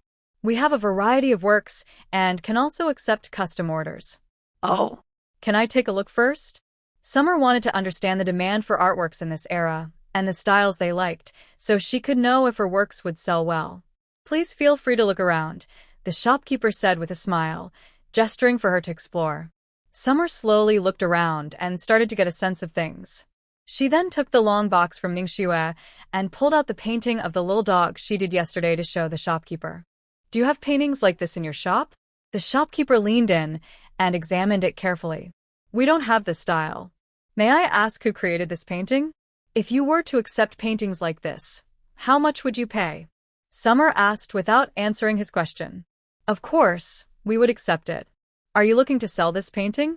The shopkeeper was puzzled, as her appearance didn't seem like someone in need of money. I have that idea. I want to know how much you would offer for a painting like this, Summer replied. Although this painting is realistic, the colors are simple. I can offer you a maximum of 20 taels for it. If it were by a well-known artist, the price would be different, the shopkeeper said, stroking his beard thoughtfully. Summer thought the price was fair, but it was still too far from what she needed to buy a big house. Even if she sold 10 paintings a month, she would only make 200 taels. When would she be able to afford a house? Shopkeeper, I won't sell this one. I just came to ask. If I want to sell paintings in the future, would this arrangement work? Summer thought for a moment and said, I can bring my paintings here for you to sell, and I'll give you 20% of each sale. That works, the shopkeeper nodded, as this way, he wouldn't have to take the risk of unsold items. Great, thank you. Once they left Elegant Art Studio, Ningxiang and Ningxue curiously asked, Madam, are you planning to sell paintings? Yes, I want to earn some private money for myself. I can't rely solely on you, young master. Summer turned to the two of them and said, This is something only the three of us should know. We can't talk about it, understand? Yes, we understand, the two nodded. Although they didn't fully grasp what the lady meant by not just relying on the heir's words, since they were now with her, they would follow her lead in everything. After wandering around for a while, Summer bought some framing tools, materials, drawing paper, and various brushes. She also found a place to carve a seal for herself, had lunch outside, and then took a carriage back to the Wuan Marquis's residence. However, the seal couldn't be picked up right away. It would be ready in 2 days. After taking a nap in the afternoon, she went to the study to organize the paints she had bought. She directed Ningxiang and Ningxue to help her arrange everything, and then sent the two girls out. She didn't want anyone to know what she had painted yet. As she mixed the paints and prepared to start painting, she heard a knock on the door. Madam, Miss Shen is here. Why is she back again? Summer, feeling annoyed, put down her brush, opened the door angrily, and instructed Ningxiang to lock it, then hurried to the main room. She thought Shen Hui had just come to scare her, but it turned out she was really here. Ningxiang locked the door and quickly followed, sensing that the lady seemed ready to confront someone, which made her anxious. Summer stormed into the room and saw Shen Hui calmly sitting in the main chair, drinking tea, which made her even angrier. I say, miss, is the Nian Marquis's residence so idle that you come running back home every day? Summer said, hands on her hips, feeling frustrated. Seeing Summer's flustered state, Shen Hui became even more pleased with herself, put down her teacup, and smiled gracefully. What's the matter? Fine. You won't give up until we clarify this, right? She said through gritted teeth. Then let's go find your brother and sort it out. I only want to talk to you, Shen Hui replied coldly. I don't have time to keep you company. Ningxue, send someone to check if the heir is at Lingyun Pavilion. Summer instructed coldly as she sat down in a chair. Honestly, she didn't owe Shen Hui anything, so why should she indulge her? Yes, madam. Don't go. Shen Hui shouted sharply. Ignore her, just go. Ningxue exchanged a glance with a second-tier maid, Cueyun, who quietly left the courtyard. After a while, Sueyun returned and subtly nodded at Ningxue. Ningxue stepped forward and whispered, "The heir is at Lingyun Pavilion." Summer stood up and looked at Shen Hui. "Let's go, young lady, to Lingyun Pavilion." Humph. Shen Hui ignored her and didn't get up. Seeing Shen Hui unmoved, Summer bit her teeth, rolled up her sleeves, and stepped forward. Without saying a word, she picked up Shen Hui and headed outside. As Summer carried Shen Hui outside, Shen Hui screamed in surprise. "What are you doing?" Put me down. Shen Hui flailed her arms, frustrated. "I'm taking you to see your brother." "You wild girl, put me down." Shen Hui shouted quietly. "I won't. Let me down, I can walk myself." Realizing this wild girl was about to carry her out of the courtyard, Shen Hui quickly agreed. If this wild girl took her out, it would be embarrassing for her. Summer let her down when she heard Shen Hui say she would walk. You. Shen Hui held her waist, breathing heavily, unable to speak for a moment. This girl was crazy, reckless, and didn't care about appearances at all. Summer glared at her. "Are we going or not? If not, I'll carry you again." You. Someone get me. Before Shen Hui could finish, Summer stepped forward again, grabbing her wrist, ready to throw her over her shoulder. Seeing this was happening again, Shen Hui quickly said, "Let's go right now. I can't afford to lose face like this." With a dark expression, she turned and exited the courtyard. Humph. Summer smirked, thinking she would get her way. As they left, everyone in the courtyard was still in shock. What just happened? The young lady was carried away by the young master's wife. "Oh no. This is serious. Hurry and chase them." The first to react was the maid beside Shen Hui, who shouted while slapping her thigh. The other maids quickly rushed out after Shen Hui. Inside, Ningxiang, Ningxue, and the other servants of Jinglan Courtyard were stunned. Was that fierce woman really the young master's wife? How could she dare? And how did she have such strength? Ningxiang and Ningxue exchanged glances and exclaimed, then lifted their skirts to chase after them. "Oh, dear. Madam, please be careful." By the time everyone reached Lingyun Pavilion, Summer had already taken Shen Hui into Shen Nian's study. Shen Hui's maid and everyone else who came along were stopped outside by Mufeng. "In the study, come on. Tell your brother what you're thinking." Summer pushed Shen Hui toward Shen Nian and then confidently sat down at the round table. "What's going on?" Shen Nian frowned. "Sister, why are you here again? Is the Ning and Marquis' residence very free lately?" Huh? Hearing Shen Nian's question about being free, Xia Tian's irritation suddenly lifted. It seemed they were on the same wavelength. Both were tired of Shen Hui's repeated antics. Shen Hui, annoyed, turned her head away. "Please sit down." Shen Nian walked over from the desk, sat next to Xia Tian, and poured everyone a cup of water from the teapot. "Have some water first."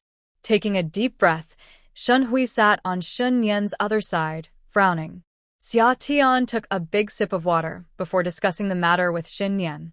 "This young lady said yesterday she would come today. I thought she was just talking, but she showed up this afternoon with a group of people sitting in Jinglan Courtyard. I have no idea what she wants." Shen Hui glanced sideways and scoffed. "Humph. You don't know what I'm here for? I made it clear yesterday. If you want me to leave, just get your brother's agreement. Ask him now, and if he agrees, I'll leave right away." "I don't agree." "I told you. I will handle my own matters without anyone else interfering," Shen Nian replied calmly. "Did you hear that?" "He doesn't agree, so it's useless to say anything," Xia Tian said, feeling helpless. "But I'm doing this for his own good. There are so many noble ladies. Marrying any of them would be more beneficial than you," Shen Hui insisted. Upon hearing Shen Hui's words, Shen Nian's expression visibly turned cold. "I said I don't need it." Xia Tian was also exasperated. This was just like many parents in his past life. They always claimed to be acting in their children's best interests, worrying about them being cold, hungry, or alone when they got older, forcing them to eat, dress a certain way, and find a partner to have children. They never asked if their children liked it or needed it. Let me ask you, do you know that Shen Nian was poisoned since childhood? I know. The servant who poisoned her has already been beaten to death. Shen lui repliait coldly. And what about Lu? Xia Tian continued asking. The housekeeper was too lenient. She was punished to kneel in the ancestral hall for a few days. Are you satisfied with that? Satisfied with what? Satisfied that Lu is getting away with it. I will make her pay sooner or later. Shun Hui's face was cold. She thought she could push a servant out to take the blame and absolve herself. Dream on. Then it's settled. Since we three have the same goal, can you stop bothering me every day? Xia Tian asked sincerely. What does this have to do with you? Shan Hui scoffed. What can a wild girl from a farming background do to help? Have you never wondered why I'm here? Isn't it because you are using the favor of saving my life to force my brother to marry you? Shen Hui said disdainfully. Xia Tian helplessly rubbed his forehead. Miss, do you think your brother can be easily pressured by anyone? If not, then what? Shen lui retortait dismissively. I really can't deal with this older sister. I don't want to talk anymore. Just let it end. Right now, I can't leave. We can discuss that once the dangers around your brother are gone. Xia Tian explained the benefits of her staying. Finally, he said, how about this? Give me a year. If after a year you still think I'm not good enough for your brother, I'll leave. Is that okay? No way. Shen Nian suddenly spoke up. Hold on. Xia Tian reassured Shen Nian, then turned to Shen Hui. What do you think? Is this proposal acceptable? Fine, I'll trust you for now. But don't try any tricks later. Shen Hui realized that with her brother's protection, they couldn't do anything to this wild girl for the time being. She agreed, thinking her brother might lose interest in less than a year. I won't, I promise. Just give me 300,000 taels when the time comes, and I'll leave immediately, Xia Tian said with a playful grin, pleased that Shen Hui agreed. Dream on. Shen lui huffed. Okay, since you agreed, can you please stop coming to me all the time starting tomorrow? Xia Tian said earnestly, really tired of this older sister's persistence. We'll see how you perform, Shen Hui replied proudly. After sending this young lady away, Xia Tian finally sighed in relief. Turning around, he saw Shen Nian looking unhappy. What was wrong this time? I told you, I won't let you leave, Shen Nian said seriously. I know, I was just trying to appease your sister. If I don't say that, she'll bother me every day, Xia Tian quickly explained, snorting. Anyway, I won't leave, and she can't do anything to me. You better promise. I promise. Oh my. Being caught between these two siblings is so difficult. If it weren't for feeling sorry for Shen Nian, who only has this one caring sister left, I wouldn't bother with all this. The servants waiting outside Lingyun Pavilion saw the young ladies coming out and quickly followed, stealing a glance at their expressions. Seeing they looked fine, they felt a bit relieved. They were really worried that the young lady would hold them accountable for not stopping them earlier. Ningxiang and Ningxue saw that only the eldest young lady had come out. Their lady had not yet appeared, and they were anxious outside, unsure of the situation. They asked Mufeng, but he didn't know either, so they continued to wait outside. In the study, after Shen Hui left, Xia Tian did not rush back to Jinglong Courtyard. Shen Nian shared what he had been busy with over the past few days. He had been gathering evidence about the Lu family's poisoning and the people sent to harm him. They both believed that to completely bring down the Lu family, they needed to start with her maternal family, the Lingxiu Marquise. Otherwise, even with sufficient evidence, things would be downplayed in the end. Xia Tian reminded Shen Nian to be careful while collecting evidence, including for Mu Lin and the others. There is a saying, a gentleman takes revenge. 10 years is not too late. He had endured for 4 years, so a few more years didn't matter. Moreover, now that Lu knew Shen Nian's poison had been completely cured, it was uncertain if she would resort to other harmful tricks. To be safe, she asked Shen Nian to take a water pouch filled with diluted spirit spring water and keep it in the carriage for emergencies. Both of them understood Xia Tian's secret, but neither brought it up. To show gratitude, Shen Nian would occasionally give her silver and jewelry.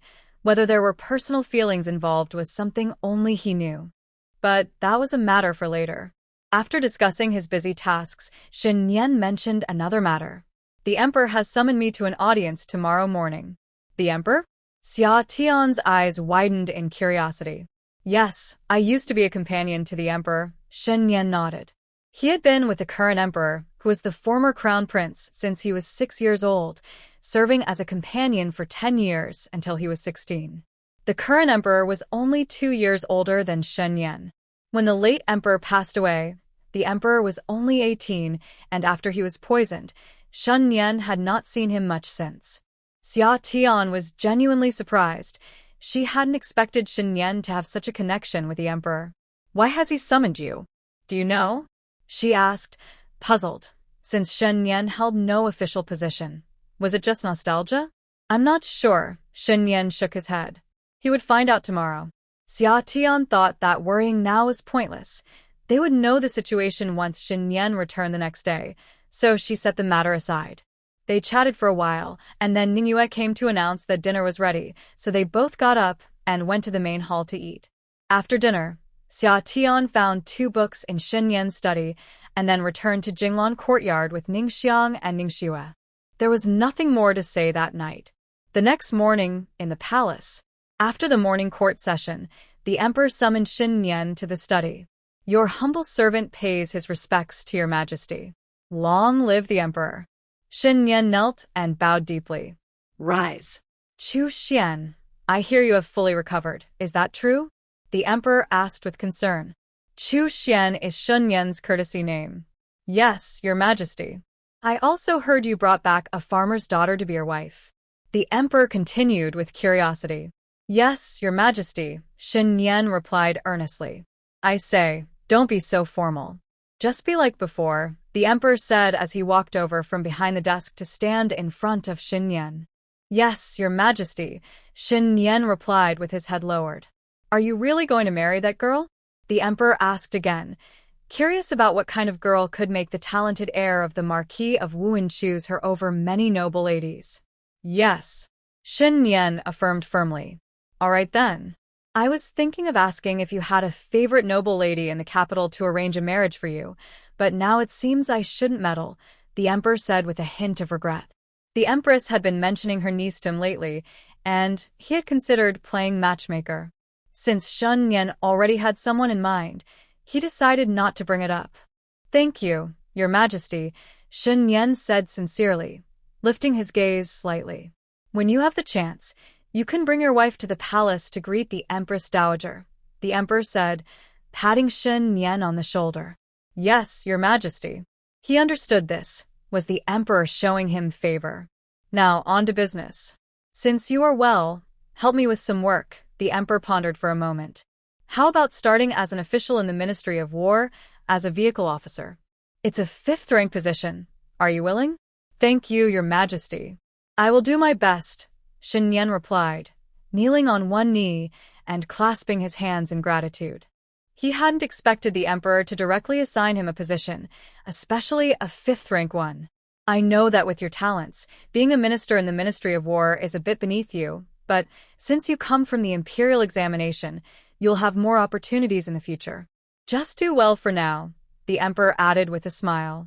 Shen Nian thanked the emperor again. I understand, your majesty. I appreciate your support. He knew well that the emperor was favoring him. He had entered the official ranks at 16, with a bright future ahead, but had to give up his position due to a strange poison.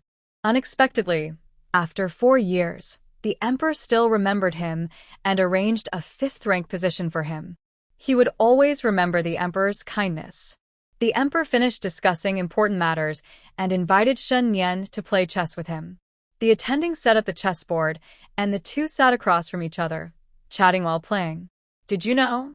When you were away seeking medical help for half a year, your father, the Marquis of Wuan, even tried to secure the title of heir for Lu's son, Shen Ke. I stopped it and did not agree, the emperor said. Thank you, your majesty, for protecting me, Shen Nian replied, narrowing his eyes. He had expected this. With that woman from the Lu family around, his father was no longer the same. Yes, I just wanted you to be aware of this matter so you can keep it in mind. They both grew up in a world of intrigue, and understood the situation well. After discussing this, they focused on their chess game. When Shen Nian returned from the palace, it was lunchtime, and Xia Tian was preparing to eat. "Hey, you're back, Brother Shen?" she asked, surprised. "Weren't you at the palace? Why are you back so soon?" "Yes." "Have you eaten? If not, let's eat together." "Okay." Shen Nian sat down at the dining table. "Ning Xiang, get some bowls and chopsticks for the heir," Xia Tian said, noticing he probably hadn't eaten yet. Ning Xiang quickly set the table, and Xia Tian served a bowl of soup, placing it in front of Shen Nian.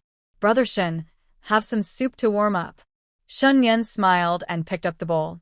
Xia Tian noticed he seemed in a good mood. "Did something good happen?"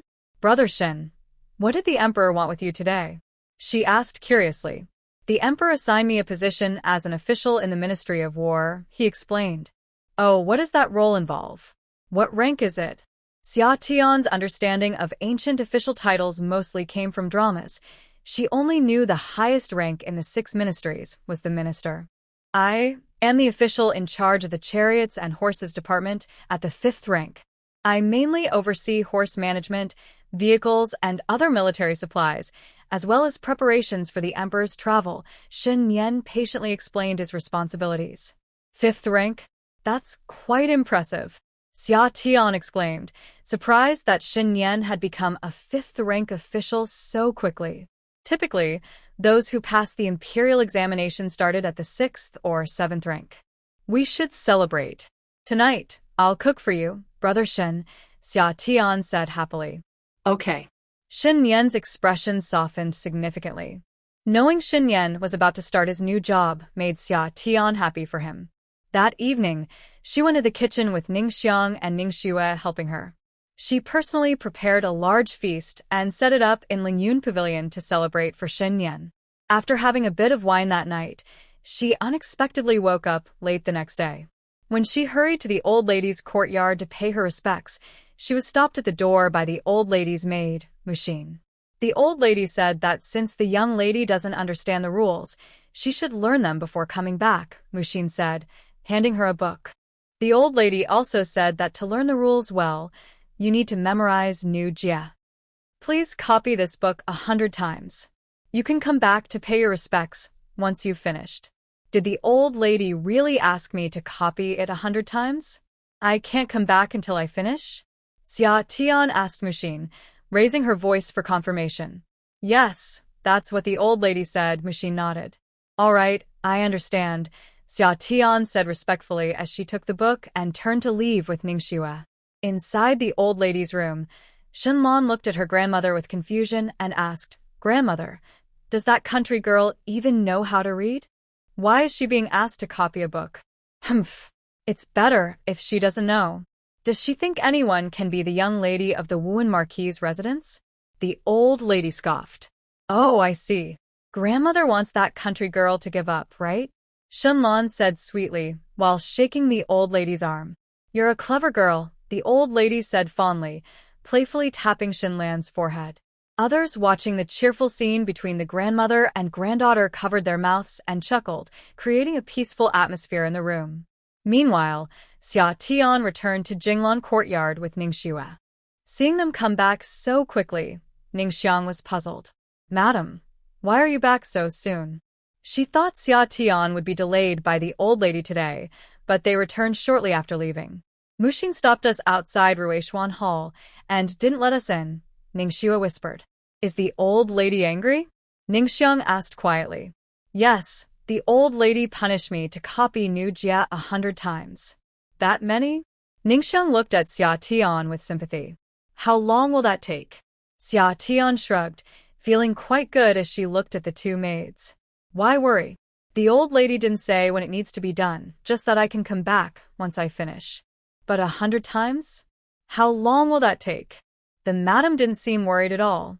"Isn't this a good thing? I won't go to pay my respects until I finish copying. If I don't go, I can sleep in. The weather is getting colder, and waking up at 5 in the morning is really tough. But will the old lady be even angrier?" Ning Xiang asked with some concern. "It's fine. I'm just a farmer's girl who can't read or write, so it will take me time." The old lady will understand, she replied confidently. That's true. You are quite clever, Ningxiang admired. All right, it's all good. I'm going to take a nap, Xia said, covering her mouth as she yawned and walked to her bedroom. Ningxue took the book into the warm room and placed it on the table before calling Ningxiang to quietly leave the house together. In the afternoon, Xia stayed in the study and painted all day. When it was time for dinner, Nian returned from her duty and came to find her at Jinglan courtyard. Only then did Xia put down her brush and come out of the study. I heard the old lady punished you today? Shen asked, sitting by the warm table and flipping through the book lessons for women. Yes, I was late for my morning greeting, so the old lady made me copy lessons for women 100 times, Xia said while drying her hands, pointing at the book in Shen Yan's hands. Should I talk to the old lady for you? Shen Yan started, but Xia interrupted her with a smile. No need to plead. I think this punishment is quite good. Shen Yan was puzzled. Xia walked over and sat on the other side of the table, explaining her reasoning again. Shen Yan couldn't help but laugh. This girl really thinks differently. I can't write, so even if I copy it once a day, it would take me 3 months to finish 100 times, right? Xia said with a mischievous glint in her eyes, smiling at Shen Yan. Right. Shen Yan replied with a smile. Perfect. This way, she has a legitimate excuse not to pay her respects for 3 whole months. Shen Yan had originally thought of helping her copy, but now that she had this excuse, she decided to let Xia handle it herself. After all, she had plenty of time to practice writing a little each day. For 3 days in a row, Xia hardly went out. Other than eating and sleeping, she spent all her time painting in the study. The last time she needed the seals made, she had Ningxue run an errand to bring them back. When Mujin told the old lady that the young lady hadn't left the house for 3 days and was always in the study, the old lady's expression softened a bit as she huffed. At least she knows her place. I thought she could act recklessly just because she has the young master backing her. The whole residence will not tolerate that. Also, let her know that she must copy the book herself and cannot have anyone else do it for her, or she will be sent away. Yes, madam. Mujin replied and stepped back. In Jinglan courtyard, Xia was pulled out of the study by Ningxiang, still a bit confused. She hadn't caused any trouble these past few days, had she? She hadn't even left the courtyard. Why had the madam sent someone? When she saw Mujin, she smiled and asked, Sister Mujin, what does the madam want this time? The madam sent me to tell the young lady that the copying of the book must be done by the young lady herself. No one else can do it, or they will be kicked out of the Marquis's residence. Don't worry, even though I'm slow, I will definitely do it myself. Good, then I will take my leave. After saying this, Mujin turned and left quickly. Hey you. Xiaotian's polite words were cut short as Mujin walked away, without looking back. She touched her nose and returned to the study. She thought the madam had changed her mind about letting her copy the book, but it turned out to be just a warning. Anyway, she hadn't planned on asking anyone else for help with the copying. Over the past few days, she had nearly finished her first painting. After framing it, she could take it to Yizhai for consignment. For her first painting, Xia had depicted a tiger descending a mountain. The tiger in the painting was powerful and lifelike, as if it might leap out of the canvas. After admiring it for a while and letting it dry, Xia covered it with a white cloth, locked the study door, and returned to the warm room. Sitting on the heated bed, she had a cup of tea and some snacks, then spread out her paper and began to copy the book. Unexpectedly, the biggest challenge in copying was hiding her skills. Because she had been learning traditional Chinese painting, her brushwork was quite good. When Shen Yan taught her, he thought she had a natural talent, as she could write quite well right from the start. Now, she defined herself as someone who couldn't write well, so she had to write like a beginner, making sure her early copies looked less impressive. As a result, she struggled for a long time and only managed to write 1 page of messy handwriting. 2 days later, Xia took her framed tiger descending the mountain with her personal seal to Yizhai for consignment. She agreed with the shopkeeper that the lowest price should not be less than 200 taels. The higher the selling price, the more they would share. The shopkeeper naturally agreed. However, it was uncertain if anyone would buy a painting for 200 taels, especially since it wasn't a masterpiece by a famous artist. He didn't know if it would sell for that price. The day after tomorrow was the end of the month, and the Wuan Marquis family would have their gathering, which everyone basically attended every 10 days. Usually, everyone is busy with their duties or school, making it hard to gather for meals. Plus, everyone has different eating habits, so they usually eat in their own courtyards. On holidays, they come together to show family unity and status. Therefore, family meals outside of holidays are scheduled for the midday of the men's break days. Recently, Summer has stayed indoors, spending days drawing and copying texts. Since the trouble with Shen Hui was resolved, no one has come to cause problems, making life much more relaxed. Soon, the day of the family meal arrived. When Shen, Nian, and Summer arrived at the old ladies' Ruishuan Hall, everyone except for the Marquis of Wu and was already there. After greeting the old lady and saying hello to everyone, they took their seats. Elder brother, you're finally back. I missed you. A boy in a golden robe, around 16 or 17 years old, excitedly rushed over and hugged Shen Nian's arm. Stand straight, Shen Nian replied sternly, calmly pulling his arm away. The boy was Shen Ke, the eldest son of the Liu family and the fourth young master of the Marquis' house. He was studying in the capital and only returned home during his 10-day breaks. Seeing his elder brother's lack of warmth, Shen Ke looked at Summer, who was sitting next to Shen Nian, and cheerfully asked, Elder brother, is this my sister-in-law? I haven't met her yet. Shen Nian's expression softened for a moment when he heard Shen Ke call her sister-in-law, then he simply replied. Noticing that his elder brother wasn't going to introduce Summer, Shen Ke smiled at her, saying, Sister-in-law, I'm Shen Ke, the fourth in line. Summer smiled back and said, Fourth brother, but didn't say anything more. Seeing his elder brother's serious expression, Shen Ke wisely returned to his seat. After a while, the Marquis of Wuan arrived. Everyone stood and greeted him before taking their seats in order of age. Since it was a family meal, there were no separate tables for men and women. Liu turned to the steward and said, Serve the dishes. Once the table was filled with a variety of dishes, the Marquis picked up his chopsticks and took a bite, and everyone began to eat under the waitstaff service. With delicious food in front of them, someone still wanted to make a scene. Hey, the in-laws haven't finished eating yet. How can the daughter-in-law eat first? That's so disrespectful. Suddenly, Mrs. Yi, sitting diagonally across from Summer, spoke up, glaring at her. At the quiet table, everyone turned to look at Summer. Xia Tian looked up in confusion, wondering if they were talking about her. Seeing Xia Tian's bewildered expression, Madame Yi scoffed.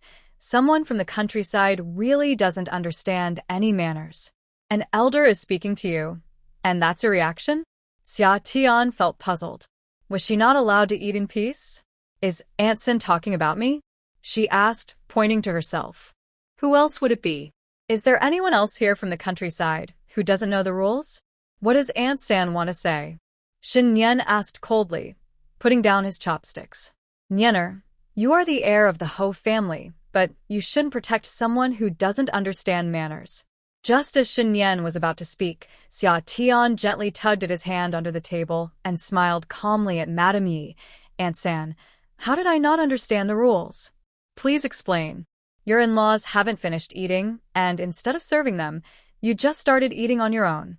Isn't that a lack of manners? Seeing Madame Yi intentionally embarrass her in front of everyone, no one in the room spoke up for Xia Tian except for Shen Nian, who was holding her back. Xia Tian smirked inwardly, thinking it was too early for her to be embarrassed. She quickly put on a smile and said, Oh, I didn't know there were such rules in the Ho family. I'm sorry, I just arrived and I'm still learning. Thank you for the reminder, Aunt Shen. As she spoke, Xia Tian stood up, walked over to Liu Shi, and used a pair of serving chopsticks to pick up a piece of fish that was placed a bit far away, putting it in Liu Shi's bowl. With a flattering smile, she said, Mother, please have some fish. I didn't understand the rules earlier, but I will make sure to serve my in-laws well from now on. Lu Shi looked at the fish suddenly in her bowl with an unpleasant expression. She didn't like fish, which was why the maid had placed it farther away. Xia Tian pretended not to notice and turned to the second Madame Zheng and third Madame Yi, Aunt Air, Aunt San. Hurry up. Don't keep the old lady waiting. Before they could respond, she turned to the old lady and said, Grandmother, you can't eat alone. My mother, Aunt Air, and Aunt Sen haven't started serving you yet. If this gets out, people will say they are not considerate. Seeing that Madame Yi and the others were still sitting, she urged, Hurry up, Aunt Air and Aunt San. My mother's close by, so why are you still sitting? We can't let grandmother wait. Otherwise, people will say you are unfilial. Without waiting for their response, she turned back to the old lady, Grandmother, please don't mind. Aunt Air and Aunt Sam will come to serve you right away. As she spoke, she didn't forget to put a piece of braised pork in the old lady's bowl. Grandmother, I want to apologize on behalf of my mother. She must be so happy to see me being sensible that she doesn't know how to react. After saying this, she gently nudged her mother. Mom, stop being dazed and serve grandmother some food. Everyone in the room stared wide-eyed at Summer's actions, their mouths agape in surprise. When they finally came to their senses, they saw Summer continuing to serve her two aunts, who all lowered their heads, biting their lips. Upon closer inspection, they noticed everyone had their heads nearly buried in their bowls, their shoulders shaking slightly. Nian also lowered her eyes, gripping her fists tightly to hide her smile. Shi was also taken aback by Summer's boldness. Once she regained her composure, she angrily scolded, Summer, how dare you speak to your elders like that? How did I disrespect the elders? I'm just following the rules of the Ho family. Didn't third aunt say that daughters-in-law should serve their parents-in-law? I was just reminding you, and second aunt. Summer wore an innocent expression and turned to look at Duke Wuan. Father, isn't this the rule of our family? Why is third aunt blaming me? Before Duke Wuan could respond, Shi was furious. Summer, I told you to set the rules, not to drag me and your second aunt into this. Third aunt, you said that daughters-in-law should serve their parents-in-law. Aren't you my mother, and second aunt all daughters-in-law of grandmother? Summer replied, feeling wronged. Shi was momentarily speechless, realizing she had shot herself in the foot. Duke Wuan saw that if he didn't speak up, this meal would not go smoothly. He hadn't expected that a girl from the countryside would have such cleverness, even outsmarting the sharp-tongued third sister-in-law. Everyone, eat your meal properly. You should sit down.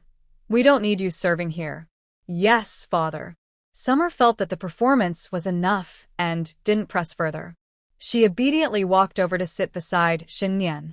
Seeing Duke Wuan had spoken, Shi dared not complain further and sat down with an unhappy expression. For the rest of the meal, everyone finally began to eat quietly. Summer happily enjoyed the food Nian served her, smiling at Shi, who kept glaring at her. This made Shi angrily poke her rice with her chopsticks, not having taken a bite for a long time. It was truly a day of unexpected events. Today, a little sparrow had pecked her eyes. Others saw that even the powerful third aunt was no match for the eldest sister-in-law, so no one dared to approach and cause trouble.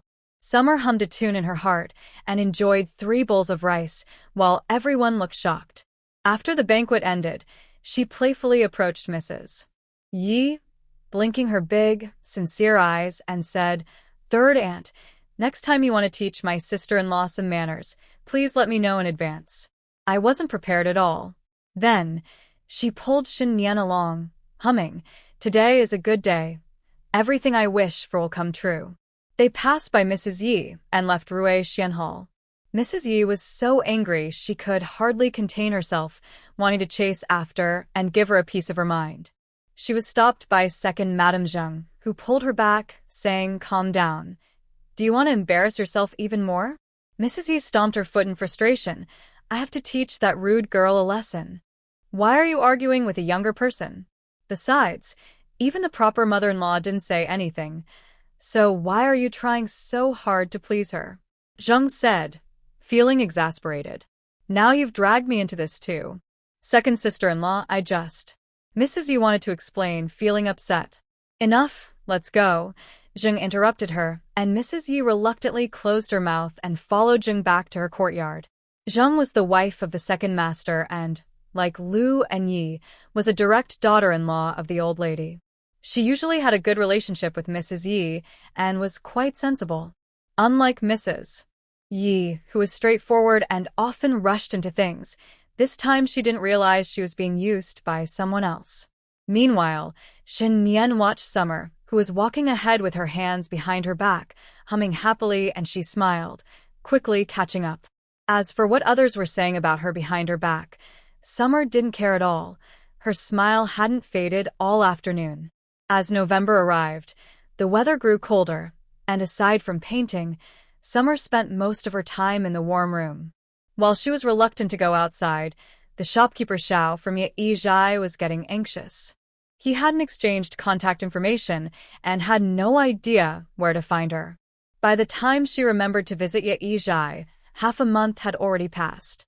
When Mu Feng drove the carriage to the entrance of Yizhai, Summer was still getting down from the carriage leisurely when shopkeeper Xiao rushed out from the store. "Oh, madam, why have you only just arrived? I've been waiting for you for half a month. What's wrong? Is there a problem with the painting?" Summer was puzzled about what was so urgent. "Quick, come in and talk," said manager Xiao, guiding Summer into the Yai studio. Once they were seated, manager Xiao eagerly spoke up. "Madam, did you bring any paintings today?" "I brought one," Summer indicated, and Ningxiang, who was standing behind her, handed the box to manager Xiao. The manager carefully opened it and saw another unique tiger painting, and his face lit up with a smile. "Madam, this one is also for sale, right?" "Yes," Summer nodded, then asked, "Manager, has that painting sold yet?" "It's sold. It was bought on the third day," manager Xiao said, holding up his hand to show 8, grinning widely, a full 800 taels. From that amount, he would get 20%, which meant 160 taels for him. 800 taels? Summer's eyes widened in surprise. The manager was quite bold. The initial price was 200 taels, and she had hesitated for 2 days, worried that a high price would scare buyers away. She didn't expect her judgment to be so limited. "Exactly." Manager Xiao stroked his beard confidently. "That's why I was eager to see you." "What do you mean?" "You see, because of that tiger descending the mountain painting, 3 or 4 people have come looking to buy Xianying's paintings in the past half-month." Xianying was the pen name Summer had chosen for herself. Summer was taken aback. She hadn't anticipated this. She thought that since she wasn't a famous artist, it would be a success if she could sell anything at all while still unknown. Did they mention what kind of paintings they wanted? For example, floral or bird and insect themes. Can they be customized? Manager Xiao asked excitedly. Customized paintings could double the price. Of course, she replied, relieved that she wouldn't have to worry about what to paint. She couldn't keep painting different types of tigers forever. Could she? That's wonderful. The previous visitors didn't know if you accepted custom orders, so I didn't agree, the manager said with a smile. Since you trust me, I should let you know that the price for custom paintings can double. But please rest assured, I will not take any extra from the sales, and I will keep proper accounts for you to check at any time. Yes, I trust you, manager, Summer replied with a smile. Manager Xiao seemed like a sensible person, otherwise, he wouldn't have shared the information about the doubled price for custom paintings. Even though he said the previous painting sold for only 200 taels, she had no way to verify it. She would just be cautious about future collaborations. A wise person would never do something so foolish as to harm themselves for short-term gain. The two exchanged smiles, understanding each other perfectly. The shopkeeper went to the counter to get the banknotes. Ningxiang took them and said, "Madam, the total is 640 taels." Xiatian nodded slightly, stood up, and said goodbye to Shopkeeper Xiao. "Shopkeeper Xiao, I look forward to our future cooperation." "All right, madam. Take care," Shopkeeper Xiao said as he escorted Xiatian to the door. Remembering he didn't have her contact information, he quickly asked, "If someone wants to place an order, how can I reach you, madam?" Xiatian paused, feeling a bit stuck. She didn't want anyone from the Marquis of Wuan's residence to know about her painting business, so she couldn't leave her address there. As she was thinking, Mufeng came over and directly gave the shopkeeper the address of Shen Nian's villa, saying that if there was anything, they could send someone there and the villa staff could contact him to pass on messages. Xiaotian thought this was a good idea, but she realized it might be hard to keep it from Shen Nian. However, she wasn't too worried. They were all on the same side. What surprised her was that Mufeng assured her he would never tell their master about this, without her permission. This really amazed her. When did she gain such a high status in Mufeng's eyes? When Xiaotian returned to Jinglan Courtyard before entering, she instructed Ningxiang and Ningxue to call over Cuixuan, Cuixin, Qqiu, and Cooling. These 4 maidservants were chosen by Ningxiang and Ningxue when she first moved in, and they were now second-tier maidservants in Jinglan Courtyard. Ningxiang and Ningxue were first-tier maidservants. Originally, Jinglan Courtyard was supposed to have 4 first-tier maidservants, but Xiaotian felt that having Ningxiang and Ningxue was enough, so she didn't request more. The other staff were assigned according to the rules of the Marquis' residence, so she didn't say anything about that. "Madam, Cuixuan and the others have arrived," Ningxiang said as she helped Xiaotian take off her cloak. "Good, let them in. Don't stand outside. It's so cold," Xiaotian said, washing her hands in the basin of warm water that Cuixuan brought in, and then climbed onto the bed in the warm room. "Madam, did you call us for something?" Cuixuan and the others felt a bit anxious, wondering if they had done something wrong by being summoned right after entering. Seeing their expressions, Xiaotian quickly reassured them, "Don't think too much. It's a good thing." Saying this, she took out her purse and pulled out several banknotes. Come, it's bonus time." "What bonus?" Ningxue asked, confused. "Don't worry about it. I'm just happy today." Ningxiang quietly told Ningxue about the painting. Today, Ningxue didn't go with them, so she didn't know why the lady was happy. After hearing Ningxiang's words, she felt very happy too. She didn't expect the lady to be so impressive. "You have been at Jinglan Courtyard for over a month, and you have all done very well, so I am preparing a reward for you. Ningxiang and Ningxue, as first-class maids, will each receive 10 taels. Here, take this." Xiaotian took out 2 banknotes worth 10 taels each and handed them to the 2. "You 4 will each get 5 taels, is that okay? We're just happy to receive this." "Thank you, lady." The 4 of them smiled as they accepted the banknotes. These banknotes were from the sale of paintings at Yai's studio today, totaling 640 taels, so giving them 40 taels as a reward was just right. Over the past month, the maids had worked very hard, especially Ningxiang and Ningxue, who were truly attentive and deserved the training from a big family. Ningxiang and Ningxue were surprised by the lady's generosity in giving away 40 taels at once. Normally, the monthly salary for a first-class maid is 2 taels, and for a second-class maid, it's 1 tael. Today, the lady's gesture was equivalent to 5 months' salary. The 4 of them happily thanked Xiaotian, who then shared a few encouraging words before they went out to work. Xiaotian took out 2 pouches from her pocket, one for each of Ningxiang and Ningxue. The 2 received them with confusion, and when they opened them, they found a pair of pure gold earrings. They looked up at Xiaotian in surprise. "Lady, what is this?" "It's a gift for you." Seeing that they were about to say something, she quickly put a finger to her lips and said, "Shoo, don't let anyone else hear." They both nodded eagerly and thanked Xiaotian with a bow. It wasn't that they were easily moved, but the lady truly treated them well, which was why they felt so touched. Seeing Ningxue almost in tears, Xiaotian pretended to be annoyed and said, "Look at you getting so emotional. This is just the beginning. If I buy you something else in the future, won't you drown me with your gratitude?" Lady Ningxue stomped her foot in mock annoyance. "Enough with the lady. Hurry up and serve the food, otherwise, your lady will starve." Soon it was the winter solstice. The winter solstice is a significant holiday for big families, and the Wuhan Marquis' residence was no exception. On that day, all the masters of the Wuhan Marquis' residence got up early, bathed, and dressed. Led by the Marquis, They first went to the ancestral hall to pay their respects. Since Xia Tian had not yet been included in the family tree, she was excluded from this part of the ceremony. Shen Nian originally wanted to take advantage of the winter solstice to have the Marquis of Wu and directly record Xia Tian's name in the family tree, but was refused by the old lady because they had not held a formal wedding ceremony yet. Seeing Shen Nian's increasingly dark expression, Xia Tian quickly comforted her. "It's okay. We can do it later, when the time is right." Shen Nian looked at her with a calm gaze. "Do you still want to leave?" No, Isue. She quickly replied, smoothing things over. "In this lifetime, I'm sticking with you. Even if you try to chase me away, I won't go." Seeing Shen Nian's expression improve, Xia Tian wiped her forehead in relief. Why did it feel like Shen Nian was becoming more attached to her?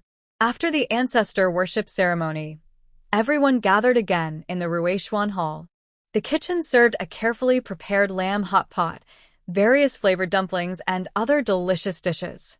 Everyone sat together for a lively reunion dinner. Perhaps because Xia Tian had performed so well at the last gathering, this time the dinner was quite peaceful, and no one gave her a chance to show off. Xia Tian shook her head inwardly, finding it boring. Too boring. After the meal, it was time for the younger generation's favorite game segment. The adults found them too noisy and sent them to the pavilion in the garden. Xia Tian initially thought that since she didn't have much connection with these people, she might as well go back to Jinglan Courtyard to play cards with Ningxiang and Ningxue. However, she didn't know what had gotten into Shenlan, who came over and intimately linked arms with her, calling her sister-in-law and pulling her along.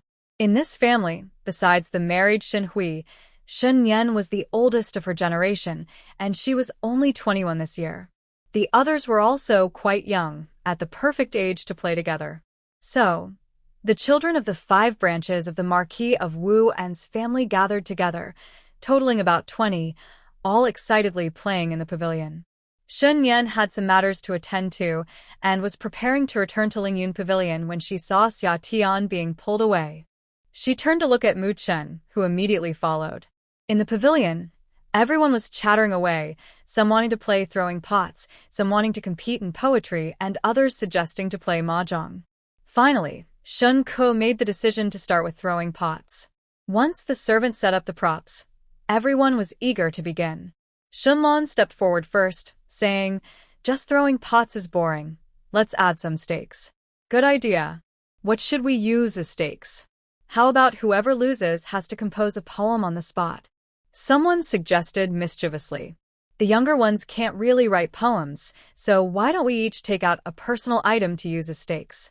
Shenlan suggested, glancing at Xia Tian after she spoke. Sure, it has to be something valuable, not something cheap," someone chimed in. Xia Tian rolled her eyes in her mind. Were they really starting to dig a hole for themselves? Didn't she hear their secret plan just now? "Sister-in-law, is that okay?" Shenlan asked eagerly. "I'm fine with it," Xia Tian replied with a smile. She instructed a maid to bring a tray, and everyone placed their offerings inside one by one. When it was Xia Tian's turn, she tossed in a 2-tael silver coin. The others were surprised, their mouths agape, unsure of what to say. Was it really allowed to use silver as an offering in this game? Shenlan was stunned for a moment before realizing that using silver directly would change the game. "Sister-in-law, you can't just use silver as an offering. You need to use a personal item. Look, everyone else has hairpins, jade pendants, earrings, and things like that." Shenlan tried to persuade Xia Tian to choose something else. "That jade hairpin on your head looks great." Why not use that? "I can't do that. It was a gift from your brother, and I can't part with it." "Then, how about the bracelet on your wrist?" No way. "I only have the silver. If that's not okay, then forget it, I won't play," Xia Tian said as she reached to take back the silver from the tray. All right, silver it is," Shenlan said helplessly. Seeing that Xia Tian was uncooperative, Shenlan had to compromise. Otherwise, if she decided not to play, there would be no chance left. Xia Tian smirked in her mind, thinking they underestimated her. Personal items weren't something to give away casually. If someone came looking for it later, it would only prove that she hadn't accepted anything, which would just add to her troubles. Besides, she had just overheard their plan to set her up. Why would she willingly fall into their trap? With this plan failing, Shen Lan and a few other friends began to brainstorm. Sure enough, the game of throwing objects hadn't ended yet when someone lost something. It was Shun Yi, the legitimate daughter of the third house, who had lost her hairpin. It was a birthday gift from her mother, adorned with precious stones. Xia Tian rolled her eyes in disbelief. Was this another attempt to frame her? No wonder these kids, raised in a big household, were clever despite their young age. Seeing Shun Yi on the verge of tears, Shen Lan pretended to comfort her. We've been in the pavilion. There's no way your things could be lost. We'll definitely find them. As they spoke, they casually glanced in her direction. If anyone sees it, take it out quickly. It would be bad if it gets found during a search later. Although Xia Tian was sure she hadn't taken anything, she couldn't be careless. What if someone secretly placed it on her? She discreetly checked herself and found nothing, so she felt a bit relieved for now. Over there, Shen Lan noticed no one had taken anything out and ordered her maid to guard the entrance of the pavilion, not allowing anyone to leave. She also sent her personal nanny over to search the girls. Surprisingly, no one objected. It was quite obvious who they were targeting. This isn't right, is it? There are other brothers here too. Shouldn't searches be separated by gender? Xia Tian couldn't help but speak up. This was treating people like fools. Also, since something is lost, shouldn't we ask a few questions first? What questions? Am I, the legitimate daughter of the Duke of Wuhan, going to falsely accuse someone over a hairpin? Shen Yi repliğe dunhappili. I'm not saying you're accusing anyone. I just want to ask if you're sure you wore your hairpin here today? Are you certain you lost it here? Xia Tian narrowed her eyes and asked. I'm sure, Shen Yi replied, a bit angrily. All right, if we are going to search, then everyone present should be included. Do we men have to be searched too? Shun Ku asked. Of course. Who knows if there are people with bad intentions who might do something inappropriate? Xia Tian said with a smile that didn't reach her eyes, looking at Shen Lan and Shen Yi. The two avoided her gaze, not daring to look at Xia Tian anymore. Shen Lan instructed Shun Ku to take the other brothers to search the next pavilion, then called her personal nanny to search the girls. Wait, isn't it inappropriate to use your own people for the search? How is that inappropriate? Am I going to steal from myself? Shen Lan replied angrily. Everyone here is a suspect. To be fair, I suggest we go to Ruishuan Hall and ask someone to come over for a witness. Shen Lan glared at Xia Tian and sent someone to Ruishuan Hall to fetch help. Xia Tian signaled to Ning Shui to check herself, but Ning Shui subtly shook her head. She had already checked herself when she heard about the lost item. Having grown up around such situations, she knew these tricks to frame others all too well. She had wanted to remind the lady, but seeing that she had already thought of it, she kept quiet. Xia Tian thought that even though nothing had been found this time, they couldn't let their guard down.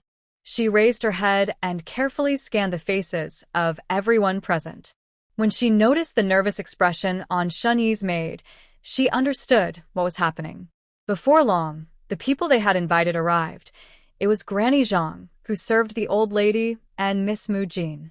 The two greeted the young ladies present, listened to Shen Lan briefly explain the situation, and prepared a search for evidence. Granny Zhang sat to the side, watching closely, while Miss Mu Jin began the search. Who'll go first? Granny Zhang asked with a serious face. Seeing no one move, Mu Jin prepared to start from the left. Since we have to follow the order of age, and sister is the oldest here, let her lead the way, Shen Lan suggested. Xia Tian's eyes flickered. Miss Mu Jin, since it was proposed by Sister Lan and Sister Yi, I think they should start with themselves to set an example. What do you think? Am I really going to steal from myself? Shen Yi replied with a serious face. Who knows? Xia Tian retorted. Fine, I'll go, Shen Lan said, stepping forward. Mu Jin naturally wouldn't object, and was about to move closer, when Xia Tian calmly spoke again. Miss Mu Jin, for your own sake, it's best to let everyone check you first, to avoid any misunderstandings later if something is found. Mu Jin was taken aback. She hadn't considered that someone might dare to accuse someone close to the old lady. However, what the young lady said made sense. What if it happened? Once Miss Mu Jin was checked, they continued the search. Naturally, nothing was found on Shen Lan and Shen Yi, and after they finished, the two exchanged a smug glance at Xia Tian. Xia Tian chuckled, thinking if they were so proud, they might as well enjoy it. Miss Mu Jin, don't forget about their maids. Just as Mu Jin was about to turn, she paused. Xia Tian continued, since nothing was found on Sister Yi, let's check her maid next to set an example. The maid, Lu Er, who had been quietly stepping back, froze in place and under everyone's scrutinizing gaze, shakily walked forward. Before Mu Jin could even start, the young girl began to tremble. When they found the hidden item on her, Lu Er could no longer stand and sat down on the ground. After all, she was just a 12 or 13-year-old girl. No matter how composed she tried to be, she still felt guilty. Shunny looked at the exposed trick and felt embarrassed, saying, "You silly girl, if you had just told me you had it, I wouldn't have thought it was lost." Lu Er quickly said with a crying tone, "Miss, I'm sorry. I forgot for a moment. Humph, being careless like this. If it happens again, I will tell my mother and have you sent away." "Thank you, Mississippi. I will remember this." Lu Er bowed to Shen Yi and quickly stood up. Xia Tian watched the scene between the master and servant with indifference, suddenly feeling bored. Why waste time watching this drama? Wouldn't it be better to spend this time studying? Since the item has been found, I will go inform the old lady, so she won't worry, Zhang Mama said slowly as she stood up. "Yes, thank you, Mama, and Miss Mu Jin for making the trip," Shenlan said with a smile as she walked over, affectionately linking her arm with Zhang Mama and slipping a bulging pouch into her sleeve. Xia Tian watched Zhang Mama and Miss Mu Jin walk away and did not say anything further. They were family. Even if something happened, they wouldn't side with her, an outsider who wasn't well-liked. As long as this matter didn't fall on her, how they handled it was none of her concern. Seeing that there was nothing more to do, Xia Tian decided she didn't want to play anymore. "Since the item has been found, I will take my leave," she said, leading Ning Shui outside. As they passed the tray of prizes, she took back the 2 taels of silver she had thrown in, saying, "Since there was no winner in the game, I will take my silver back." She held up the silver in her palm, showing it around the room. "Just to be clear, I only took back my own silver. I didn't touch anything else, so don't accuse me of stealing anyone's belongings when I leave." With that, she expressionlessly exited the pavilion. Inside, a group of people exchanged awkward glances. Hidden in the shadows, Muchen watched as the young lady left the pavilion unharmed and headed towards Jinglan Courtyard, then quietly retreated back to Lingyun Pavilion. Ning Shui followed Xia Tian, noticing her cold expression and understanding that she was in a bad mood. Afraid of being overheard, she kept silent as they returned to Jinglan Courtyard. In Lingyun Pavilion, Mu Chun detailed the situation in the pavilion to Xin Yan. He emphasized how calm the young lady had been at that moment. "Master, you should have seen how composed she was. When the third miss said she wanted to search her, I was worried and thought about whether I should inform you." Unexpectedly, the lady quickly took control of the situation with just a few words, blocking all their possibilities. Everything was connected, and the third young lady and her companions were completely led by the lady. It was truly satisfying. "Ha ha ha." Mu Feng curiously chimed in, "Is the lady really that impressive? She resolved the crisis so easily?" "Of course. If you don't believe me, go ask around." "Those little tricks of theirs were seen right through by the lady," Mu Chen said, sounding a bit reluctant to stop. "Last time, Ningyu said the lady confronted the third lady in front of everyone, and I found it hard to believe. With the way the third lady stirs up trouble, who could outsmart her? But seeing it with my own eyes this time, the lady is indeed strong. She handled everything calmly and gently, resolving the issue effortlessly. It's hard not to admire her." Mu Chen, who is naturally lively, spoke excitedly. Shen Nian listened nearby, without stopping him. Hearing Mu Chen praise Xia Tian, she unconsciously tapped her fingers on the table, feeling relaxed with a smile on her face. Mu Feng quietly nudged the excited Mu Chen and exchanged glances. They turned to see their master smiling, looking quite pleased. They were happy to see their master smiling more often lately because of the lady. It had been almost 3 or 4 years since they had seen their master so relaxed. This was also why Mu Chen was so happy after seeing Shenlan's scheme thwarted by Xia Tian. Ever since he learned that the poison was from the Lu family, he had lost all good feelings toward them.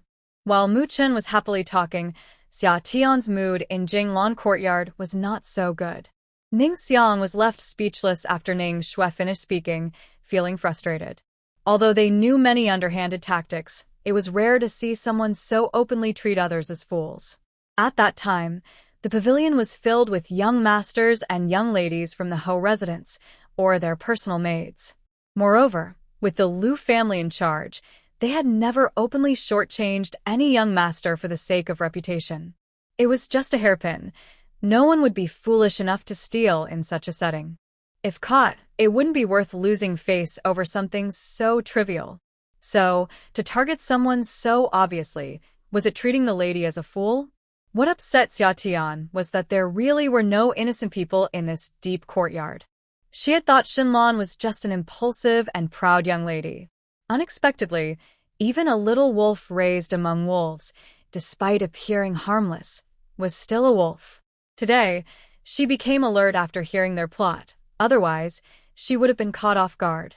Although they didn't use any strong tactics, what mattered was that it worked. If she got searched today, no matter the outcome, it would cause trouble if it got out. It seemed she must be careful in the future and not underestimate anyone, even if they seem like a child to her.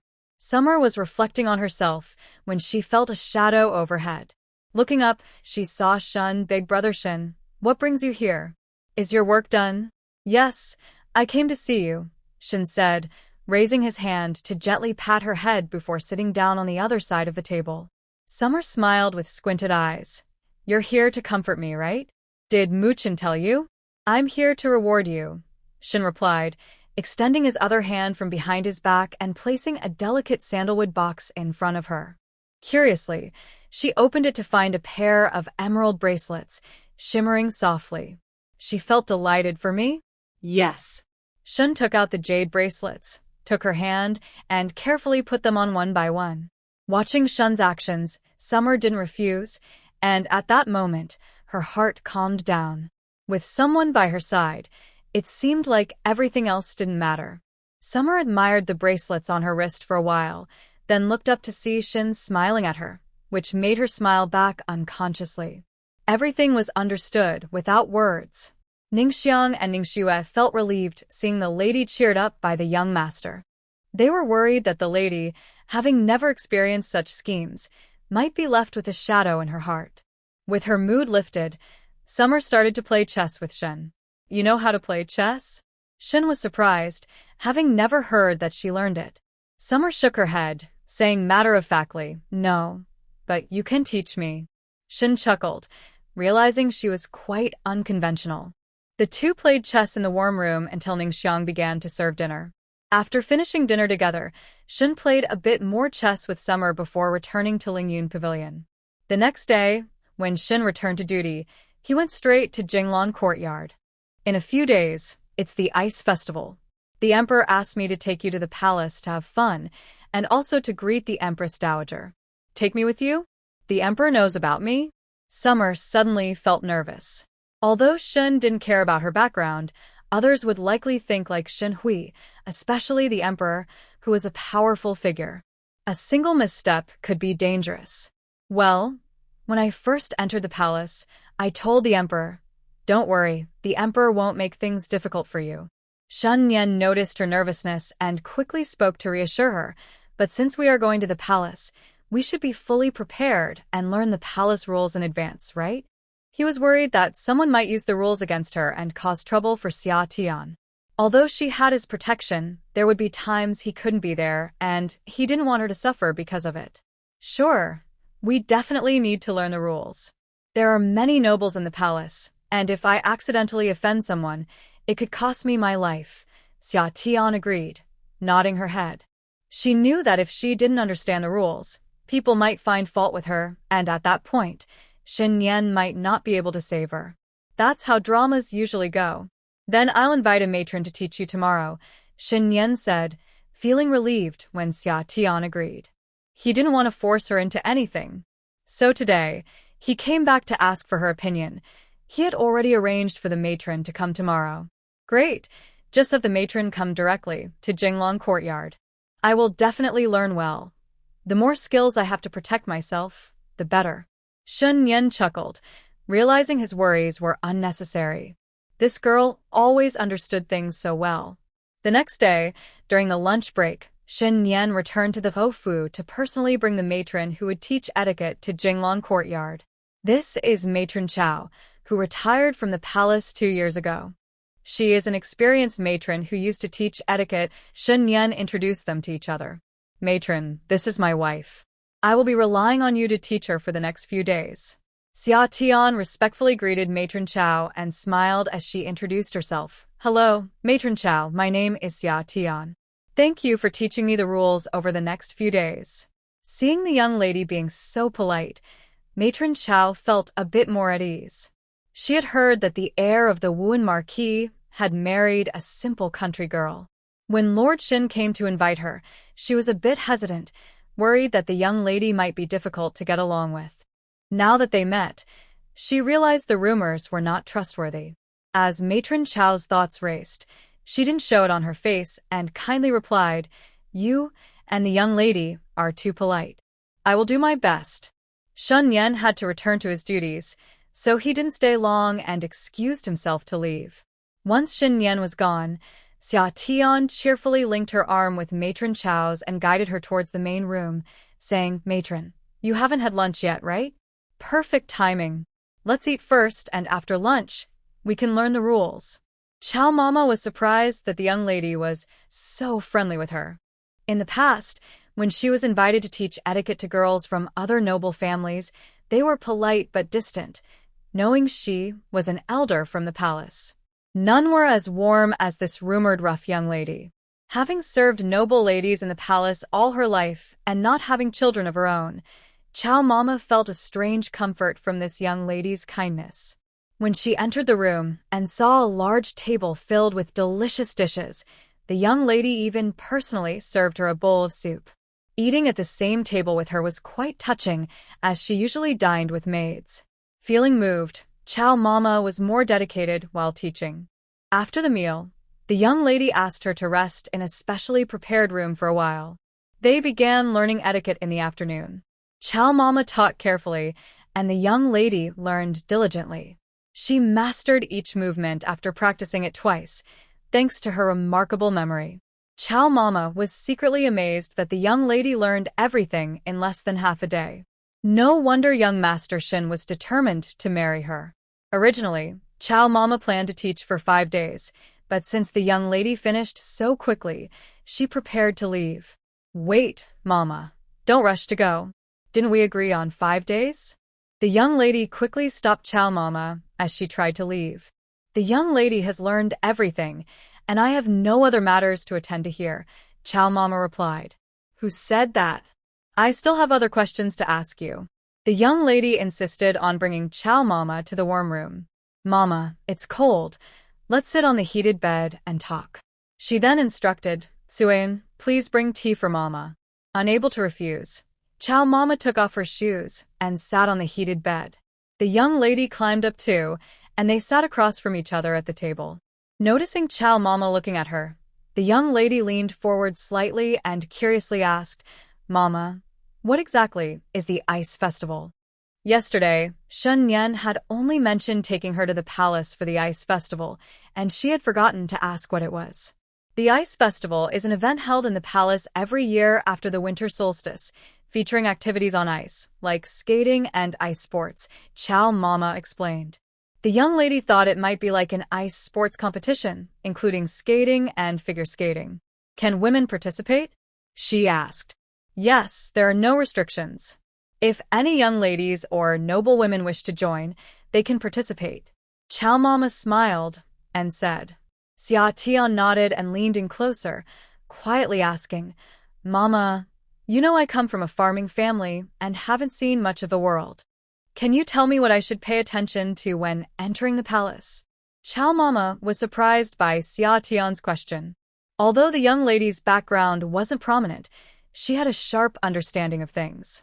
Considering the respect Xia Tian showed her, Chow Mama decided to share some advice. She explained in detail what to be aware of when entering the palace. The next 2 days passed pleasantly, with one seeking advice and the other offering guidance. Xia Tian learned from Chow Mama about the important things to keep in mind around noble people and some underhanded tactics that often occur in large families. When Chow Mama was leaving, Xia Tian gave her a large red envelope. If Chow Mama hadn't offered her advice, these hidden tactics could have been hard to guard against. Knowing this could be life-saving in critical moments, Chow Mama saw 200 tael silver notes in the envelope, raised her eyebrows slightly, and declined, saying, "Young lady, the young master has already given me teaching money. This red envelope is too much. This is my way of thanking you, Mama. What you taught me is worth more than silver," Xia Tian said with a smile, sincerely pushing it back. Seeing the sincerity in Xia Tian's words, Chow Mama accepted it without further refusal.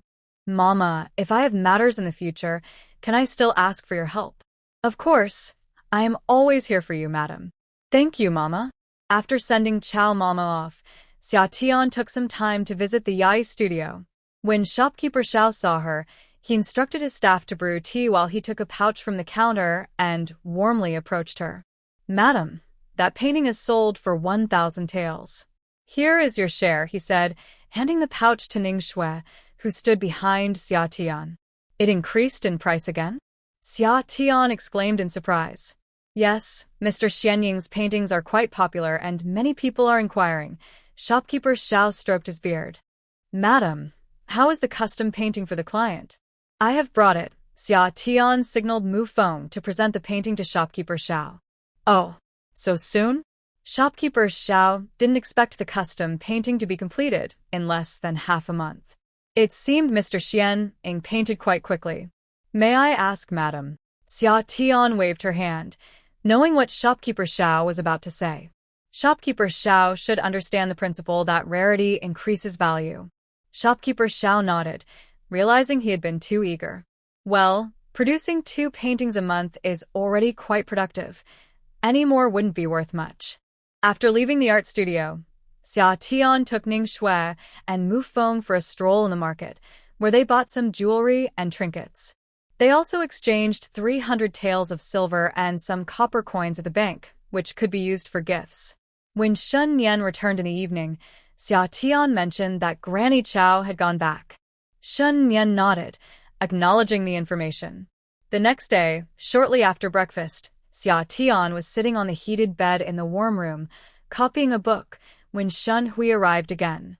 It had been almost a month since he last saw this young lady, and Xia Tian was quite surprised, wondering what brought her this time. "Miss, what brings you here?"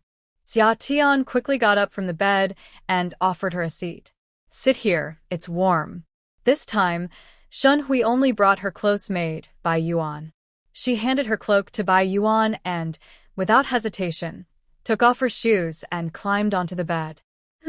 If it weren't for worrying about my brother, I wouldn't have come." Xia Tian was taken aback, hoping she wasn't here to cause trouble again. Ning Xiang brought in tea, and Xia Tian placed it on the table in front of Shen Hui before sitting back down. After warming up with a few sips of tea, Shen Hui finally explained her visit. "My brother asked me to tell you about the current relationships among the major families in the capital, so you don't accidentally offend anyone and cause him trouble," Shen Hui said, blowing on her tea with a serious expression. "Oh, I see. Thank you, big sister," Xia Tian replied cheerfully. Shen Hui frowned, clearly not pleased. After putting down her teacup, she noticed the paper filled with writing on the table. "Did you write this?" "Yes, I copied it." Shen Hui glanced at it and remarked disdainfully, "What a waste of good paper." Without waiting for Xia Tian's response, she set the paper down and began explaining.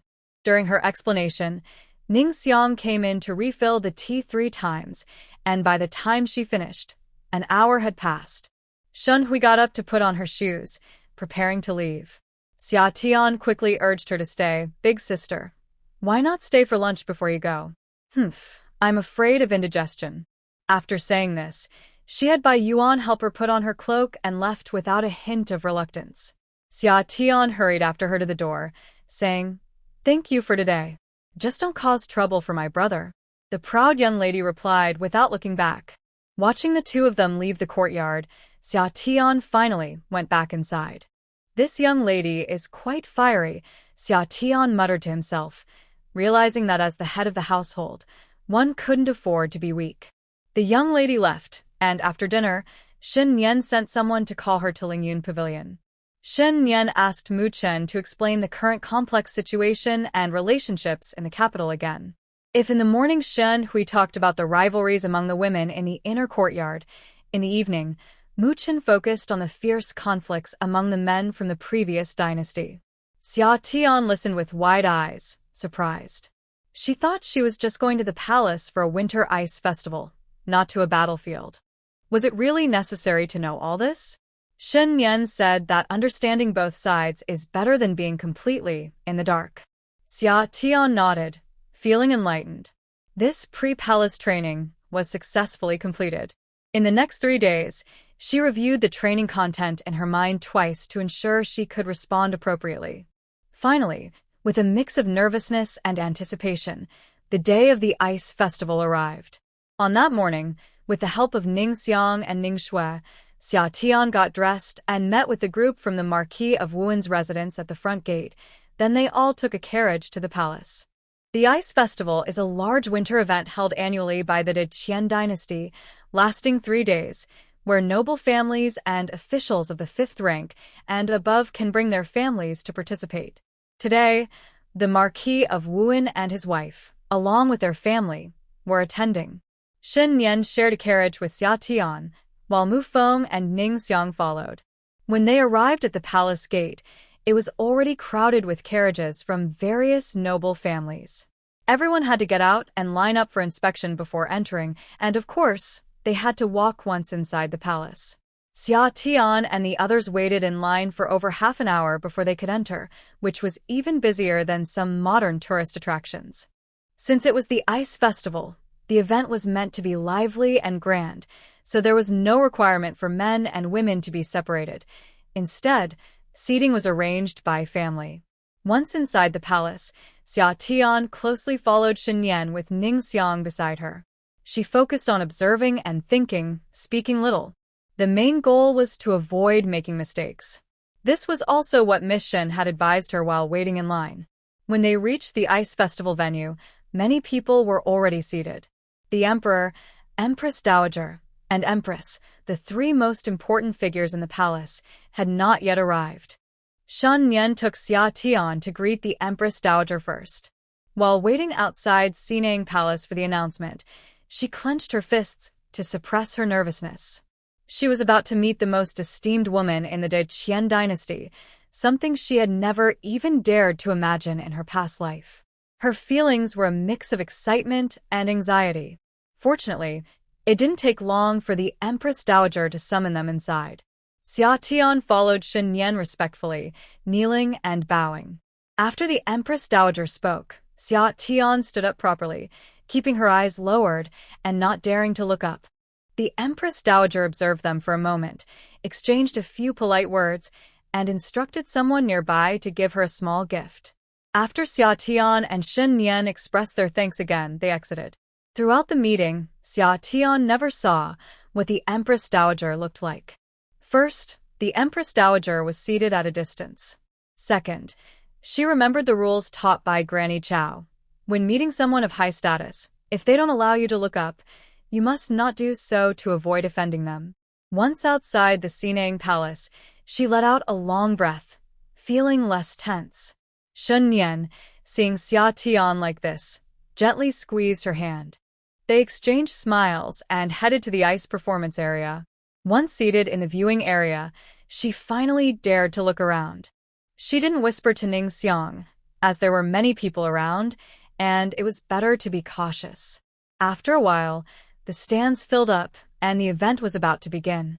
The three main figures of the palace appeared, surrounded by attendants. After everyone greeted them, the emperor delivered the opening speech, and the ice activities officially started. Suddenly, the sound of cannon fire and music filled the air. Today's ice activities were held at Lingzhe Lake, located to the west of the palace. Every year after the winter solstice, the lake freezes over with ice more than a meter thick. Since the weather is cold in winter, it's not suitable for other activities, so they hold these ice events for entertainment. Even though it was chilly, the atmosphere was lively and bustling with excitement. Xia Tian eagerly pulled Ningxiang to enjoy the performances, occasionally standing up to cheer along with the crowd. The day's performances mainly featured male group events, such as ice ball games and team activities.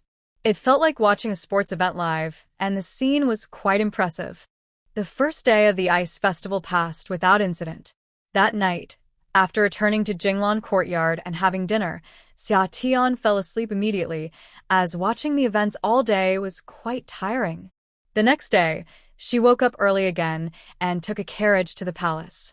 However, they switched Ningxiang for Ningxue, as Ningxiang had been quite exhausted the day before. Xia Tian could sit and watch, while Ningxiang had to stand and serve, so it was perfect to rotate. Today's performances mainly featured solo acts, with both male and female participants.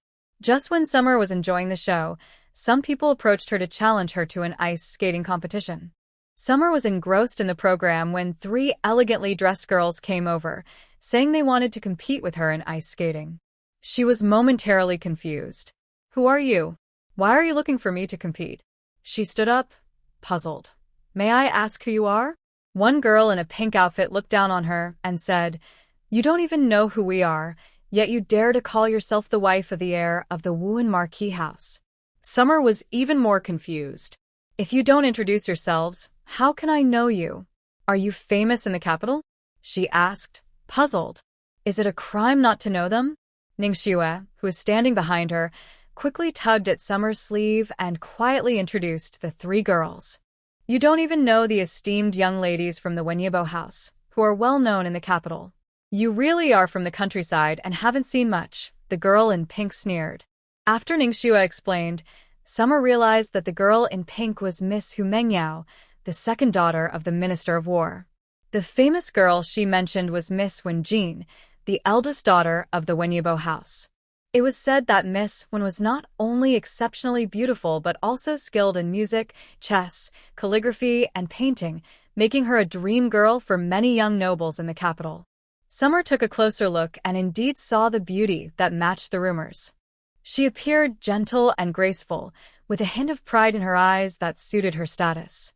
Another girl, who looked more spirited, was Lin Xiu, the fourth daughter of the General Hui's family, also a well-known figure in the noble circle for her bravery and sense of justice. Now that she recognized them, Summer smiled politely. "I truly apologize for my ignorance." "Please forgive me, ladies." Hu Mengyao pouted. "I'm challenging you to ice skate." "You're not scared, are you?" "It's not that I'm scared. It's just that I don't know how to skate," Summer replied calmly. "You should find someone else." Asking you to compete is already a compliment," Hu Mengyao said condescendingly. Summer replied lightly, "Thank you for thinking highly of me, but unfortunately, I don't know how to skate." She didn't expect them to be looking for trouble. She hadn't offended them, had she? That's not up to you," Hu Mengyao scoffed. "Dream Yao, why not let it go? She might really not know how to skate." Lin Xiu couldn't help but speak up. "In the summer, I raised my eyes slightly and was surprised to find that this outspoken young lady from the general's family was actually a reasonable person. As for Miss Wenjin, she hadn't said a word from the beginning. However, I felt that her gaze towards me was unfriendly, as if it carried an inexplicable hostility. If she hadn't taken Wen's sister's beloved, I would." "Enough, Mengyao." Miss Wenjin finally stopped watching and spoke up to interrupt Hu Mengyao. "I realized that this strange hostility came from that reason. After all, how could someone as handsome as Shen Nian not have a girl who liked him? It turned out that because I rarely went out, I hadn't given my rival a chance to challenge me. This needed to be addressed properly."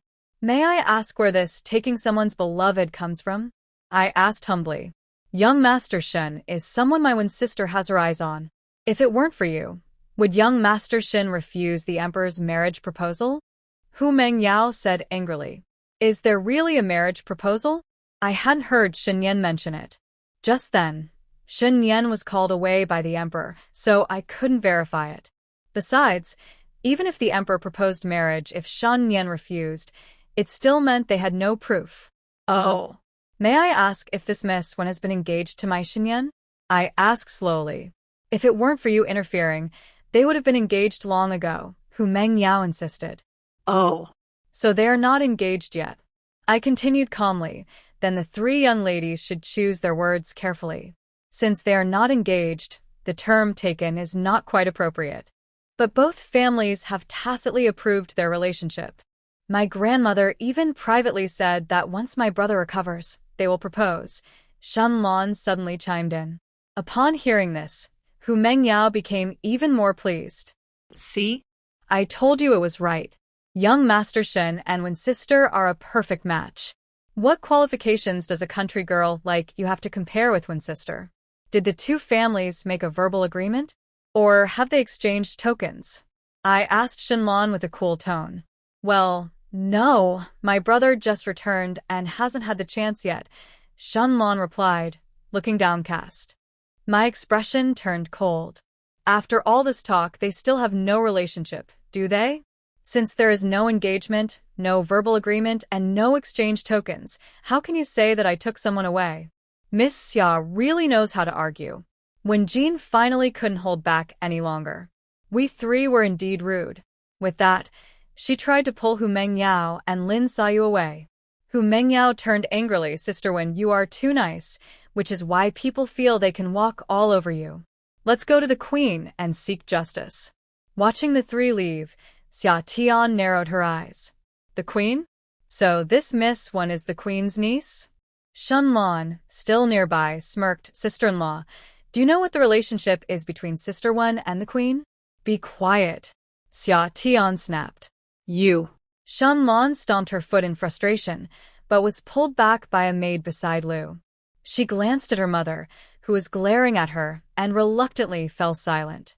Xia Tian ignored her and sat down to think about what to do next. Shen Nian hadn't returned, so she had no one to discuss it with. It seemed she would have to adapt as things unfolded. Sure enough, after a while, an unfamiliar maid came to invite her, saying the queen wanted to see her. Xia Tian took a deep breath, straightened her clothes, and followed the maid, with Ning Shui quickly trailing behind. The maid led Xia Tian directly to the queen's viewing platform. Xia Tian knelt and bowed. Your servant greets Her Majesty the Queen. Long live the queen. After finishing her bow, she didn't hear the queen's voice, so she remained kneeling quietly. After a few minutes, the queen finally spoke. Xia Tian slowly stood up, but didn't dare to look up. Lift your head, let me see you. The queen's authoritative voice came. Xia Tian raised her head and stood straight. Oh, you are quite pretty. The queen said ambiguously, then changed her tone. I heard you just now refused to befriend my niece and her friends because of your status? Xia Tian was taken aback. These girls really twisted the truth. Replying to Your Majesty, Miss Hu just now suggested a skating competition, but I cannot skate, so I declined, Xia Tian replied calmly. The queen paused, realizing these young ladies hadn't told the whole truth. However, since the words were out, she had to go along with it. The ice skating event is meant for everyone's enjoyment. Not being able to skate is fine. It's about participation. Since the young ladies wish to befriend you, you shouldn't refuse. Let's go have some fun together. The queen's voice left no room for argument, and Xia Tian knew she had to skate today. Yes, I will obey your command. Xia Tian bowed and agreed. As a few young ladies prepared for the upcoming competition, the queens surrounding the empress joined in the fun. How about we add some excitement to their competition? That's a great idea. The winner will gain great honor. I want to share in the empress's prize too. Then let's go with what the sisters suggest. I'll join in the fun as well, the empress said with a smile, removing a jade bracelet from her wrist and placing it on the tray held by a maid. The other queens also took off a piece of jewelry and added it to the tray. With so many participants, I should join in too, the emperor said with a smile as he approached the queens. Xia Tian followed everyone in greeting and quietly looked up, meeting Shen Nian's gaze. Shen Nian gave her a slight nod, and Xia Tian understood that the emperor must have been invited by Shen Nian. Feeling a bit more at ease. Once the emperor sat beside the empress, he had to place his jade pendant on the tray. Since we're having a competition, we can't just have these few. Let's see if there are any other young ladies who want to join. The more, the merrier, the emperor said cheerfully to the empress. No one disagreed with the emperor's suggestion, and soon 7 or 8 more young ladies signed up. After all, with the emperor and empress adding prizes, winning would mean receiving their recognition, which was a true honor.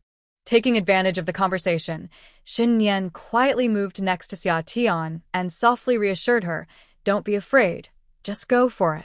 It won't matter if you win or lose." Xia Tian nodded, indicating she understood. With someone backing her up, she had nothing to fear. Though she wouldn't start trouble, she wasn't afraid of it either. Soon, the 12 young ladies participating in the competition were taken to change into their outfits. Once dressed and wearing their skates by the ice rink, they waited for the signal to start. The rules of the ice skating competition were simple. Everyone would skate 5 laps around an 800-meter rink, and whoever crossed the finish line first would win. Xia Tian put on her skates and practiced a bit, slowly finding her rhythm. When the starting drum sounded, the young ladies dashed forward, with Xia Tian lagging behind, taking her time. At first, she struggled a bit, but as she got used to it, her speed gradually increased. At that moment, Lin Xiao, who was leading, was almost a full lap ahead of Xia Tian. Xia Tian began to pick up speed, steadily closing the gap with the others. In the stands, the emperor watched as the girl, who had initially struggled on the ice, quickly became smooth and fast, soon surpassing most others. He thought to himself that a girl chosen by Chu Xian must have exceptional qualities. At first, the empress and the other ladies found it amusing that Xia Tian was in last place. But now, seeing this country girl nearly catch up to the leading warrior girl, Lin Xiao, they fell silent, nervously clutching their handkerchiefs and intently watching the competitors. In the stands, Shen Nian had not taken his eyes off Xia Tian since she stepped onto the ice. As she sped up, his clenched fists relaxed, and his lips slowly curved into a smile. When Xia Tian crossed the finish line first, the audience felt as if time had stopped until the emperor exclaimed, "Well done." Everyone reacted in disbelief, having expected her to be a novice, but she had become the champion. After the competition, Shen Nian was the first to approach her. Ignoring everyone else, he took a cloak from Ning Xiang and draped it over Xia Tian, gently tucking her loose hair behind her ear, openly expressing his joy. "You did great." Xia Tian looked at Shen Nian, who seemed particularly gentle today, and she felt a new emotion stirring within her. She followed Shen Nian to the emperor and empress's section, and after bowing, the emperor praised her, saying, "Indeed, a match made in heaven, a woman who stands shoulder to shoulder with men." The empress, though surprised by the outcome, said nothing more. She echoed the emperor's compliments and curiously asked, "I remember you said you couldn't skate. How is it that you seem to be doing so well?" "Your Majesty, I truly couldn't skate before. I just learned on the spot," Xia Tian replied respectfully. After all, the original person really couldn't skate, but who knows if she could rollerblade. The empress was just asking out of curiosity and had no intention of causing trouble. As the mother of the nation, would she really get jealous over a few girls competing? "I must have misjudged," the empress said with a smile, then instructed a maid to bring over a tray. "All these rewards are yours." "Thank you, Your Majesty and the empress, and all the ladies for your gifts," Xia Tian said as she accepted the tray and stepped back. Shen Nian excused himself from the emperor and led Xia Tian out of the palace to go home. However, they had not gone far when they were stopped by 3 young ladies, Hu Mengyao, Wenjin, and Lin Xiao. "Young Master Shen, Wenjin wants to speak with you." Hu Mengyao spoke first. Shen Nian replied calmly, I wonder what Miss Wen has to say? Hearing Shen Nian's distant tone, Wen Jin felt wronged and said, Nian Gij, have you forgotten Jin Air after not seeing me for years? Xia Tian shivered at the sound of Nian Gij, feeling goosebumps all over. Did these two really have a hidden story? Xia Tian observed Shen Nian, who remained calm without showing any excitement. Miss Wen should call me young Master Shen instead. What does she have that can compare to Sister Wen? Hu Mengyao couldn't help but interject upon hearing Shen Nian's coldness towards Wen Jin. Whether my wife is good or not is not for Miss Hua to criticize. Shen Nian's expression turned cold at Hu Mengyao's rude comment. Hu Mengyao wanted to argue further, but was stopped by Wen Jin. Meanwhile, Miss Lin from the general's mansion kept staring at Xia Tian with a scrutinizing gaze. Earlier, Xia Tian had surpassed her to win first place in the competition.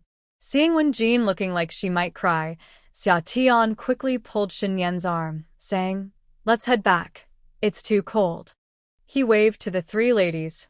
Goodbye, we're leaving now. Without waiting for their reaction, he hurriedly led Shen Nian out of the palace gates. She was indeed feeling a bit cold. After skating, she was sweaty and hadn't changed her clothes yet, making her uncomfortable. Shen Nian naturally took Xia Tian's hand and didn't let go. When they returned to Jinglan courtyard, Ningxiang quickly instructed the maid to prepare the bathwater. Once she was comfortably soaking in the tub, she finally felt relaxed. Since they returned early today, after Xia Tian washed up, he took a nap on the heated bed in the warm room. In the afternoon, Shen Nian came over, and Xia Tian remembered to ask him about the marriage proposal. Shen Nian figured that Xia Tian must have rested well, so he left Lingyun Pavilion and came to Jinglan courtyard. Seeing Shen Nian arrive, Xia Tian pulled the blanket aside on the heated bed for him to sit. Brother Shen, today Miss Hua said you rejected the emperor's marriage proposal? Marriage proposal? Shen Nian was taken aback, then recalled what the emperor mentioned during his first visit to the palace about wanting to arrange a marriage for him. There was no marriage proposal. The emperor just casually mentioned it. When he saw I was already married, he didn't pursue it further. Oh, I thought you rejected the marriage proposal with Miss Wen because of me, and that's why they came to trouble me today. Summer recalled Hu Mengyao's fierce expression and Wen Jin's inexplicable hostility, as if she had really caused trouble between lovers. It's because of you, Shen Nian replied. Huh? Summer suddenly felt her heart skip a beat. What did Brother Shen mean? Could he really like me? Should I just ask him directly? Brother Shen, you don't really like me, do you? Summer blinked her big eyes, her heart racing. Yes. Shen Nian nodded seriously without hesitation. A wave of joy rushed to Summer's head, and she blurted out, Then who do you like more, me or Miss Wen? Only after she asked did she realize how silly the question was, feeling embarrassed and unable to help but facepalm. How could she ask something so foolish? I only like you. Summer covered her face, feeling too embarrassed to face anyone. She glanced at Shen Nian, who was grinning, and felt a mix of annoyance and embarrassment. Don't laugh. I'm not laughing. I'm serious. Shen Nian pulled her hands away from her face. Oh, come on. Summer pouted. She felt like she was regressing. Once her embarrassment faded, she boldly asked him, Brother Shen, you like me because I'm pretty, right? Humph. If he dared to say no, she would be furious. Yes. Shen Nian suppressed a laugh and nodded. Summer looked at Shen Nian, grinning proudly. Then if anyone asks what's good about me, you should say I'm pretty. Got it. Got it. Shen Nian nodded in agreement. If you ignored the corners of his mouth that were curling up, it would be more believable. The two exchanged glances and couldn't help but laugh until they bent over. Summer sighed, surprised at how far she had come. She had traveled all this way to win over a super handsome guy. After Shen Nian entered the room, Ningxiang and Ningxue brought in tea, and then quietly left. The few maids outside listened to the conversation inside and couldn't help but blush. Only the young lady could speak to the young master like that. This must be why the young master liked the lady. The maids quietly moved a bit closer, and the laughter from inside spread to everyone in Jinglan courtyard. Summer and Shen Nian chatted and played chess until after dinner, when Shen Nian returned to Lingyun Pavilion. Today happened to be the day the Marquis of Wuan's household distributed monthly allowances. In her excitement, Summer took out her savings and gave everyone in Jinglan courtyard an extra month's allowance, making everyone as happy as if it were New Year's. They all moved with a little more spring in their step. Shen Nian heard that she happily gave everyone in Jinglan courtyard an extra month's salary and couldn't help but smile. She also sent a box of small silver coins to Xia Tian, telling her to keep them for fun. Xia Tian's eyes widened in surprise, exclaiming, "Wow, which boss is this thoughtful? Oh, it's my family." Now, not only did she not lose any money, but she also gained some, making her feel even happier. After giving out the silver, Shen Nian followed suit and gave everyone in Lingyun Pavilion an extra month's salary as well. This made her image as the young lady of the air even more respected among the servants at Lingyun Pavilion. The servants from both courtyards were excited, and when others heard about it, they could only feel secretly envious. On the third day of ice skating, Xia Tian went with Cui Yun. Cui Yun was observant and clever. Xia Tian was sitting in the stands and felt a bit of back pain, but with Cui Yun by her side, they walked near the skating rink, not going far, and could easily see the people in the stands. However, it wasn't long before a trio approached them again. "I say, ladies, what do you want?" Cui Yun noticed that the three seemed unfriendly and subtly stood in front of Xia Tian. "What do you need from Our Lady?" "The master is speaking." "What right do you, a maid, have to interrupt?" Hu Mengyao glared at her with a harsh tone. Xia Tian pulled Cui Yun back behind her and asked, not very kindly, "Miss Hu, is it necessary to be so rude? I don't believe I've offended you." "Humph. Just standing here offends me." Hu Mengyao began to argue irrationally. "Well, I'm sorry, but neither the Emperor nor the Empress has said anything about my presence here.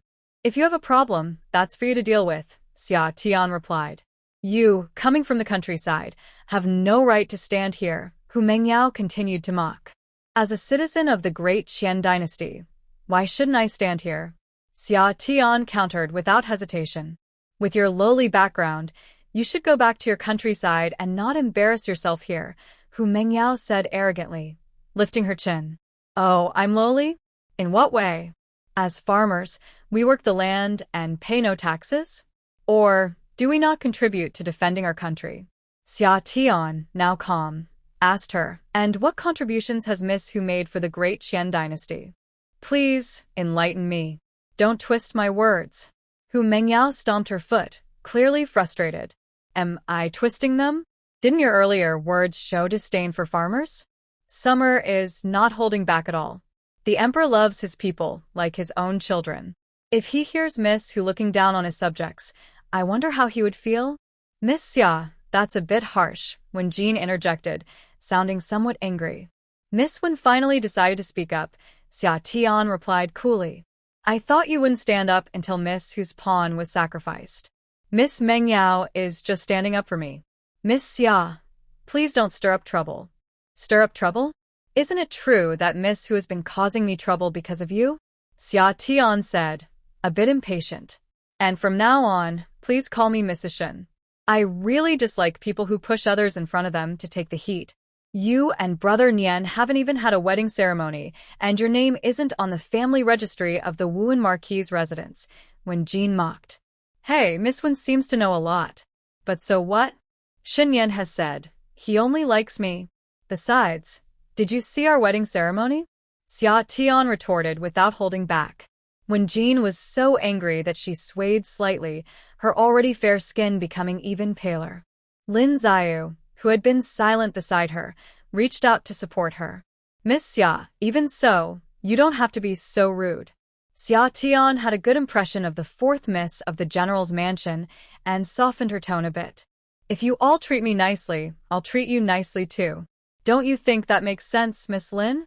Lin Xiao was momentarily at a loss for words.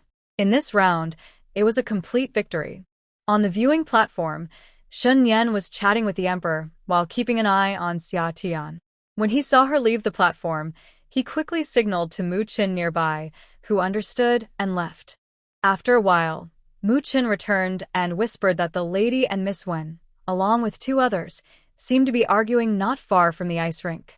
Shen Nian felt anxious and explained the situation to the emperor, but to his surprise, the emperor, with a childlike curiosity, insisted on coming to see the excitement. Now, hiding nearby and listening for a while, the emperor turned to Shen Nian, who was following him, and teased, "Your lady is quite something." Shen Nian maintained a calm expression and replied, "Thank you for the compliment, Your Majesty."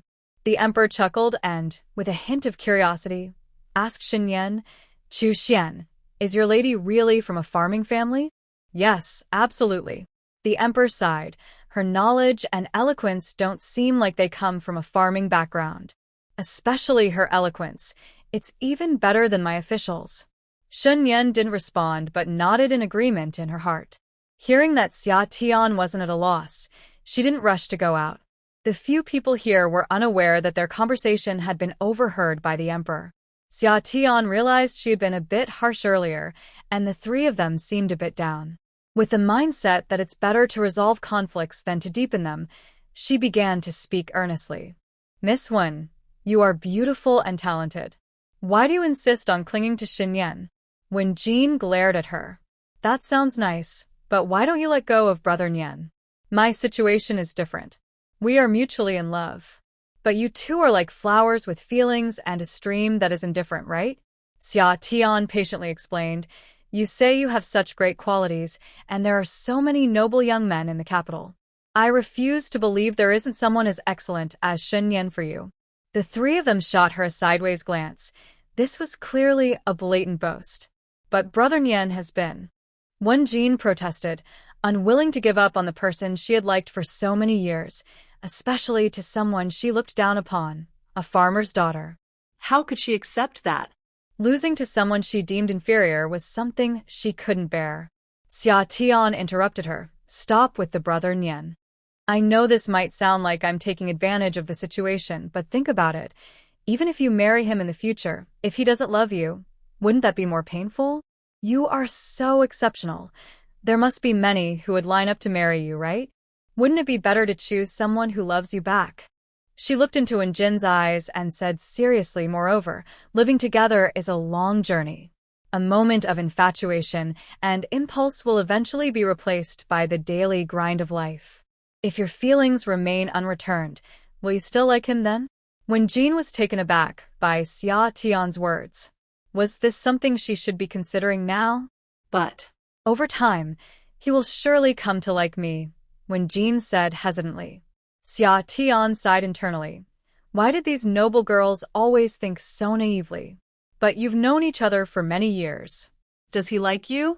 She bluntly pointed this out, not giving Wen Jin a chance to respond. "Don't say it's because of me.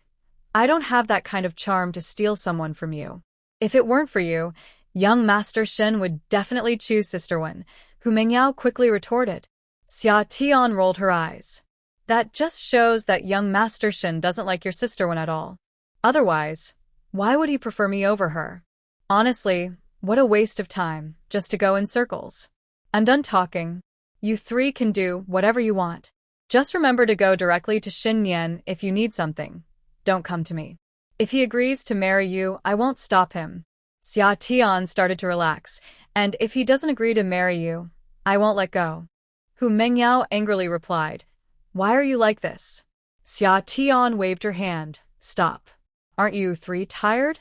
How about we find a place to sit down and have some tea while we talk?" These three young ladies had come to her twice in 3 days, repeating the same things over and over, just being stubborn. They thought she was stealing away their Brother Nian. Shen Hui had just finished dealing with her issues, so she wasn't bothering her for now. But now, here came another young lady when talking to someone so stubborn was exhausting. At this point, she almost wanted to drag Shen Nian out and give him a piece of her mind. Wen Jin looked a bit down, probably affected by Xia Tian's comment about choosing me over her, and had been silent for a while. Xia Tian sighed internally. Why was this necessary? With a good family background, good looks, and talent, Why couldn't they see that there were plenty of options? He had already said he wasn't interested, so why not just walk away? There are plenty of great men out there. Why be so upset? But standing in Wenjin's shoes, she realized it was easy to say that without feeling the pain. No one spoke for a while, and after a bit, Wenjin and her friends left. Xia Tian took Shuiyin back to the viewing platform. Hopefully, Miss Wen could go home and think this through. She needed to come to terms with it herself. When the emperor saw the group disperse, he turned and patted Shen Nian on the shoulder before leaving. Shen Nian stood there for a moment before heading back. After the emperor's closing remarks at the ice festival, the event concluded successfully. The two of them got into the carriage, and Xia Tian looked at Shen Nian, who was holding her hand tightly without letting go, feeling puzzled. What was he doing? Since she returned to the viewing platform, Shen Nian had been like this after coming back from the emperor, not saying a word, just holding her hand firmly. "Brother Shen, what's wrong? You seem a bit off," Xia Tian said, leaning closer and tilting her chin to look at him. "Nothing," Shen Nian replied, his expression unchanged. Xia Tian shook her head. Something was definitely going on. That evening, when they got home, Shen Nian came over from Lingyun Pavilion with a brocade box. Xia Tian stared at him, knowing he must have heard about Wenjin looking for her today and was probably trying to win her over with some favor. Shen Nian didn't say anything and just smiled at her.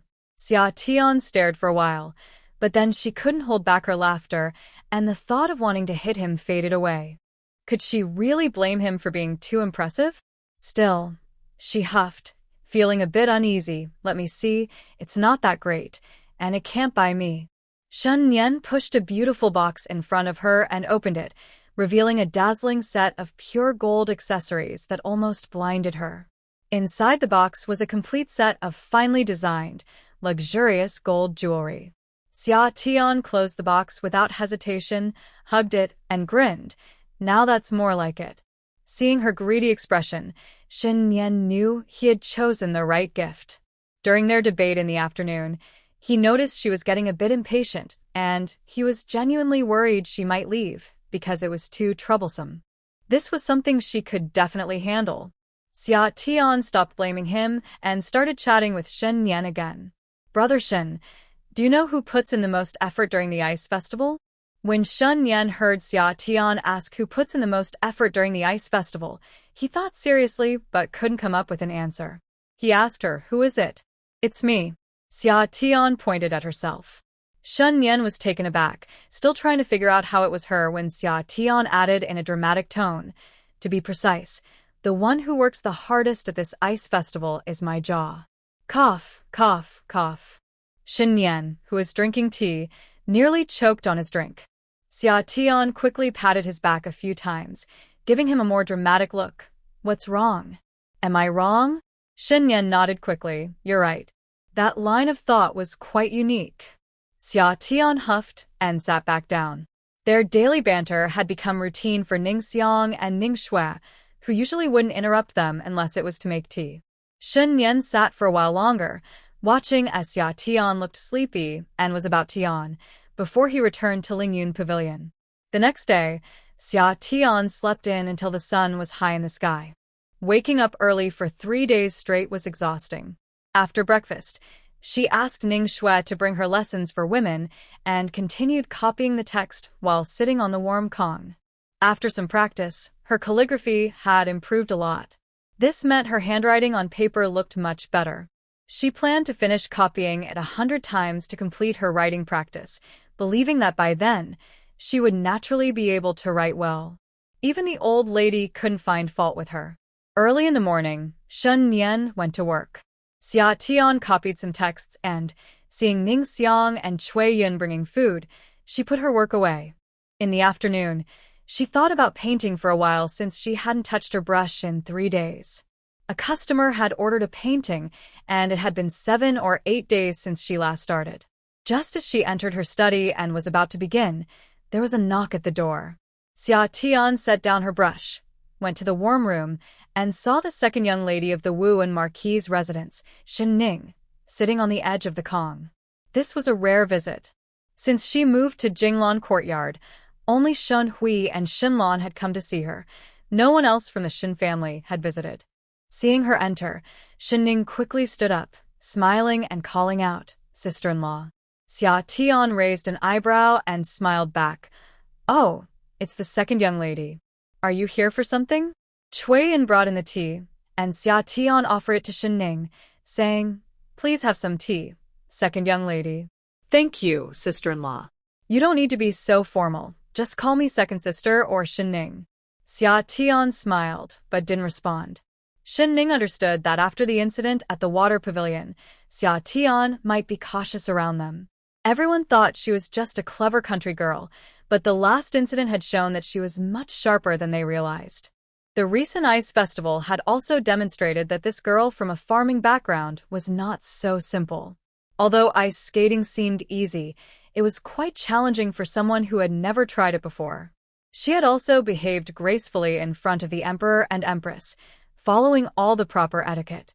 More importantly, Shen Shitzi seemed to have a special interest in her, even rejecting the talented Wen Jin, who was highly sought after in the capital.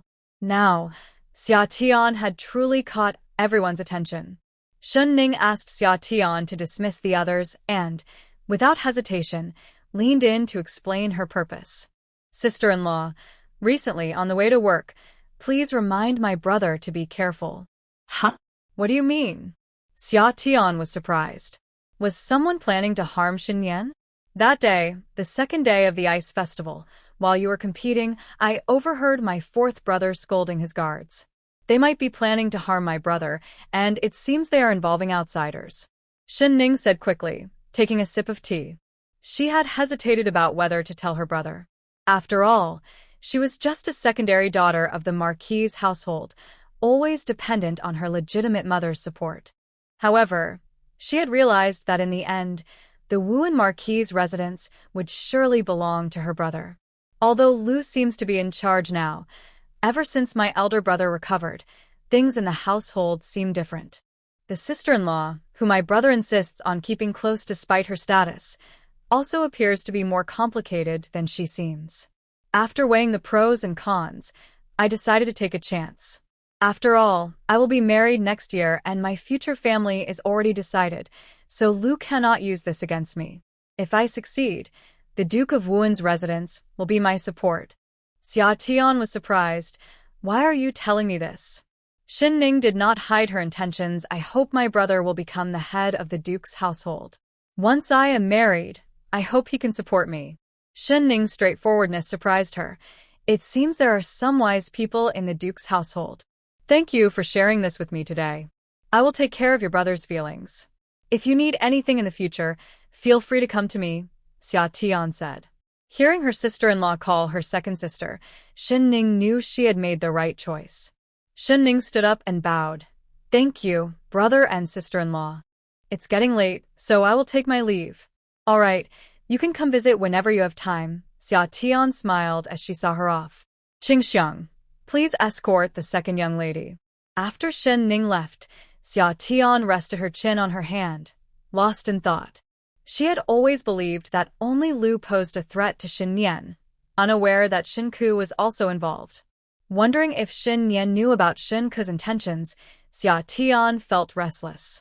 "Qingxiang, send someone to Lingyun Pavilion to see if our young master has returned. If not, check if Mufeng or Muken are around. If they are, ask them to come here." Qingxiang looked puzzled. "What's wrong, madam?" "Go quickly." "Yes, I will go right away." After a while, Qingxiang returned. "Madam, the young master has not returned. Mufeng and Muken are also not here." "That makes sense. It's not yet time for the shift change. Usually one of them is always with Shen Nian, so there shouldn't be any issues, right? Besides, Shen Nian is quite skilled." Xia Tian tried to calm herself and went to the study to draw. However, after thinking for a long time, she couldn't put pen to paper. She felt a bit anxious and realized she needed to inform Shen Yan quickly to avoid any unforeseen problems with Shen Ke. Putting down her pen, she left the study and called Qingxiang. "Prepare, we need to leave the residence." This time, Qingxiang didn't ask why and hurried to arrange for the carriage. "After changing clothes in the summer, I found a ceramic vase and filled it with spring water, then put it in my space. Before long, Ningxiang said the carriage was ready. She took Ningxiang with her and headed outside. I planned to first check on Shen Nian at his post and pick him up. I had heard that someone might pose a threat to Shen Nian, but I didn't know when it would happen. If it happened to be today, it would be terrible. Sitting in the carriage, I was lost in thought. Ningxiang noticed that the lady seemed deep in thought, with a furrowed brow, looking a bit anxious. "Madam, we have arrived," the driver said, noticing the lady hadn't responded for a while. "Oh, we're already here?" I snapped back to reality, lifted the curtain, and saw we had reached the gate where Shen Nian was stationed. Seeing we had arrived at the palace gate, I asked the driver to find a slightly hidden spot to stop the carriage. I didn't rush to get out but sat in the carriage, watching the gate through the curtain. After waiting for almost an hour, I finally saw people coming out of the palace gate. I focused intently on the entrance until I spotted Shen Nian's figure. Then I let out a sigh of relief. As Shen Nian walked over, I got out of the carriage with Ningxiang to greet him. He noticed me right away and quickened his pace, asking, "What are you doing here?" "I came to pick you up," I replied with a smile. Shen Nian looked puzzled, but didn't ask further. I glanced around and asked, "Where are Mu Chun and Mu Feng?" "I sent them out on errands." "So you're alone today?" "No, Mu Feng was with me in the morning, and he'll be back soon." Just then, Mu Feng came over leading a horse. "Madam, what brings you here?" Mu Feng was surprised to see me and Ningxiang, as I had never visited Shen Nian at his post before. "Is there something going on at the house?" "No, I just needed to talk to your young master about something, and I was feeling a bit bored at home, so I decided to wait here," I said, as the driver was from our household, and I didn't want to say more. Mu Feng understood and kept quiet. Seeing there were outsiders around, Shen Nian said, "Mu Feng, you take the reins and lead the horse back." "Of course, young master," Mu Feng replied, handing the reins to the driver. "You can ride my horse back and take the young master's horse too."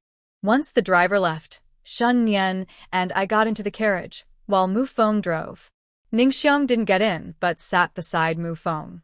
"Let's go to Yupingxuan." "Yes." "Where is Yupingxuan?" Xia Tian asked curiously. "It's a restaurant," Shen Nian replied with a smile. "It's our family restaurant. I'll take you to try it. Let's go home first and go another day. It's getting dark, and it's not safe outside." Xia Tian thought it would be better to return first, as those people would not dare to act in the Ho residence. There are too many uncertainties outside, and it's winter. Night is falling quickly.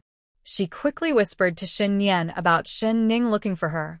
Shen Nian thought for a moment, nodded, and instructed Mu Feng to head back to the residence directly.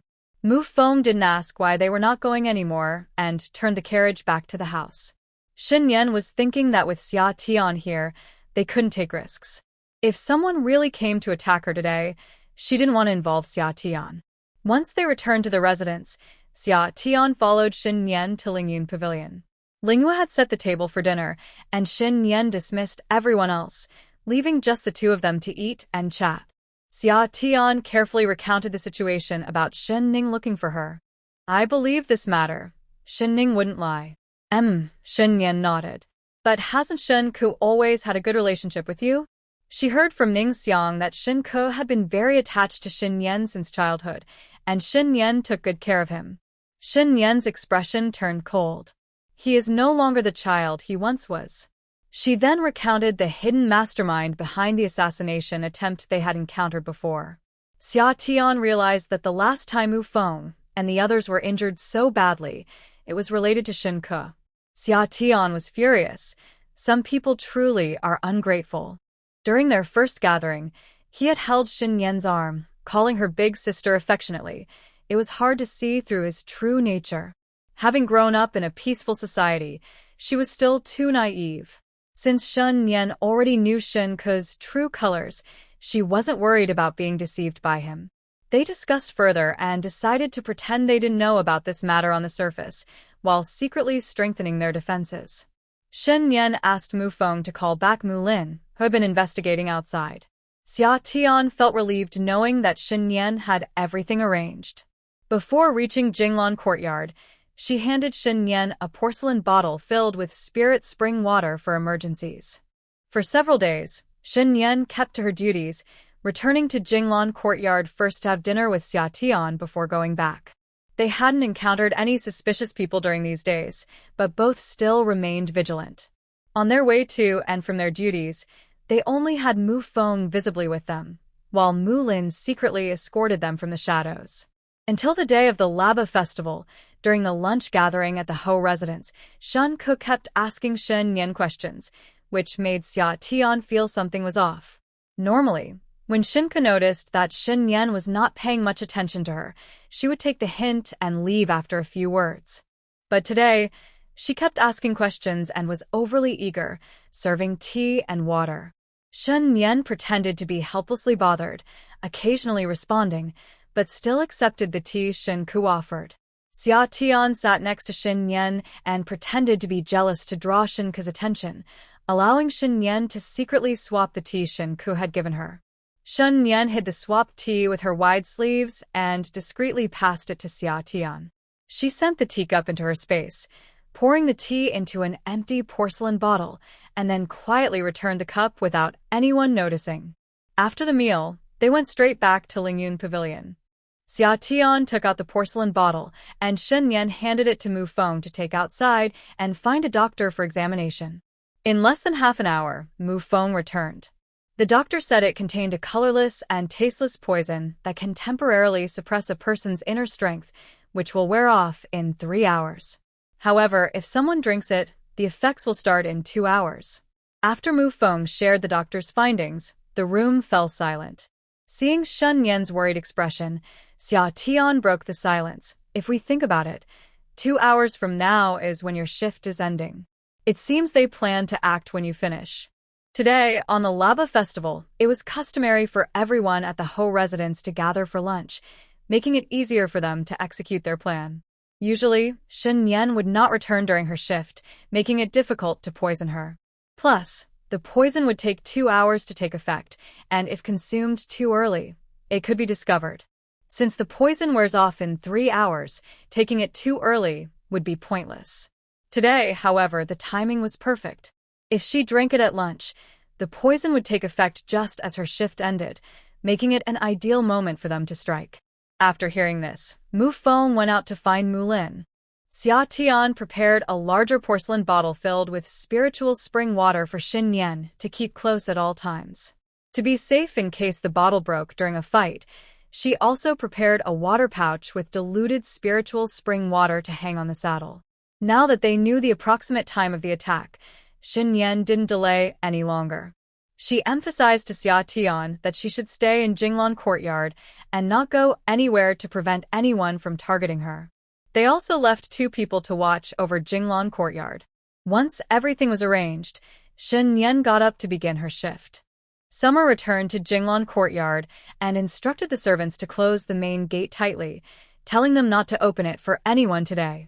In the afternoon, Summer anxiously counted the time, feeling like it was passing unusually slowly.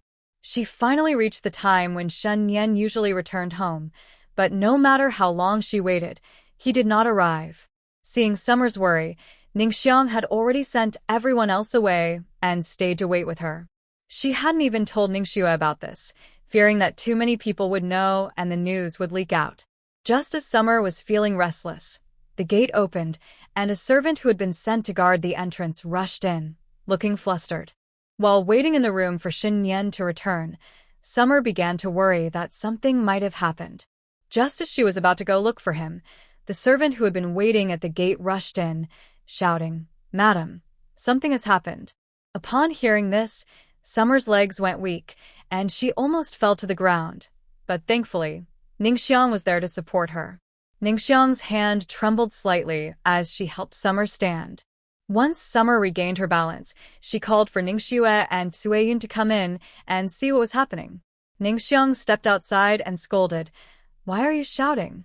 You almost scared the madam. Now tell me what happened." The trembling servant stammered, "Blood. There was a lot of blood. The young master was injured and was brought back." A whole crowd went to the madam's courtyard. Why would the heir be taken to the madam's courtyard if he was injured? Summer, still recovering, asked in confusion. It's not the heir, it's the young master. No, wait, it's the fourth young master who was injured and brought back to the madam's courtyard. The servant quickly clarified, realizing he needed to explain clearly. Summer was taken aback. It wasn't the heir who was injured, but the fourth young master?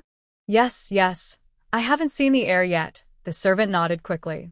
Hearing that Shen Nian was not the one hurt, Summer sighed in relief. Ningxiang shot a glare at the servant and sent him away, replacing him with someone else to wait at the gate for Shen Nian.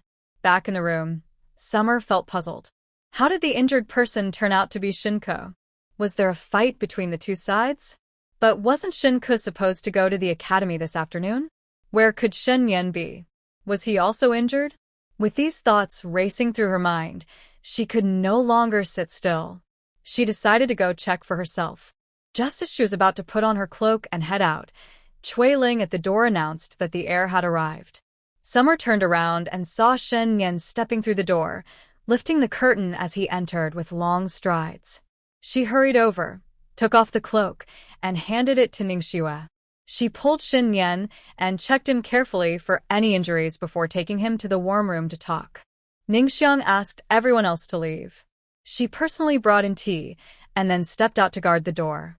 Inside, Xia Tian quietly asked Shen Nian, "What happened? How did Shen Ke get hurt? Why are you back so late?" "I had dinner at Yupingxuan with someone I met," Shen Nian replied. Earlier, while on duty, he had run into his childhood friend Wenlan, who was patrolling the streets. Wenlan said he needed to talk, so they agreed to meet for dinner after their shifts. Shen Nian didn't ride a horse today. He took a carriage driven by Mufeng.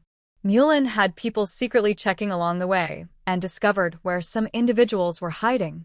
Without alarming them, he sent 2 people to keep watch and also had someone monitoring their movements at the palace gate. The person watching Shen Ke reported back that Shen Ke had sneaked out of the academy. Mulan immediately informed Shen Nian, who then came up with a plan. He instructed his men to continue watching Shen Ke and report her whereabouts.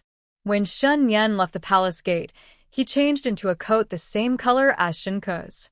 Since it was winter and getting dark, it was hard to notice any difference. When the people guarding the palace gate saw one of the 2 watching Shen Nian leave to report, Shen Nian got into the carriage, took off his coat, and had Mufeng, who was waiting in the carriage, change into it. Once Mufeng changed clothes, he got out of the carriage, took a guard with him, and made his way to Shen Ke, taking a roundabout route. The person who had been following Shen Nian saw him get into the carriage and then come back out shortly after, so they secretly followed him, leaving marks for their companions along the way. After the tailing person left, Shen Nian went straight to Yupingxuan in the carriage. Meanwhile, Mufeng led his people around Shen Ke, found an opportunity, and slipped away. The attackers who were after Shen Nian, due to the darkness, mistook Shen Ke for him and injured her instead. Fortunately, Shen Ke had a guard with her, otherwise, it would have been uncertain if she would make it back safely. Xia Tian gasped in shock. This was too complicated, and it was lucky that Shen Nian had pulled off a clever trick, otherwise, who knows what could have happened. After hearing this, she felt a bit worried about Lu Shi. Is Shen Ke seriously hurt? Will they suspect you? Don't worry, it's fine. I didn't arrange for it, and even if they figure out it was my plan, they wouldn't dare to cause trouble openly, Shen Nian reassured her gently. Xia Tian nodded. That's true. However, the Lu family will definitely seek revenge, so we must remain vigilant. Yes. Shen Nian lowered her gaze. Shen Ke was injured, and the Lu family would surely think he was responsible. Since their relationship was already strained, it was better to bring the issue to light. As long as she acted, he would eventually catch her. While they were still thinking about how to deal with the Lu family's revenge, they were unaware that the Lu family was too preoccupied to focus on them.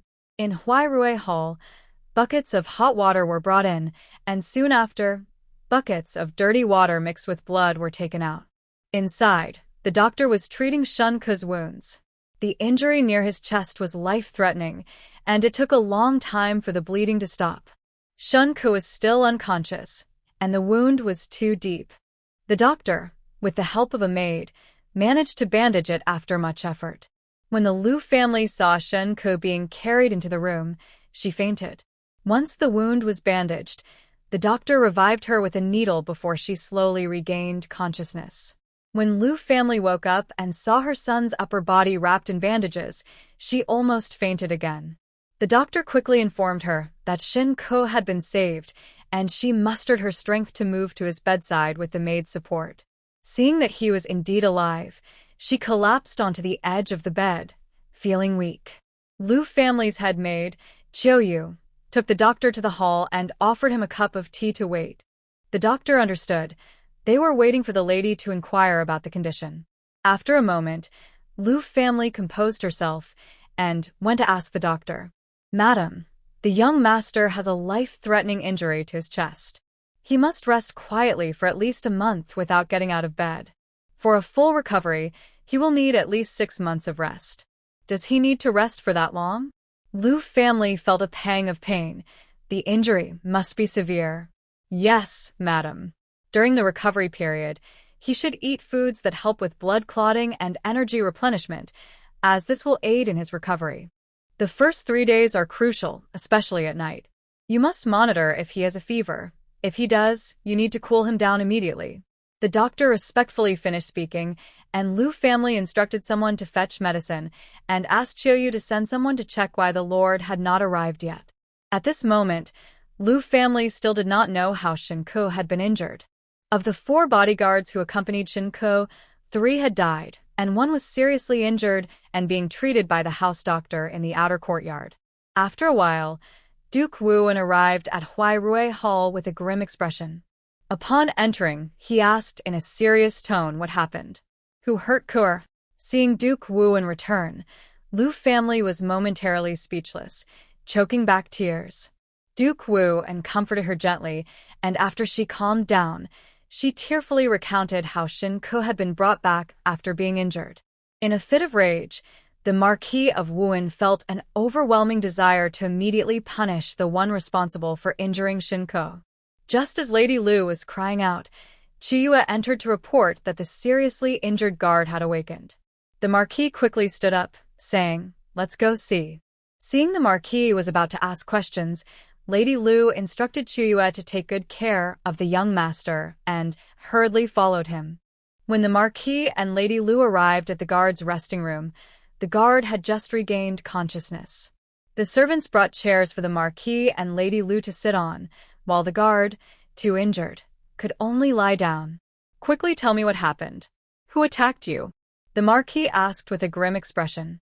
The guard managed to turn his head slightly, glanced at Lady Lu, but remained silent. Feeling anxious, Lady Lu ordered the servants to leave and then sternly said, "Tell me, who hurt Kur?" The guard looked at the Marquis, hesitating to speak. Bang! The Marquis slammed his hand on the armrest and shouted, "Speak up. What happened?" Lady Lu, frightened, placed a hand on her chest and frowned at the guard, saying, "Why are you still hiding the truth? The Marquis is not an outsider." The guard gritted his teeth and said, "The young master sneaked out to play, and then a group of people suddenly attacked us near Yipingxuan. Later, we found out they mistook the 4th young master for the heir." The Marquis frowned, realizing that a case of mistaken identity could lead to assassination. "Are you saying that group was trying to attack the heir?" Lady Lu sensed something was off and quickly signaled the guard. The guard avoided eye contact. "Yes, we heard them say they made a mistake, which is how we escaped." Upon hearing this, the Marquis sensed something was wrong. Who would mistakenly target the wrong person in an assassination? He continued to press the guard. "If you don't tell the truth, I'll have you thrown out to feed the dogs." "Please spare me, my lord. I will speak." The guard realized the Marquis had caught on and could no longer hide the truth. It was the young master who sent people to ambush the heir, but somehow they mistook the young master for the heir. Upon hearing this, Lady Lu's legs gave way, and she collapsed to the ground. She thought to herself, "This is really the end." That reckless boy, despite being told not to interfere, had brought this trouble right to the Marquis. What would they do now? The Marquis, upon learning that Shen Ko had plotted to kill Nian, felt confused. Weren't they supposed to be on good terms? How had it come to this? Unable to accept that his two sons were fighting each other, he was filled with anger. He grabbed Lu's collar and lifted her up, his eyes wide with rage, and demanded, "Tell me, did you, the wicked woman, instigate this? How could Kur, at such a young age, do something like this?" Lu was crying, her nose running and tears streaming down her face. "It wasn't me, I swear. No matter how cruel I am, I would never harm Nian. It must be the guards who failed to protect Kur and are now shifting the blame onto him. Humph, you think you can fool me? Do the guards have that much courage? I wondered why Nian disliked you so much. The poison on him must have been ordered by you. I even believed your lies and let a lowly servant take the blame." The Marquis of Wuan was now sharp and quick-witted. Seeing that the Marquis was on the verge of fury, Lu realized that no matter what she said, he wouldn't listen.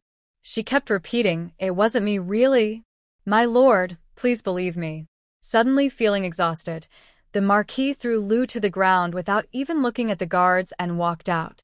Once Lu saw the Marquis leave, she stumbled back to Uruatang. The Marquis returned to his study and called his guards in.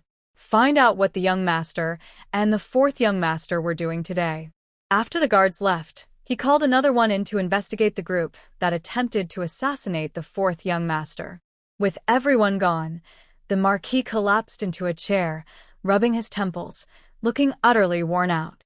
By morning, the severely injured guard had succumbed to his injuries. Upon hearing this news, the Marquis fell silent for a moment and arranged for a proper burial for the guard, providing his family with a compensation payment. Lu, who was watching over Shen Ke's bedside, felt relieved upon hearing that the guard had died. Now there would be no witnesses. Meanwhile, Nian heard about the incident and merely snorted in response before going about his duties as usual.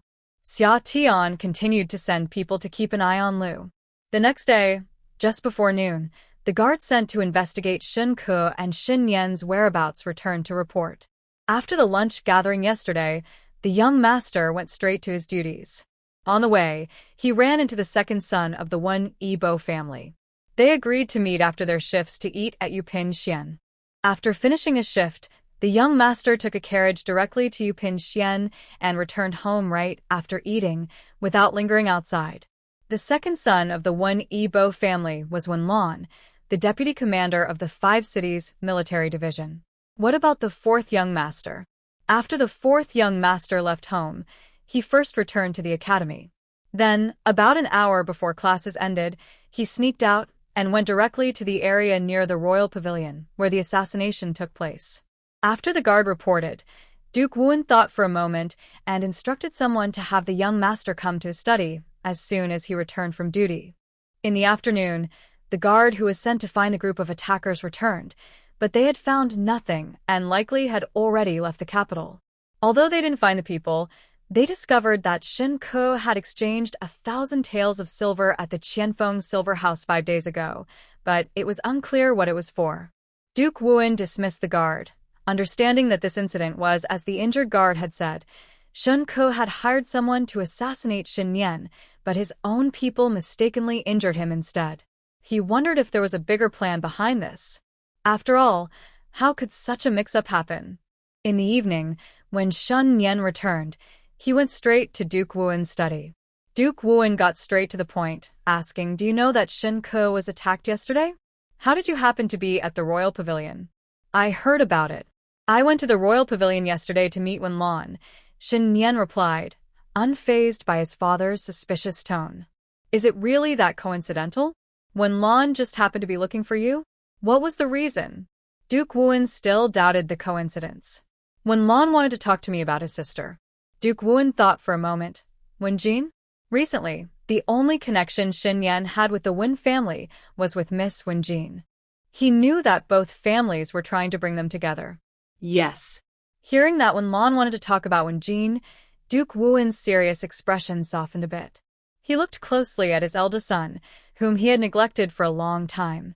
Shen Nian seemed more mature and composed, but he wondered when they had lost their previous closeness.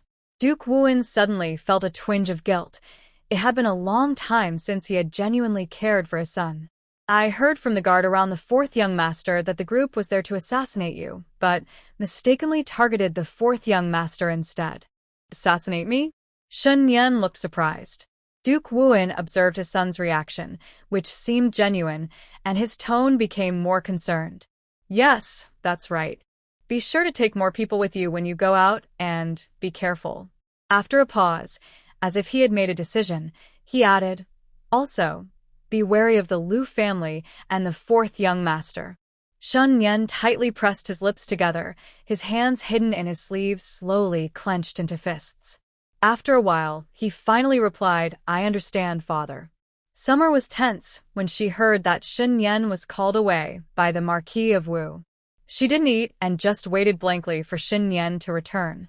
When Shen Nian entered, he saw Summer resting her chin on her hand, sitting on the warm Kong, lost in thought. As soon as he came in and said, I'm back, Summer snapped out of it, quickly put on her shoes and looked outside. Seeing that only Ningxiang was there, she quietly asked, Are you okay, Brother Shen? The Marquis didn't suspect you, did he? No, it's fine, Shen Nian replied as he took off his cloak and placed it on the Kong. Hearing that everything was all right for now, she felt relieved and called Ningxiang to set the table for dinner. After they finished eating and exchanged information, Summer let Shen Nian leave. In Huirue Hall, it wasn't until midnight that Shen Ke finally woke up. Since the Marquis of Wu stormed out last night, he hadn't returned. The whole night, Lu Shi and a few maids kept watch. In the middle of the night, Shen Ke started running a high fever. The house doctor was called in the early hours, and it wasn't until the morning that Shen Ke's fever broke, but he remained unconscious. Now that he was awake, Lu Shi, looking disheveled and exhausted, was relieved but soon fell asleep again. Lu Shi could no longer hold on and was persuaded by Qiuyu to rest first. It wasn't until the next morning after breakfast that Shen Ke woke up again. He opened his eyes and saw himself lying in bed with Qiuyu dozing beside him, realizing he had come back from the brink. Shen Ke touched Qiuyu, startling her.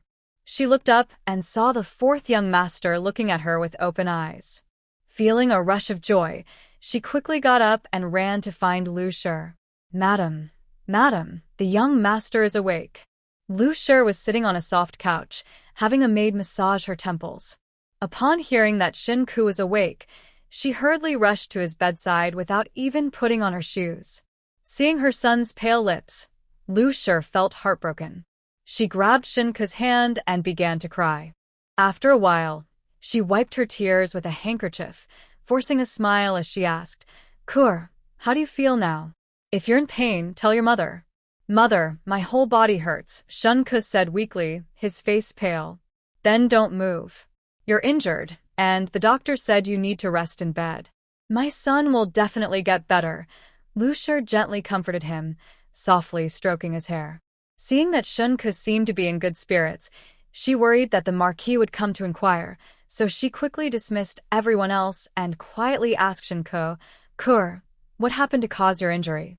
Who hurt my son so badly? When Shen Ke heard his mother ask, his face turned ugly, and he said angrily, It must be my older brother. Otherwise, how could those people have mistaken the target so conveniently?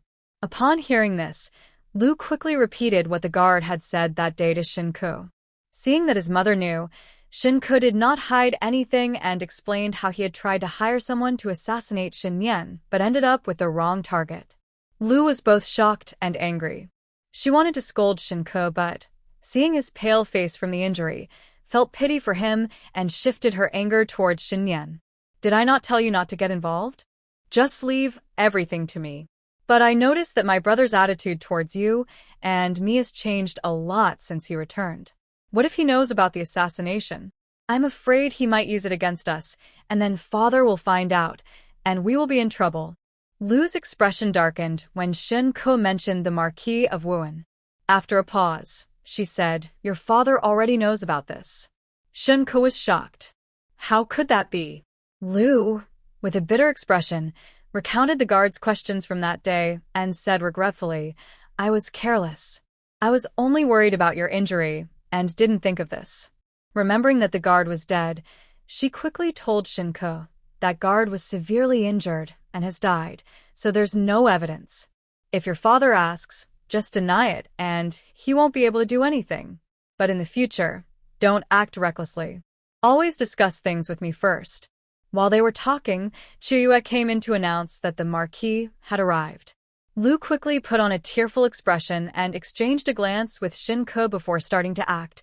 My dear Ke, you have suffered greatly this time. If anything happens to you, it would truly break my heart. Mother, I'm sorry for worrying you. I promise I won't sneak out to play again. Shen Ke followed Lu's lead. When the Marquis of Wuan entered and saw the mother and son holding hands and crying, his heart softened. Especially when he saw Shen Ke's pale face, he couldn't even bring himself to question him. After all, this was a child he had cared for since he was little, and Shen Ke was particularly charming and sweet-tongued, making him more favored than his other sons. In the end, the Marquis didn't ask anything, sat for a while, and said, "Take care of your injury and don't run around," before sighing and leaving. Meanwhile, Xia heard that Shen Ke had woken up and that the Marquis had visited but said nothing, indicating that the matter of Shen Ke hiring someone to assassinate Nian had been overlooked. The mother and son had no issues, but it would be a lie to say they weren't disappointed. However, the Duke of Wuan was so biased that they felt helpless. To bring down the Lu family, they would need to find other ways. Unexpectedly, while Shen Ke was recovering, Lu fell seriously ill and couldn't even get out of bed. With the new year approaching, there were many matters to handle, and with the lady of the house unable to manage, things couldn't be left unattended. It was said that the old lady ordered Lu to focus on her recovery, temporarily handing over management to the second lady, Zheng. The second lady took over without being arrogant, following Lu's usual way of managing things, which earned her some respect from others. However, the third lady didn't understand why she wasn't in charge. She couldn't help but mock. Oh, isn't this the young lady? Why isn't your mother-in-law managing things while your second aunt is? Your sister-in-law must think you're not up to the task, right? Ha! Then that means the third aunt isn't up to the task either. Otherwise, why wouldn't you be in charge? The old lady must think you can't handle it. Summer shot back. Who are you calling a dog? The third lady, angry, raised her hand as if to hit her. Summer scoffed and rolled up her sleeves. What, do you want to fight, third aunt? Seeing that this wild girl might actually dare to confront her, the third lady hesitated and didn't approach further, but continued to insult her. Humph, someone from the countryside has no manners and dares to confront their elders. Summer didn't back down, sneering. If all elders were like you, your ancestors would rise from the ground in anger. You little brat, you really think no one can control you? The third lady, infuriated, broke free from her maid's grasp and charged at Summer, swinging her arm to hit her. Summer stood still, watching the third lady rush at her with the intent to hit. With a cold smile, she prepared to catch her hand. But just as the third lady swung, Sueyun, standing behind her, panicked and stepped in front of Summer. Slap. Sueyun turned her head, and 5 finger marks appeared on her face, the spots stinging and swelling. Yi pushed Sueyun aside and swung her hand at Xia. Xia narrowed his eyes, grabbed Ye's hand, and pushed her away. Yi stumbled back a few steps, and her maid caught her to steady her. Xia took a few steps forward and, before Yi could react, slapped Shen, who was standing nearby. Shen was taken aback, covered her face, and cried out. Seeing this, Yi was furious that this girl dared to hit her precious daughter. Someone hold this girl down. If I don't teach her a lesson today, it will be a miracle. Who is Aunt Sen going to teach a lesson to? Before anyone could rush over, Shen Nian came forward, followed by Mu Chen. This girl is disrespectful and dared to hit her. Shouldn't she be punished? Yi shouted, hands on her hips, breathing heavily. Humph, Aunt San is really turning things around. If you hadn't come over to hit me, would Sueyun have been slapped? Would I have acted? Xia replied coldly. Since Aunt San is the elder, I can't hit you directly, so your daughter has to bear it. Look at how disrespectful she is. Shouldn't I teach her a lesson? Yi pointed at Xia Tian, questioning Shen Nian. My people are not for Aunt San to discipline, Shen Nian replied coldly. And please remember, she is not just a girl. She is my legally married wife. If I hear anyone disrespect her again, I won't hold back. After saying this, Shen Nian didn't argue further with Yi and turned to take Xia Tian's hand, walking away. Mu Chen and Sueyin quickly followed. On the way, Shen Nian held Xia Tian's hand while listening to her recount what had just happened. After hearing everything, Shen Nian smiled and praised her. Good job. In the future, no matter who it is, as long as we are in the right, don't be afraid. Then, with concern, she reminded her, if someone comes to hit you, don't just stand there. What if you get hurt? Xia Tian felt warm inside. Don't worry, I'm very strong now. She can't hit me. I just didn't expect Sueyin to suddenly step in and take a slap. Yes, she did well to protect you. Shen Nian nodded, pleased with Sueyin's actions. Shen Nian had other matters to attend to, so she dropped Xia Tian off at the entrance of Jinglan Courtyard and returned to Lingyun Pavilion. Xia Tian entered the room and quickly called for Ningxiang and Ningxue to bring over some ointment and ice. Let Sueyin sit on the stool and personally apply a cold compress with the ice wrapped in a cloth. After applying ointment and examining her face, she said with concern, "You shouldn't do this again. Dealing with the third lady is nothing. I can assure you she won't hurt me." Feeling grateful, she added, "But I still want to thank you for taking that slap for me. Just rest for a few days, and we'll talk when your face heals a bit." "Yes, thank you, madam. It's what I should do," Sueyin replied. When Ningxiang and Ningxue heard that Sueyin had taken a slap for the lady, they urged her to rest for a few days and asked about what happened, feeling a bit annoyed with the third lady. Seeing that the lady was in good spirits, they gathered around to suggest what to do if such a situation arose again, making it a light-hearted conversation. These girls truly warmed her heart. To show her gratitude, Xia Tian decided to share some of her jewelry with them, allowing them to choose what they liked. Of course, it wasn't the jewelry given by Shen Nian, but rather what she had bought herself while shopping, originally meant as gifts for others. She called in Cui Xian, Cui Ling, and Cui Qiao to join in the selection. The girls giggled as they each picked something, and Xia Tian chose something for each of them as well. They happily thanked her and compared their choices. Xia Tian smiled at them and handed Sueyin a silver coin as a reward for taking the slap today. Sueyin hesitated to accept it, but the other girls playfully urged her to take it, joking together. "Take it, or we might get jealous and take it from you," one teased. "Oh, next time Madam goes out, you must take me along. How come I missed out on this good fortune?" Another chimed in. "Exactly. Madam is biased. She only takes Sueyin and not us," they laughed. The room filled with laughter, making her feel lighter and dispelling the gloom brought by the third lady. Meanwhile, the third lady, Yi, angrily pulled Shen Yi back to her courtyard. As she applied medicine to Shen Yi's face, she complained to the third master that Xia is so rude. Not only does she disrespect her elders, but she also dares to hit people. Look at what she did to Yi's face. And Shen Yan. She doesn't care about family ties and only supports that wild girl. I'm so furious. I must speak to the old lady about this. Calm down. You know that girl is not easy to deal with. Why provoke her? Master Shen said impatiently. Shen Nian is now the heir. This marquisate will belong to him, and he will protect those he cares about. No one can harm them. So what if he is the heir? My elder brother is still here. I don't believe he would dare to do anything to me. You can try if you don't believe it. Look at my sister-in-law and Shen Ke now. If Shen Nian isn't involved, I won't believe it. You need to think carefully, or you won't even realize how you got into trouble. Master Shen gritted his teeth and advised Yi. And take care of the heir too. Don't let her keep causing trouble for that girl behind Shenlong. Does Shen Nian really have that much power? Yi didn't believe it. Wasn't Shen Ku injured by some unknown people? It shouldn't have been Shen Nian's doing, right? My sister-in-law has her ways. If she dares to poison Shen Nian, she should be ready for revenge. Master, Shen also looked down on Lu. How could a woman be so cruel, even daring to harm the heir of the marquise from the very beginning? Wasn't it that lowly maid who poisoned him? How did it become my sister-in-law's doing? Ye couldn't understand. You don't need to think too much.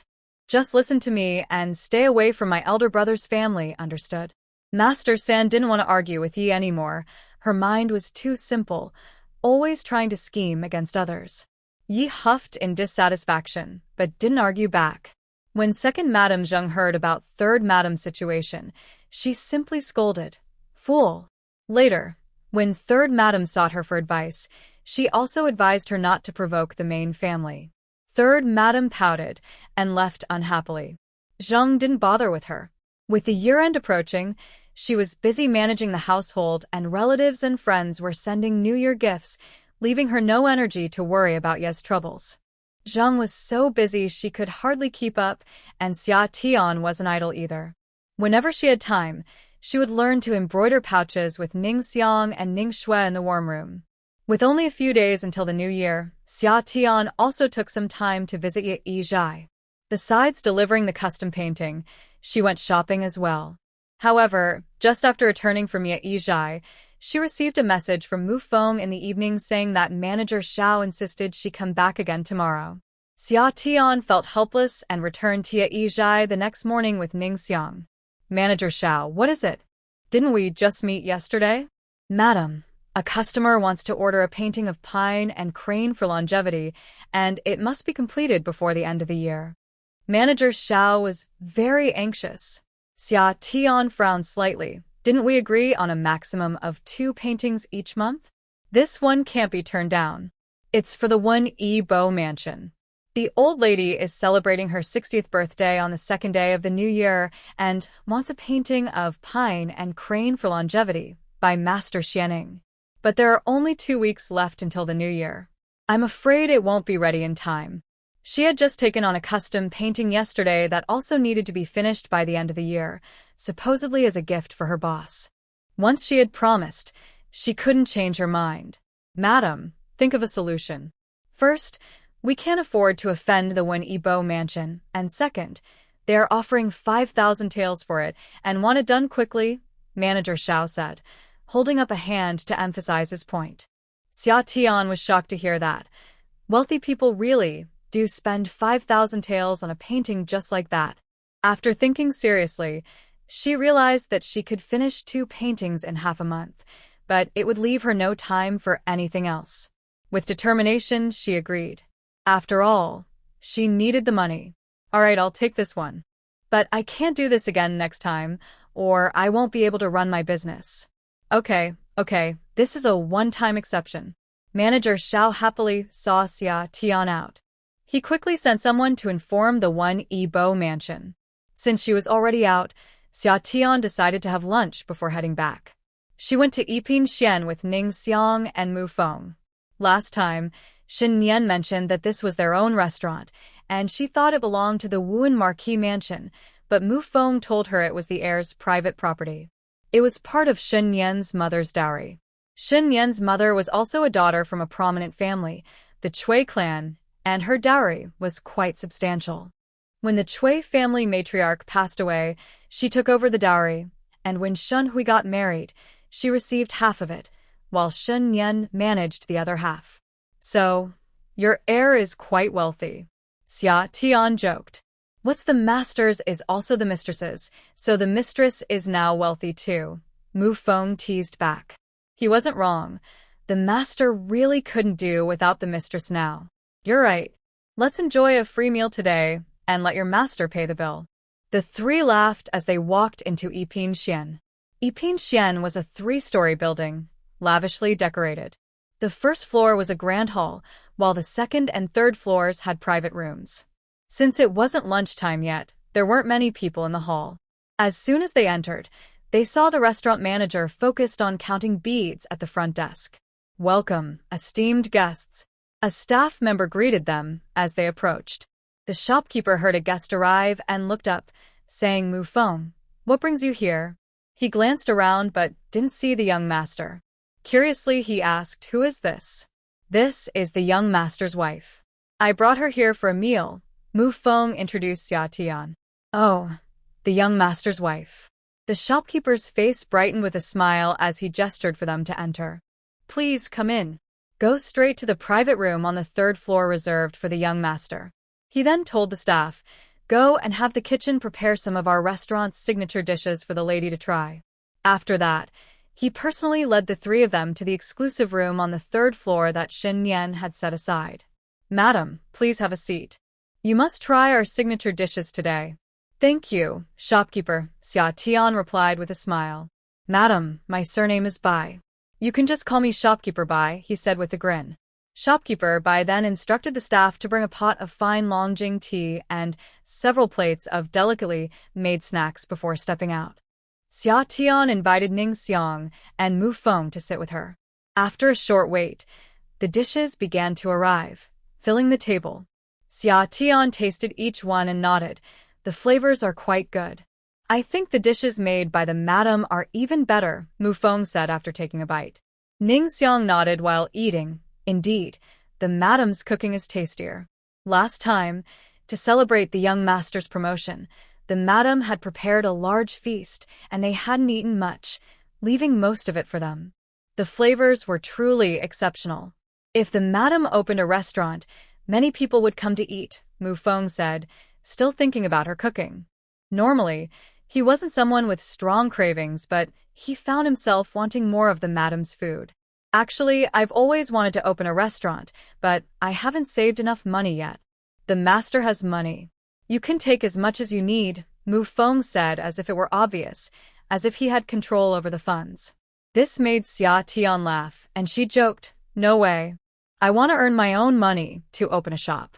That way, if your master ever changes his mind, I can take my money and leave. The master would never change his mind, Mu Feng quickly assured her about Shen Nian. It's too early to talk about that now, but Mu Feng, please help me keep an eye out for any good properties that might be available. You're not really planning to leave the master, are you? No, I just want to run a shop, which could also serve as my dowry. That makes sense, Mu Feng nodded. I'll have someone keep an eye out. The 3 of them chatted and laughed while finishing their meal. With a kind send-off from the shopkeeper Bai, they boarded the carriage to head back home.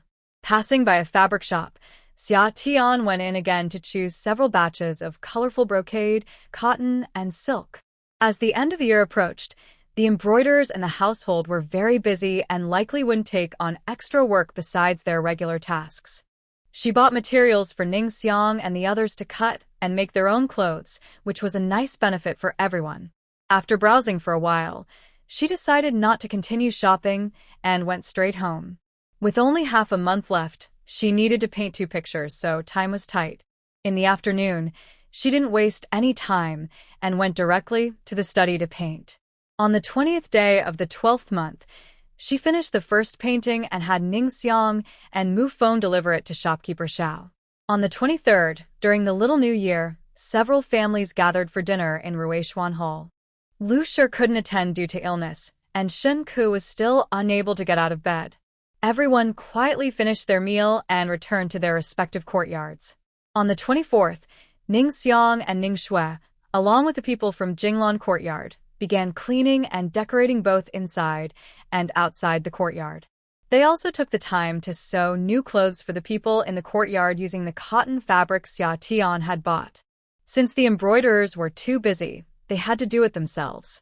Xia Tian was also working hard on the painting Pine and Crane for longevity, and the entire Jinglan courtyard, from the master to the servants, was bustling with activity. Finally, on the 27th day of the 12th month, she completed the painting and personally delivered it to shopkeeper Xiao, bringing back 4,000 taels of silver notes. Seeing the silver notes at that moment made her feel that all the hard work was worth it. On the 28th, the household distributed the New Year's allowances. In addition to the usual monthly silver, each master received 2 extra sets of clothing, while the servants each received a new outfit, along with fruit and dried goods for everyone. The entire household was filled with joy. On the 29th, Xia Tian also gave all the servants in Jinglan Courtyard a red envelope with a month's worth of silver. She provided Ning Xiang, Ning Shui, and Chui Yun, along with 3 other girls, each with a new outfit and a piece of fabric, which they would make themselves. For the others, she handed out a piece of cotton fabric for them to take home and sew, as they were simply too busy. On the 30th day of the 12th month, all officials and noble ladies were to enter the palace to pay their respects. In the Wuan Marquis, only the old lady and Lu Shi held titles. Since Lu Shi was still ill, only the old lady took the 5 masters, along with Shen Nian and the second young master Shen Fan, into the palace to pay their respects. Although the second young master was born out of wedlock, he was only half a year younger than Shen Nian. Due to his lack of talent in both literature and martial arts, he had earlier been placed in a minor position at the Wuqing military command by the Wuan Marquis. With Shen Nian absent, Xia Tian took Ning Xiang and some maids to hang lanterns around the courtyard and watched as they put up couplets on the doors. In the afternoon, half of the staff stayed on duty while the others went home to celebrate the new year, planning to return on the first day to switch with others. Ning Xiang and Ning Shui, not being from the family, had nowhere to go, so they stayed.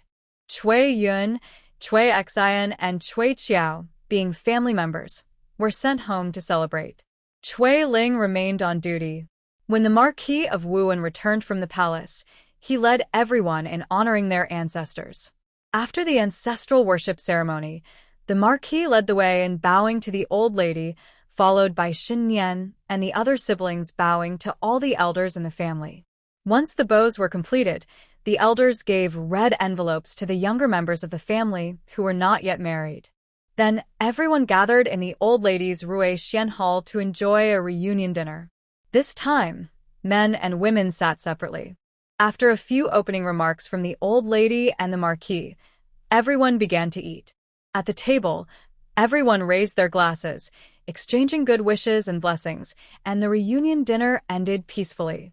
This time, perhaps due to the third master's influence, the third madam, Yi, only shot a few sideways glances at Xia Tian without making any sarcastic remarks. Shen Lan also calmed down, likely because Lu and Shinku were not at the table, leaving her without support, so she restrained herself a bit. After the reunion dinner, the Marquis took Shen Yan and the other men to offer incense to the kitchen god. The women, led by the second madam, stayed with the old lady to chat and laugh. Xia Tian also remained, sitting with them, but not many people spoke to her. After about half an hour, the old lady asked everyone to return to their own courtyards to keep the New Year vigil and said they didn't need to stay with her any longer. Inside, only the second and third madams remained, while everyone else dispersed. When Xia Tian returned to Jinglan courtyard, the first thing she did was send Ning Xiang and the others out to eat. Today, she had ordered 2 tables of food from the kitchen for those staying in Jinglan courtyard, treating it as their reunion dinner. Ning Xiang, Ning Shui, and Cui Ling quickly finished their meal, mainly worried that there would be no one to serve the master if needed. Xia Tian was sitting on the Kong in the warm room counting her current wealth when she saw the 3 of them come in and quickly called out, "Come here, it's time for red envelopes." Hearing that the lady was giving out money, the 3 happily rushed over, surprised to find they also had red envelopes. Xia Tian took out the pouches they had embroidered in their free time and stuffed one for each of them, with each pouch containing 3 silver coins. The 3 were overjoyed and repeatedly thanked her, showering her with blessings. Everyone received 100 coins, which were put into pouches and distributed by Ning Xiang and her companions. When everyone heard this was the New Year's money from the lady, they all thanked her loudly in the courtyard, filling the space with laughter and joy. Xiatian was also happy to hear this. She got out of bed, put on her cloak, and stood under the eaves, admiring the bright red lanterns in the courtyard. Shen Yan had not returned yet. After standing for a while, feeling cold, she went back inside. Ning Xiang and the others finished organizing their duties and had nothing else to do, so Xiatian invited them to play a card game together. They played happily until midnight, when the sound of firecrackers started in the other courtyards, signaling the end of their game. The kitchen sent over some food, and just as it was being served, Shen Yan returned. Xiatian didn't ask why she was so late and happily pulled Shen Yan to eat a little more. After dinner, she stretched out her hand, blinking her big eyes at him. "Where's my New Year's money?" Shen Nian chuckled, took her hand, and led her to the warm room, then slowly took out a delicate box from his sleeve. "Here, your New Year's money." Xia Tian opened it to find a beautiful ruby necklace, bright and stunning, almost dazzling.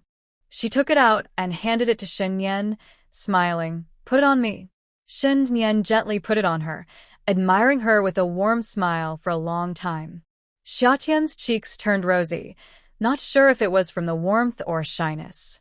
After midnight passed, Shen Nian returned to Lingyun Pavilion. Xia Tian also told Ningxiang and the others to rest, since there was nothing else to do. On the morning of the first day of the new year, everyone had a meal together. The second lady arranged for a theater troupe to perform on the stage set up in the courtyard, and they sang all day. Xia Tian went to watch, and although she didn't understand much of the singing, it didn't stop her from enjoying the whole day. There were so few entertainment options in ancient times. How could she miss out on such a festive atmosphere? The second lady noticed that while other girls watched for a while and then left, this girl seemed to be thoroughly enjoying the performance, showing genuine interest. The second lady had worked hard to prepare for the new year, and seeing someone appreciate her efforts made her more willing to chat. "I didn't expect you to enjoy watching the play. Do you understand it?" the second lady asked with a smile, noticing Xia Tian was captivated. "Auntie, are you talking to me?" Xia Tian was surprised. This was the first time the second lady had spoken to her so directly. "Yes, I saw you were so engrossed, so I was curious to ask." "Oh, I don't really understand, but I find it quite interesting. The more you listen, the more you'll understand." "Yeah. Thank you, Aunt." After a few exchanges, the second lady left, and Xia Tian continued to enjoy sunflower seeds while watching the show. In the evening, everyone had dinner together. After the meal, the second lady surprisingly sent an invitation, saying it was especially for her. Xia Tian was a bit confused. She didn't have many acquaintances, so who would send her an invitation?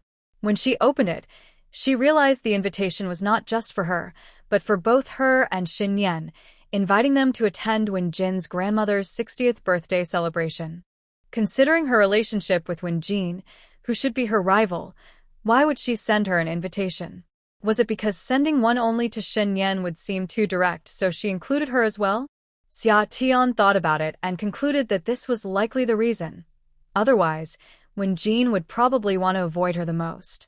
On the second day of the new year, after breakfast, since Lu's illness had not improved, the second lady took the older young ladies and the Marquis of Wu and took several young masters to celebrate the birthday at the Wen Yibo's residence.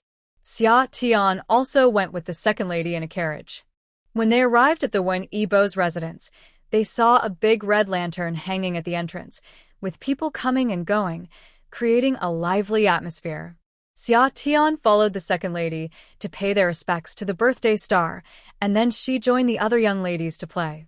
There were many guests today, and quite a few young ladies had come with their families to celebrate. Everyone was dressed in colorful attire, gathering in groups, chatting excitedly.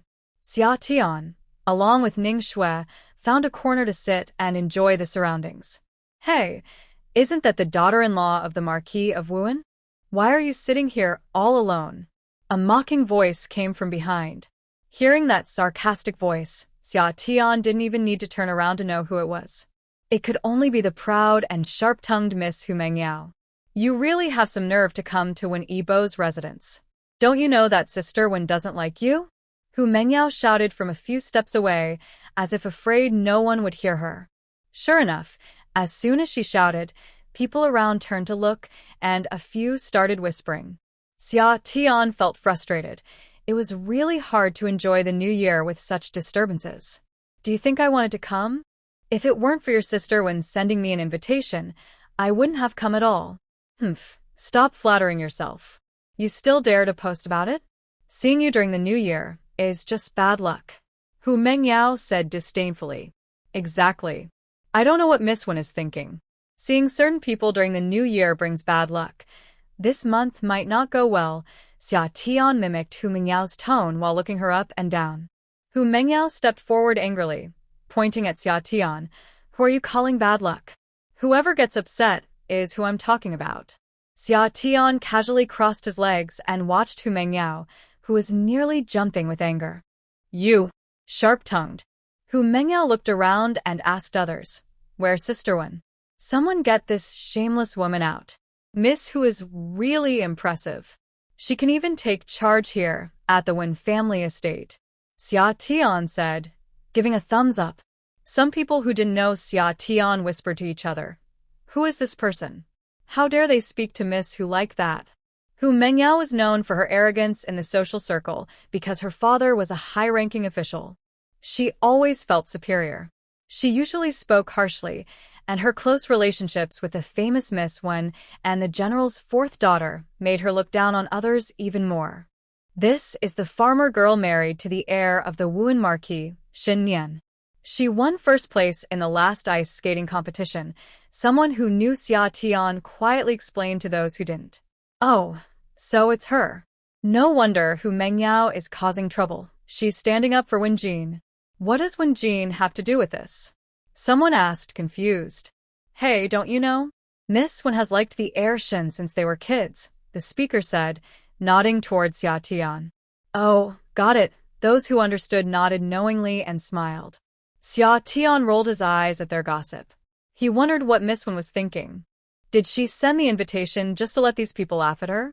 After sitting for a while, he still hadn't seen Miss Wen. Mengyao. Just as Hu Mengyao was fuming, Lin Xiao arrived. Xiu, you're here? Hu Mengyao turned to greet Lin Xiao when she saw her. Yes. Where's Sister Wen? Lin Xiao immediately started looking for Wen Jin. No wonder they were such good friends. Lin Xiao scanned a room and was surprised to see Xia Tian sitting in the corner. Lady Shen is here too? Hello, Miss Lin. Summer nodded, which was a way of greeting.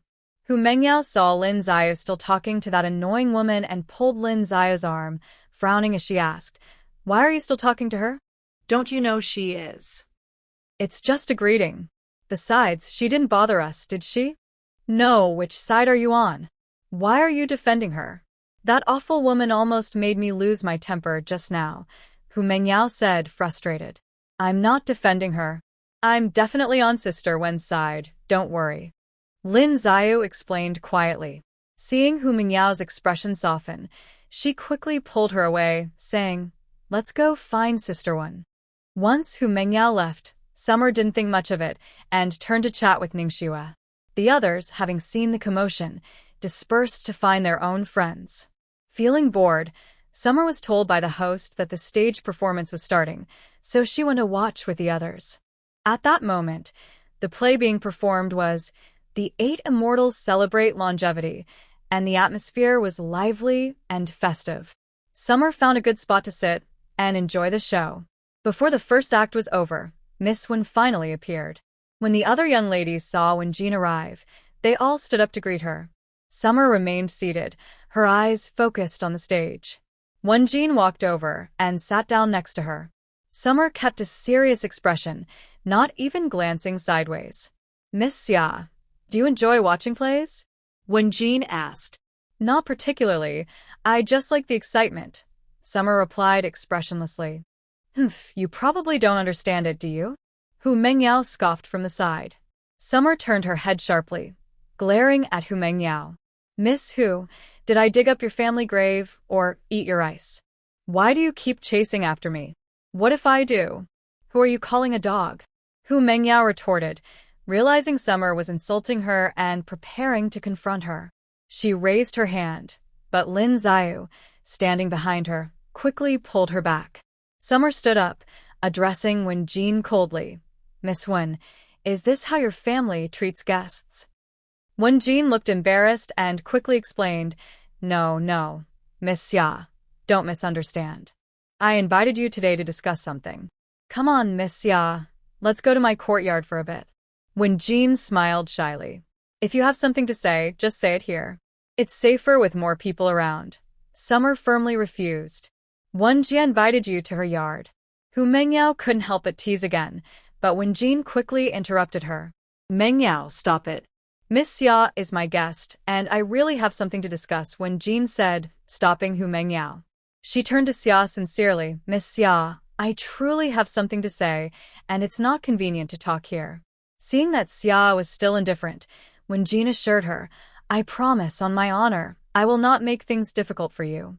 Noticing that she seemed to have something important to say, Xia nodded in agreement. Wenjin smiled slightly, turned around, and led the way. Seeing that Xia agreed to go to Wenjin's yard, Hu Mengyao pulled Lin Xiao along to follow. Wenjin paused for a moment and gently said to Hu Mengyao, "Mengyao, you and Xiao wait for me here. I will talk to Miss Xia and come back." After that, she exchanged a glance with Lin Xiao. "Xiao, please keep Mengyao company." "Okay, Wenjia, you go ahead. Mengyao and I will wait for you here." Lin Xiao quickly stepped forward to stand in front of Hu Mengyao and waved to Wenjin. Wenjin nodded and continued to lead Xia to her yard. Xia sat in the warm pavilion's chair with Ning Shui, thanks to Wenjin's courtesy. After the maids served tea, Wenjin instructed her maid, Luoing, to stand at the door and ensure no one else could overhear their conversation. Xia raised her eyes slightly, wondering if there was a private topic to discuss. Seeing Wenjin blink at her and look at Ning Shui, Xia paused and suggested, "Ning Shui, why don't you stand at the door with Luoing too? Don't wander too far." "Yes, madam," Ning Shui replied, slightly bowing before stepping outside to stand at the door. With only the two of them left in the warm pavilion, Xia spoke first. "Miss Wen, you can share what you wanted to say now." Wenjin bit her lip, her hands nervously twisting the handkerchief, and after a while, she hesitantly asked, "Miss Xia, did Nian really say he only likes you?" After she spoke, Wenjin anxiously looked at Xia. "Yes, he said it himself," Xia replied calmly with a nod. As soon as she finished speaking, Wenjin's face turned pale, and she instinctively placed her hand on her chest, remaining silent for a long time. Xia didn't rush her and quietly waited. After a while, Wenjin's color improved a bit and she cautiously asked again, "Miss Xia, if I marry Nian as a secondary wife, would you hate me?" Summer's eyes widened, and her mouth slightly opened, momentarily unsure of how to respond. She was truly shocked by Wenjin's question. The esteemed eldest daughter of the Wen family was to become someone else's concubine? What was a concubine, after all? It was essentially still a secondary wife. How could Miss Wen willingly become a secondary wife to Shen Nian? Or was being a secondary wife just her first step into marriage? With her background and status, once she entered the family, it wouldn't be long before she would be dismissed with the support of others in the Wuan Marquis's household. Thinking of this, Summer's expression turned cold. "I don't hate him, but I won't agree to it." "Why not?" "Nowadays, which man doesn't have multiple wives? Why can't Brother Nian?" Wenjin asked, feeling frustrated. "I can't control others, but Shen Nian is different. If he wants a concubine, I will leave willingly. But what if it's a royal marriage? Would you really be able to refuse?" "I can't refuse a royal marriage, but if Shen Nian agrees to it, then he isn't worth having," Summer replied firmly. Seeing that Summer was resolute, Wenjin's shoulders slumped in defeat. She understood the position Summer held in Shen Nian's heart. If she disagreed, Shen Nian would never agree to marry her. In truth, she only asked because she, the esteemed eldest daughter of the Wen family, was not someone who couldn't find a husband. How could she possibly become a secondary wife? Moreover, the Wen family would never agree to such a thing. "All right, I was just asking." "Don't worry, I won't request a royal marriage," Wenjin said. Summer's expression softened a bit as she picked up her teacup and took a sip. This young lady, despite their previous conversation during the ice festival, seemed to have taken none of it to heart and was still considering becoming a secondary wife to Shen Nian. Where was her pride? Was she really so infatuated that she would disregard everything? Wenjin held back her tears, remaining silent for a while. Summer also stayed quiet, sipping her tea. It wasn't until Summer finished her cup that Wenjin slowly regained her composure and said calmly, "Miss Summer, I hope you won't tell anyone about our conversation today, including young Master Shen." Hearing Shen Nian referred to as young Master Shen instead of Brother Nian indicated that Wenjin had mentally prepared herself. "All right," Summer nodded. This was something that needed to stay private. After all, Miss Wen's reputation was still important. They weren't natural enemies, just a young girl who couldn't see things clearly. There was no need to ruin her. Seeing that Xia Tian agreed so readily, Wen Jin felt relieved and smiled, saying, "Then I'll take Miss Xia out." She stood up and called for Luo Ying and Ning Shui to come in. Once they put on their cloaks, they all left together. Xia Tian lagged behind Wen Jin, and Ning Shui quietly tugged at her sleeve. Xia Tian shook her head at Ning Shui. The group fell silent as they made their way back to the stage. As soon as they arrived, Hu Mengyao and Lin Ziyu approached them. Fortunately, Hu Mengyao only shot her a glare before pulling Wen Jin aside to talk.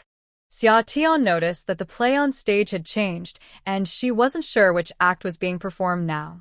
There were also fewer people watching. Not wanting to stay any longer, she decided to find her second aunt and the others. Since it wasn't yet noon, they would probably have to wait until the birthday banquet was over to go home. Wen Jin, who was chatting nearby, noticed Xia Tian was leaving and walked over. "Miss Xia, are you not watching the play anymore?" "Yes, I want to find my second aunt." "Then let's go together." "They might be with my grandmother, since we will be presenting gifts soon."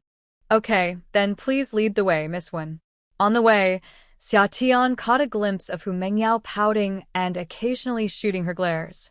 She wondered what Wen Jin had said to her, as she seemed quite displeased. Xia Tian found it curious that although Miss Hu was often unreasonable and indifferent to other young ladies, she was genuinely kind to Wen Jin. Lin Ziyu also seemed to have a strong bond with them.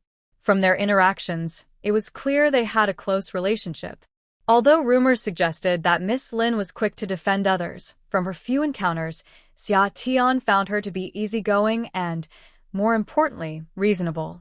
As for Wen Jin, while she was always present, she never blamed others like Hu Mengyao did. She had her own judgment and was quite fair-minded. When they reached the courtyard prepared for the birthday gifts, they saw second Madame Zheng chatting animatedly with several other ladies. Not wanting to interrupt, they looked around and spotted second Miss Shen Ning and her sisters sitting not far away, so they found a less noticeable spot to sit down.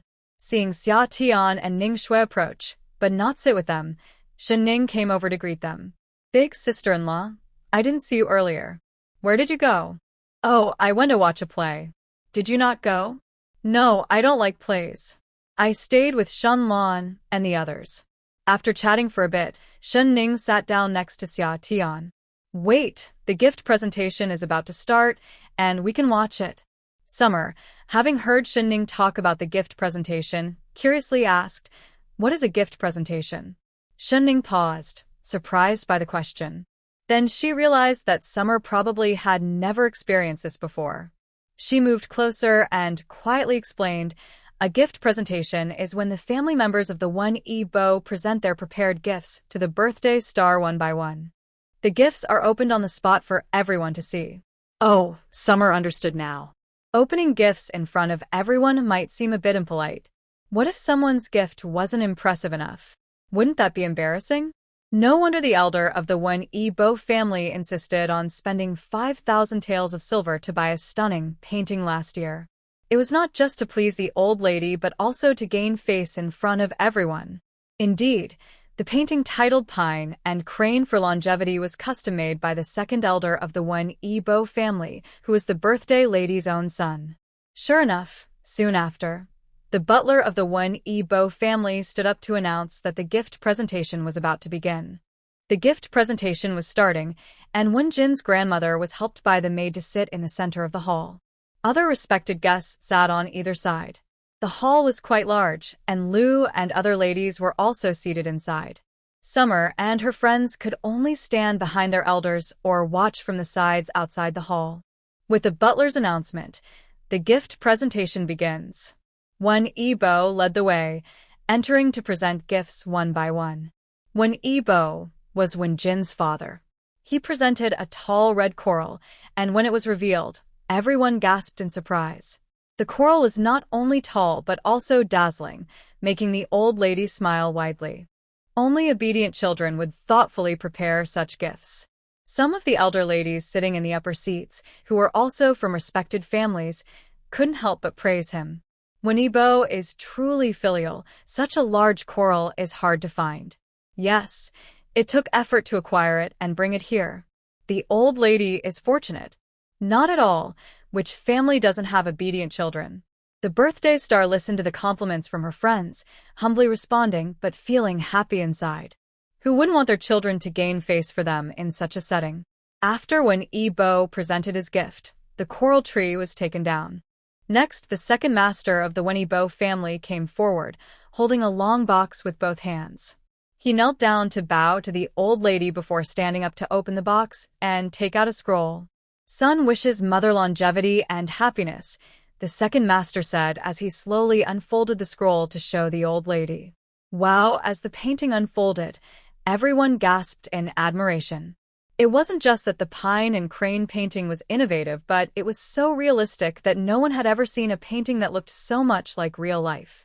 That's why everyone expressed their amazement. The old lady was even more delighted to see the scroll. You have put in a lot of thought, second son. Quickly, let everyone here appreciate it. The second master felt proud, finally getting a chance to shine in front of others. In previous years, it was always his older brother who took the spotlight, and this year it was his turn. He wanted to avoid being criticized for being unremarkable.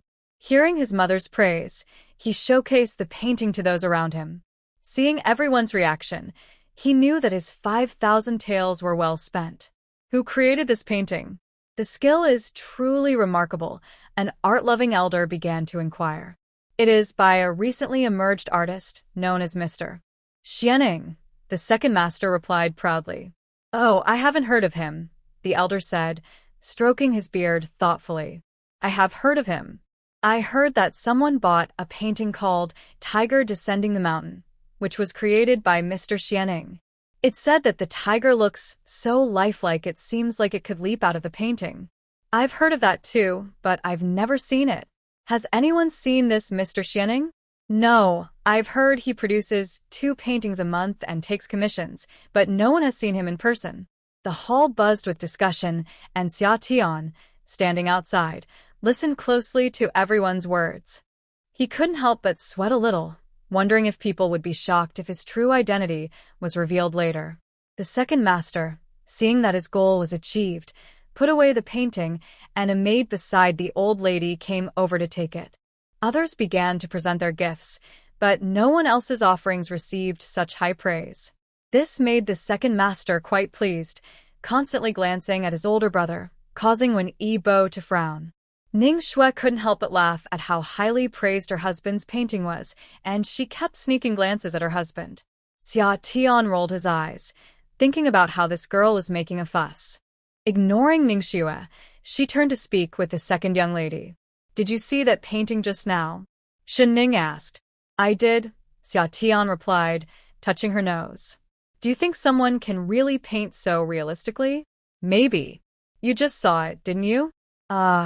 It's a pity I was too far away to see it clearly, Shen Ning sighed with a hint of regret. Does the second sister like painting? Xia asked curiously.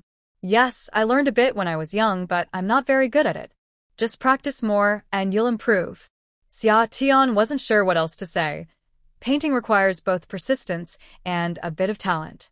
She hadn't seen Shen Ning's paintings, so she couldn't comment on her skills.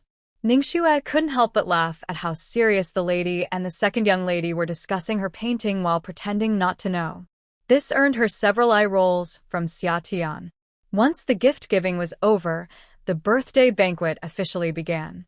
Xia sat down next to Shen Ning, while Shenlan and her friends gathered at another table. At this banquet, men and women sat separately, with a small lake in between. Since getting off the carriage, Xia had been following the second lady, Zheng, and hadn't seen Shen Nian again. They only exchanged a glance during the ceremony, without saying a word. Most of the guests here were women, so it wasn't appropriate for men to come over. If someone saw them, it would be quite rude. During the banquet, many people were discussing the painting pine and crane for longevity while eating, which made Xia feel a bit embarrassed.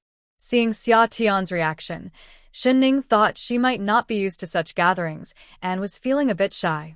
Meanwhile, many people surrounded the second master of the family, trying to get close and ask about the painting's origin and its cost. The second master didn't act superior and answered what he could. Everyone learned that he had commissioned the painting from a shop called Ye Zhai and that it cost him a total of 5,000 taels of silver. Usually, famous artworks are rare and valuable, so this price was expected. However, they were surprised that this unknown artist, Mr. Xianing, would charge such a price for a single painting. Some people shook their heads. While they thought the painting was excellent and on par with famous works, they still felt that 5,000 taels was too high. The second master didn't mention that he had inflated the prices, which had more than doubled the cost of the painting. Seeing that everyone liked it, he achieved his goal. After the banquet ended, when they followed the second lady out, Nian was already waiting at the door. Summer greeted the second lady and then directly got into Nian's carriage. Mu Feng was still driving the carriage, and Ning Xue sat outside, leaving space for the two main figures. Inside Nian's carriage, there was a small tea table with a teapot and cups. Nian took out a small stove from under the seat, placed it in a fixed spot, and lit it, then set the teapot on top. Once the water boiled, he poured 2 cups of tea and slowly sipped from one. "Did you see the painting that Master Wen showed earlier?" Nian casually asked Summer. Cough, cough, cough. Summer was drinking tea when the unexpected question caught her off guard, causing her to cough for a while before recovering. She then looked up at Nian with a slightly resentful expression. Nian was puzzled by her reaction. It was just a casual question, so why such a big response?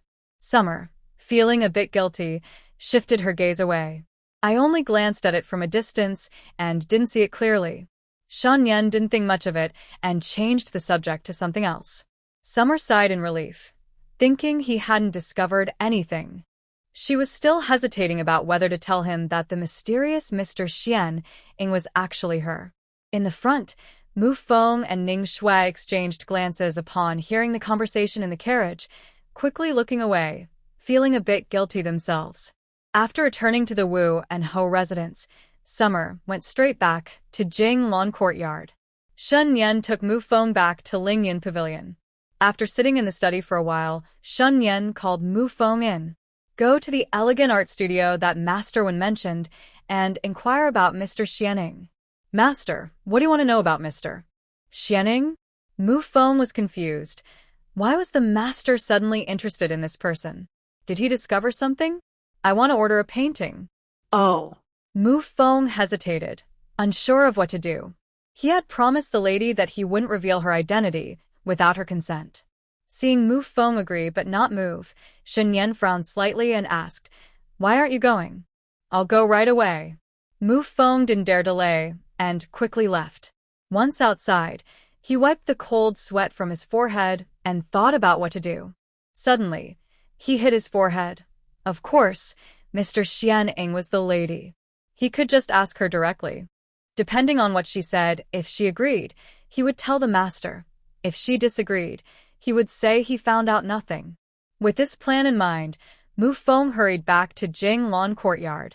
Summer was sitting on the warm kong, enjoying the red date and lotus seed soup that Ningxiang had brought. She listened as Ningxue shared stories about the Wen family with Ningxiang and Suiyun. At that moment, a young maid called from outside, "Sister Ningxiang." Ningxiang paused and quickly went out to check. "I'm here. What's wrong?"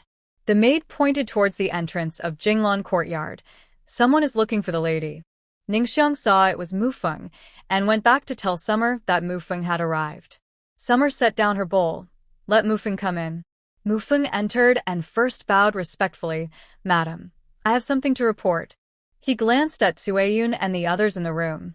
Suiyun and the others quickly found an excuse to leave, leaving only Ningxiang and Ningxue to keep her company. "What is it?"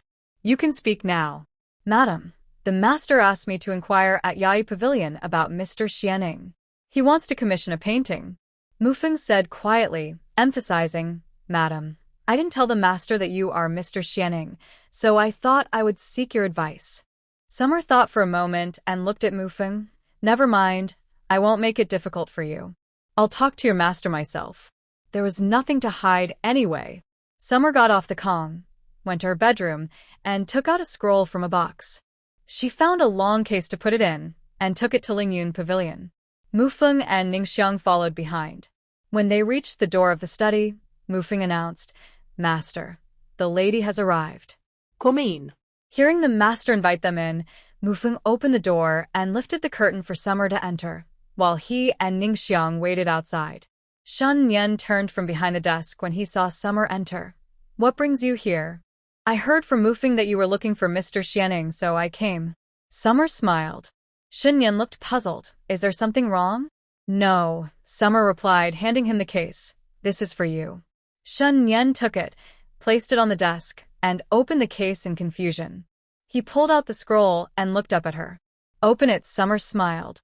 Shen Nian held one end of the scroll and slowly began to unfurl it. The first thing that appeared was his face. Shen Nian was startled. Was this a painting of him? He quickly unfolded the rest, revealing the entire image. It was indeed him, depicted as he had looked in Lu Family Village. He glanced up at Summer and then lowered his head to examine the painting closely until he saw the signature seal. His eyes widened in disbelief as he stared at Summer, unable to regain his composure. He finally understood what Xia Tian meant when she walked in and said, "I heard you were looking for Mr. Xianing, so I came." It turned out that Mr. Xianing was actually her. After a moment of surprise, he found his voice again. "Did you draw this? Are you Mr. Xianing?" Xia Tian proudly straightened her back and smiled. "What? Doesn't it look like me?" Seeing her proud expression, Shen Nian was even more certain. "It does." Just a bit unexpected. Xia Tian noticed that Shen Nian didn't blame her for hiding this from him, so she smiled and explained, "I didn't want to tell you so early. I planned to surprise you later. But since you want to find Mr. Xianing, I had to tell you now. It really is a surprise." He truly didn't expect this girl to have such talent, especially since she had never shown it before, and he didn't know how she learned it.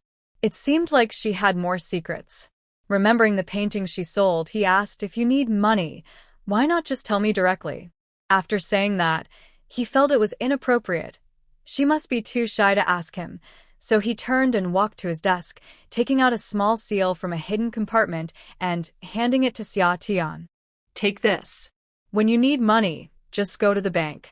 Xia Tian was surprised. She didn't expect Shen Nian's focus to be on this. Suddenly, she felt a bit emotional. Xia Tian sniffed and smiled as she took it. "Brother Shen, aren't you afraid I'll take your money and run away?" Shen Nian corrected her seriously. "It's not mine. It's ours." Okay, ours." Xia Tian felt warm inside. "Once you give it to me, you can't take it back, right?" "I won't." Shen Nian gently patted her head. Seeing the painting on the table, Xia Tian asked Shen Nian, "So, what do you think? Do you like it?" "This was the best moment in my heart, so I painted it." "Yes, I like it. But I just brought it to show you. This one is for myself, and I want it back." Xia Tian rolled the painting back up and put it in the box. Shen Nian nodded, feeling a softening in his heart. "Brother Shen, Mu Feng said you wanted to order a painting. What do you want it to be?" Xia Tian remembered what Mu Feng had said and asked. "I was thinking that March is the longevity festival, and I need to prepare a gift." "For the emperor?" Xia Tian was surprised. The longevity festival is the emperor's birthday. "Yes, the emperor has liked these paintings since he was young." "Great. What kind of painting does the emperor like?" "There's nothing special I like. I enjoy the scenery, flowers, birds, and fish." "Okay, I understand. Don't worry, I will be ready." Summer thought about what she wanted to paint. "How much is it?" "You can take it yourself." "Got it, it's all my money now." Summer smiled, shaking the small seal in her hand, picked up the box, and said, "I have nothing else to do, so I'm heading back." "All right." After Summer left with Ningxiang, Shen Nian called Mu Feng inside. "This kid has been acting up lately, even trying to trick him." "What happened?" Shen Nian asked Mu Feng coldly. Mu Feng shrank his neck. "It's because the lady said not to say anything." "Be clear. When did the lady become Mr. Xianing?" "Well, that day." Mu Feng quickly shared everything he knew. Shen Nian realized she often stayed in the study to paint. Since Mu Feng was the one driving the carriage every time she went out, Shen Nian only thought about her safety and didn't consider that Mu Feng might be hiding things from him. "Is there anything else you're hiding?" Nothing more. Oh, there is one thing.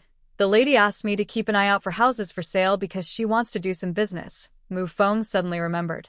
Shen Nian looked at him coldly. Before he could ask, Mu Feng hurriedly mentioned the last time they went to Yupin Xian for a meal. Once Mu Feng finished, Shen Nian continued, "Is there anything else?" This time, really nothing. Mu Feng raised 3 fingers. Shen Nian was silent for a moment, surprised that she still wanted to do business. It seemed she still felt insecure living alone in the capital.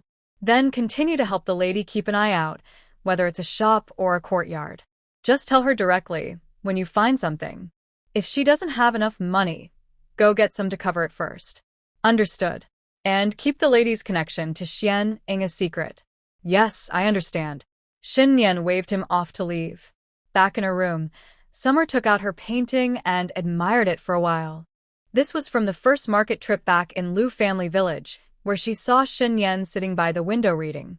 That moment had left a deep impression on her, and even after half a year, it was still vivid in her mind. After studying it for a bit, she carefully put it away and locked it in the box. Today was the second day of the new year, a day for all the married aunts to return to their family homes. In Shen Nian's family, only Shen Hui had married. Shen Hui went to the Wen Yibo's residence in the morning and returned to her family home in the afternoon. According to custom, when a lady gets married and returns to her family, she should at least inform her husband's family. However, no one informed her. It wasn't until the afternoon that Shen Hui came to Jinglan Courtyard, and Xia Tian learned that Shen Hui was back. It seems that the people from the Wuan Marquis' residence still do not acknowledge her as the lady of the house. But it doesn't matter. She doesn't need to pretend with them. However, Shen Hui didn't come to catch up. She stormed in to confront her. Wen Jin is engaged to the eldest son of the minister Su's family. Did you know? Shen Hui asked coldly as soon as she entered, without even taking off her cloak. Xia Tian was surprised. So soon? Just this morning, Wen Jin wanted to marry Shen Nian as a secondary wife, and now she was getting engaged to someone else? But why should she care? I didn't know. Xia Tian shook her head, ignoring Shen Hui's harsh tone. You didn't know? I heard that this morning at the Wen Yibo's residence, Wen Jin even invited you to her courtyard. Did you say something to her? Shen Hui sat on the edge of the warm room, staring at her intently. No, I didn't say anything. We just chatted a bit. What kind of relationship do you have with Wen Jin? Why would she take the time to chat with you? Shen lui questionnait. We have no relationship. Who knows why? Xia Tian thought it was ridiculous to explain herself. Then, why did she suddenly agree to the proposal from the minister's eldest son? I heard she had refused several times before, but agreed right after you met her this morning. How would I know? Xia Tian found Shen Hui's questions amusing. She wasn't a mind reader. Besides, Wen Jin's engagement was none of her business. It must be because of you that Wen Jin gave up on my brother and agreed to the minister's son, Shen Hui complained, frowning. Xia Tian was speechless. Even if it were true, so what? Should she step aside for others? It was truly laughable. She ignored Shen Hui and continued copying her book. Her handwriting was now quite decent, and she had copied half of it. Taking advantage of the quiet time in the new year, she planned to finish the 100 copies and wait for the old lady to remember her.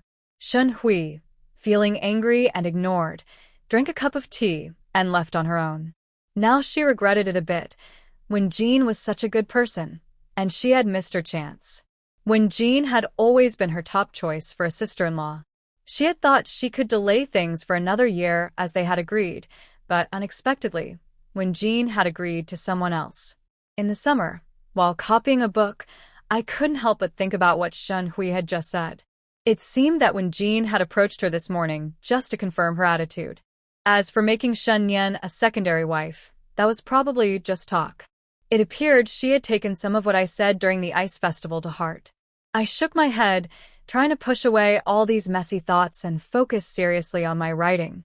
For the next few days, I stayed indoors at Jinglan Courtyard, either copying books or playing cards and chatting with Ningxiang and Ningxue. During this time, second Miss Shen Ning visited. We sat down and talked for a while. Since Lu Shi fell ill, She hadn't called us to pay our respects every day, and Shen Ning felt that life had been more comfortable lately. However, I heard that Lu Shi was recovering well, and the Marquis would occasionally check on her. It seemed she would be fully healed before the Lantern Festival. Shen Ning expressed some worry about Lu Shi, as her wedding date was set for February 16th. She initially thought that Lu Shi would wait until after her marriage to take charge of the household again. Now it seemed uncertain. If Lu Shi recovered well, the second madam would no longer have a valid reason to manage the household. The clever second madam would not want to put herself in a difficult position. If Lu Shi took over, she would surely hand back the responsibilities immediately. I reassured Shen Ning that it would be fine. After all, the marriage had been arranged long ago. Lu Shi was the Marquise, and she would not openly embarrass the household.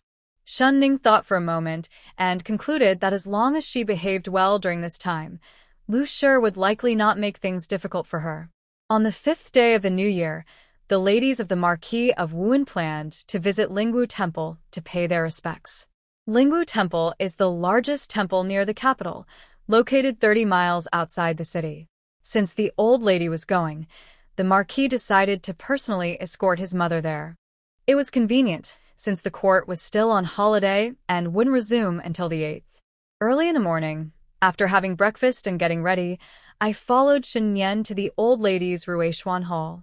Once everyone arrived, we followed the old lady to the main gate to take the carriage.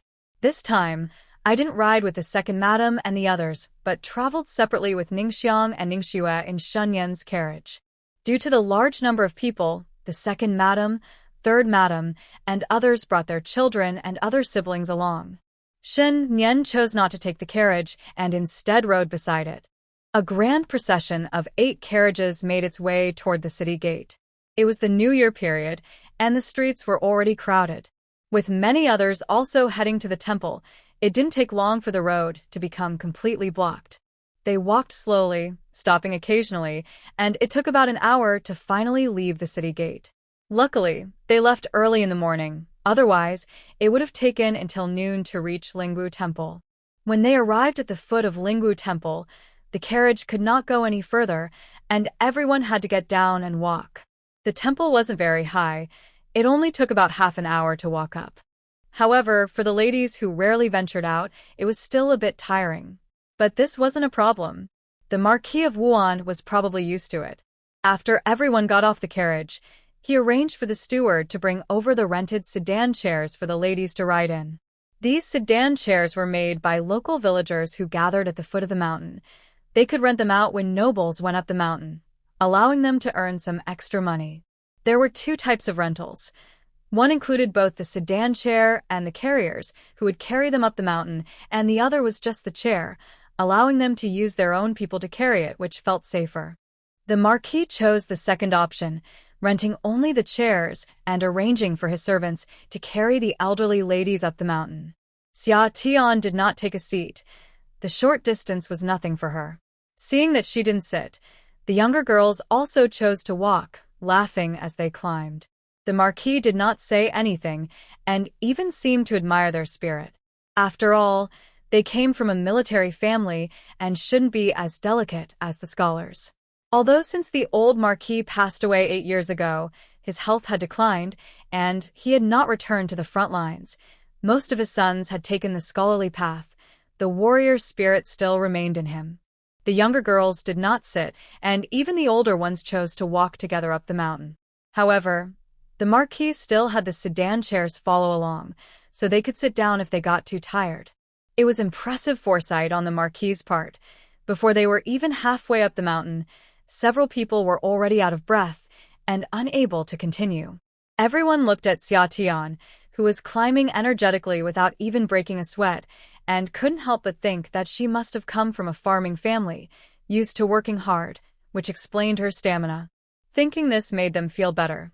After all, they were young ladies and could not be compared to country girls. Xia was too busy to pay them any mind and walked alongside Shen Nian, slowly making their way up. Ningxiang, Ningxue, Mufeng, and Mu Chen followed behind them, also climbing steadily. Ningxiang and Ningxue used to serve Shen Nian, and opportunities for climbing mountains were rare since Shen Nian usually went out with Mufeng and the others. After climbing for a while, the two of them felt a bit tired. When Xia Tian saw this, she slowed down with Shen Nian and occasionally waited for them. When they reached the entrance of Lingwu Temple, a young monk came to greet them and took them to the reserved courtyard. The old lady and the others had already entered, leaving just the few of them behind. There were many people visiting the temple today, so they had only reserved 2 courtyards, one for the women and one for the men. Xia Tian, Ningxiang, Ningxue, and Shen Ning squeezed into one room. After a while, the old lady and the others probably finished resting, and a monk led their group to join the old lady for incense offerings. Once the offerings were done, the second and third ladies accompanied the old lady to find the abbot, allowing the young girls to explore the temple on their own.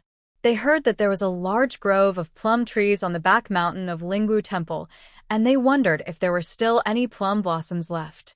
Xia Tian decided to take Ningxiang and Ningxue to the back mountain to have a look. Seeing Xia Tian heading to the back mountain, Shen Ning brought her maid along to join her.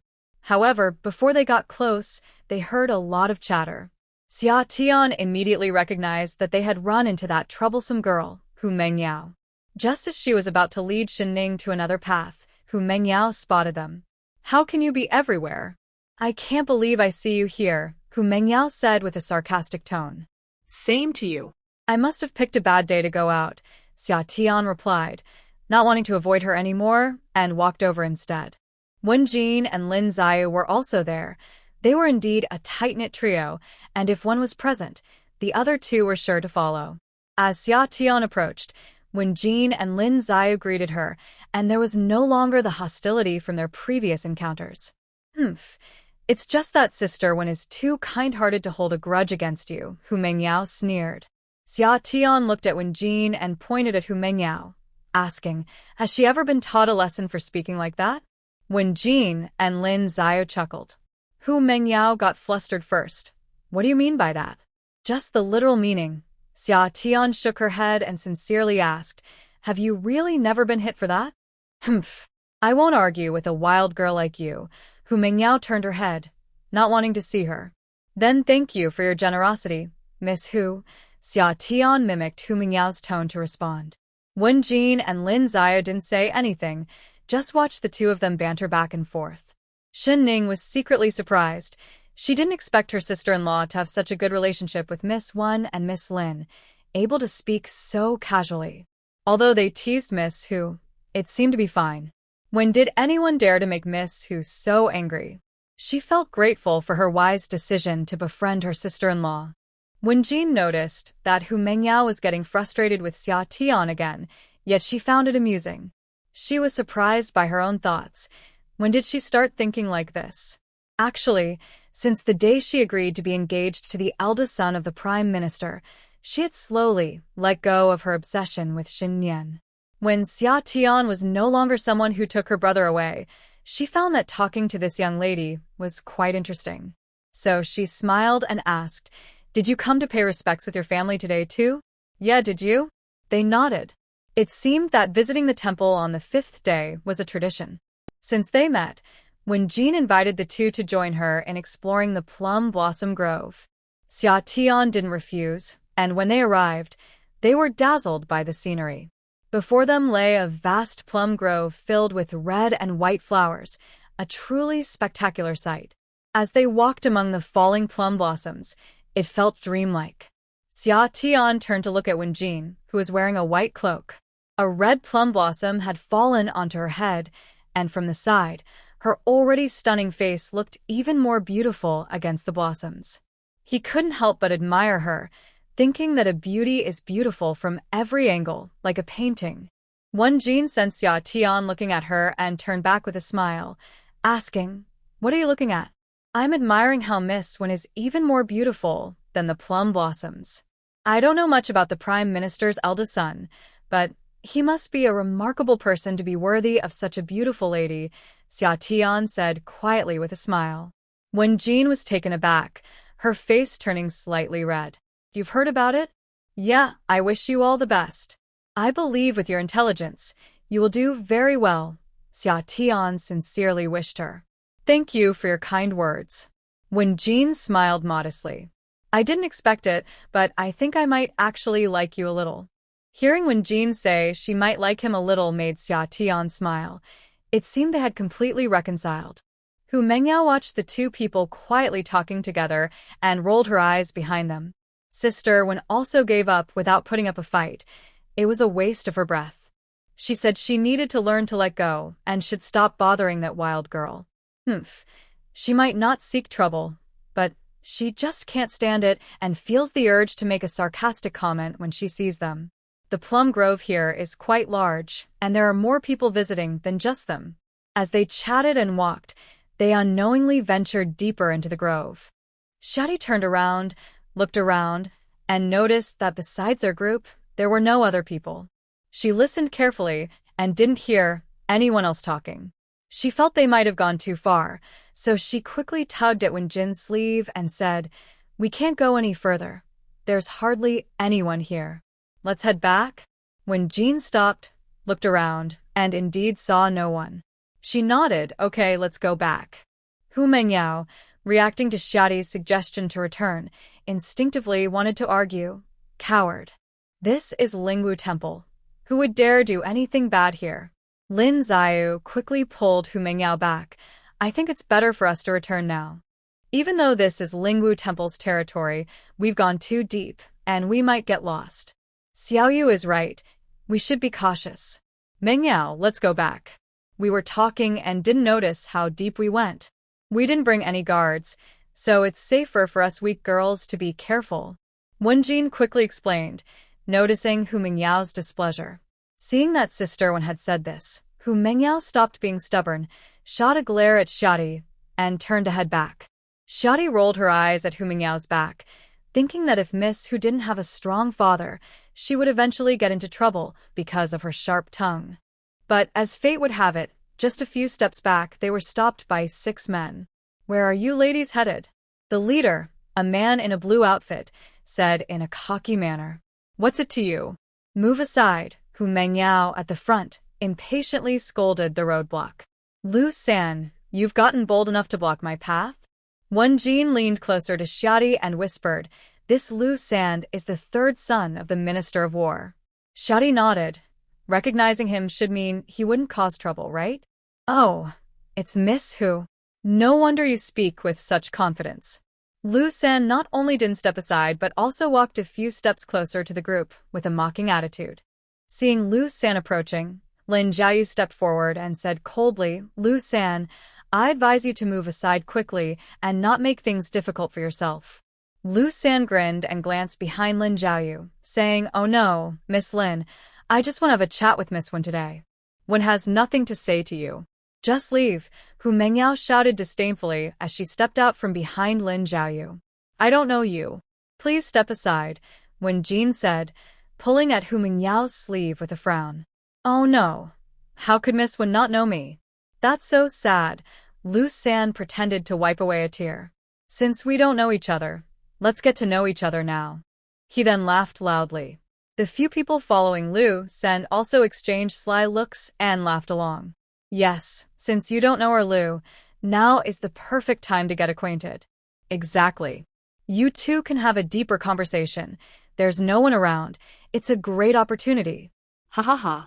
"Don't be shy, ladies. We can all get to know each other." Several men, who looked rather unappealing, were saying these inappropriate things, making Wen-jin and the others' faces turn red with anger. Xia Tian observed the lewdness in their eyes and thought to herself that she really should have checked the calendar before going out today. It seemed hard to escape this situation. She leaned closer to Wen-jin and asked, "Do you know anyone besides Lu San?" Wen-jin shook her head no. "Do you have a grudge against Lu San?" She continued to ask quietly. "No, but his reputation in the capital has always been poor." Xia Tian understood. He was likely just a pursuer of Wen-jin and a troublemaker, which is why he dared to block them today. But judging by their behavior, they seemed prepared, as some of them had daggers at their waists. Lu San was wearing a cloak, so it was hard to tell if he was armed. Xia Tian couldn't help but become more alert, keeping a close watch on them while thinking about how to get away. Shen Ning was nervously following Xia Tian, her palms sweaty. Hu Mengyao also noticed that Lu San had brought people with him, and it was definitely more than just looking for trouble. So, with a show of bravado, she said, "Lu San, my father is the Minister of War, your father's superior. You'd better be sensible and let us pass. Otherwise, you'll regret it." Lu San saw Hu Mingyao's father being moved out, and his expression turned cold. He said ominously, "So, what if your father is the Minister of War? Can he come to save you now? By then, he might not even know where you are." After hearing this, Wen Jin and the others realized the seriousness of the situation. They were all weak women. How could they escape from these 5 or 6 strong men? Hu Mengyao shivered at Lu San's words and instinctively moved closer to Lin Xiu. Lin Xiu quickly drew her soft sword from her waist and pointed it at Lu San, saying, "If you want to die, come over here." Xia Tian's eyes lit up. It seemed Lin Xiu knew martial arts, which gave them at least a chance to fight back and buy some time. However, she wondered how strong Lin Xiu was and how long she could hold off the attackers. Ningxiang and Ningxue saw Lin Xiu draw her sword and were scared. Each hugged Xia Tian's arm, trying to protect her. Xia Tian paused, surprised that in this critical moment, the 2 girls instinctively wanted to protect her. But there was no time for sentiment now. She couldn't leave their lives in someone else's hands. She had to rely on herself. She lowered her head slightly and scanned the area for any useful tools. Behind Shen Ning, she spotted a thick wooden stick and a small stone nearby. Xia Tian told Ningxiang and Ningxue to let go of her, then subtly signaled to Shen Ning and moved quietly to her left. Though Shen Ning was trembling with fear, she managed to move forward and stood in a line with Ningxiang and Ningxue to block the attacker's view. Xia Tian carefully approached, quickly bent down, and picked up the stick and stone. She hid the stick inside her cloak and, when she reached Shen Ning, secretly slipped the stone into her hand. Shen Ning felt the coolness of the stone, but didn't dare look down. She just held it tightly and tucked her hand into her cloak. Xia Tian pulled Ningxiang and Ningxue behind her and, taking advantage of the distraction, lifted her cloak slightly to show them the hidden stick, signaling them to find something for self-defense. Ningxiang and Ningxue nodded subtly, pretending to be scared as they looked around for anything they could use. Today, none of the maids they brought were wearing cloaks. Ningxiang found 2 sticks but had trouble hiding them, so Xia Tian quietly took them and hid them in her cloak. Although it is winter and the ground is frozen, few people enter the plum grove. The surface soil is still loose. Summer slowly crouches down and grabs a handful of soil, squeezing it in her hand. She stands up and gestures to a few people nearby, who quickly understand and also grab a handful of soil to squeeze. Lu San sees Lin Xiu pull out a sword and frowns. With a wave of his hand, his 5 followers reveal their weapons. This frightens Wen Jin and the others, causing them to scream and huddle together. Hu Mengyao, standing next to Lin Xiu, turns pale with fear and clings to Lin Xiu's arm. Taking advantage of the chaos, Summer picks up 2 sticks and 2 stones, secretly handing them to Shen Ning and Wen Jin's maid. If a fight breaks out, having something to defend themselves with would be helpful. However, she doesn't have high hopes, as those who tremble at the sight of weapons will likely struggle to fight back. Summer gives the sticks to Ningxiang and Ningxue, telling them to hide them behind their backs. She steps slightly forward, so she can support Lin Xiu quickly if needed. Lin Xiu notices that Lu San is not intimidated and is instead signaling others to draw their weapons. She feels a chill. Although she is skilled, she is the only one on her side with fighting ability, and facing 6 opponents is daunting. But she cannot back down now. Behind her are girls who cannot defend themselves, and she cannot abandon them.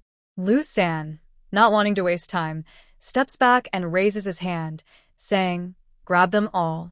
"Wait, Lu San, are you not afraid that the Wen family will find out and that the Lu family will face consequences?"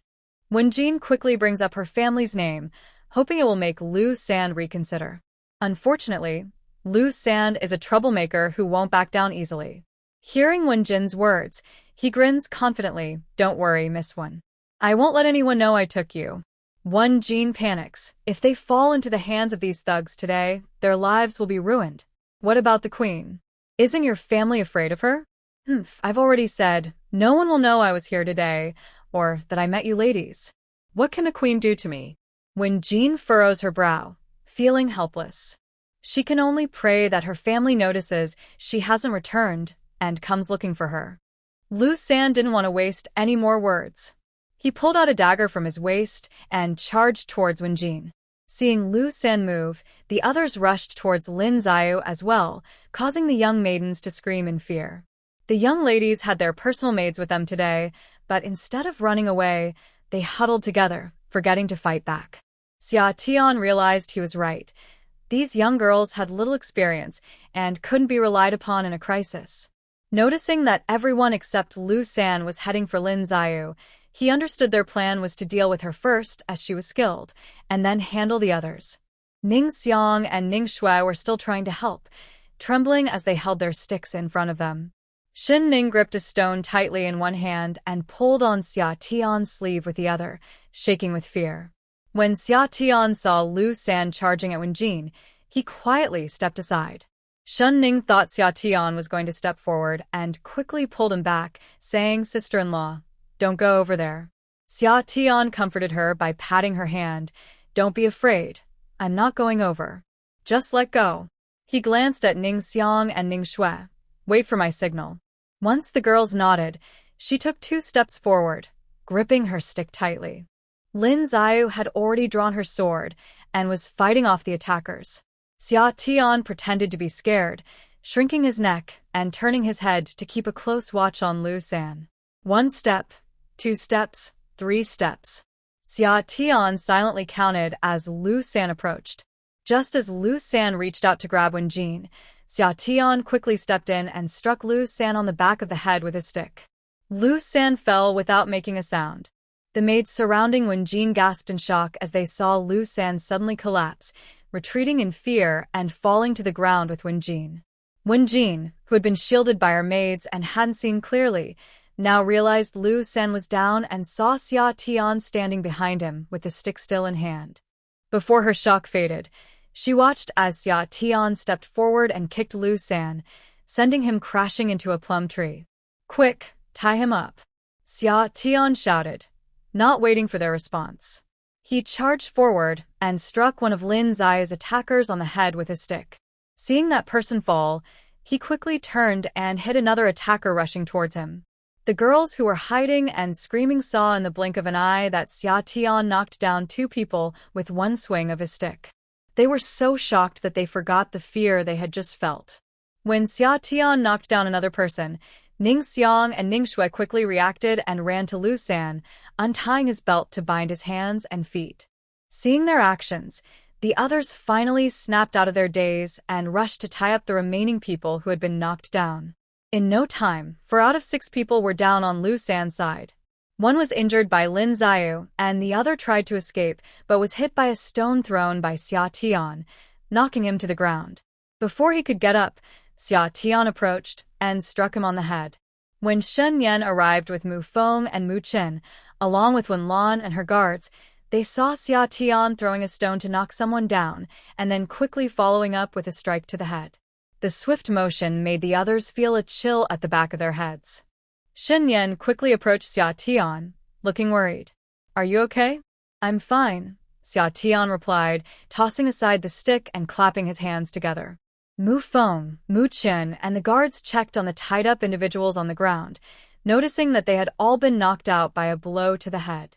They looked at each other in surprise, and then turned to the girl who was smiling and talking to Shen Yan.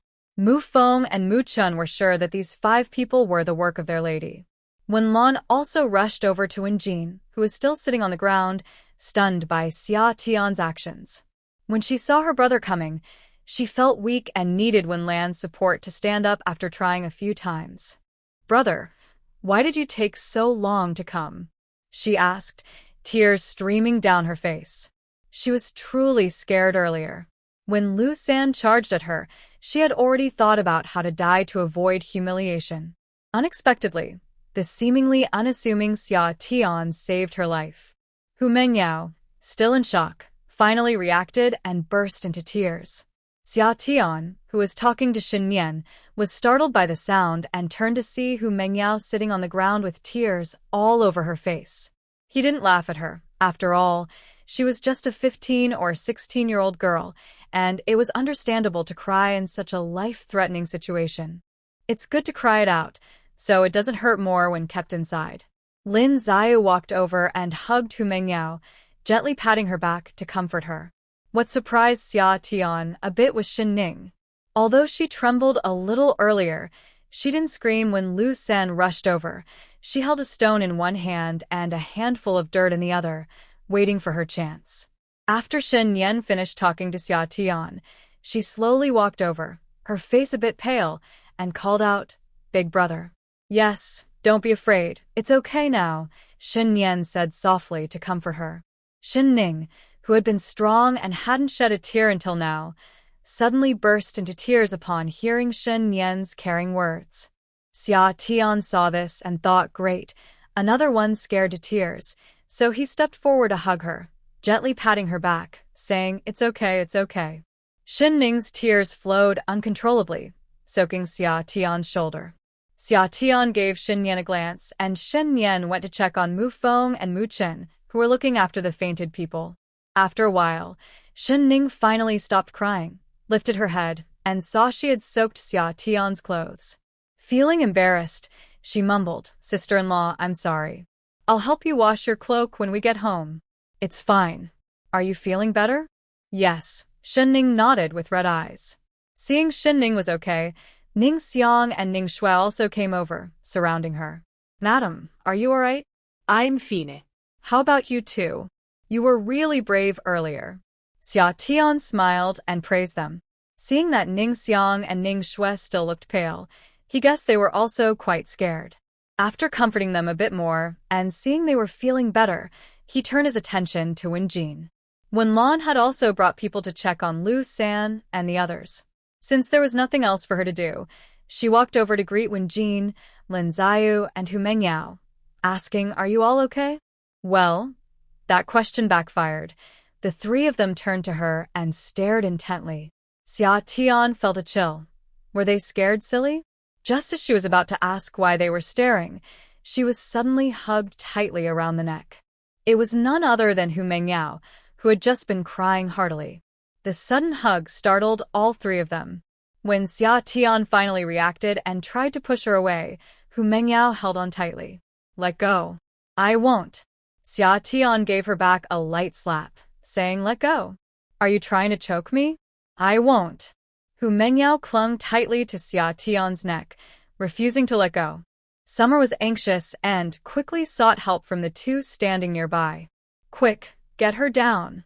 Wen Jin and Lin Xiao exchanged glances and suddenly opened their arms to rush over. Caught in a hug from Hu Mengyao, Summer was taken by surprise by their sudden approach and lost her balance, causing all four of them to tumble together. Even then, Hu Mengyao didn't let go until their maids reacted and pulled them apart. After the tumble, the four looked like wild children, with their clothes covered in dirt and flower petals, sitting on the ground with messy hair. Summer coughed a few times, holding her throat, before feeling a bit better. She glared at the three of them. "I can't believe you three are so ungrateful." She had always wondered how these three different personalities became friends, but now she understood. They were all a bit crazy. Sitting next to Summer, Hu Mengyao suddenly lunged at her without saying a word, hugging her tightly again, but before Summer could react, she let go. This made Summer even more annoyed. She was still catching her breath from the last hug when this happened. You, she stammered, pointing at Hu Mengyao but couldn't finish her sentence. Hu Mengyao just smiled at her proudly. This made Summer laugh in frustration. This person was definitely acting a bit crazy, switching between laughter and tears. Wen Jin stood up, helped Summer up, and gave her a big hug, whispering 2 words in her ear. "Thank you." Summer paused, finally relaxing her body. She wasn't used to such enthusiastic hugs. Lin Xiao didn't hug her again but stood nearby, looking at her with bright eyes. Feeling a bit uneasy under her gaze, Summer instinctively moved closer to Wenjin. Lin saw you found Summer's actions amusing. I'm not going to eat you. Why are you hiding? Summer crossed her arms and asked, Why are you staring at me like that? Do you know martial arts? Lin saw you asked. No. You're lying. You must know something, or how did you take them down earlier? Hu Mengyao chimed in after a long silence. I really don't know much, just learned a few self-defense moves from Brother Shen. Lin saw you didn't believe her, stroking her chin while examining her closely. Really? Why would I lie? I just have a bit of strength. Summer shrugged helplessly. If you don't know martial arts but can take someone down easily, then you must be quite strong. She thought back to the earlier scuffle. She had only managed to cope with their attacks. Of course, I've been strong since I was little. Summer was talking and picked up a stick as thick as her wrist, holding both ends. With a crack, she broke it in two. This startled Hu Mengyao, who reacted by patting her chest and glaring at her, saying, What are you doing? Do you really think you're that strong? Hey, isn't it a bit late to be scared? Summer tossed the stick aside. Who got scared? I didn't cry. Hu Mengyao insisted, holding her head high. Who was clinging to me earlier and couldn't let go? Summer teased her. That was my way of thanking you. Your way of thanking me is really special.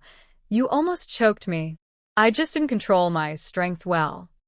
Next time, try a different way to say thanks. What way? Like with real money? Summer suggested, rubbing her fingers together with bright eyes. That's so tacky. Hu Mengyao rolled her eyes. I like tacky. So, will you or not? No way. While the two were bickering, Wenjin and Lin Xiao watched them with amusement. At that moment, they both felt that the earlier tense moment of life and death seemed like a dream. They thought they were in serious trouble today, but unexpectedly, they managed to turn the tables and counter Lu San and his group. Nian and Wenlan also learned the whole story from the only person who hadn't fainted. It turned out that Lu San had long admired Wenjin but felt he was unworthy of her due to his family background and appearance. Before Wenjin was engaged, he had some hope, but when he heard she was engaged to the eldest son of the Su family, he became unwilling to accept it and started to think of a plan. He also heard that on the 5th day of the month, Wenjin would go to Lingwu Temple with her family to pray, and seeing this as a rare opportunity, he gathered a few friends to plan to kidnap her. However, Hu Mengyao and Lin Xiao were also there. They initially had 6 people, and even with the 3 of them, it shouldn't have been a problem. What they didn't expect was that on the way, Wenjin and the others ran into Summer and Shen Ning. Lu San had planned to wait for them to separate before taking action, but since they were all together, he had no choice but to prepare to kidnap them all or, if that failed, to eliminate them.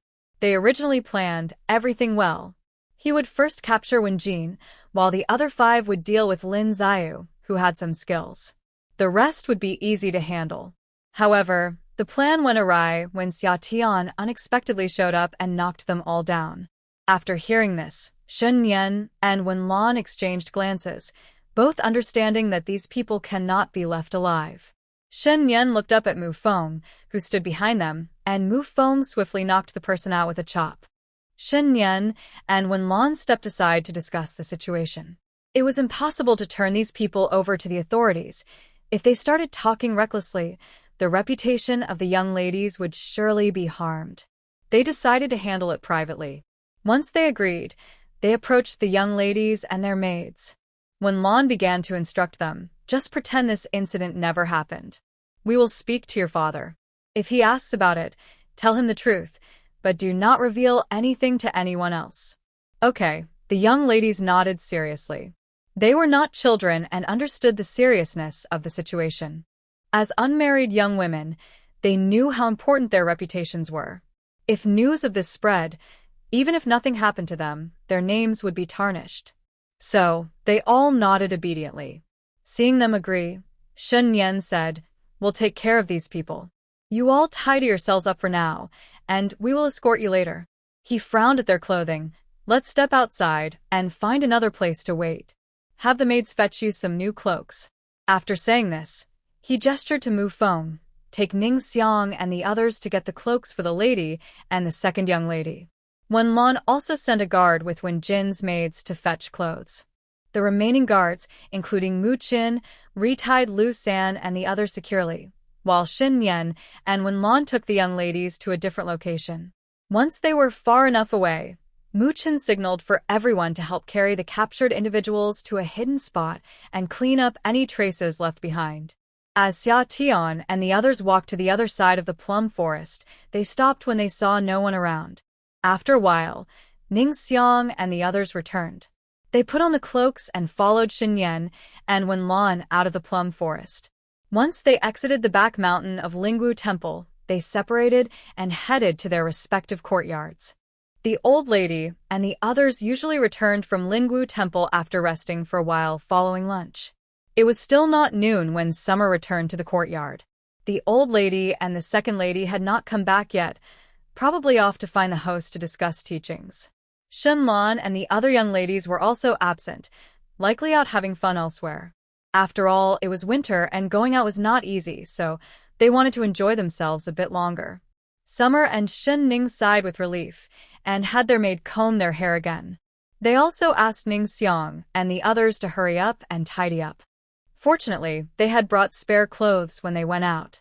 With no one else around, Summer reminded everyone once more, especially Shen Ning and her maid, telling them that this matter must remain a secret. No one could know, not even the concubines or future husbands. Today, Shen Ning only brought one maid, Yun'er, who was quite scared. The two of them nodded in agreement, determined not to say a word.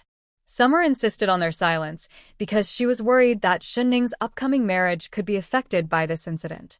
After Shen Nian and Wenlan brought everyone back, they went to find Mu Qin and the others. Lu San did not know how it was ultimately handled. Meanwhile, Wen Jin and her friends were with their families and appeared calm, revealing nothing. After staying in the room for a while, the old lady and the others returned. After some time, everyone else came back, and they all had a light meal together. After resting for half an hour, they prepared to head down the mountain. The younger children chattered excitedly about where they had just played and what they had seen, eager to walk down instead of taking the sedan chair. Shen Ning, however, sat in the sedan chair like Shenlan, with Yun'er following beside her, and no one noticed anything unusual. Summer did not take a seat and walked slowly behind everyone with Shen Nian, remaining quiet as they made their way down the mountain. They actually descended a bit faster than they had climbed, but there were many people going up, and the surrounding vendors made the atmosphere lively. When everyone got into the carriage to return to the city, it was once again peak hour. By the time they arrived at the Wuan Marquis' residence, it was already evening. The old lady was tired, and no one wanted to stir things up further, so they all went back to their respective courtyards.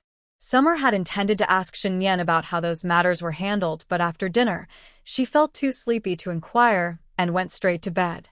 It wasn't until the 12th day of the new year that Summer found the opportunity to ask Shen Yan about it. He and Wenlan directly informed General Lin and Minister Hu of the Ministry of War, along with Wen Yiba and Duke Wuan, and then left it alone. The four old foxes quickly decided to have Lu San severely injured, while the others quietly handled the situation. When the Minister of War's deputy, Lu Jia, found Lu San, he learned that Lu San was in a deep coma and died within 3 days after being taken home. It is said that the Minister of War's deputy has been searching everywhere for the person who attacked Lu San, but has not found anyone yet. Since Lu San was the only son of Lady Lu, she fell ill after hearing about his death. The Minister of War's only legitimate son was killed, and it seemed that Lord Lu aged 10 years in an instant. It was also reported that during the morning court session, Lord Hu and General Lin brought up a complaint against him for withholding supplies, which led to a reprimand from the emperor, and he was sent home to reflect on his actions. What surprised Xia Tian the most was Duke Wuan. She didn't expect him to take action for Shen Ning. Perhaps he had his own plans, but in any case, the matter was resolved without any negative rumors spreading. On the afternoon of the 14th day of the first month, Xia Tian received an invitation from Wen Jin to go lantern viewing together on the 15th. On the Lantern Festival, lantern viewing should wait until it is completely dark. Xia Tian and Wenjin planned to meet in the evening. She didn't eat dinner and left with Ning Xiang and Ning Shui. Jinglan Courtyard kept a few guards on duty, while the others were given a break, so they could also go out and enjoy the lanterns. She initially thought of taking only Ning Shui, allowing Ning Xiang to go out with others. However, Ning Xiang said she didn't know anyone, so they decided to bring her along. Shen Nian accompanied them, and it was Mu Feng who drove the carriage, first taking them to the tea house Tea Delight where they were to meet Wenjin. After seeing the two of them go inside, he left, saying he would return when it was completely dark to take them to see the lanterns. Xia Tian took Ning Xiang and Ning Shui up to the second floor, where Wenjin and Lin Xiao were already inside. Wenjin quickly greeted her as she entered. "Miss Xia, please have a seat." "Hello, ladies." Xia Tian smiled and greeted them back, sitting next to Wenjin. Lin Xiao poured a cup of tea for Xia Tian, saying, "Have some tea." Xia Tian was curious about why they were being so friendly today. She wondered if something was up. "Did you two need something from me?" "No, we just wanted to invite you for tea," Wenjin replied with a smile, noticing Xia Tian's inquisitive gaze. Xia Tian didn't believe it, but she didn't ask further. "I was surprised not to see Hu Mengyao, as these three are usually inseparable. So I asked the other two, why isn't Hu Mengyao here?" "She'll be here soon, probably any minute now," Lin Xiao said, glancing down the stairs. From their room on the second floor, they could see the busy street in front of the tea house. Many shops had hung various colorful lanterns outside. Just as Lin Xiao finished speaking, Hu Mengyao pushed the door open and walked in. Who was talking about me? Hu Mengyao asked as she entered. Seeing no one respond, she pointed at Xia Tian. "Hey, was it you?" Xia Tian rolled her eyes. "I don't go by hey." "Then what should I call you?" "Xia Tian? With a name like that, I feel embarrassed to say it. What else would you call me if not Xia Tian? Do you have family members named Spring, Autumn, or Winter too?" Hu Mengyao asked as she sat down, leaning slightly forward. "Wow, maybe you should stop talking. With thoughts like that, you give yourself away." Xia Tian shook her head, teasing her. "What's wrong with what I said? Can you guess why I'm called Xia Tian and not Spring or Autumn? What? Does your family like summer?" "I just don't want to talk to her anymore. I'm afraid I might catch her silliness," Xia Tian said, moving closer to Wenjin while keeping an eye on Hu Mengyao. "Was I wrong?" Hu Mengyao, noticing Xia Tian's attempt to distance herself, felt a bit annoyed. Lin Xiao quickly pulled her back. "Miss Xia, your last name is Xia." Hu Mengyao, who was glaring at Xia Tian, paused in confusion. When she realized what was meant, her face turned bright red. "Ha ha ha." Seeing Hu Mengyao reaction, Xia Tian couldn't help but laugh. Hu Mengyao felt even more embarrassed by Xia Tian's laughter. Blushing, she lightly punched Xia Tian's shoulder. "You're so annoying. You should have said it earlier." Seeing Hu Mengyao acting shy, Xia Tian felt a chill. "You should go back to being your usual self. I can't get used to this shy version of you." Hu Mengyao, no longer shy after Xia Tian's comment, regained her composure. "What are you talking about? When have I ever been shy?" "Right now. You." Hu Mengyao rolled up her sleeves, looking ready to fight. Wenjin, seeing that the two were going on and on, quickly interrupted. "You two, calm down for a moment. Let's talk quietly." After speaking, she turned to her maid and instructed, "Luoying, take a few young ladies to that table for tea. You don't need to serve us here." "Okay, miss," Luoying replied, calling to Ningxiang and the other sisters. "Let's go sit over there for a while." Ningxiang and Ningxue glanced at Xiadi and, seeing her nod, followed Luoying to another table. When Jing noticed the maids had moved to the other side and leaned in slightly, whispering, "Did you know Lu Sin has died?" "Dead?" Hu Mengyao and Lin Xiao gasped quietly. Since returning home on the 5th day, their father had forbidden them from going out. Today was the first time they were allowed out because of Wen Jing's invitation. "Yes, I heard it from my brother who told me not to spread it around. It seems to have caused quite a stir these past few days. Do you think they know anything?" Hu Mengyao asked with concern. "My father hasn't let me out, and I'm so bored at home." Lin Xiao nodded. "My father is the same. He's worried I might get into trouble, and then my mother wouldn't let me go out either. It's all fine now, don't worry, Wenjing reassured them. Shadi thought that the adults must be afraid they would hear about Lu San's death and reveal something, which is why they were kept at home. It seemed that the situation regarding Lu San was no longer a threat. Seeing that Shadi was not surprised at all, Wenjing realized she must have known already. Of course, with Shen Nian around, she would have been informed in advance. Wenjing had invited them out today to discuss this matter. With Lu San dead, and those who followed him also gone, she felt much more at ease. She had only suspected it before, but after hearing her brother's account, she confirmed that Lu San had come after her that day. If Shadi hadn't been there, she would have been in serious danger, and Hu Mengyao and Lin Ziyu might have been dragged into it too. Like Lin Ziyu, Hu Mengyao thought Lu San's death was a good thing. He had often bullied others, taking advantage of his father's position. Humph, he got off easy. For all the bad things he did, he deserved to die 10 times over, Hu Mengyao said angrily. Exactly, he should have died long ago, Lin Ziyu agreed coldly. All right, since he's already dead, let's not talk about him anymore, Wenjing said, changing the subject. She took out a small box from her sleeve and placed it in front of Shadi. I'm mainly here to thank Miss Shadi. What's this? Shadi wondered, surprised that she was receiving something. Open it and see, Wenjing suggested. One summer day, when I opened the box, I found a pair of sapphire bracelets. They were so clear and flawless that I knew this gift was very precious. I closed the lid and pushed it towards Wenjing, saying, "This is too valuable. I can't accept it. Just take it. If it weren't for you that day, we wouldn't have survived. Compared to the life-saving grace you showed us, this is nothing," Wenjing insisted, pushing it back to me. I was also doing it for myself. You don't need to be so polite. I continued to push it away. That's different. Meeting you that day and enjoying the plum blossoms together is our fate, Wenjing said sincerely, refusing to take it back. Hey, are you two done? Just accept it. Why make it so complicated? Hu Mengyao said, getting a bit annoyed with our back and forth. Exactly, Summer, just accept it. If you weren't there that day, I wouldn't have been able to handle it alone. Lindsay, you joined in to persuade me. All right. I can't argue with you all, I said helplessly and finally accepted it. Thank you, Miss One. You're too polite, Summer, Wenjing smiled brightly. We should be about the same age, so let's just call each other by our names, okay? Sure, you can call me Summer. Then you can call me Wenjing. All right, Wenjing, I nodded with a smile.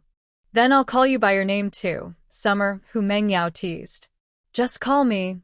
No need for all the fuss, I said, rubbing my arms. Hey, you don't know how to take a compliment.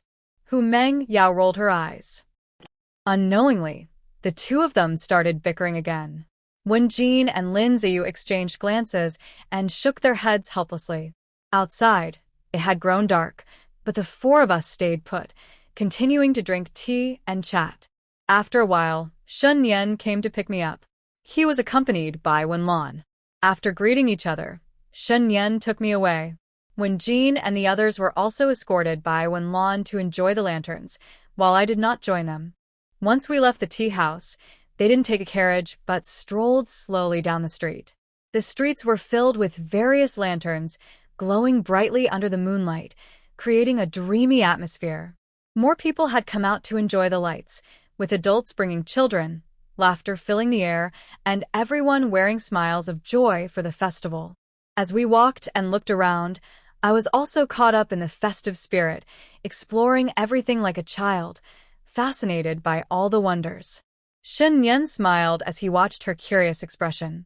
Xia Tian hadn't eaten dinner and was feeling hungry, so the group found a street stall to sit down at, and each ordered a bowl of sweet rice balls. These sweet rice balls are really delicious, Xia Tian said after taking a bite. Yeah, they're pretty good, Shen Nian nodded. If you like them, should we get another bowl? No need. We'll eat something else later. After finishing the sweet rice balls, Xia Tian noticed a stall selling pot stickers and bought a portion. Shen Nian and the others didn't want any, so she shared them with Ning Xiang and Ning Shui. They continued to stroll and eat, and by the time they had explored half the street, they were already full. Seeing children with rabbit and butterfly lanterns excitedly talking to adults and showing off, she suddenly wanted one too. Brother Shen, that lantern is so pretty. I want one too, Xia said, pointing at a rabbit lantern held by a little girl. Okay, Shen Nian replied, preparing to buy one from the nearby stall. Wait a minute, Xia stopped him. I heard there's a riddle contest to win a lantern. I want you to win one for me. Her eyes sparkled as she looked at Shen Nian. All right, Shen Nian said, gently patting her head. Let's go. There's one over there. Xia pulled Shen Nian toward the crowded stall. At the stall, a rabbit lantern hung at the top, looking very realistic. Xia squeezed in with Shen Nian and pointed at the rabbit lantern. Brother Shen, I want that one. The one at the top. Miss, that one isn't for sale. You have to solve a riddle, the stall owner quickly explained. I know. Go ahead and give me the riddle. That lantern's riddle is quite difficult. Do you think you can solve it? The stall owner said with a smile. Don't worry, I won't steal it if I can't guess it right, Xia joked back. Once the stall owner presented the riddle, Shen Nian thought for a moment and then gave the answer. The stall owner was surprised. Many people had tried to guess riddles that night, but no one had gotten it right yet. Congratulations, young lady. Here's your lantern. The stall owner cheerfully took it down and handed it to Xia. Xia happily accepted it. Thank you, boss. I wish you great business. Thank you for your kind words, the stall owner replied, pleased. With the lantern in hand, she squeezed out of the crowd with Shen Nian, admiring it as she praised, Brother Shen, you're amazing. This lantern is the prettiest at the stall, and you won it for me. I'm glad you like it. Shen Nian smiled. I love it. Hee. Behind the two main characters, Ningxiang, Ningxue, Mufeng, and Mukan watched their interactions and couldn't help but giggle. After wandering around for a while, Xia bought a lantern for both Ningxiang and Ningxue, which they liked. Once they were done shopping, they took a carriage back to the Marquis's residence. The next day, when Shen Nian returned to his duties, Xia told him about the gemstone bracelet that Wen Jin had given her. I couldn't refuse at the time, so I accepted it. Do I need to give a gift in return? She wasn't very familiar with the customs of ancient times, so she asked Shen Nian. No need. Just accept it. It shows her good intentions. Okay, then I'll keep it. As Shen Nian spoke, he stood up, walked over to Xia and placed something in her hair. What is it? Xia felt something on her head, reached up to touch it, and realized it was a hairpin. She reached to take it off to see it better. Don't move. Look at it when you get home, Shen Nian said, holding her hand. Xia felt her face heat up. All right, I'll look at it when I get home. She pulled her hand away, opened the door, and ran off. With his hand empty, Shen Nian looked at her as she ran far away, unable to help but smile. Was this girl shy? When Xia returned to Jinglan Courtyard, she looked in the mirror and saw that it was a rabbit-shaped hairpin. Perhaps because of the rabbit lantern from last night, Shen Nian thought she liked rabbits, which is why he gave her this rabbit hairpin. Xia felt warm inside. Just after the new year, Shunku was able to get out of bed and move around, and Lu's illness had also improved. Second Lady Zheng didn't wait for Lu to say anything and returned the housekeeper's keys to the old lady. Mother, since my sister-in-law is fully recovered, let's have her manage the household again. All right. Since your sister-in-law is well, give her the keys back, the old lady instructed Mama Zhang to hand the keys to Lu. Lu didn't refuse, smiling as she accepted them and thanked the second lady. Thank you for your hard work during this time. You're too kind, sister-in-law. Only now do I realize that the hardest worker in our household is you, the second lady complimented Lu. With Lu back in charge, Shen Ning worried for a few days, afraid Lu would find out about her closeness with Xia and cause trouble for her. The day after Lu recovered, she resumed receiving the greetings of others. Shen Ning was cautious, afraid of making a mistake and giving Lu a reason to punish her. Fortunately, Lu didn't seem to make things difficult for her, which eased her worries. Xia had already copied lessons for women 100 times, and since the old lady hadn't asked about it, she pretended not to know. She also didn't go to pay her morning respects. The excitement didn't last long, as Miss Mushin from the old lady's courtyard came to find her. Lady, the old lady sent me to tell you to bring the 100 copies of New Jia to Ruishuan Hall. Okay, I understand. I'll get ready and go right away. Summer replied, Miss Mushin, would you like to sit inside for a bit? I'll get everything ready, and we can go together. No need, I'll wait here. Please hurry, lady. Mushin said expressionlessly, standing still. All right, I'll get ready now. Seeing Mushin's unwillingness to engage, Summer didn't insist, and went about her preparations. When Summer arrived at Ruishuan Hall with Mushin, the room was already filled with people. It was shortly after breakfast, and the ladies Lu, second Madame Zheng, and third Madame Yi were all present. The older girls Shen Lan, Shen Yi, and Shen Ning were also there. With this crowd, it seemed like they were there to hold her accountable. After greeting the elders, Summer quietly stood to the side. Only then did the old lady look at her. Where's the book you copied? Here it is. Summer respectfully presented it with both hands. The old lady signaled Mushin to take it and placed it on the table. The old lady casually flipped through a few pages before saying to Mushin, Count and see if it's enough. Yes, old lady. Mushin took it, quickly counted, and replied, Old lady, the quantity is correct. But this character. Mushin hesitated. What about the character? The old lady frowned. If there's a problem, just say it. It's just that the characters at the back don't seem like what the lady could write. Mushin replied hesitantly. What? The old lady slammed her hand on the table. Did someone else write this? I don't know, but the difference in handwriting is too big. Mushin replied respectfully. Let me see. The old lady took the paper from Mushin and examined it carefully. This does look like two different people wrote it. After saying that, she angrily shouted at Summer, Tell me, did you have someone else write this? No, I wrote it all myself. Summer quickly replied. But you said you couldn't read.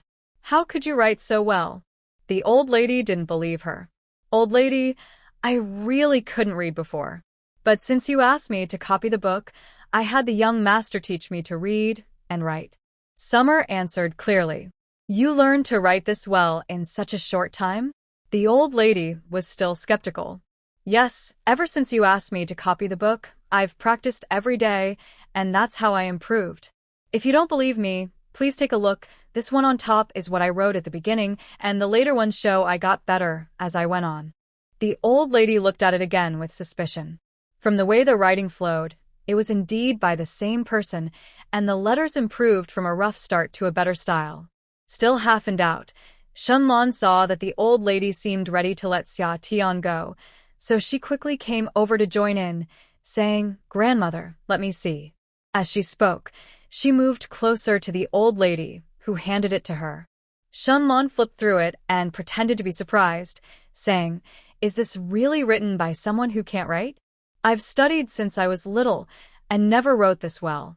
I didn't expect my sister-in-law to be so clever.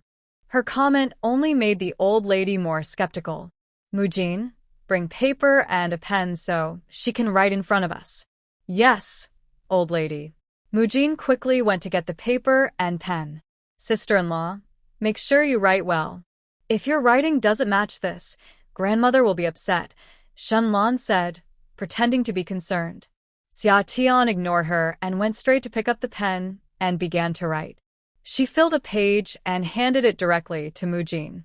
Mujin was surprised, not expecting the young lady to really know how to write. She had planned to tease her a bit, but now she had to hand the paper to the old lady. The old lady took it, compared it to the copied text, and found that it was indeed written by Xia Tian, just as she said. With a displeased expression, she said, All right, you pass.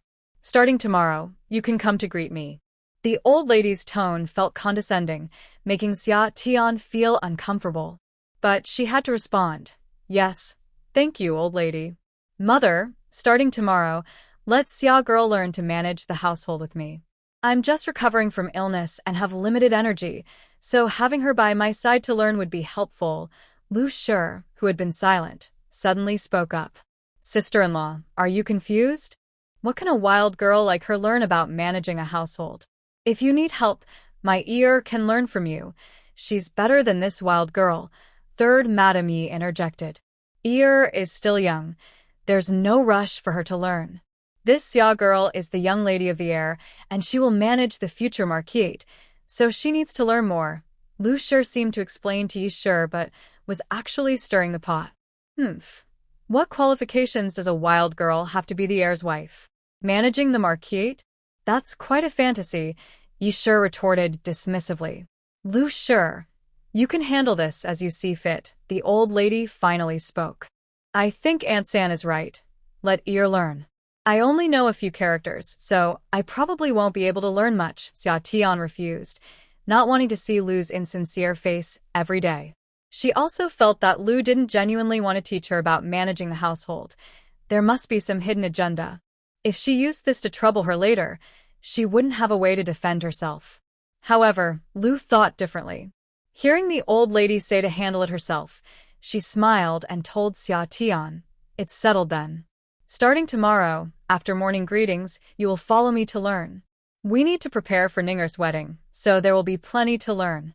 Xia Tian was unhappy but couldn't refuse, so she agreed. "All right. Thank you, mother." "Good, now you can go back. Remember to come on time tomorrow," Lu reminded her. "Okay, I understand," Xia Tian replied obediently and left.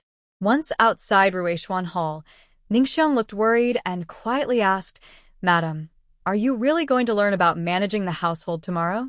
"Yes, it seems that way." "Should we tell the young master? He might have a way to avoid it." "Let's wait until tonight. The young master hasn't finished his duties yet. We will definitely talk about it, but if he can't help, let's see how it goes tomorrow first." Ningxiang nodded, knowing that Lu didn't genuinely want to teach Madame about managing the household. She couldn't help but feel worried. When the two returned to Jinglan Courtyard, Ningxue noticed their heavy expressions and wondered if Madame's writing displeased the old lady. "What's wrong?" Ningxue asked Ningxiang. "Why do you both look so down?" "Madame wants our lady to learn about managing the household tomorrow," Ningxiang replied quietly, frowning. "Isn't that a good thing?" Ningxue was surprised. "Why would that make them worried?" "You silly! Don't you know the relationship between Madame and the young master?" Ningxiang scolded, tapping Ningxue's arm. "Oh, right. But I believe our lady can handle it," Ningxue said optimistically. "She's so smart. You shouldn't worry. Besides, if she can't manage, there's always the young master to help." Ningxiang thought the same. After all, the young master would be there to support Madame. Xia Tian listened to the two girls discussing and didn't say much. She would see how things went tomorrow, and if she couldn't handle it, she would ask Shen Nian for help. She believed Lu wouldn't openly make things difficult for her. She just needed to be cautious and not fall for any tricks. That evening, Shen Nian returned from duty, and Xia Tian went to Lingyun Pavilion to find him. She told Shen Nian that starting tomorrow, Lu would have her learn about managing the household. Shen Nian thought for a moment and said, "Let's see how it goes. If she makes it difficult for you, we won't continue." "Okay. I heard Shen cook and get out of bed now. Be careful, as he might cause trouble for you," Xia Tian warned Shen Nian. Shen Ke would likely suspect that Shen Nian was involved in his injury, especially since he happened to wear the same color as Shen Nian. Plus, now that his guards were gone, he might resent Shen Nian even more. "Don't worry, I'll be careful," Shen Nian replied, then advised Xia Tian, "Be cautious at Lu's place too. It's best not to touch anything there." "I understand. I'll be careful about what I eat," Xia Tian assured him. They discussed possible situations before Xia Tian returned to Jinglan Courtyard. The next day, Xia Tian woke up early, got ready, and wrapped 2 pastries in a handkerchief to put in her sleeve. She then went with Ning Xiang to Lu's courtyard to pay her respects. Today was Lu's first day back for greetings, and they stood together with Shen Ning, waiting for Lu to call them in. For some reason, they had been waiting for almost half an hour without Lu sending a maid to let them in. Xia Tian quietly asked Shen Ning, "Did you wait this long the past few days?" "No, usually it only takes about 2 tea times." "I wonder what's going on today," Shen Ning replied, puzzled. Lu usually managed her image well and rarely made things difficult for them, as it wouldn't look good if word got out. Xia was also unsure about the situation and didn't want to ask too loudly. After waiting another tea time, a maid came out with a food box, and Xia realized that Lu was having breakfast. No wonder. Usually they would have breakfast after the greetings, but today Lu had eaten early. Xia was confused, but kept her expression neutral as they went in to pay their respects to Lu. Since it was getting late, Lu didn't say much and directly took them to pay respects to the old lady. After leaving the old lady's courtyard, everyone else was preparing to return to their own quarters, but Lu called Xia, "Since it's getting late, let's go directly to the meeting hall. Stay close to me and learn more." "All right, mother." Summer had no choice but to agree. Now she finally understood why Lu had finished breakfast before coming to greet her. She was waiting for her. Fortunately, she had prepared in advance and brought 2 snacks with her. As Summer followed Lu, she noticed Ningxiang wanted to come along too, so she instructed her, "You go back and have breakfast. After you're done, bring me something to eat." Lu felt unhappy that Summer asked the maid to leave right in front of her. "It won't take long to finish here. You can have your meal afterward." "Okay, mother." Summer didn't argue and just gave Ningxiang a look, so Ningxiang turned and went back to Jinglan courtyard. Lu didn't mind losing one maid as long as this wild girl listened to her. When they arrived at the meeting hall, many housekeepers were already waiting. Lu directly sat in the main chair and began to address the reports from each housekeeper. Summer remained silent, standing behind Lu. There was no other option. The only chair in the hall was the one Lu occupied. It was unclear if this was intentional or just how it was. After all the housekeepers finished their reports and received new tasks to take back, an hour had passed. Ningxiang still hadn't returned, and Summer wondered what was happening. Meanwhile, Ningxiang was outside the meeting hall, stopped by Lu's people, who said the lady was busy and no outsiders were allowed to interrupt. Ningxiang explained that she came with the young master's wife, but they still wouldn't let her in. With no choice, Ningxiang had to wait at the door. Once the housekeepers left, Summer thought she could go back, but Lu had someone bring over a stack of account books. "This is last month's account book. Look it over, and if you don't understand anything, ask me." Summer was taken aback, and Lu then instructed Chuyue, "Stay here with the young master's wife until she's done." "Yes, madam," Chuyue replied with a bow. After Lu finished speaking, she left with the others. Summer twitched her lips and turned to look at Chuyue. Chuyue stared at her expressionlessly. "Young master's wife, please go ahead. I will stay here with you." Seeing that Chuyue had no intention of moving a chair, Summer had to move the one Lu had just sat in and sat at the table to prepare to look at the account books.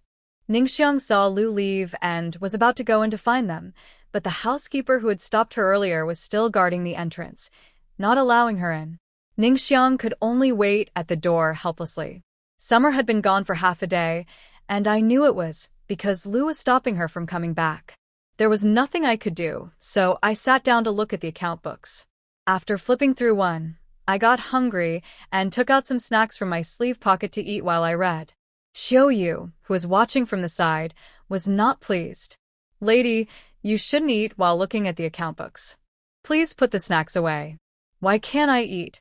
Summer asked with a mouthful of snacks, her words unclear.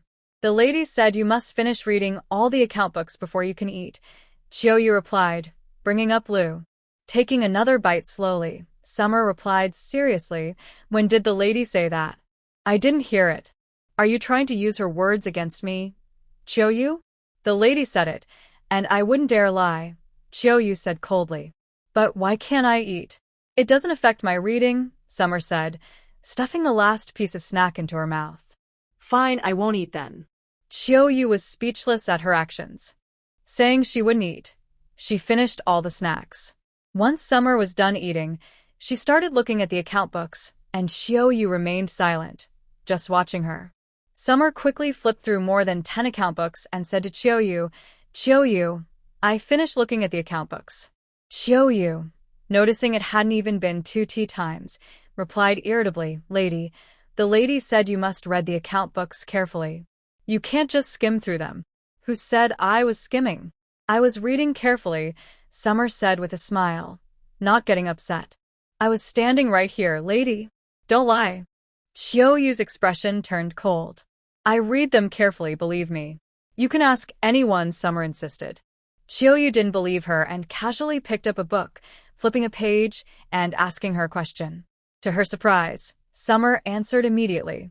Qiuyu, not giving up, continued to ask several more questions, and Summer answered each one perfectly. In the end, Qiuyu had no choice but to let her go and called someone to take the account books to report to Lu. When Summer left the meeting room, she saw Ning Xiang standing outside with a food box. Ning Xiang, she called out. Lady, Ning Xiang said, happily walking over. Lady, are you okay? You must be starving. No, I'm fine. Let's go back and eat. Summer exchanged a glance with Ning Xiang, who quietly kept silent and followed with the food box. Just moments ago, Qiuyue was behind them, making it inconvenient to talk there. Once the two returned to Jinglan Courtyard, Summer washed her hands and felt more comfortable sitting on the warm kong. It was still a bit cold since it was just after the New Year. After Lu Shi left, the servants removed the brazier from the meeting hall, so sitting there for too long made her feet cold. It seemed Lu Shi did this on purpose, removing the brazier, not allowing meals or water, and having her personal maid watch her, all to make things difficult for her. Ningxiang warmed the food before bringing it into the warm room and placing it on the table. Ningxue brought in some warm tea, and Summer drank 3 cups before feeling better. She had woken up early and had been busy all morning, so after finishing her meal, she quickly lay down for a nap, worried that Lu Shi might come looking for her in the afternoon. Fortunately, Lu Shi did not send anyone to find her again, so she spent the afternoon drawing in the study. The next morning, Summer ate something before going to pay her respects to Lu Shi. As expected, it was the same as the day before. Lu Shi called them in only after finishing her meal. After paying respects to the old lady, Lu Shi still did not let Summer return for lunch and took her directly to the meeting hall to work. This time, it seemed like everyone had many questions, and each person reported every detail to Lu Shi. She sat in her chair, slowly sipping tea while listening to the responses, occasionally adding a comment. After a long time, it felt like not much was accomplished as they continued to chatter. One of the women in charge of the garden even repeated what had been reported yesterday. Summer stood behind Lu Shi, listening expressionlessly. Lu Shi thought she was foolish for not noticing such obvious targeting. Once all the women had talked themselves dry and left, Lu Shi, just like yesterday, had someone bring over twice as many account books for her to review, still under Qiuyue's watch. After Lu Shi left, Summer moved a stool over to sit and slowly flipped through the books. When it was time for lunch, she stood up, stretched, and said to Qiuyue, Miss Qiuyue, I've finished looking through the account books, but I have some questions I don't quite understand and would like to ask the lady. Qiuyue remained unmoved. If there's anything the lady doesn't understand, you can ask me first. I'm afraid that even if I ask you, Miss Qiuyue, you might not be able to explain it clearly. After all, you're not in charge. It's better to ask the lady directly. After speaking, without waiting for Qiuyue to respond, Xia Tian picked up the account book and walked out.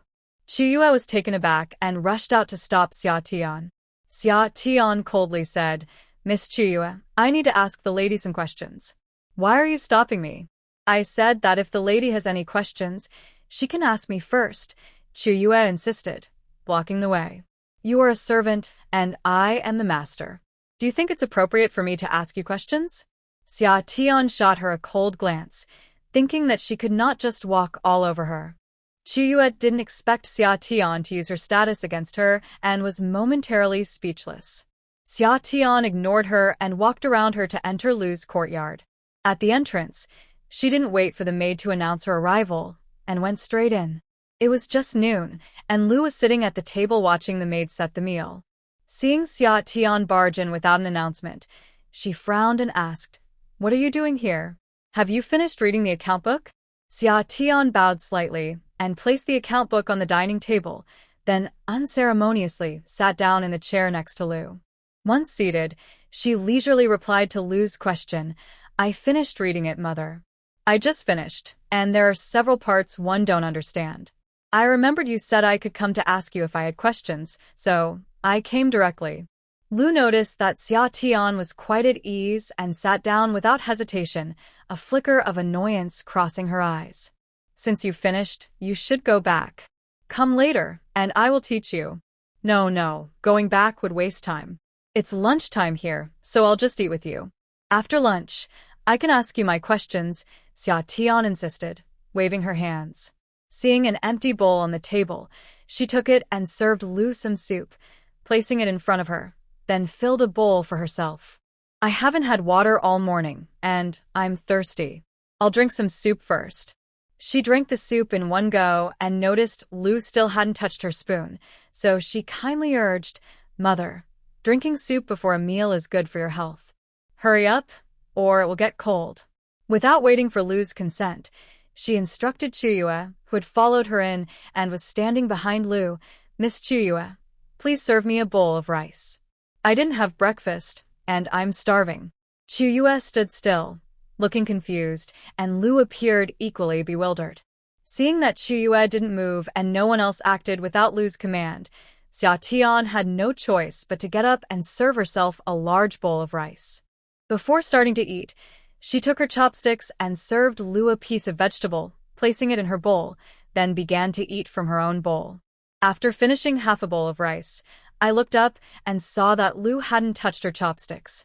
So, I kindly picked up the serving chopsticks and added some vegetables to her plate, saying, Mom, please eat.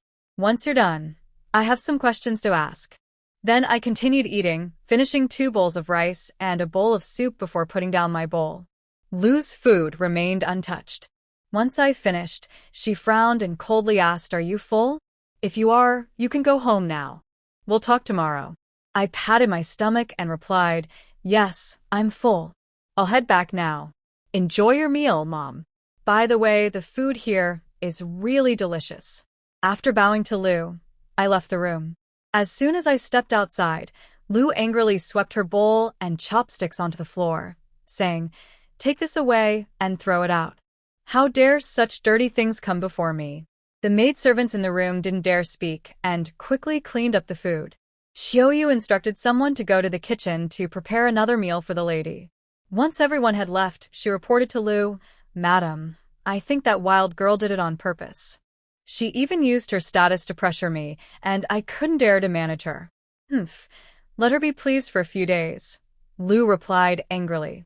As I was leaving the courtyard, I heard the commotion inside and thought to myself, who will be pleased in the end is still unknown. People like Lu, who act one way in front of others and another behind their backs, are best dealt with using straightforward tactics. After leaving Lu's courtyard, I hummed a tune and headed straight back to Jinglan Courtyard. I didn't bring Ningxiang and the others with me today since Lu wouldn't let them in anyway, so they would just be standing outside in the cold for no reason. When I reached the door, before I could enter, Ningxiang and Ningxue came out to greet me. Madam, you're back. Were you starving? The food is ready. Yes, I'm fine, I replied as I stepped inside. Suiyin was holding a basin of water, and Cooling had a cloth ready, waiting for me. Ningxue took off my cloak, and after I washed my hands and wiped my face, I sat down on the warm kong. I've already eaten. Have you two eaten? You ate? Where? Ningxue asked. I ate at Wuruotang. Ningxiang and Ningxue exchanged serious looks. Would Lu really be so kind as to let my lady eat? What if she poisoned the food? In perfect sync, they glanced at each other, and then each took one of my arms, nervously asking, Madam, do you feel unwell anywhere? Summer was puzzled. She had just eaten a meal, so why were these two girls reacting so strongly? It's nothing. I'm not uncomfortable at all. No, I think we should call the doctor to check your pulse, Ningxiang said as she prepared to go find the physician. Hey, it's really nothing, just let me finish talking. Summer finally understood what the two meant and pulled her back. I'm fine. She then explained why she had eaten at Lu's place. The others were stunned. They couldn't believe such a thing could happen. They would never have thought someone would be bold enough to eat without Lu's permission. Their lady was truly daring. Summer didn't think of herself as brave. Since Lu wanted to make things difficult for her, she wouldn't just sit back and be bullied. However, she also knew that directly confronting Lu wasn't wise, as Lu was the lady of the Marquis of Wuan's household and her nominal mother-in-law. Whatever arrangements Lu made were understandable. Moreover, Lu was pretending to teach her how to manage the household, which to outsiders made her seem like a good mother-in-law. If Summer dared to oppose her, she would be criticized harshly. Being labeled as ungrateful and disrespectful would be enough to cause her a lot of trouble. At this point, it was a matter of who had thicker skin. On the third day, Summer ate a little something in the morning before going to pay her respects. After paying her respects, she followed Lu to the meeting hall, where, as usual, she listened to the reports from the various housekeepers. At first, she could hold back her eye rolling, but when the housekeeper in charge of the garden reported, she could no longer contain herself. I say, Lee, you mentioned this maintenance cost was already paid yesterday, so why are you requesting more today? Summer interrupted the housekeeper who was asking for money to repair the garden. No, this is the first time I'm requesting it. You can't accuse me wrongly, Lee retorted defiantly. Seeing that Lu didn't stop her, Lee became even bolder. Lady, you come from a farming background and don't understand our household's expenses. With such a large garden, it requires money to maintain it. Is that so?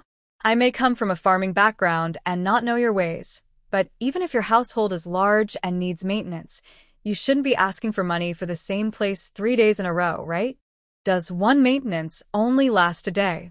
Summer replied bluntly. When have I ever requested money for 3 consecutive days? Lady, you can't just falsely accuse me, Lee argued back stubbornly. Madam must have records of everything. If you check the accounts, you will know I'm not lying. Xia Tian coldly scoffed, as she had seen with her own eyes how Lu had someone record every expense right away. Old Lee probably didn't expect that the young lady had such a good memory, but now she was in a difficult position and could only keep arguing. I've taken money for maintenance these past few days, but it's not for the same place every time. The locations change daily, so of course, I need to withdraw money. Oh, is that so? Since you say that, I think you are not fit for this position. We should find someone else. Old Lee had been using the same excuse for maintenance for 3 days, yet she still claimed it was for different places. The obvious flaw in her story made Xia Tian doubt that Lu, the longtime housekeeper, wouldn't notice, unless they were in cahoots. Not wanting to argue further, Xia Tian turned to Lu and said, Mother, I feel that Old Lee is not diligent in her work. There are many places that need maintenance, yet she only reports one each time, wasting your time. I also suspect she might be gaining something from this. You are talking nonsense. I've been in this position for over 10 years.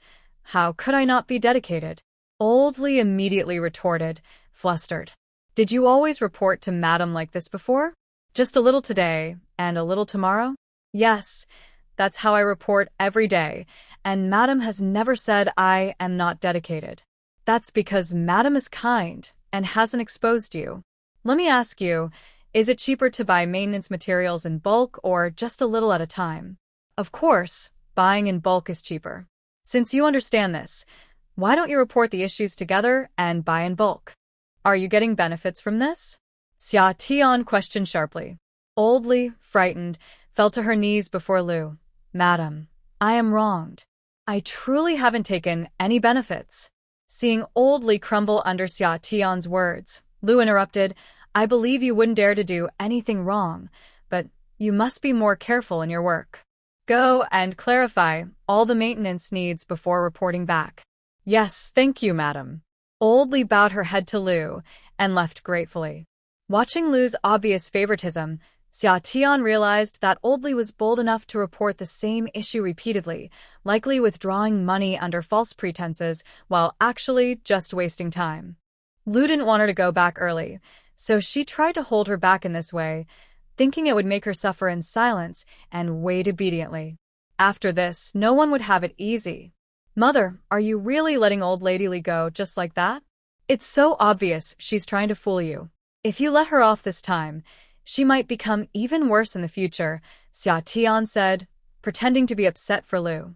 Old lady, Li has been involved in this for a long time and has worked hard in the past. We can't just dismiss her for one mistake. You're still too young and need to learn more, Lu replied gently, though her expression was strained. But I think if there's one problem, there will be more. We should just change her, Xia Tian continued, pretending to disagree.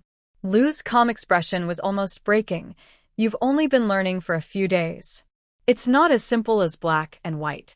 You'll understand more with time. All right, I'll listen to you, mother. Xia Tian thought to herself, curious how long Lu could keep up the act. After that, it was unclear whether old lady Li's exposure made others hesitant to report recklessly or if they received Lu's signal, but everyone behaved properly and didn't cause any more trouble. Once the housekeeper left, Lu left the account books for Xia Tian to continue reviewing and walked slowly with the nurse. Seeing Lu about to leave the courtyard, Xia Tian mischievously called out, "Mother, I'll come over at noon to have lunch with you. Please ask the kitchen to prepare more dishes. Also, I love braised pork." Lu was startled by Xia Tian's sudden shout, almost stumbling forward. She steadied herself by holding onto the nurse. Xia Tian watched Lu hurry away like a dog being chased, not looking back. Feeling pleased, Xia Tian slowly flipped through the account books under Qiu Yu's angry gaze. When noon arrived, she closed the account book, stood up, and walked out, saying, "Let's go eat." Qiu Yu saw that Xia Tian had barely looked through half of the account book and quickly intervened, "Lady, you haven't finished the account book yet. You can't leave now." "I'm not leaving. I'm just going to have lunch with mother. After that, I'll come back to continue reviewing the account book."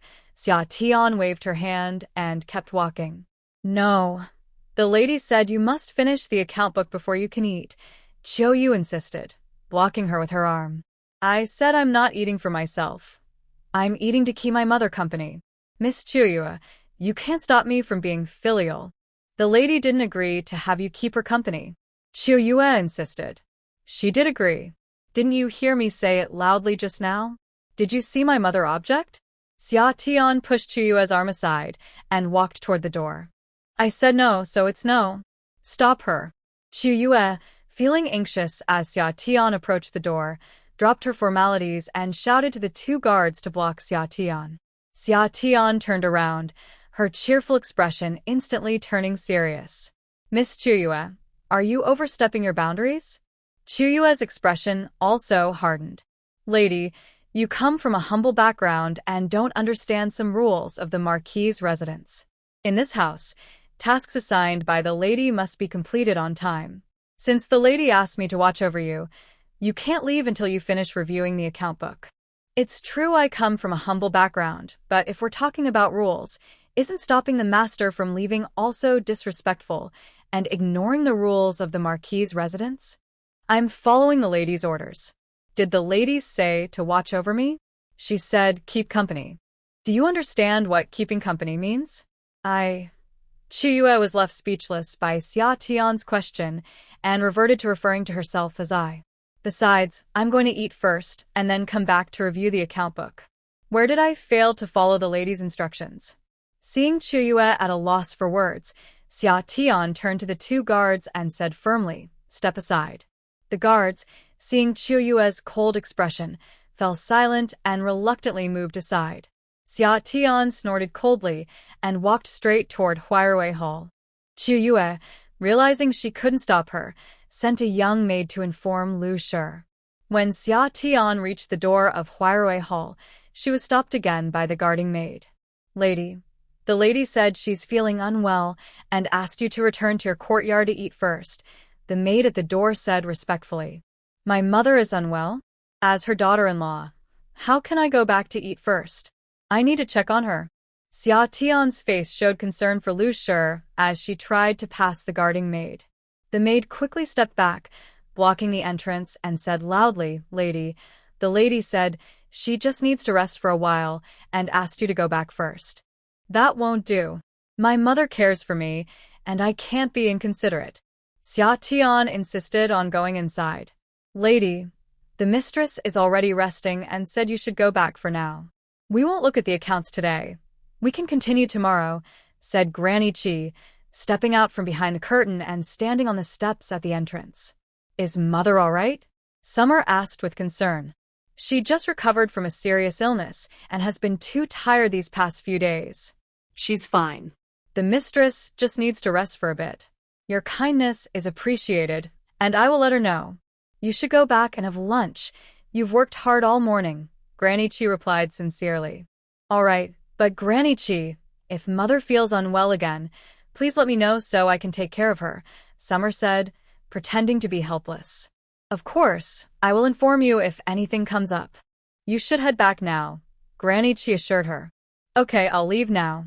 Please take good care of Mother, Summer said. Don't worry, we will. Granny Chi smiled as she watched Summer leave, turning back into the house afterward. Lady Lu sat on the soft couch, rubbing her forehead, looking exhausted. Granny, do you think that girl is doing this on purpose, or does she really not understand anything? Granny Chi paused for a moment before responding. It's hard to say. She is just a naive country girl, so it seems unlikely she would do it intentionally. But if she isn't doing it on purpose, her actions are still quite frustrating. Exactly, I think she is doing it on purpose, Chiou interjected angrily. That wild girl has a good memory. She can't be fooled easily. Lady Lu nodded in agreement. Her memory is indeed sharp. However, whether she is pretending to be innocent or truly is, marrying Shen Nian as the heir's wife is a mistake. With a dark expression, Lady Lu continued, I can't deal with Shen Nian for now, but I will make that girl pay for the suffering my cour has endured. Don't worry, I will make sure she has a hard time, Chiou quickly pledged. Good. Lady Lu nodded and then asked Granny Chi, how is that matter arranged? The items have been secured. You can rest assured, they won't trace it back to us, Granny Chi replied quietly. All right, find an opportunity to set it up, Lady Lu said coldly. Yes, my lady. Both Granny Chi and Chiou responded in unison. Summer happily returned to Jinglong Garden, unaware that Lu was scheming against her behind her back. In the next 2 days, Lu claimed she was feeling unwell and did not allow the housekeeper to report on everything in detail. She only listened to the important matters and let the less urgent ones be discussed directly with Miss Chiou, planning to report back later. After making her arrangements, Lu returned to Waruatang early and did not keep Summer to continue reviewing the accounts, sending her home for an early meal instead. After 2 relaxed days, Lu stopped using her illness as an excuse and began to involve Summer in managing household affairs again. With only 10 days left until Shun Ning's wedding on February 16th, preparations in the house started in earnest. Summer became busy again, not only learning in the mornings but also inspecting various places in the afternoons. Fortunately, Lu no longer made things difficult for her over small matters like meals and allowed her to return for lunch before coming back. Occasionally, she would bring her some snacks and brew tea for her. On the surface, it seemed Lu was sincerely teaching her how to manage the household, which led the third lady, Yi, to complain to the second lady. Do you think the elder sister has lost her mind? She's really focused on teaching that wild girl how to manage things. Does she really intend for that wild girl to take over the marquise? The second lady was also confused and couldn't see through Lu's intentions. However, based on her understanding of Lu, she knew Lu wouldn't genuinely teach that girl. Although she wasn't fully aware of Lu's past actions, Shen Yan's attitude suggested there was no chance of reconciliation between them. It was likely that Lu was planning something significant. The second lady, Zheng, thought this, but still laughed it off in front of the third lady, saying, who knows? Maybe the elder sister really thinks that way. Impossible.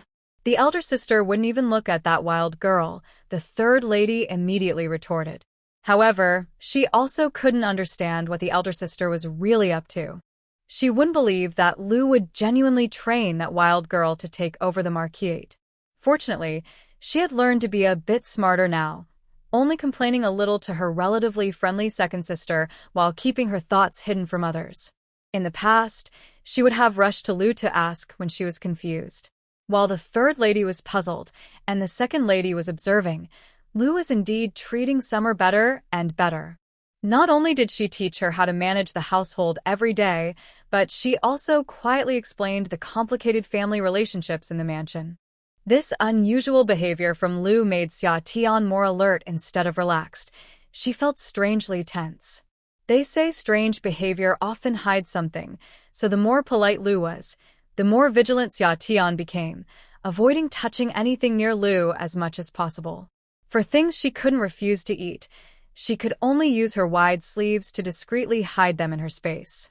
3 days before Shen Ning's wedding, familiar relatives and friends began to visit to help with her makeup. Lu assigned her to host the young ladies who came to assist Shen Ning. Although it was called hosting, there wasn't much to do. The household had prepared all the food and drinks. She only needed to show them the way and help register the makeup items. To avoid giving Lu any reason to criticize her, she made sure that every item registered was carefully checked and signed by Miss Chiuyu, who was close to Lu, before she put them away. At first, she thought Lu was just trying to embarrass her with these small tasks, but she didn't expect Lu to have a bigger plan. The day before Shen Ning's wedding, most of the makeup helpers had left, and Xia Tian was feeling a bit tired, so she sat and chatted with Shen Ning in the room. This room was specially prepared by Lu for the young ladies who came to visit, and the serving maid was also newly assigned. Since most of the visitors were friends of Shen Ning, she stayed there to entertain them. As they sat down to rest, a little maid who had been serving them brought in 2 cups of tea. At first, Xia Tian didn't pay much attention, but when the maid accidentally wobbled while serving the tea, although it didn't spill, Xia Tian noticed a flicker of nervousness in the maid's eyes. Once the tea was set down, the maid stepped back and stood outside the door, glancing back at them. Xia Tian felt a tightness in her chest, but remained calm as she picked up her teacup, gently blowing on it while secretly glancing at the little maid by the door. Seeing her obvious nervousness, Xia Tian was sure that something had been added to the tea. As Shen Ning lifted her cup to drink, Xia Tian quickly used her sleeve to cover her own cup, coughed lightly, and gave Shen Ning a warning look. Shen Ning paused, then quietly set her cup down, saying, "The tea is a bit hot. Be careful when you drink it, sister-in-law." "Well, it's fine. After talking for so long, I'm really thirsty. I'll drink slowly," said Xia Tian, secretly pouring the tea from his cup into his space. After finishing his drink, he tested Shen Ning's cup, saying, "Is it very hot? Let me try." With a flick of his sleeve, he transferred the tea into his space and refilled it with the tea he had stored. He set the cup down and told Shen Ning, "It's about ready. You can drink it now." Shen Ning understood, thinking Xia Tian was giving her a chance to spill the tea. She picked up the cup, pretending to drink, but while no one was watching, she poured it onto her handkerchief and into her sleeve. Once the tea was finished, they both went outside and returned to their own courtyards. As soon as Xia Tian arrived at Jinglan Courtyard, he asked Ning Shui to find Mu Chen. He took out 2 small porcelain bottles and filled them with the tea from the cups given to him and Shen Ning, marking them carefully before handing them to Mu Chen to take outside for a doctor to examine. It wasn't until the lanterns were lit that Mu Chen arrived at Jinglan Courtyard with Shen Nian. Shen Nian entered with a gloomy face, and Xia Tian immediately sensed that the examination results were not good. Ning Xiang and Ning Shui quietly stood by the door. "Quickly tell me, what did the examination show?" Xia Tian asked Mu Chen when Shen Nian remained silent. "There was poison in the tea," Mu Chen replied with a grim expression. "Poison?" Xia Tian was shocked. "Was it in both bottles, or just one?" "It was in both," Mu Chen said through clenched teeth. No wonder.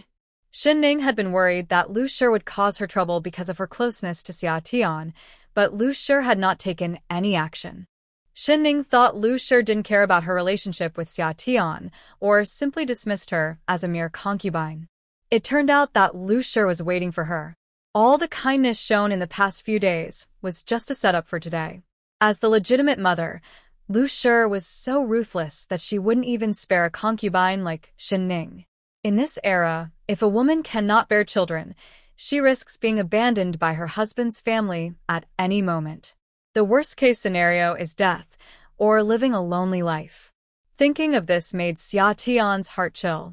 If Shen Ning hadn't been cautious today, both of them might have fallen into a trap. Although she didn't care about having children, that was based on her own choice, not being forced to lose the right to be a mother. Since Lu Shi has made her move, it wouldn't be right for me not to respond, Xia Tian said coldly. What do you want to do? Shen Nian asked after a long silence. Of course, we will use their own methods against them, Xia Tian replied darkly. Do you remember what that little maid looks like? Shen Nian thought for a moment. I'll send someone to find her. I remember. I think we should find her and keep an eye on her. That little maid used to work under Granny Li, who managed the garden, but she was recently assigned to serve here, Xia Tian said. Xia Tian had been following Lu Shi around and had gotten to know most of the people in the house. Although she didn't know everyone's names, she wouldn't forget anyone she had seen. A little maid wouldn't harm me without a reason.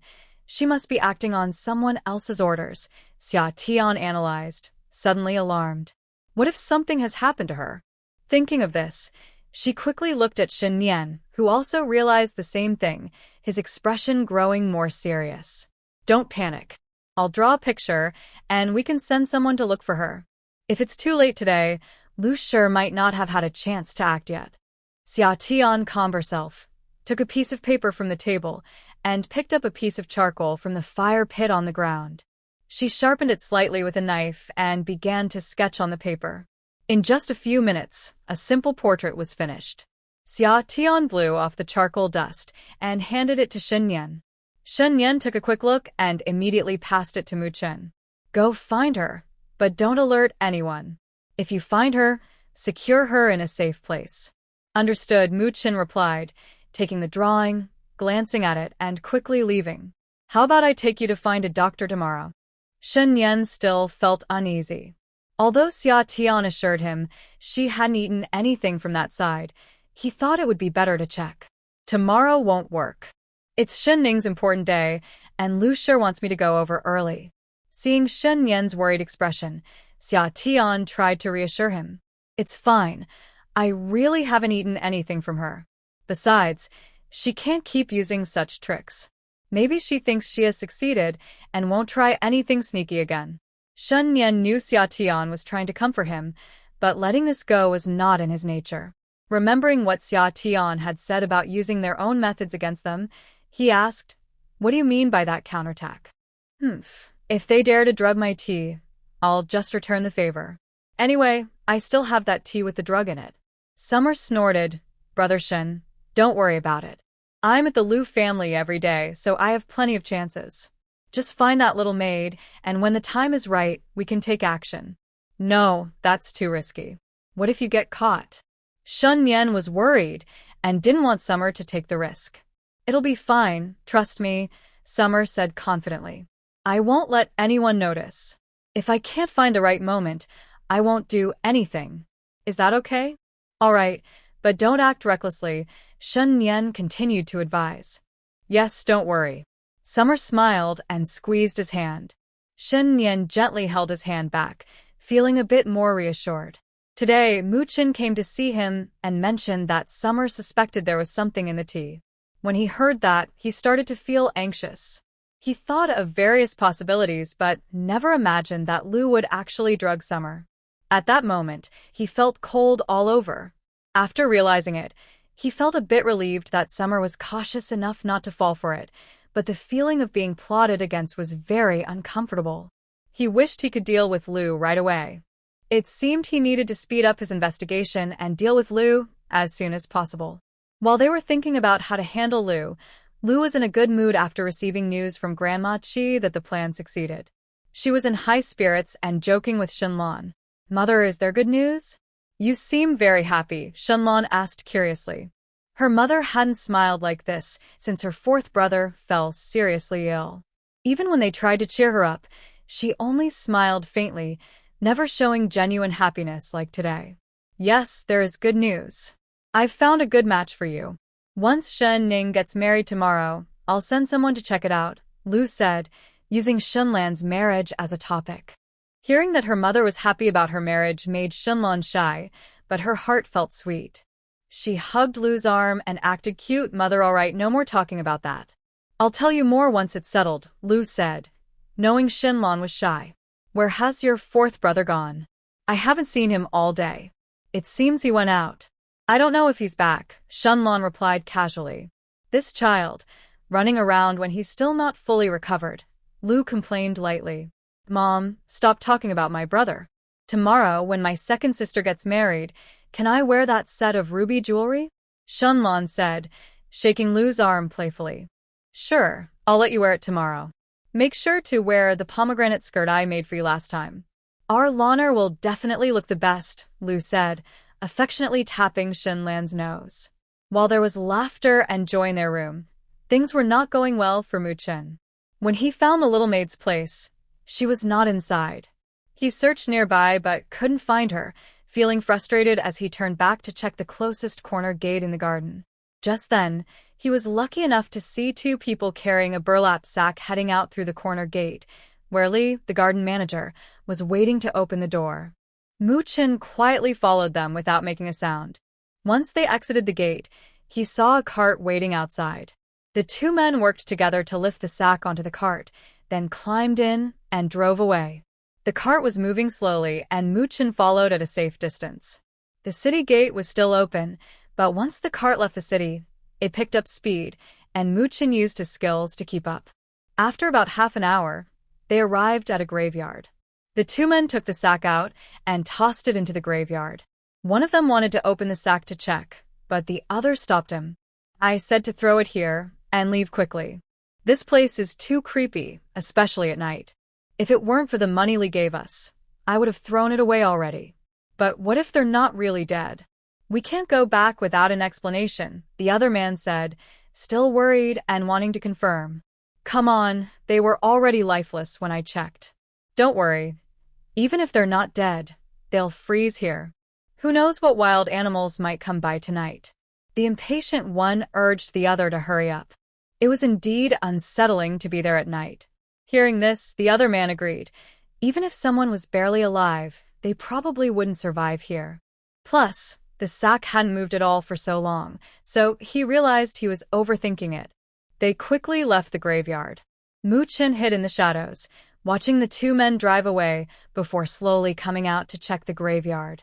Mu Chen used his sword to cut the rope tied around the sack's opening and pried it open, revealing a woman's face. He lit a match to get a better look and confirmed it was the young maid from the painting of Xia Tian. Upon closer inspection, he noticed a purple mark around the maid's neck and felt for her breath, which seemed faint but present. Not wanting to waste time, Mu Chen took out a pill from a porcelain bottle and placed it directly in the maid's mouth. He then carried the sack out from the graveyard before finally lifting the maid out. Since the city gates were likely closed by now, Mu Chen took the maid to a farmhouse outside Nian City. When Mu Chen knocked on the farmhouse door, Manager Wu was surprised to see the girl in his arms, but kept quiet. He led Mu Chen to the room where he used to stay. The farmhouse was a recent purchase by Nian and was small, home to Manager Wu, his wife, 2 sons, and a daughter, along with 2 hired helpers. Manager Wu's family usually lived in the farmhouse and helped manage the nearby orchard. They employed people from surrounding villages for orchard work, making it a relatively quiet place. Mu Chen placed the maid on the bed, and Manager Wu went to wake his wife and daughter to help change and clean the maid. Once he had a moment, Mu Chen explained the situation to Manager Wu, though he didn't go into detail. Manager Wu understood and nodded, without pressing for more information. After the maid was dressed, Wu's wife reported, "The girl is fine. She just hasn't woken up yet." Mu Chen nodded and thanked Manager Wu's family. Manager Wu suggested Mu Chen rest while his wife and daughter kept watch. Feeling reassured, Mu Chen went to rest, exhausted from the night's events. Before dawn, the maid woke up, confused and realizing she was alive. She began to cry. Wu's wife, unsure of what to say, called for Mu Chen. When the maid saw Mu Chen, she cried even harder. With a serious expression, Mu Chen waited until she calmed down before asking, "Tell me, who are you working for?" Upon hearing his question, the maid understood her situation was revealed and, looking pale, knelt before Mu Chen. "Did you save me last night when I was almost dead?" The young maid had tears and snot all over her face, but she still wanted to know who had saved her. "That's right. It was me who pulled you out from the graveyard outside the city, Mu Chen said coldly, holding his sword with both hands. Graveyard? The young maid's face turned pale as she realized Mu Chen had rescued her from there, and she collapsed onto the bed. What else could it be? Mu Chen's voice was icy. After a moment, the young maid managed a smile that looked worse than crying, her eyes becoming sharp. She knelt again, bowed her head to Mu Chen, and straightened up to say, "You can ask me anything, and I will tell you." Mu Chen's expression softened a bit as he pulled a chair over to sit down, ready to ask questions. Manager Wu called out for the old woman and her daughter, leaving only Mu Chen and the young maid in the room. "Tell me, what is your name? Who instructed you to put something in the tea for the lady and the second miss?" "My name is Qing Yi, and it was my foster mother who instructed me," Qing Yi said. Seeing Mu Chen frown, she quickly added, "My foster mother is the gardener, Granny Li. Do you know what you put in the tea?" Mu Chen's voice was chilling. Qing Yi's face went pale, and cold sweat broke out. Yes, it was a poison. When Granny Li gave her the poison and told her to put it in the tea, she had refused, but Granny Li warned her that if she didn't do it, she wouldn't survive. Who instructed Granny Li? "I don't know, but my foster mother, no, Granny Li, is close to Lady Qi, and I saw Lady Qi talk to her." Mu Chen understood immediately. This was definitely the work of the Liu family. "What happened last night?" Mu Chen asked knowingly. When Qing Yi heard the question about last night, her eyes filled with hatred. After gritting her teeth for a while, she said, "Last night, Granny Li sent me to the rockery in the garden to find her, and as soon as I got there, someone grabbed my neck." Qing Yi shivered. "If you hadn't saved me, I would have been dead." "Do you know who the two people trying to kill you were?" "It was too dark. I couldn't see." Qing Yi shook her head.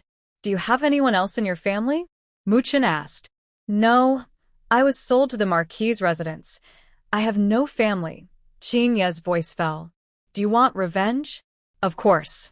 In this life, I will never let Granny Li go, even as a ghost," Qing Yi said with a fierce expression. She agreed to take the medicine, but Granny Li still wanted to silence her by killing her. "All right, if you want revenge, then stay here for now. When the time is right, I'll come to get you." "Will you dare to confront Granny Li then?" "I've already faced death once, so I'm not afraid of confronting her. As long as I can bring Granny Li down, I'm willing to do anything," Qing Yi said resolutely. Since Granny Li wanted her dead, she wouldn't let her live either. Mu Chen saw that she wasn't lying, so he asked Steward Wu to arrange a place for her to stay on the estate and secretly told him to keep a close watch on her to prevent her from escaping, as she might be useful later. Steward Wu promised to keep a good eye on her. Mu Chen didn't delay any longer. After thanking Steward Wu, he hurried back. He still needed to report to his master. At the Gofu, it wasn't yet dawn when Xia Tian arrived at Lu's courtyard. Today, Shen Ning was getting married, and Lu asked Xia Tian to accompany her in receiving guests. When Xia Tian entered Lu's courtyard, Lu was still getting ready, so Xia Tian sat on a chair in Lu's room and waited. Once Lu finished preparing, she asked Xia Tian to go check around, saying she would join her soon. A maid brought her tea, but before she could drink it, Shen Ku unexpectedly came to find Lu. Seeing Xia Tian there, Shen Ku greeted her somewhat coldly. "Oh, you're here too, sister-in-law?" Xia Tian smiled slightly. "Fourth brother has arrived." Then she turned to Lu and said, "Mother, I'll go check around now." Lu was busy attending to her precious son and didn't respond, so Xia Tian got up and headed outside. Just then, a maid came in with 2 cups of tea, surely for Lu and Shen Ku. Xia Tian didn't expect the opportunity to come so quickly. It was perfect. She casually walked past the maid, subtly lifted her hand, and brushed the tray with her sleeve, switching the tea in the cups. Then, without pausing, she walked straight out of the courtyard. The maid didn't notice anything amiss and placed the 2 cups of tea in front of Lu and Shen Ku before leaving. After finishing their cups of tea and chatting for a while, Lu finally stood up to check around. Xia Tian first went to Lingyun Pavilion, but Mu Chen hadn't returned yet, and Shen Nian had just woken up and was having breakfast. Since Xia Tian hadn't eaten breakfast either, Shen Nian had someone bring her a set of dishes, and she ate a little with him. After finishing her meal, she asked Shen Nian to dismiss everyone and shared what had just happened. Shen Nian was surprised. They had just talked about returning it yesterday, and now it was already settled? Worried, she took Summer's hand and said, "Next time, don't be so reckless. We need to be careful and plan things out. If you act in front of so many people, what if you get caught?" Even though she spoke confidently, she still felt uneasy. She didn't expect Summer to act so quickly. While she had a vague idea of Summer's abilities, she had never seen them in action and didn't know how she did it. She was also concerned that Summer might underestimate others because of her skills and end up falling into a trap. "You must prioritize your safety. Revenge can wait, okay?" Shen Nian said seriously. "I understand, don't worry," Summer quickly replied. "I won't put myself in danger. Can you promise that?" "I promise." At that moment, Shen Nian felt like Summer was a child, naive yet determined. To ease his mind, she pulled her hand away and leaned in closer, whispering, "Let me show you a trick." With that, she reached into her left sleeve and pulled out a teacup. Shen Nian raised his eyebrows, his mouth slightly open as he stared at Summer's hand. After a moment of surprise, he quickly looked around to see if anyone was watching. When he saw no one, he sighed in relief. Then he pulled up Summer's left sleeve to check, but there was nothing in the wide sleeve. He looked at Summer in confusion. Summer smiled and nodded toward the teacup, saying, "Lift the lid and see." Shen Nian hesitantly lifted the lid, revealing steaming tea inside. Summer then gestured for him to cover it again. He did as she asked. As soon as the lid was back on, Summer motioned for him to open it again. He lifted the lid once more, only to find the tea had vanished. Shen Nian looked at Summer in disbelief, then back at the empty cup, and then back at her. This trick was beyond his understanding. She hadn't moved at all, yet the tea was gone. After a moment of shock, he finally found his voice. "How did you do that? Are you really some kind of fairy?" He had previously suspected that Summer might be someone extraordinary, given her ability to create life-saving medicine. But she was so young, leading him to think she might be a descendant of a great person. He had even asked Mu Feng to investigate the Summer family, and it turned out she had grown up there, unless she had been switched at birth. Later, he discovered she also had incredible painting skills, and after being surprised, he felt it made sense to consider her a descendant of someone remarkable. Now, this situation made him uncertain again. Who exactly is she? How can she make things appear out of nowhere and then make them disappear again? Xia smiled slightly at Shen Nian's dazed expression and joked, "Yes, I'm sent by heaven to help you." Shen Nian paused, then realized it was true. Ever since he was poisoned and deemed incurable, it was this girl who appeared by his side and saved him. Otherwise, why would Mu Yang have found her among so many girls? She must be sent to save him. So, whatever she does is not surprising. Thinking of this, he grabbed Xia hand tightly and asked nervously, "You won't leave me, right?" "No," Xia replied, surprised that this was what he cared about. "Are you sure?" "I'm sure." Hearing that she wouldn't leave, Shen Nian suddenly leaned forward and hugged her, whispering in her ear, "I won't let you go." Xia stiffened a bit, wondering if he was taking this joke too far. After a brief hug, Shen Nian released her and seriously instructed, "You must not tell anyone about what we discussed today, understand?" "Got it," Xia replied, her voice slightly raised. Only then did Shen Nian let go of her hand, and they quietly discussed their next steps. Shen Nian told her to act as if she knew nothing and to follow Lu's plan to get through today, and later they would find a way to avoid being involved in this housekeeper matter. She agreed, and after finishing, she got up to go to the places Lu had assigned her to check in. Once Xia left, Shen Nian thought for a moment and called Mu Feng over. "Go find Mu Chen and be careful on your way back." "Understood," Mu Feng replied quietly and left. By the time Mu Feng and Mu Chen returned, it was already bright outside. The three of them went to the study, where Mu Chen briefed Shen Nian about Qin Ye's situation. Shen Nian paced thoughtfully for a moment and instructed, You two should send someone to watch Li Posey and those two people without alarming them. Since there were many people at home today, they should keep an eye on things and see if Lu would take any other actions. After thinking for a moment, he added, also send someone to watch Shen Ke. Don't get too close and report any unusual activity immediately. Yes, master. The two replied and left to make arrangements. Shen Nian adjusted his clothes and went to the front yard. Today, Shen Ning was getting married and guests would be arriving soon. As the heir of the marquis, he needed to go to the front gate to welcome them. Mu Chun sent someone to watch the two men from last night. An hour later, the report came back that they couldn't find them anywhere in the Bofu. Mu Chun instructed him to keep searching. If they found them, they should keep an eye on them, and if not, report back later.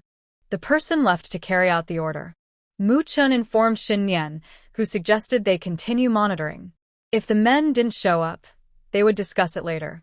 Shen Nian suspected that the two men likely hadn't escaped and were probably silenced by Lu Shi. After thinking for a moment, he called Mu Chun and asked him to arrange for someone to closely watch old Lady Li. If she died again, there would be no evidence left. As for Shen Nian's arrangements, Xia Tian didn't interfere and spent the whole morning socializing with the visiting ladies. She stayed by Lu Shi's side, who introduced her to everyone. Xia Tian forced a smile, hardly hearing any compliments. The visiting ladies praised Lu Shi for her kindness and virtue, with some even saying she lowered her status by associating with everyone. If it weren't for Shen Ning's special day, Xia Tian would have confronted them. Noticing Xia Tian's displeasure, Lu Shi pretended to comfort her, saying, "These ladies don't understand the situation. Don't take their words to heart." Xia Tian smiled and replied, "Mother is right. Back in the village, my grandmother often said that if someone is bitten by a dog, they shouldn't just bite back like a dog." Lu Shi was taken aback, almost losing her smile. Was this girl being intentional? Could she really compare it like that? Seeing Xia Tian's innocent smile made her unable to get angry. Xia Tian noticed Lu Shi's changing expression and smirked inwardly, thinking it was amusing how some people thought they could take advantage of her. Lu Shi, fearing Xia Tian might say something shocking again, decided not to let her continue greeting guests and sent her to entertain the young ladies who had come along. Out of sight, out of mind. Xia Tian's words could truly leave Lu Shi speechless. With Lu Shi no longer needing her, Xia Tian went to spend time in Shen Ning's courtyard. She wasn't familiar with the other young ladies, so she just helped with refreshments and didn't need to attend to them much. The people Mu Chun sent to watch the two men reported back after the banquet ended, having seen nothing. Shen Nian realized that the two men were likely in serious trouble. He called them back, while others continued to monitor old Lady Li and Shen Ke. A whole day passed, and there was nothing happening with Li Posey and Shen Ke. It seemed that Lu Shi would not take any further action for now. However, they did not dare to relax and maintained a cautious demeanor. When Shen Ning returned home 3 days later, she came to Jinglan courtyard for a while. Xia Tian told her about the incident where she was drugged the day before her wedding. "Did my sister-in-law have someone investigate?" Shen Ning asked in shock. "Yes. "I wet a handkerchief and had your brother go find a doctor to check," Xia Tian replied. Shen Ning's face turned pale. "What kind of drug was it?" "Contraceptive drug," Xia Tian said calmly. With a loud crash, Shen Ning dropped the teacup she was holding, and it rolled on the ground before finally stopping. Her lips trembled, and her hands shook as she struggled to speak. Xia Tian held her hand, feeling it was icy cold, and waited for a moment until it warmed up. How could she dare to do that? Shen Ning's eyelashes fluttered as she trembled, unable to form a complete sentence. Seeing that Shen Ning was frightened, Xia Tian quickly reassured her, "It's okay, it's all in the past. Just be careful from now on and try not to come back too often." Shen Ning wiped her eyes with a handkerchief and held Xia Tian's hand. "Thank you, sister-in-law. "If it weren't for you, I might have." "It's fine. Just focus on living your life well. You're married now, and she can't reach you anymore. Don't be afraid." Shen Ning's aunt had passed away 2 years ago, and she was her only child. Now, she was married to the second son of a third-rank official, who seemed quite capable. Shen Ning was also a smart person. As long as she worked hard, her life would be good. Yes, from now on, I can only rely on my brother and sister-in-law. Please be careful over there too. I will, don't worry. Seeing that Shen Ning's mood had improved, Xia Tian had Ning Xiang call someone to clean up the broken teacup. She then brought in a basin of water for Shen Ning to wash her face before sending her out. The next morning, after the greetings were done, Lu Shi told Xia Tian that she had fully recovered and no longer needed assistance. She also mentioned that she had taught Xia Tian for a while, and from now on, she should pay more attention and not continue to follow her lessons. Xia Tian thanked Lu Shi and happily returned to Jinglan Courtyard. Initially, she was thinking of finding an excuse not to go, but it turned out that Lu Shi brought it up herself. When Shen Nian returned from his evening duty, Xia Tian told him that he no longer needed to learn to manage the household from Lu Shi. Shen Nian nodded, agreeing that it was better not to go there every day to avoid giving Lu Shi any chances. The next day, Mu Feng brought good news, saying he found a house for her to check out. Summer happily followed Mu Feng to see the place with Ning Xiang and Ning Shui. The house Mu Feng found was located in Yuxiu Alley. It turned out to be a 2-story tea house in an elegant environment, although it wasn't very large. Most of the people around were scholars and artists. In the capital, where land is very valuable, Mu Feng was lucky to find this place because the owner was selling it due to poor business. The tea house was priced at 12,000 taels, which she thought was reasonable. She hoped to negotiate a bit, but the owner wouldn't lower the price much, only reducing it by 200 taels in the end. She decided to buy it, but hadn't figured out what to do with it yet.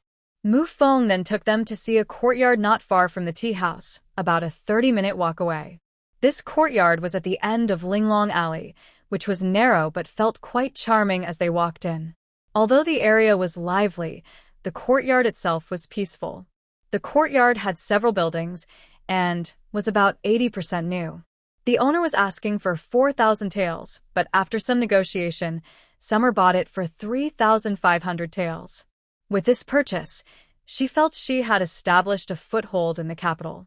In total, she spent 15,300 taels on both places.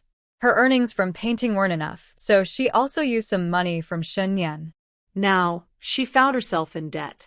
With the houses settled, Summer took the others to Yai's studio to deliver 2 paintings she had completed to Manager Xiao. Manager Xiao was very happy to see her, as she hadn't visited since the beginning of the year.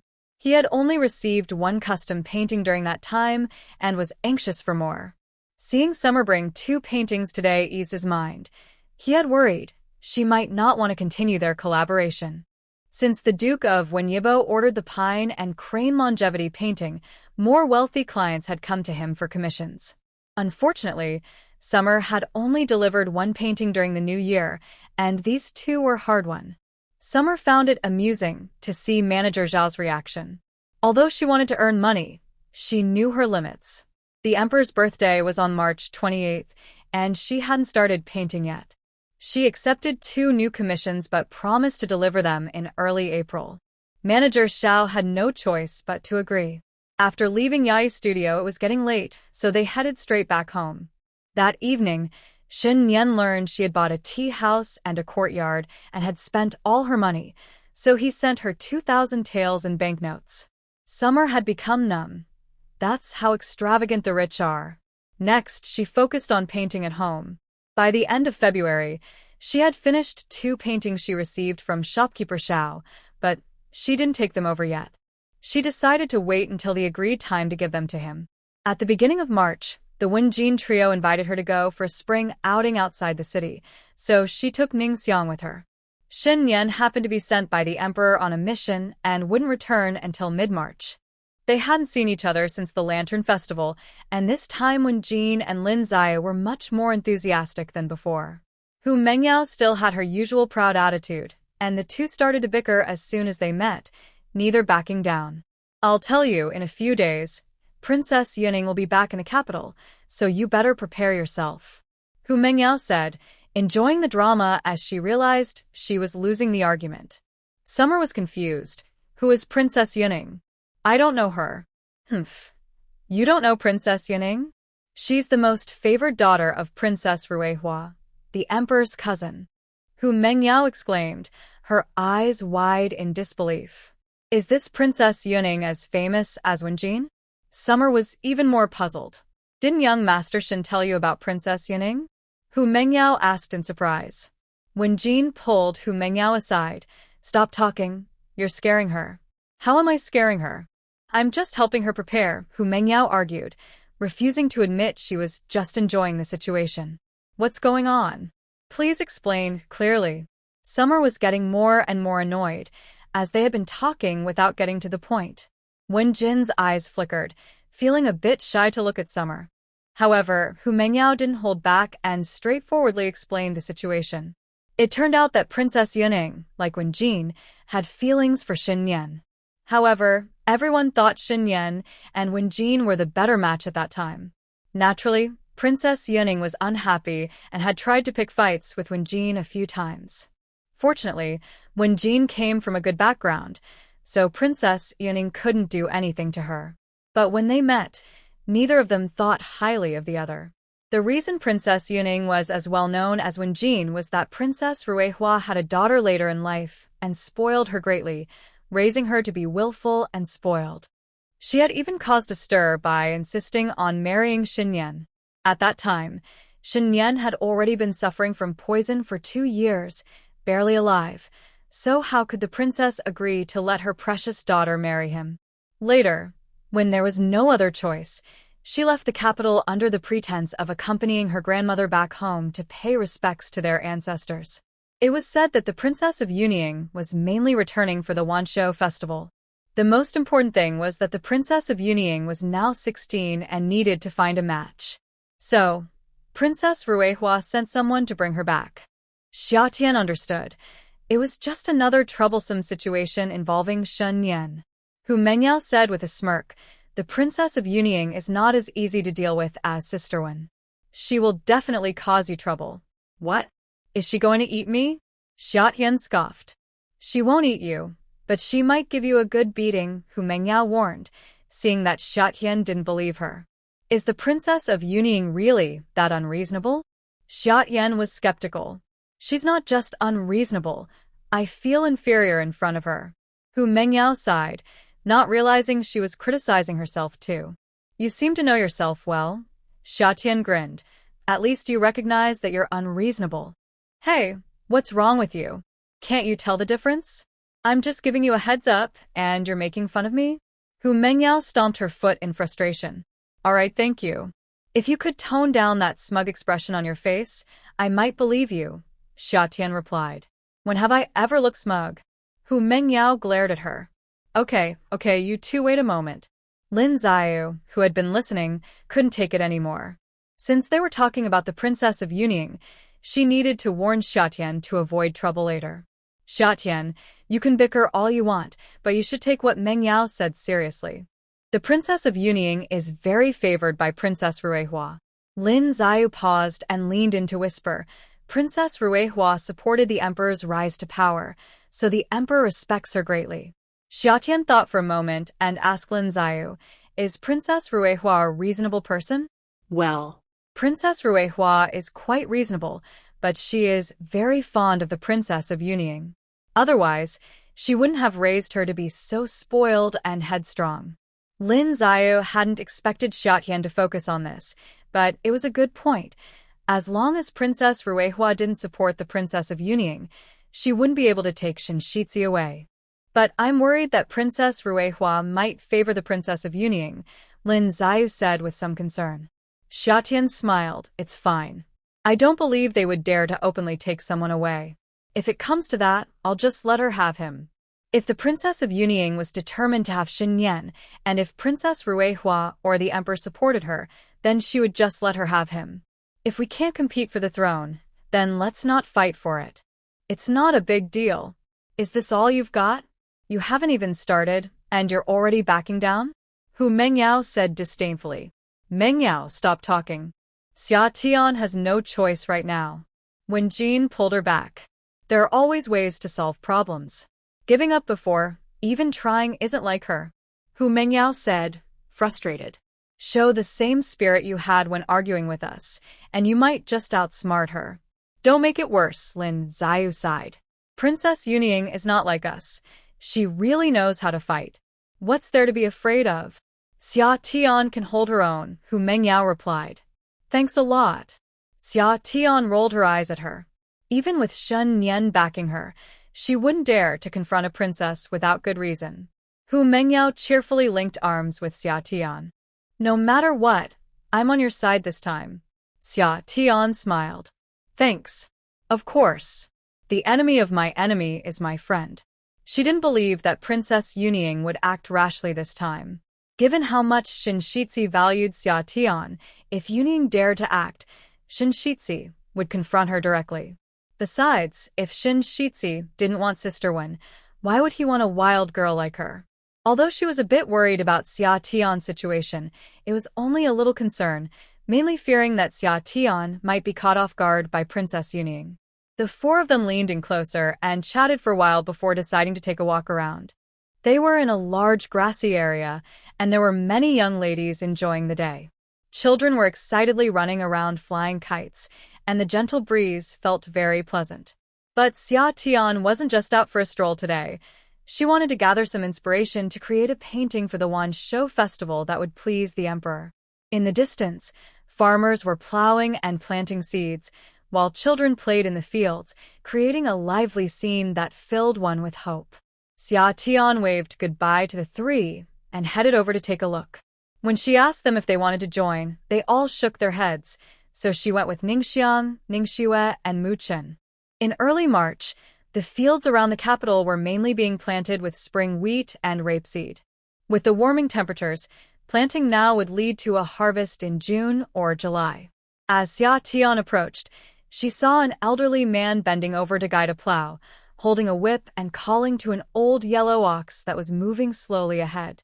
A woman was planting seeds in the furrow she had plowed with a basket in her hands. Around her, children with braided hair were playing by the fields, while men in the fields swung their hoes, occasionally straightening up to wipe the sweat from their brows with cloths draped around their necks. Despite the hard work, everyone wore smiles, creating a cheerful scene that contrasted beautifully with the distant mountains covered in green. It formed a picture full of hope. Summer captured this hopeful scene in her mind, eager to return, and paint it on white rice paper. The little discomfort caused by Princess Yuning had completely vanished. There were so many wonderful things in the world. Why worry about someone she had never even met? Who knows how things might turn out? What if Princess Yuning had already moved on? They would have worried for nothing. After reflecting on this, she turned back and told the three others she was ready to go home. Wenjin and the others also felt it was getting late, so they all returned together.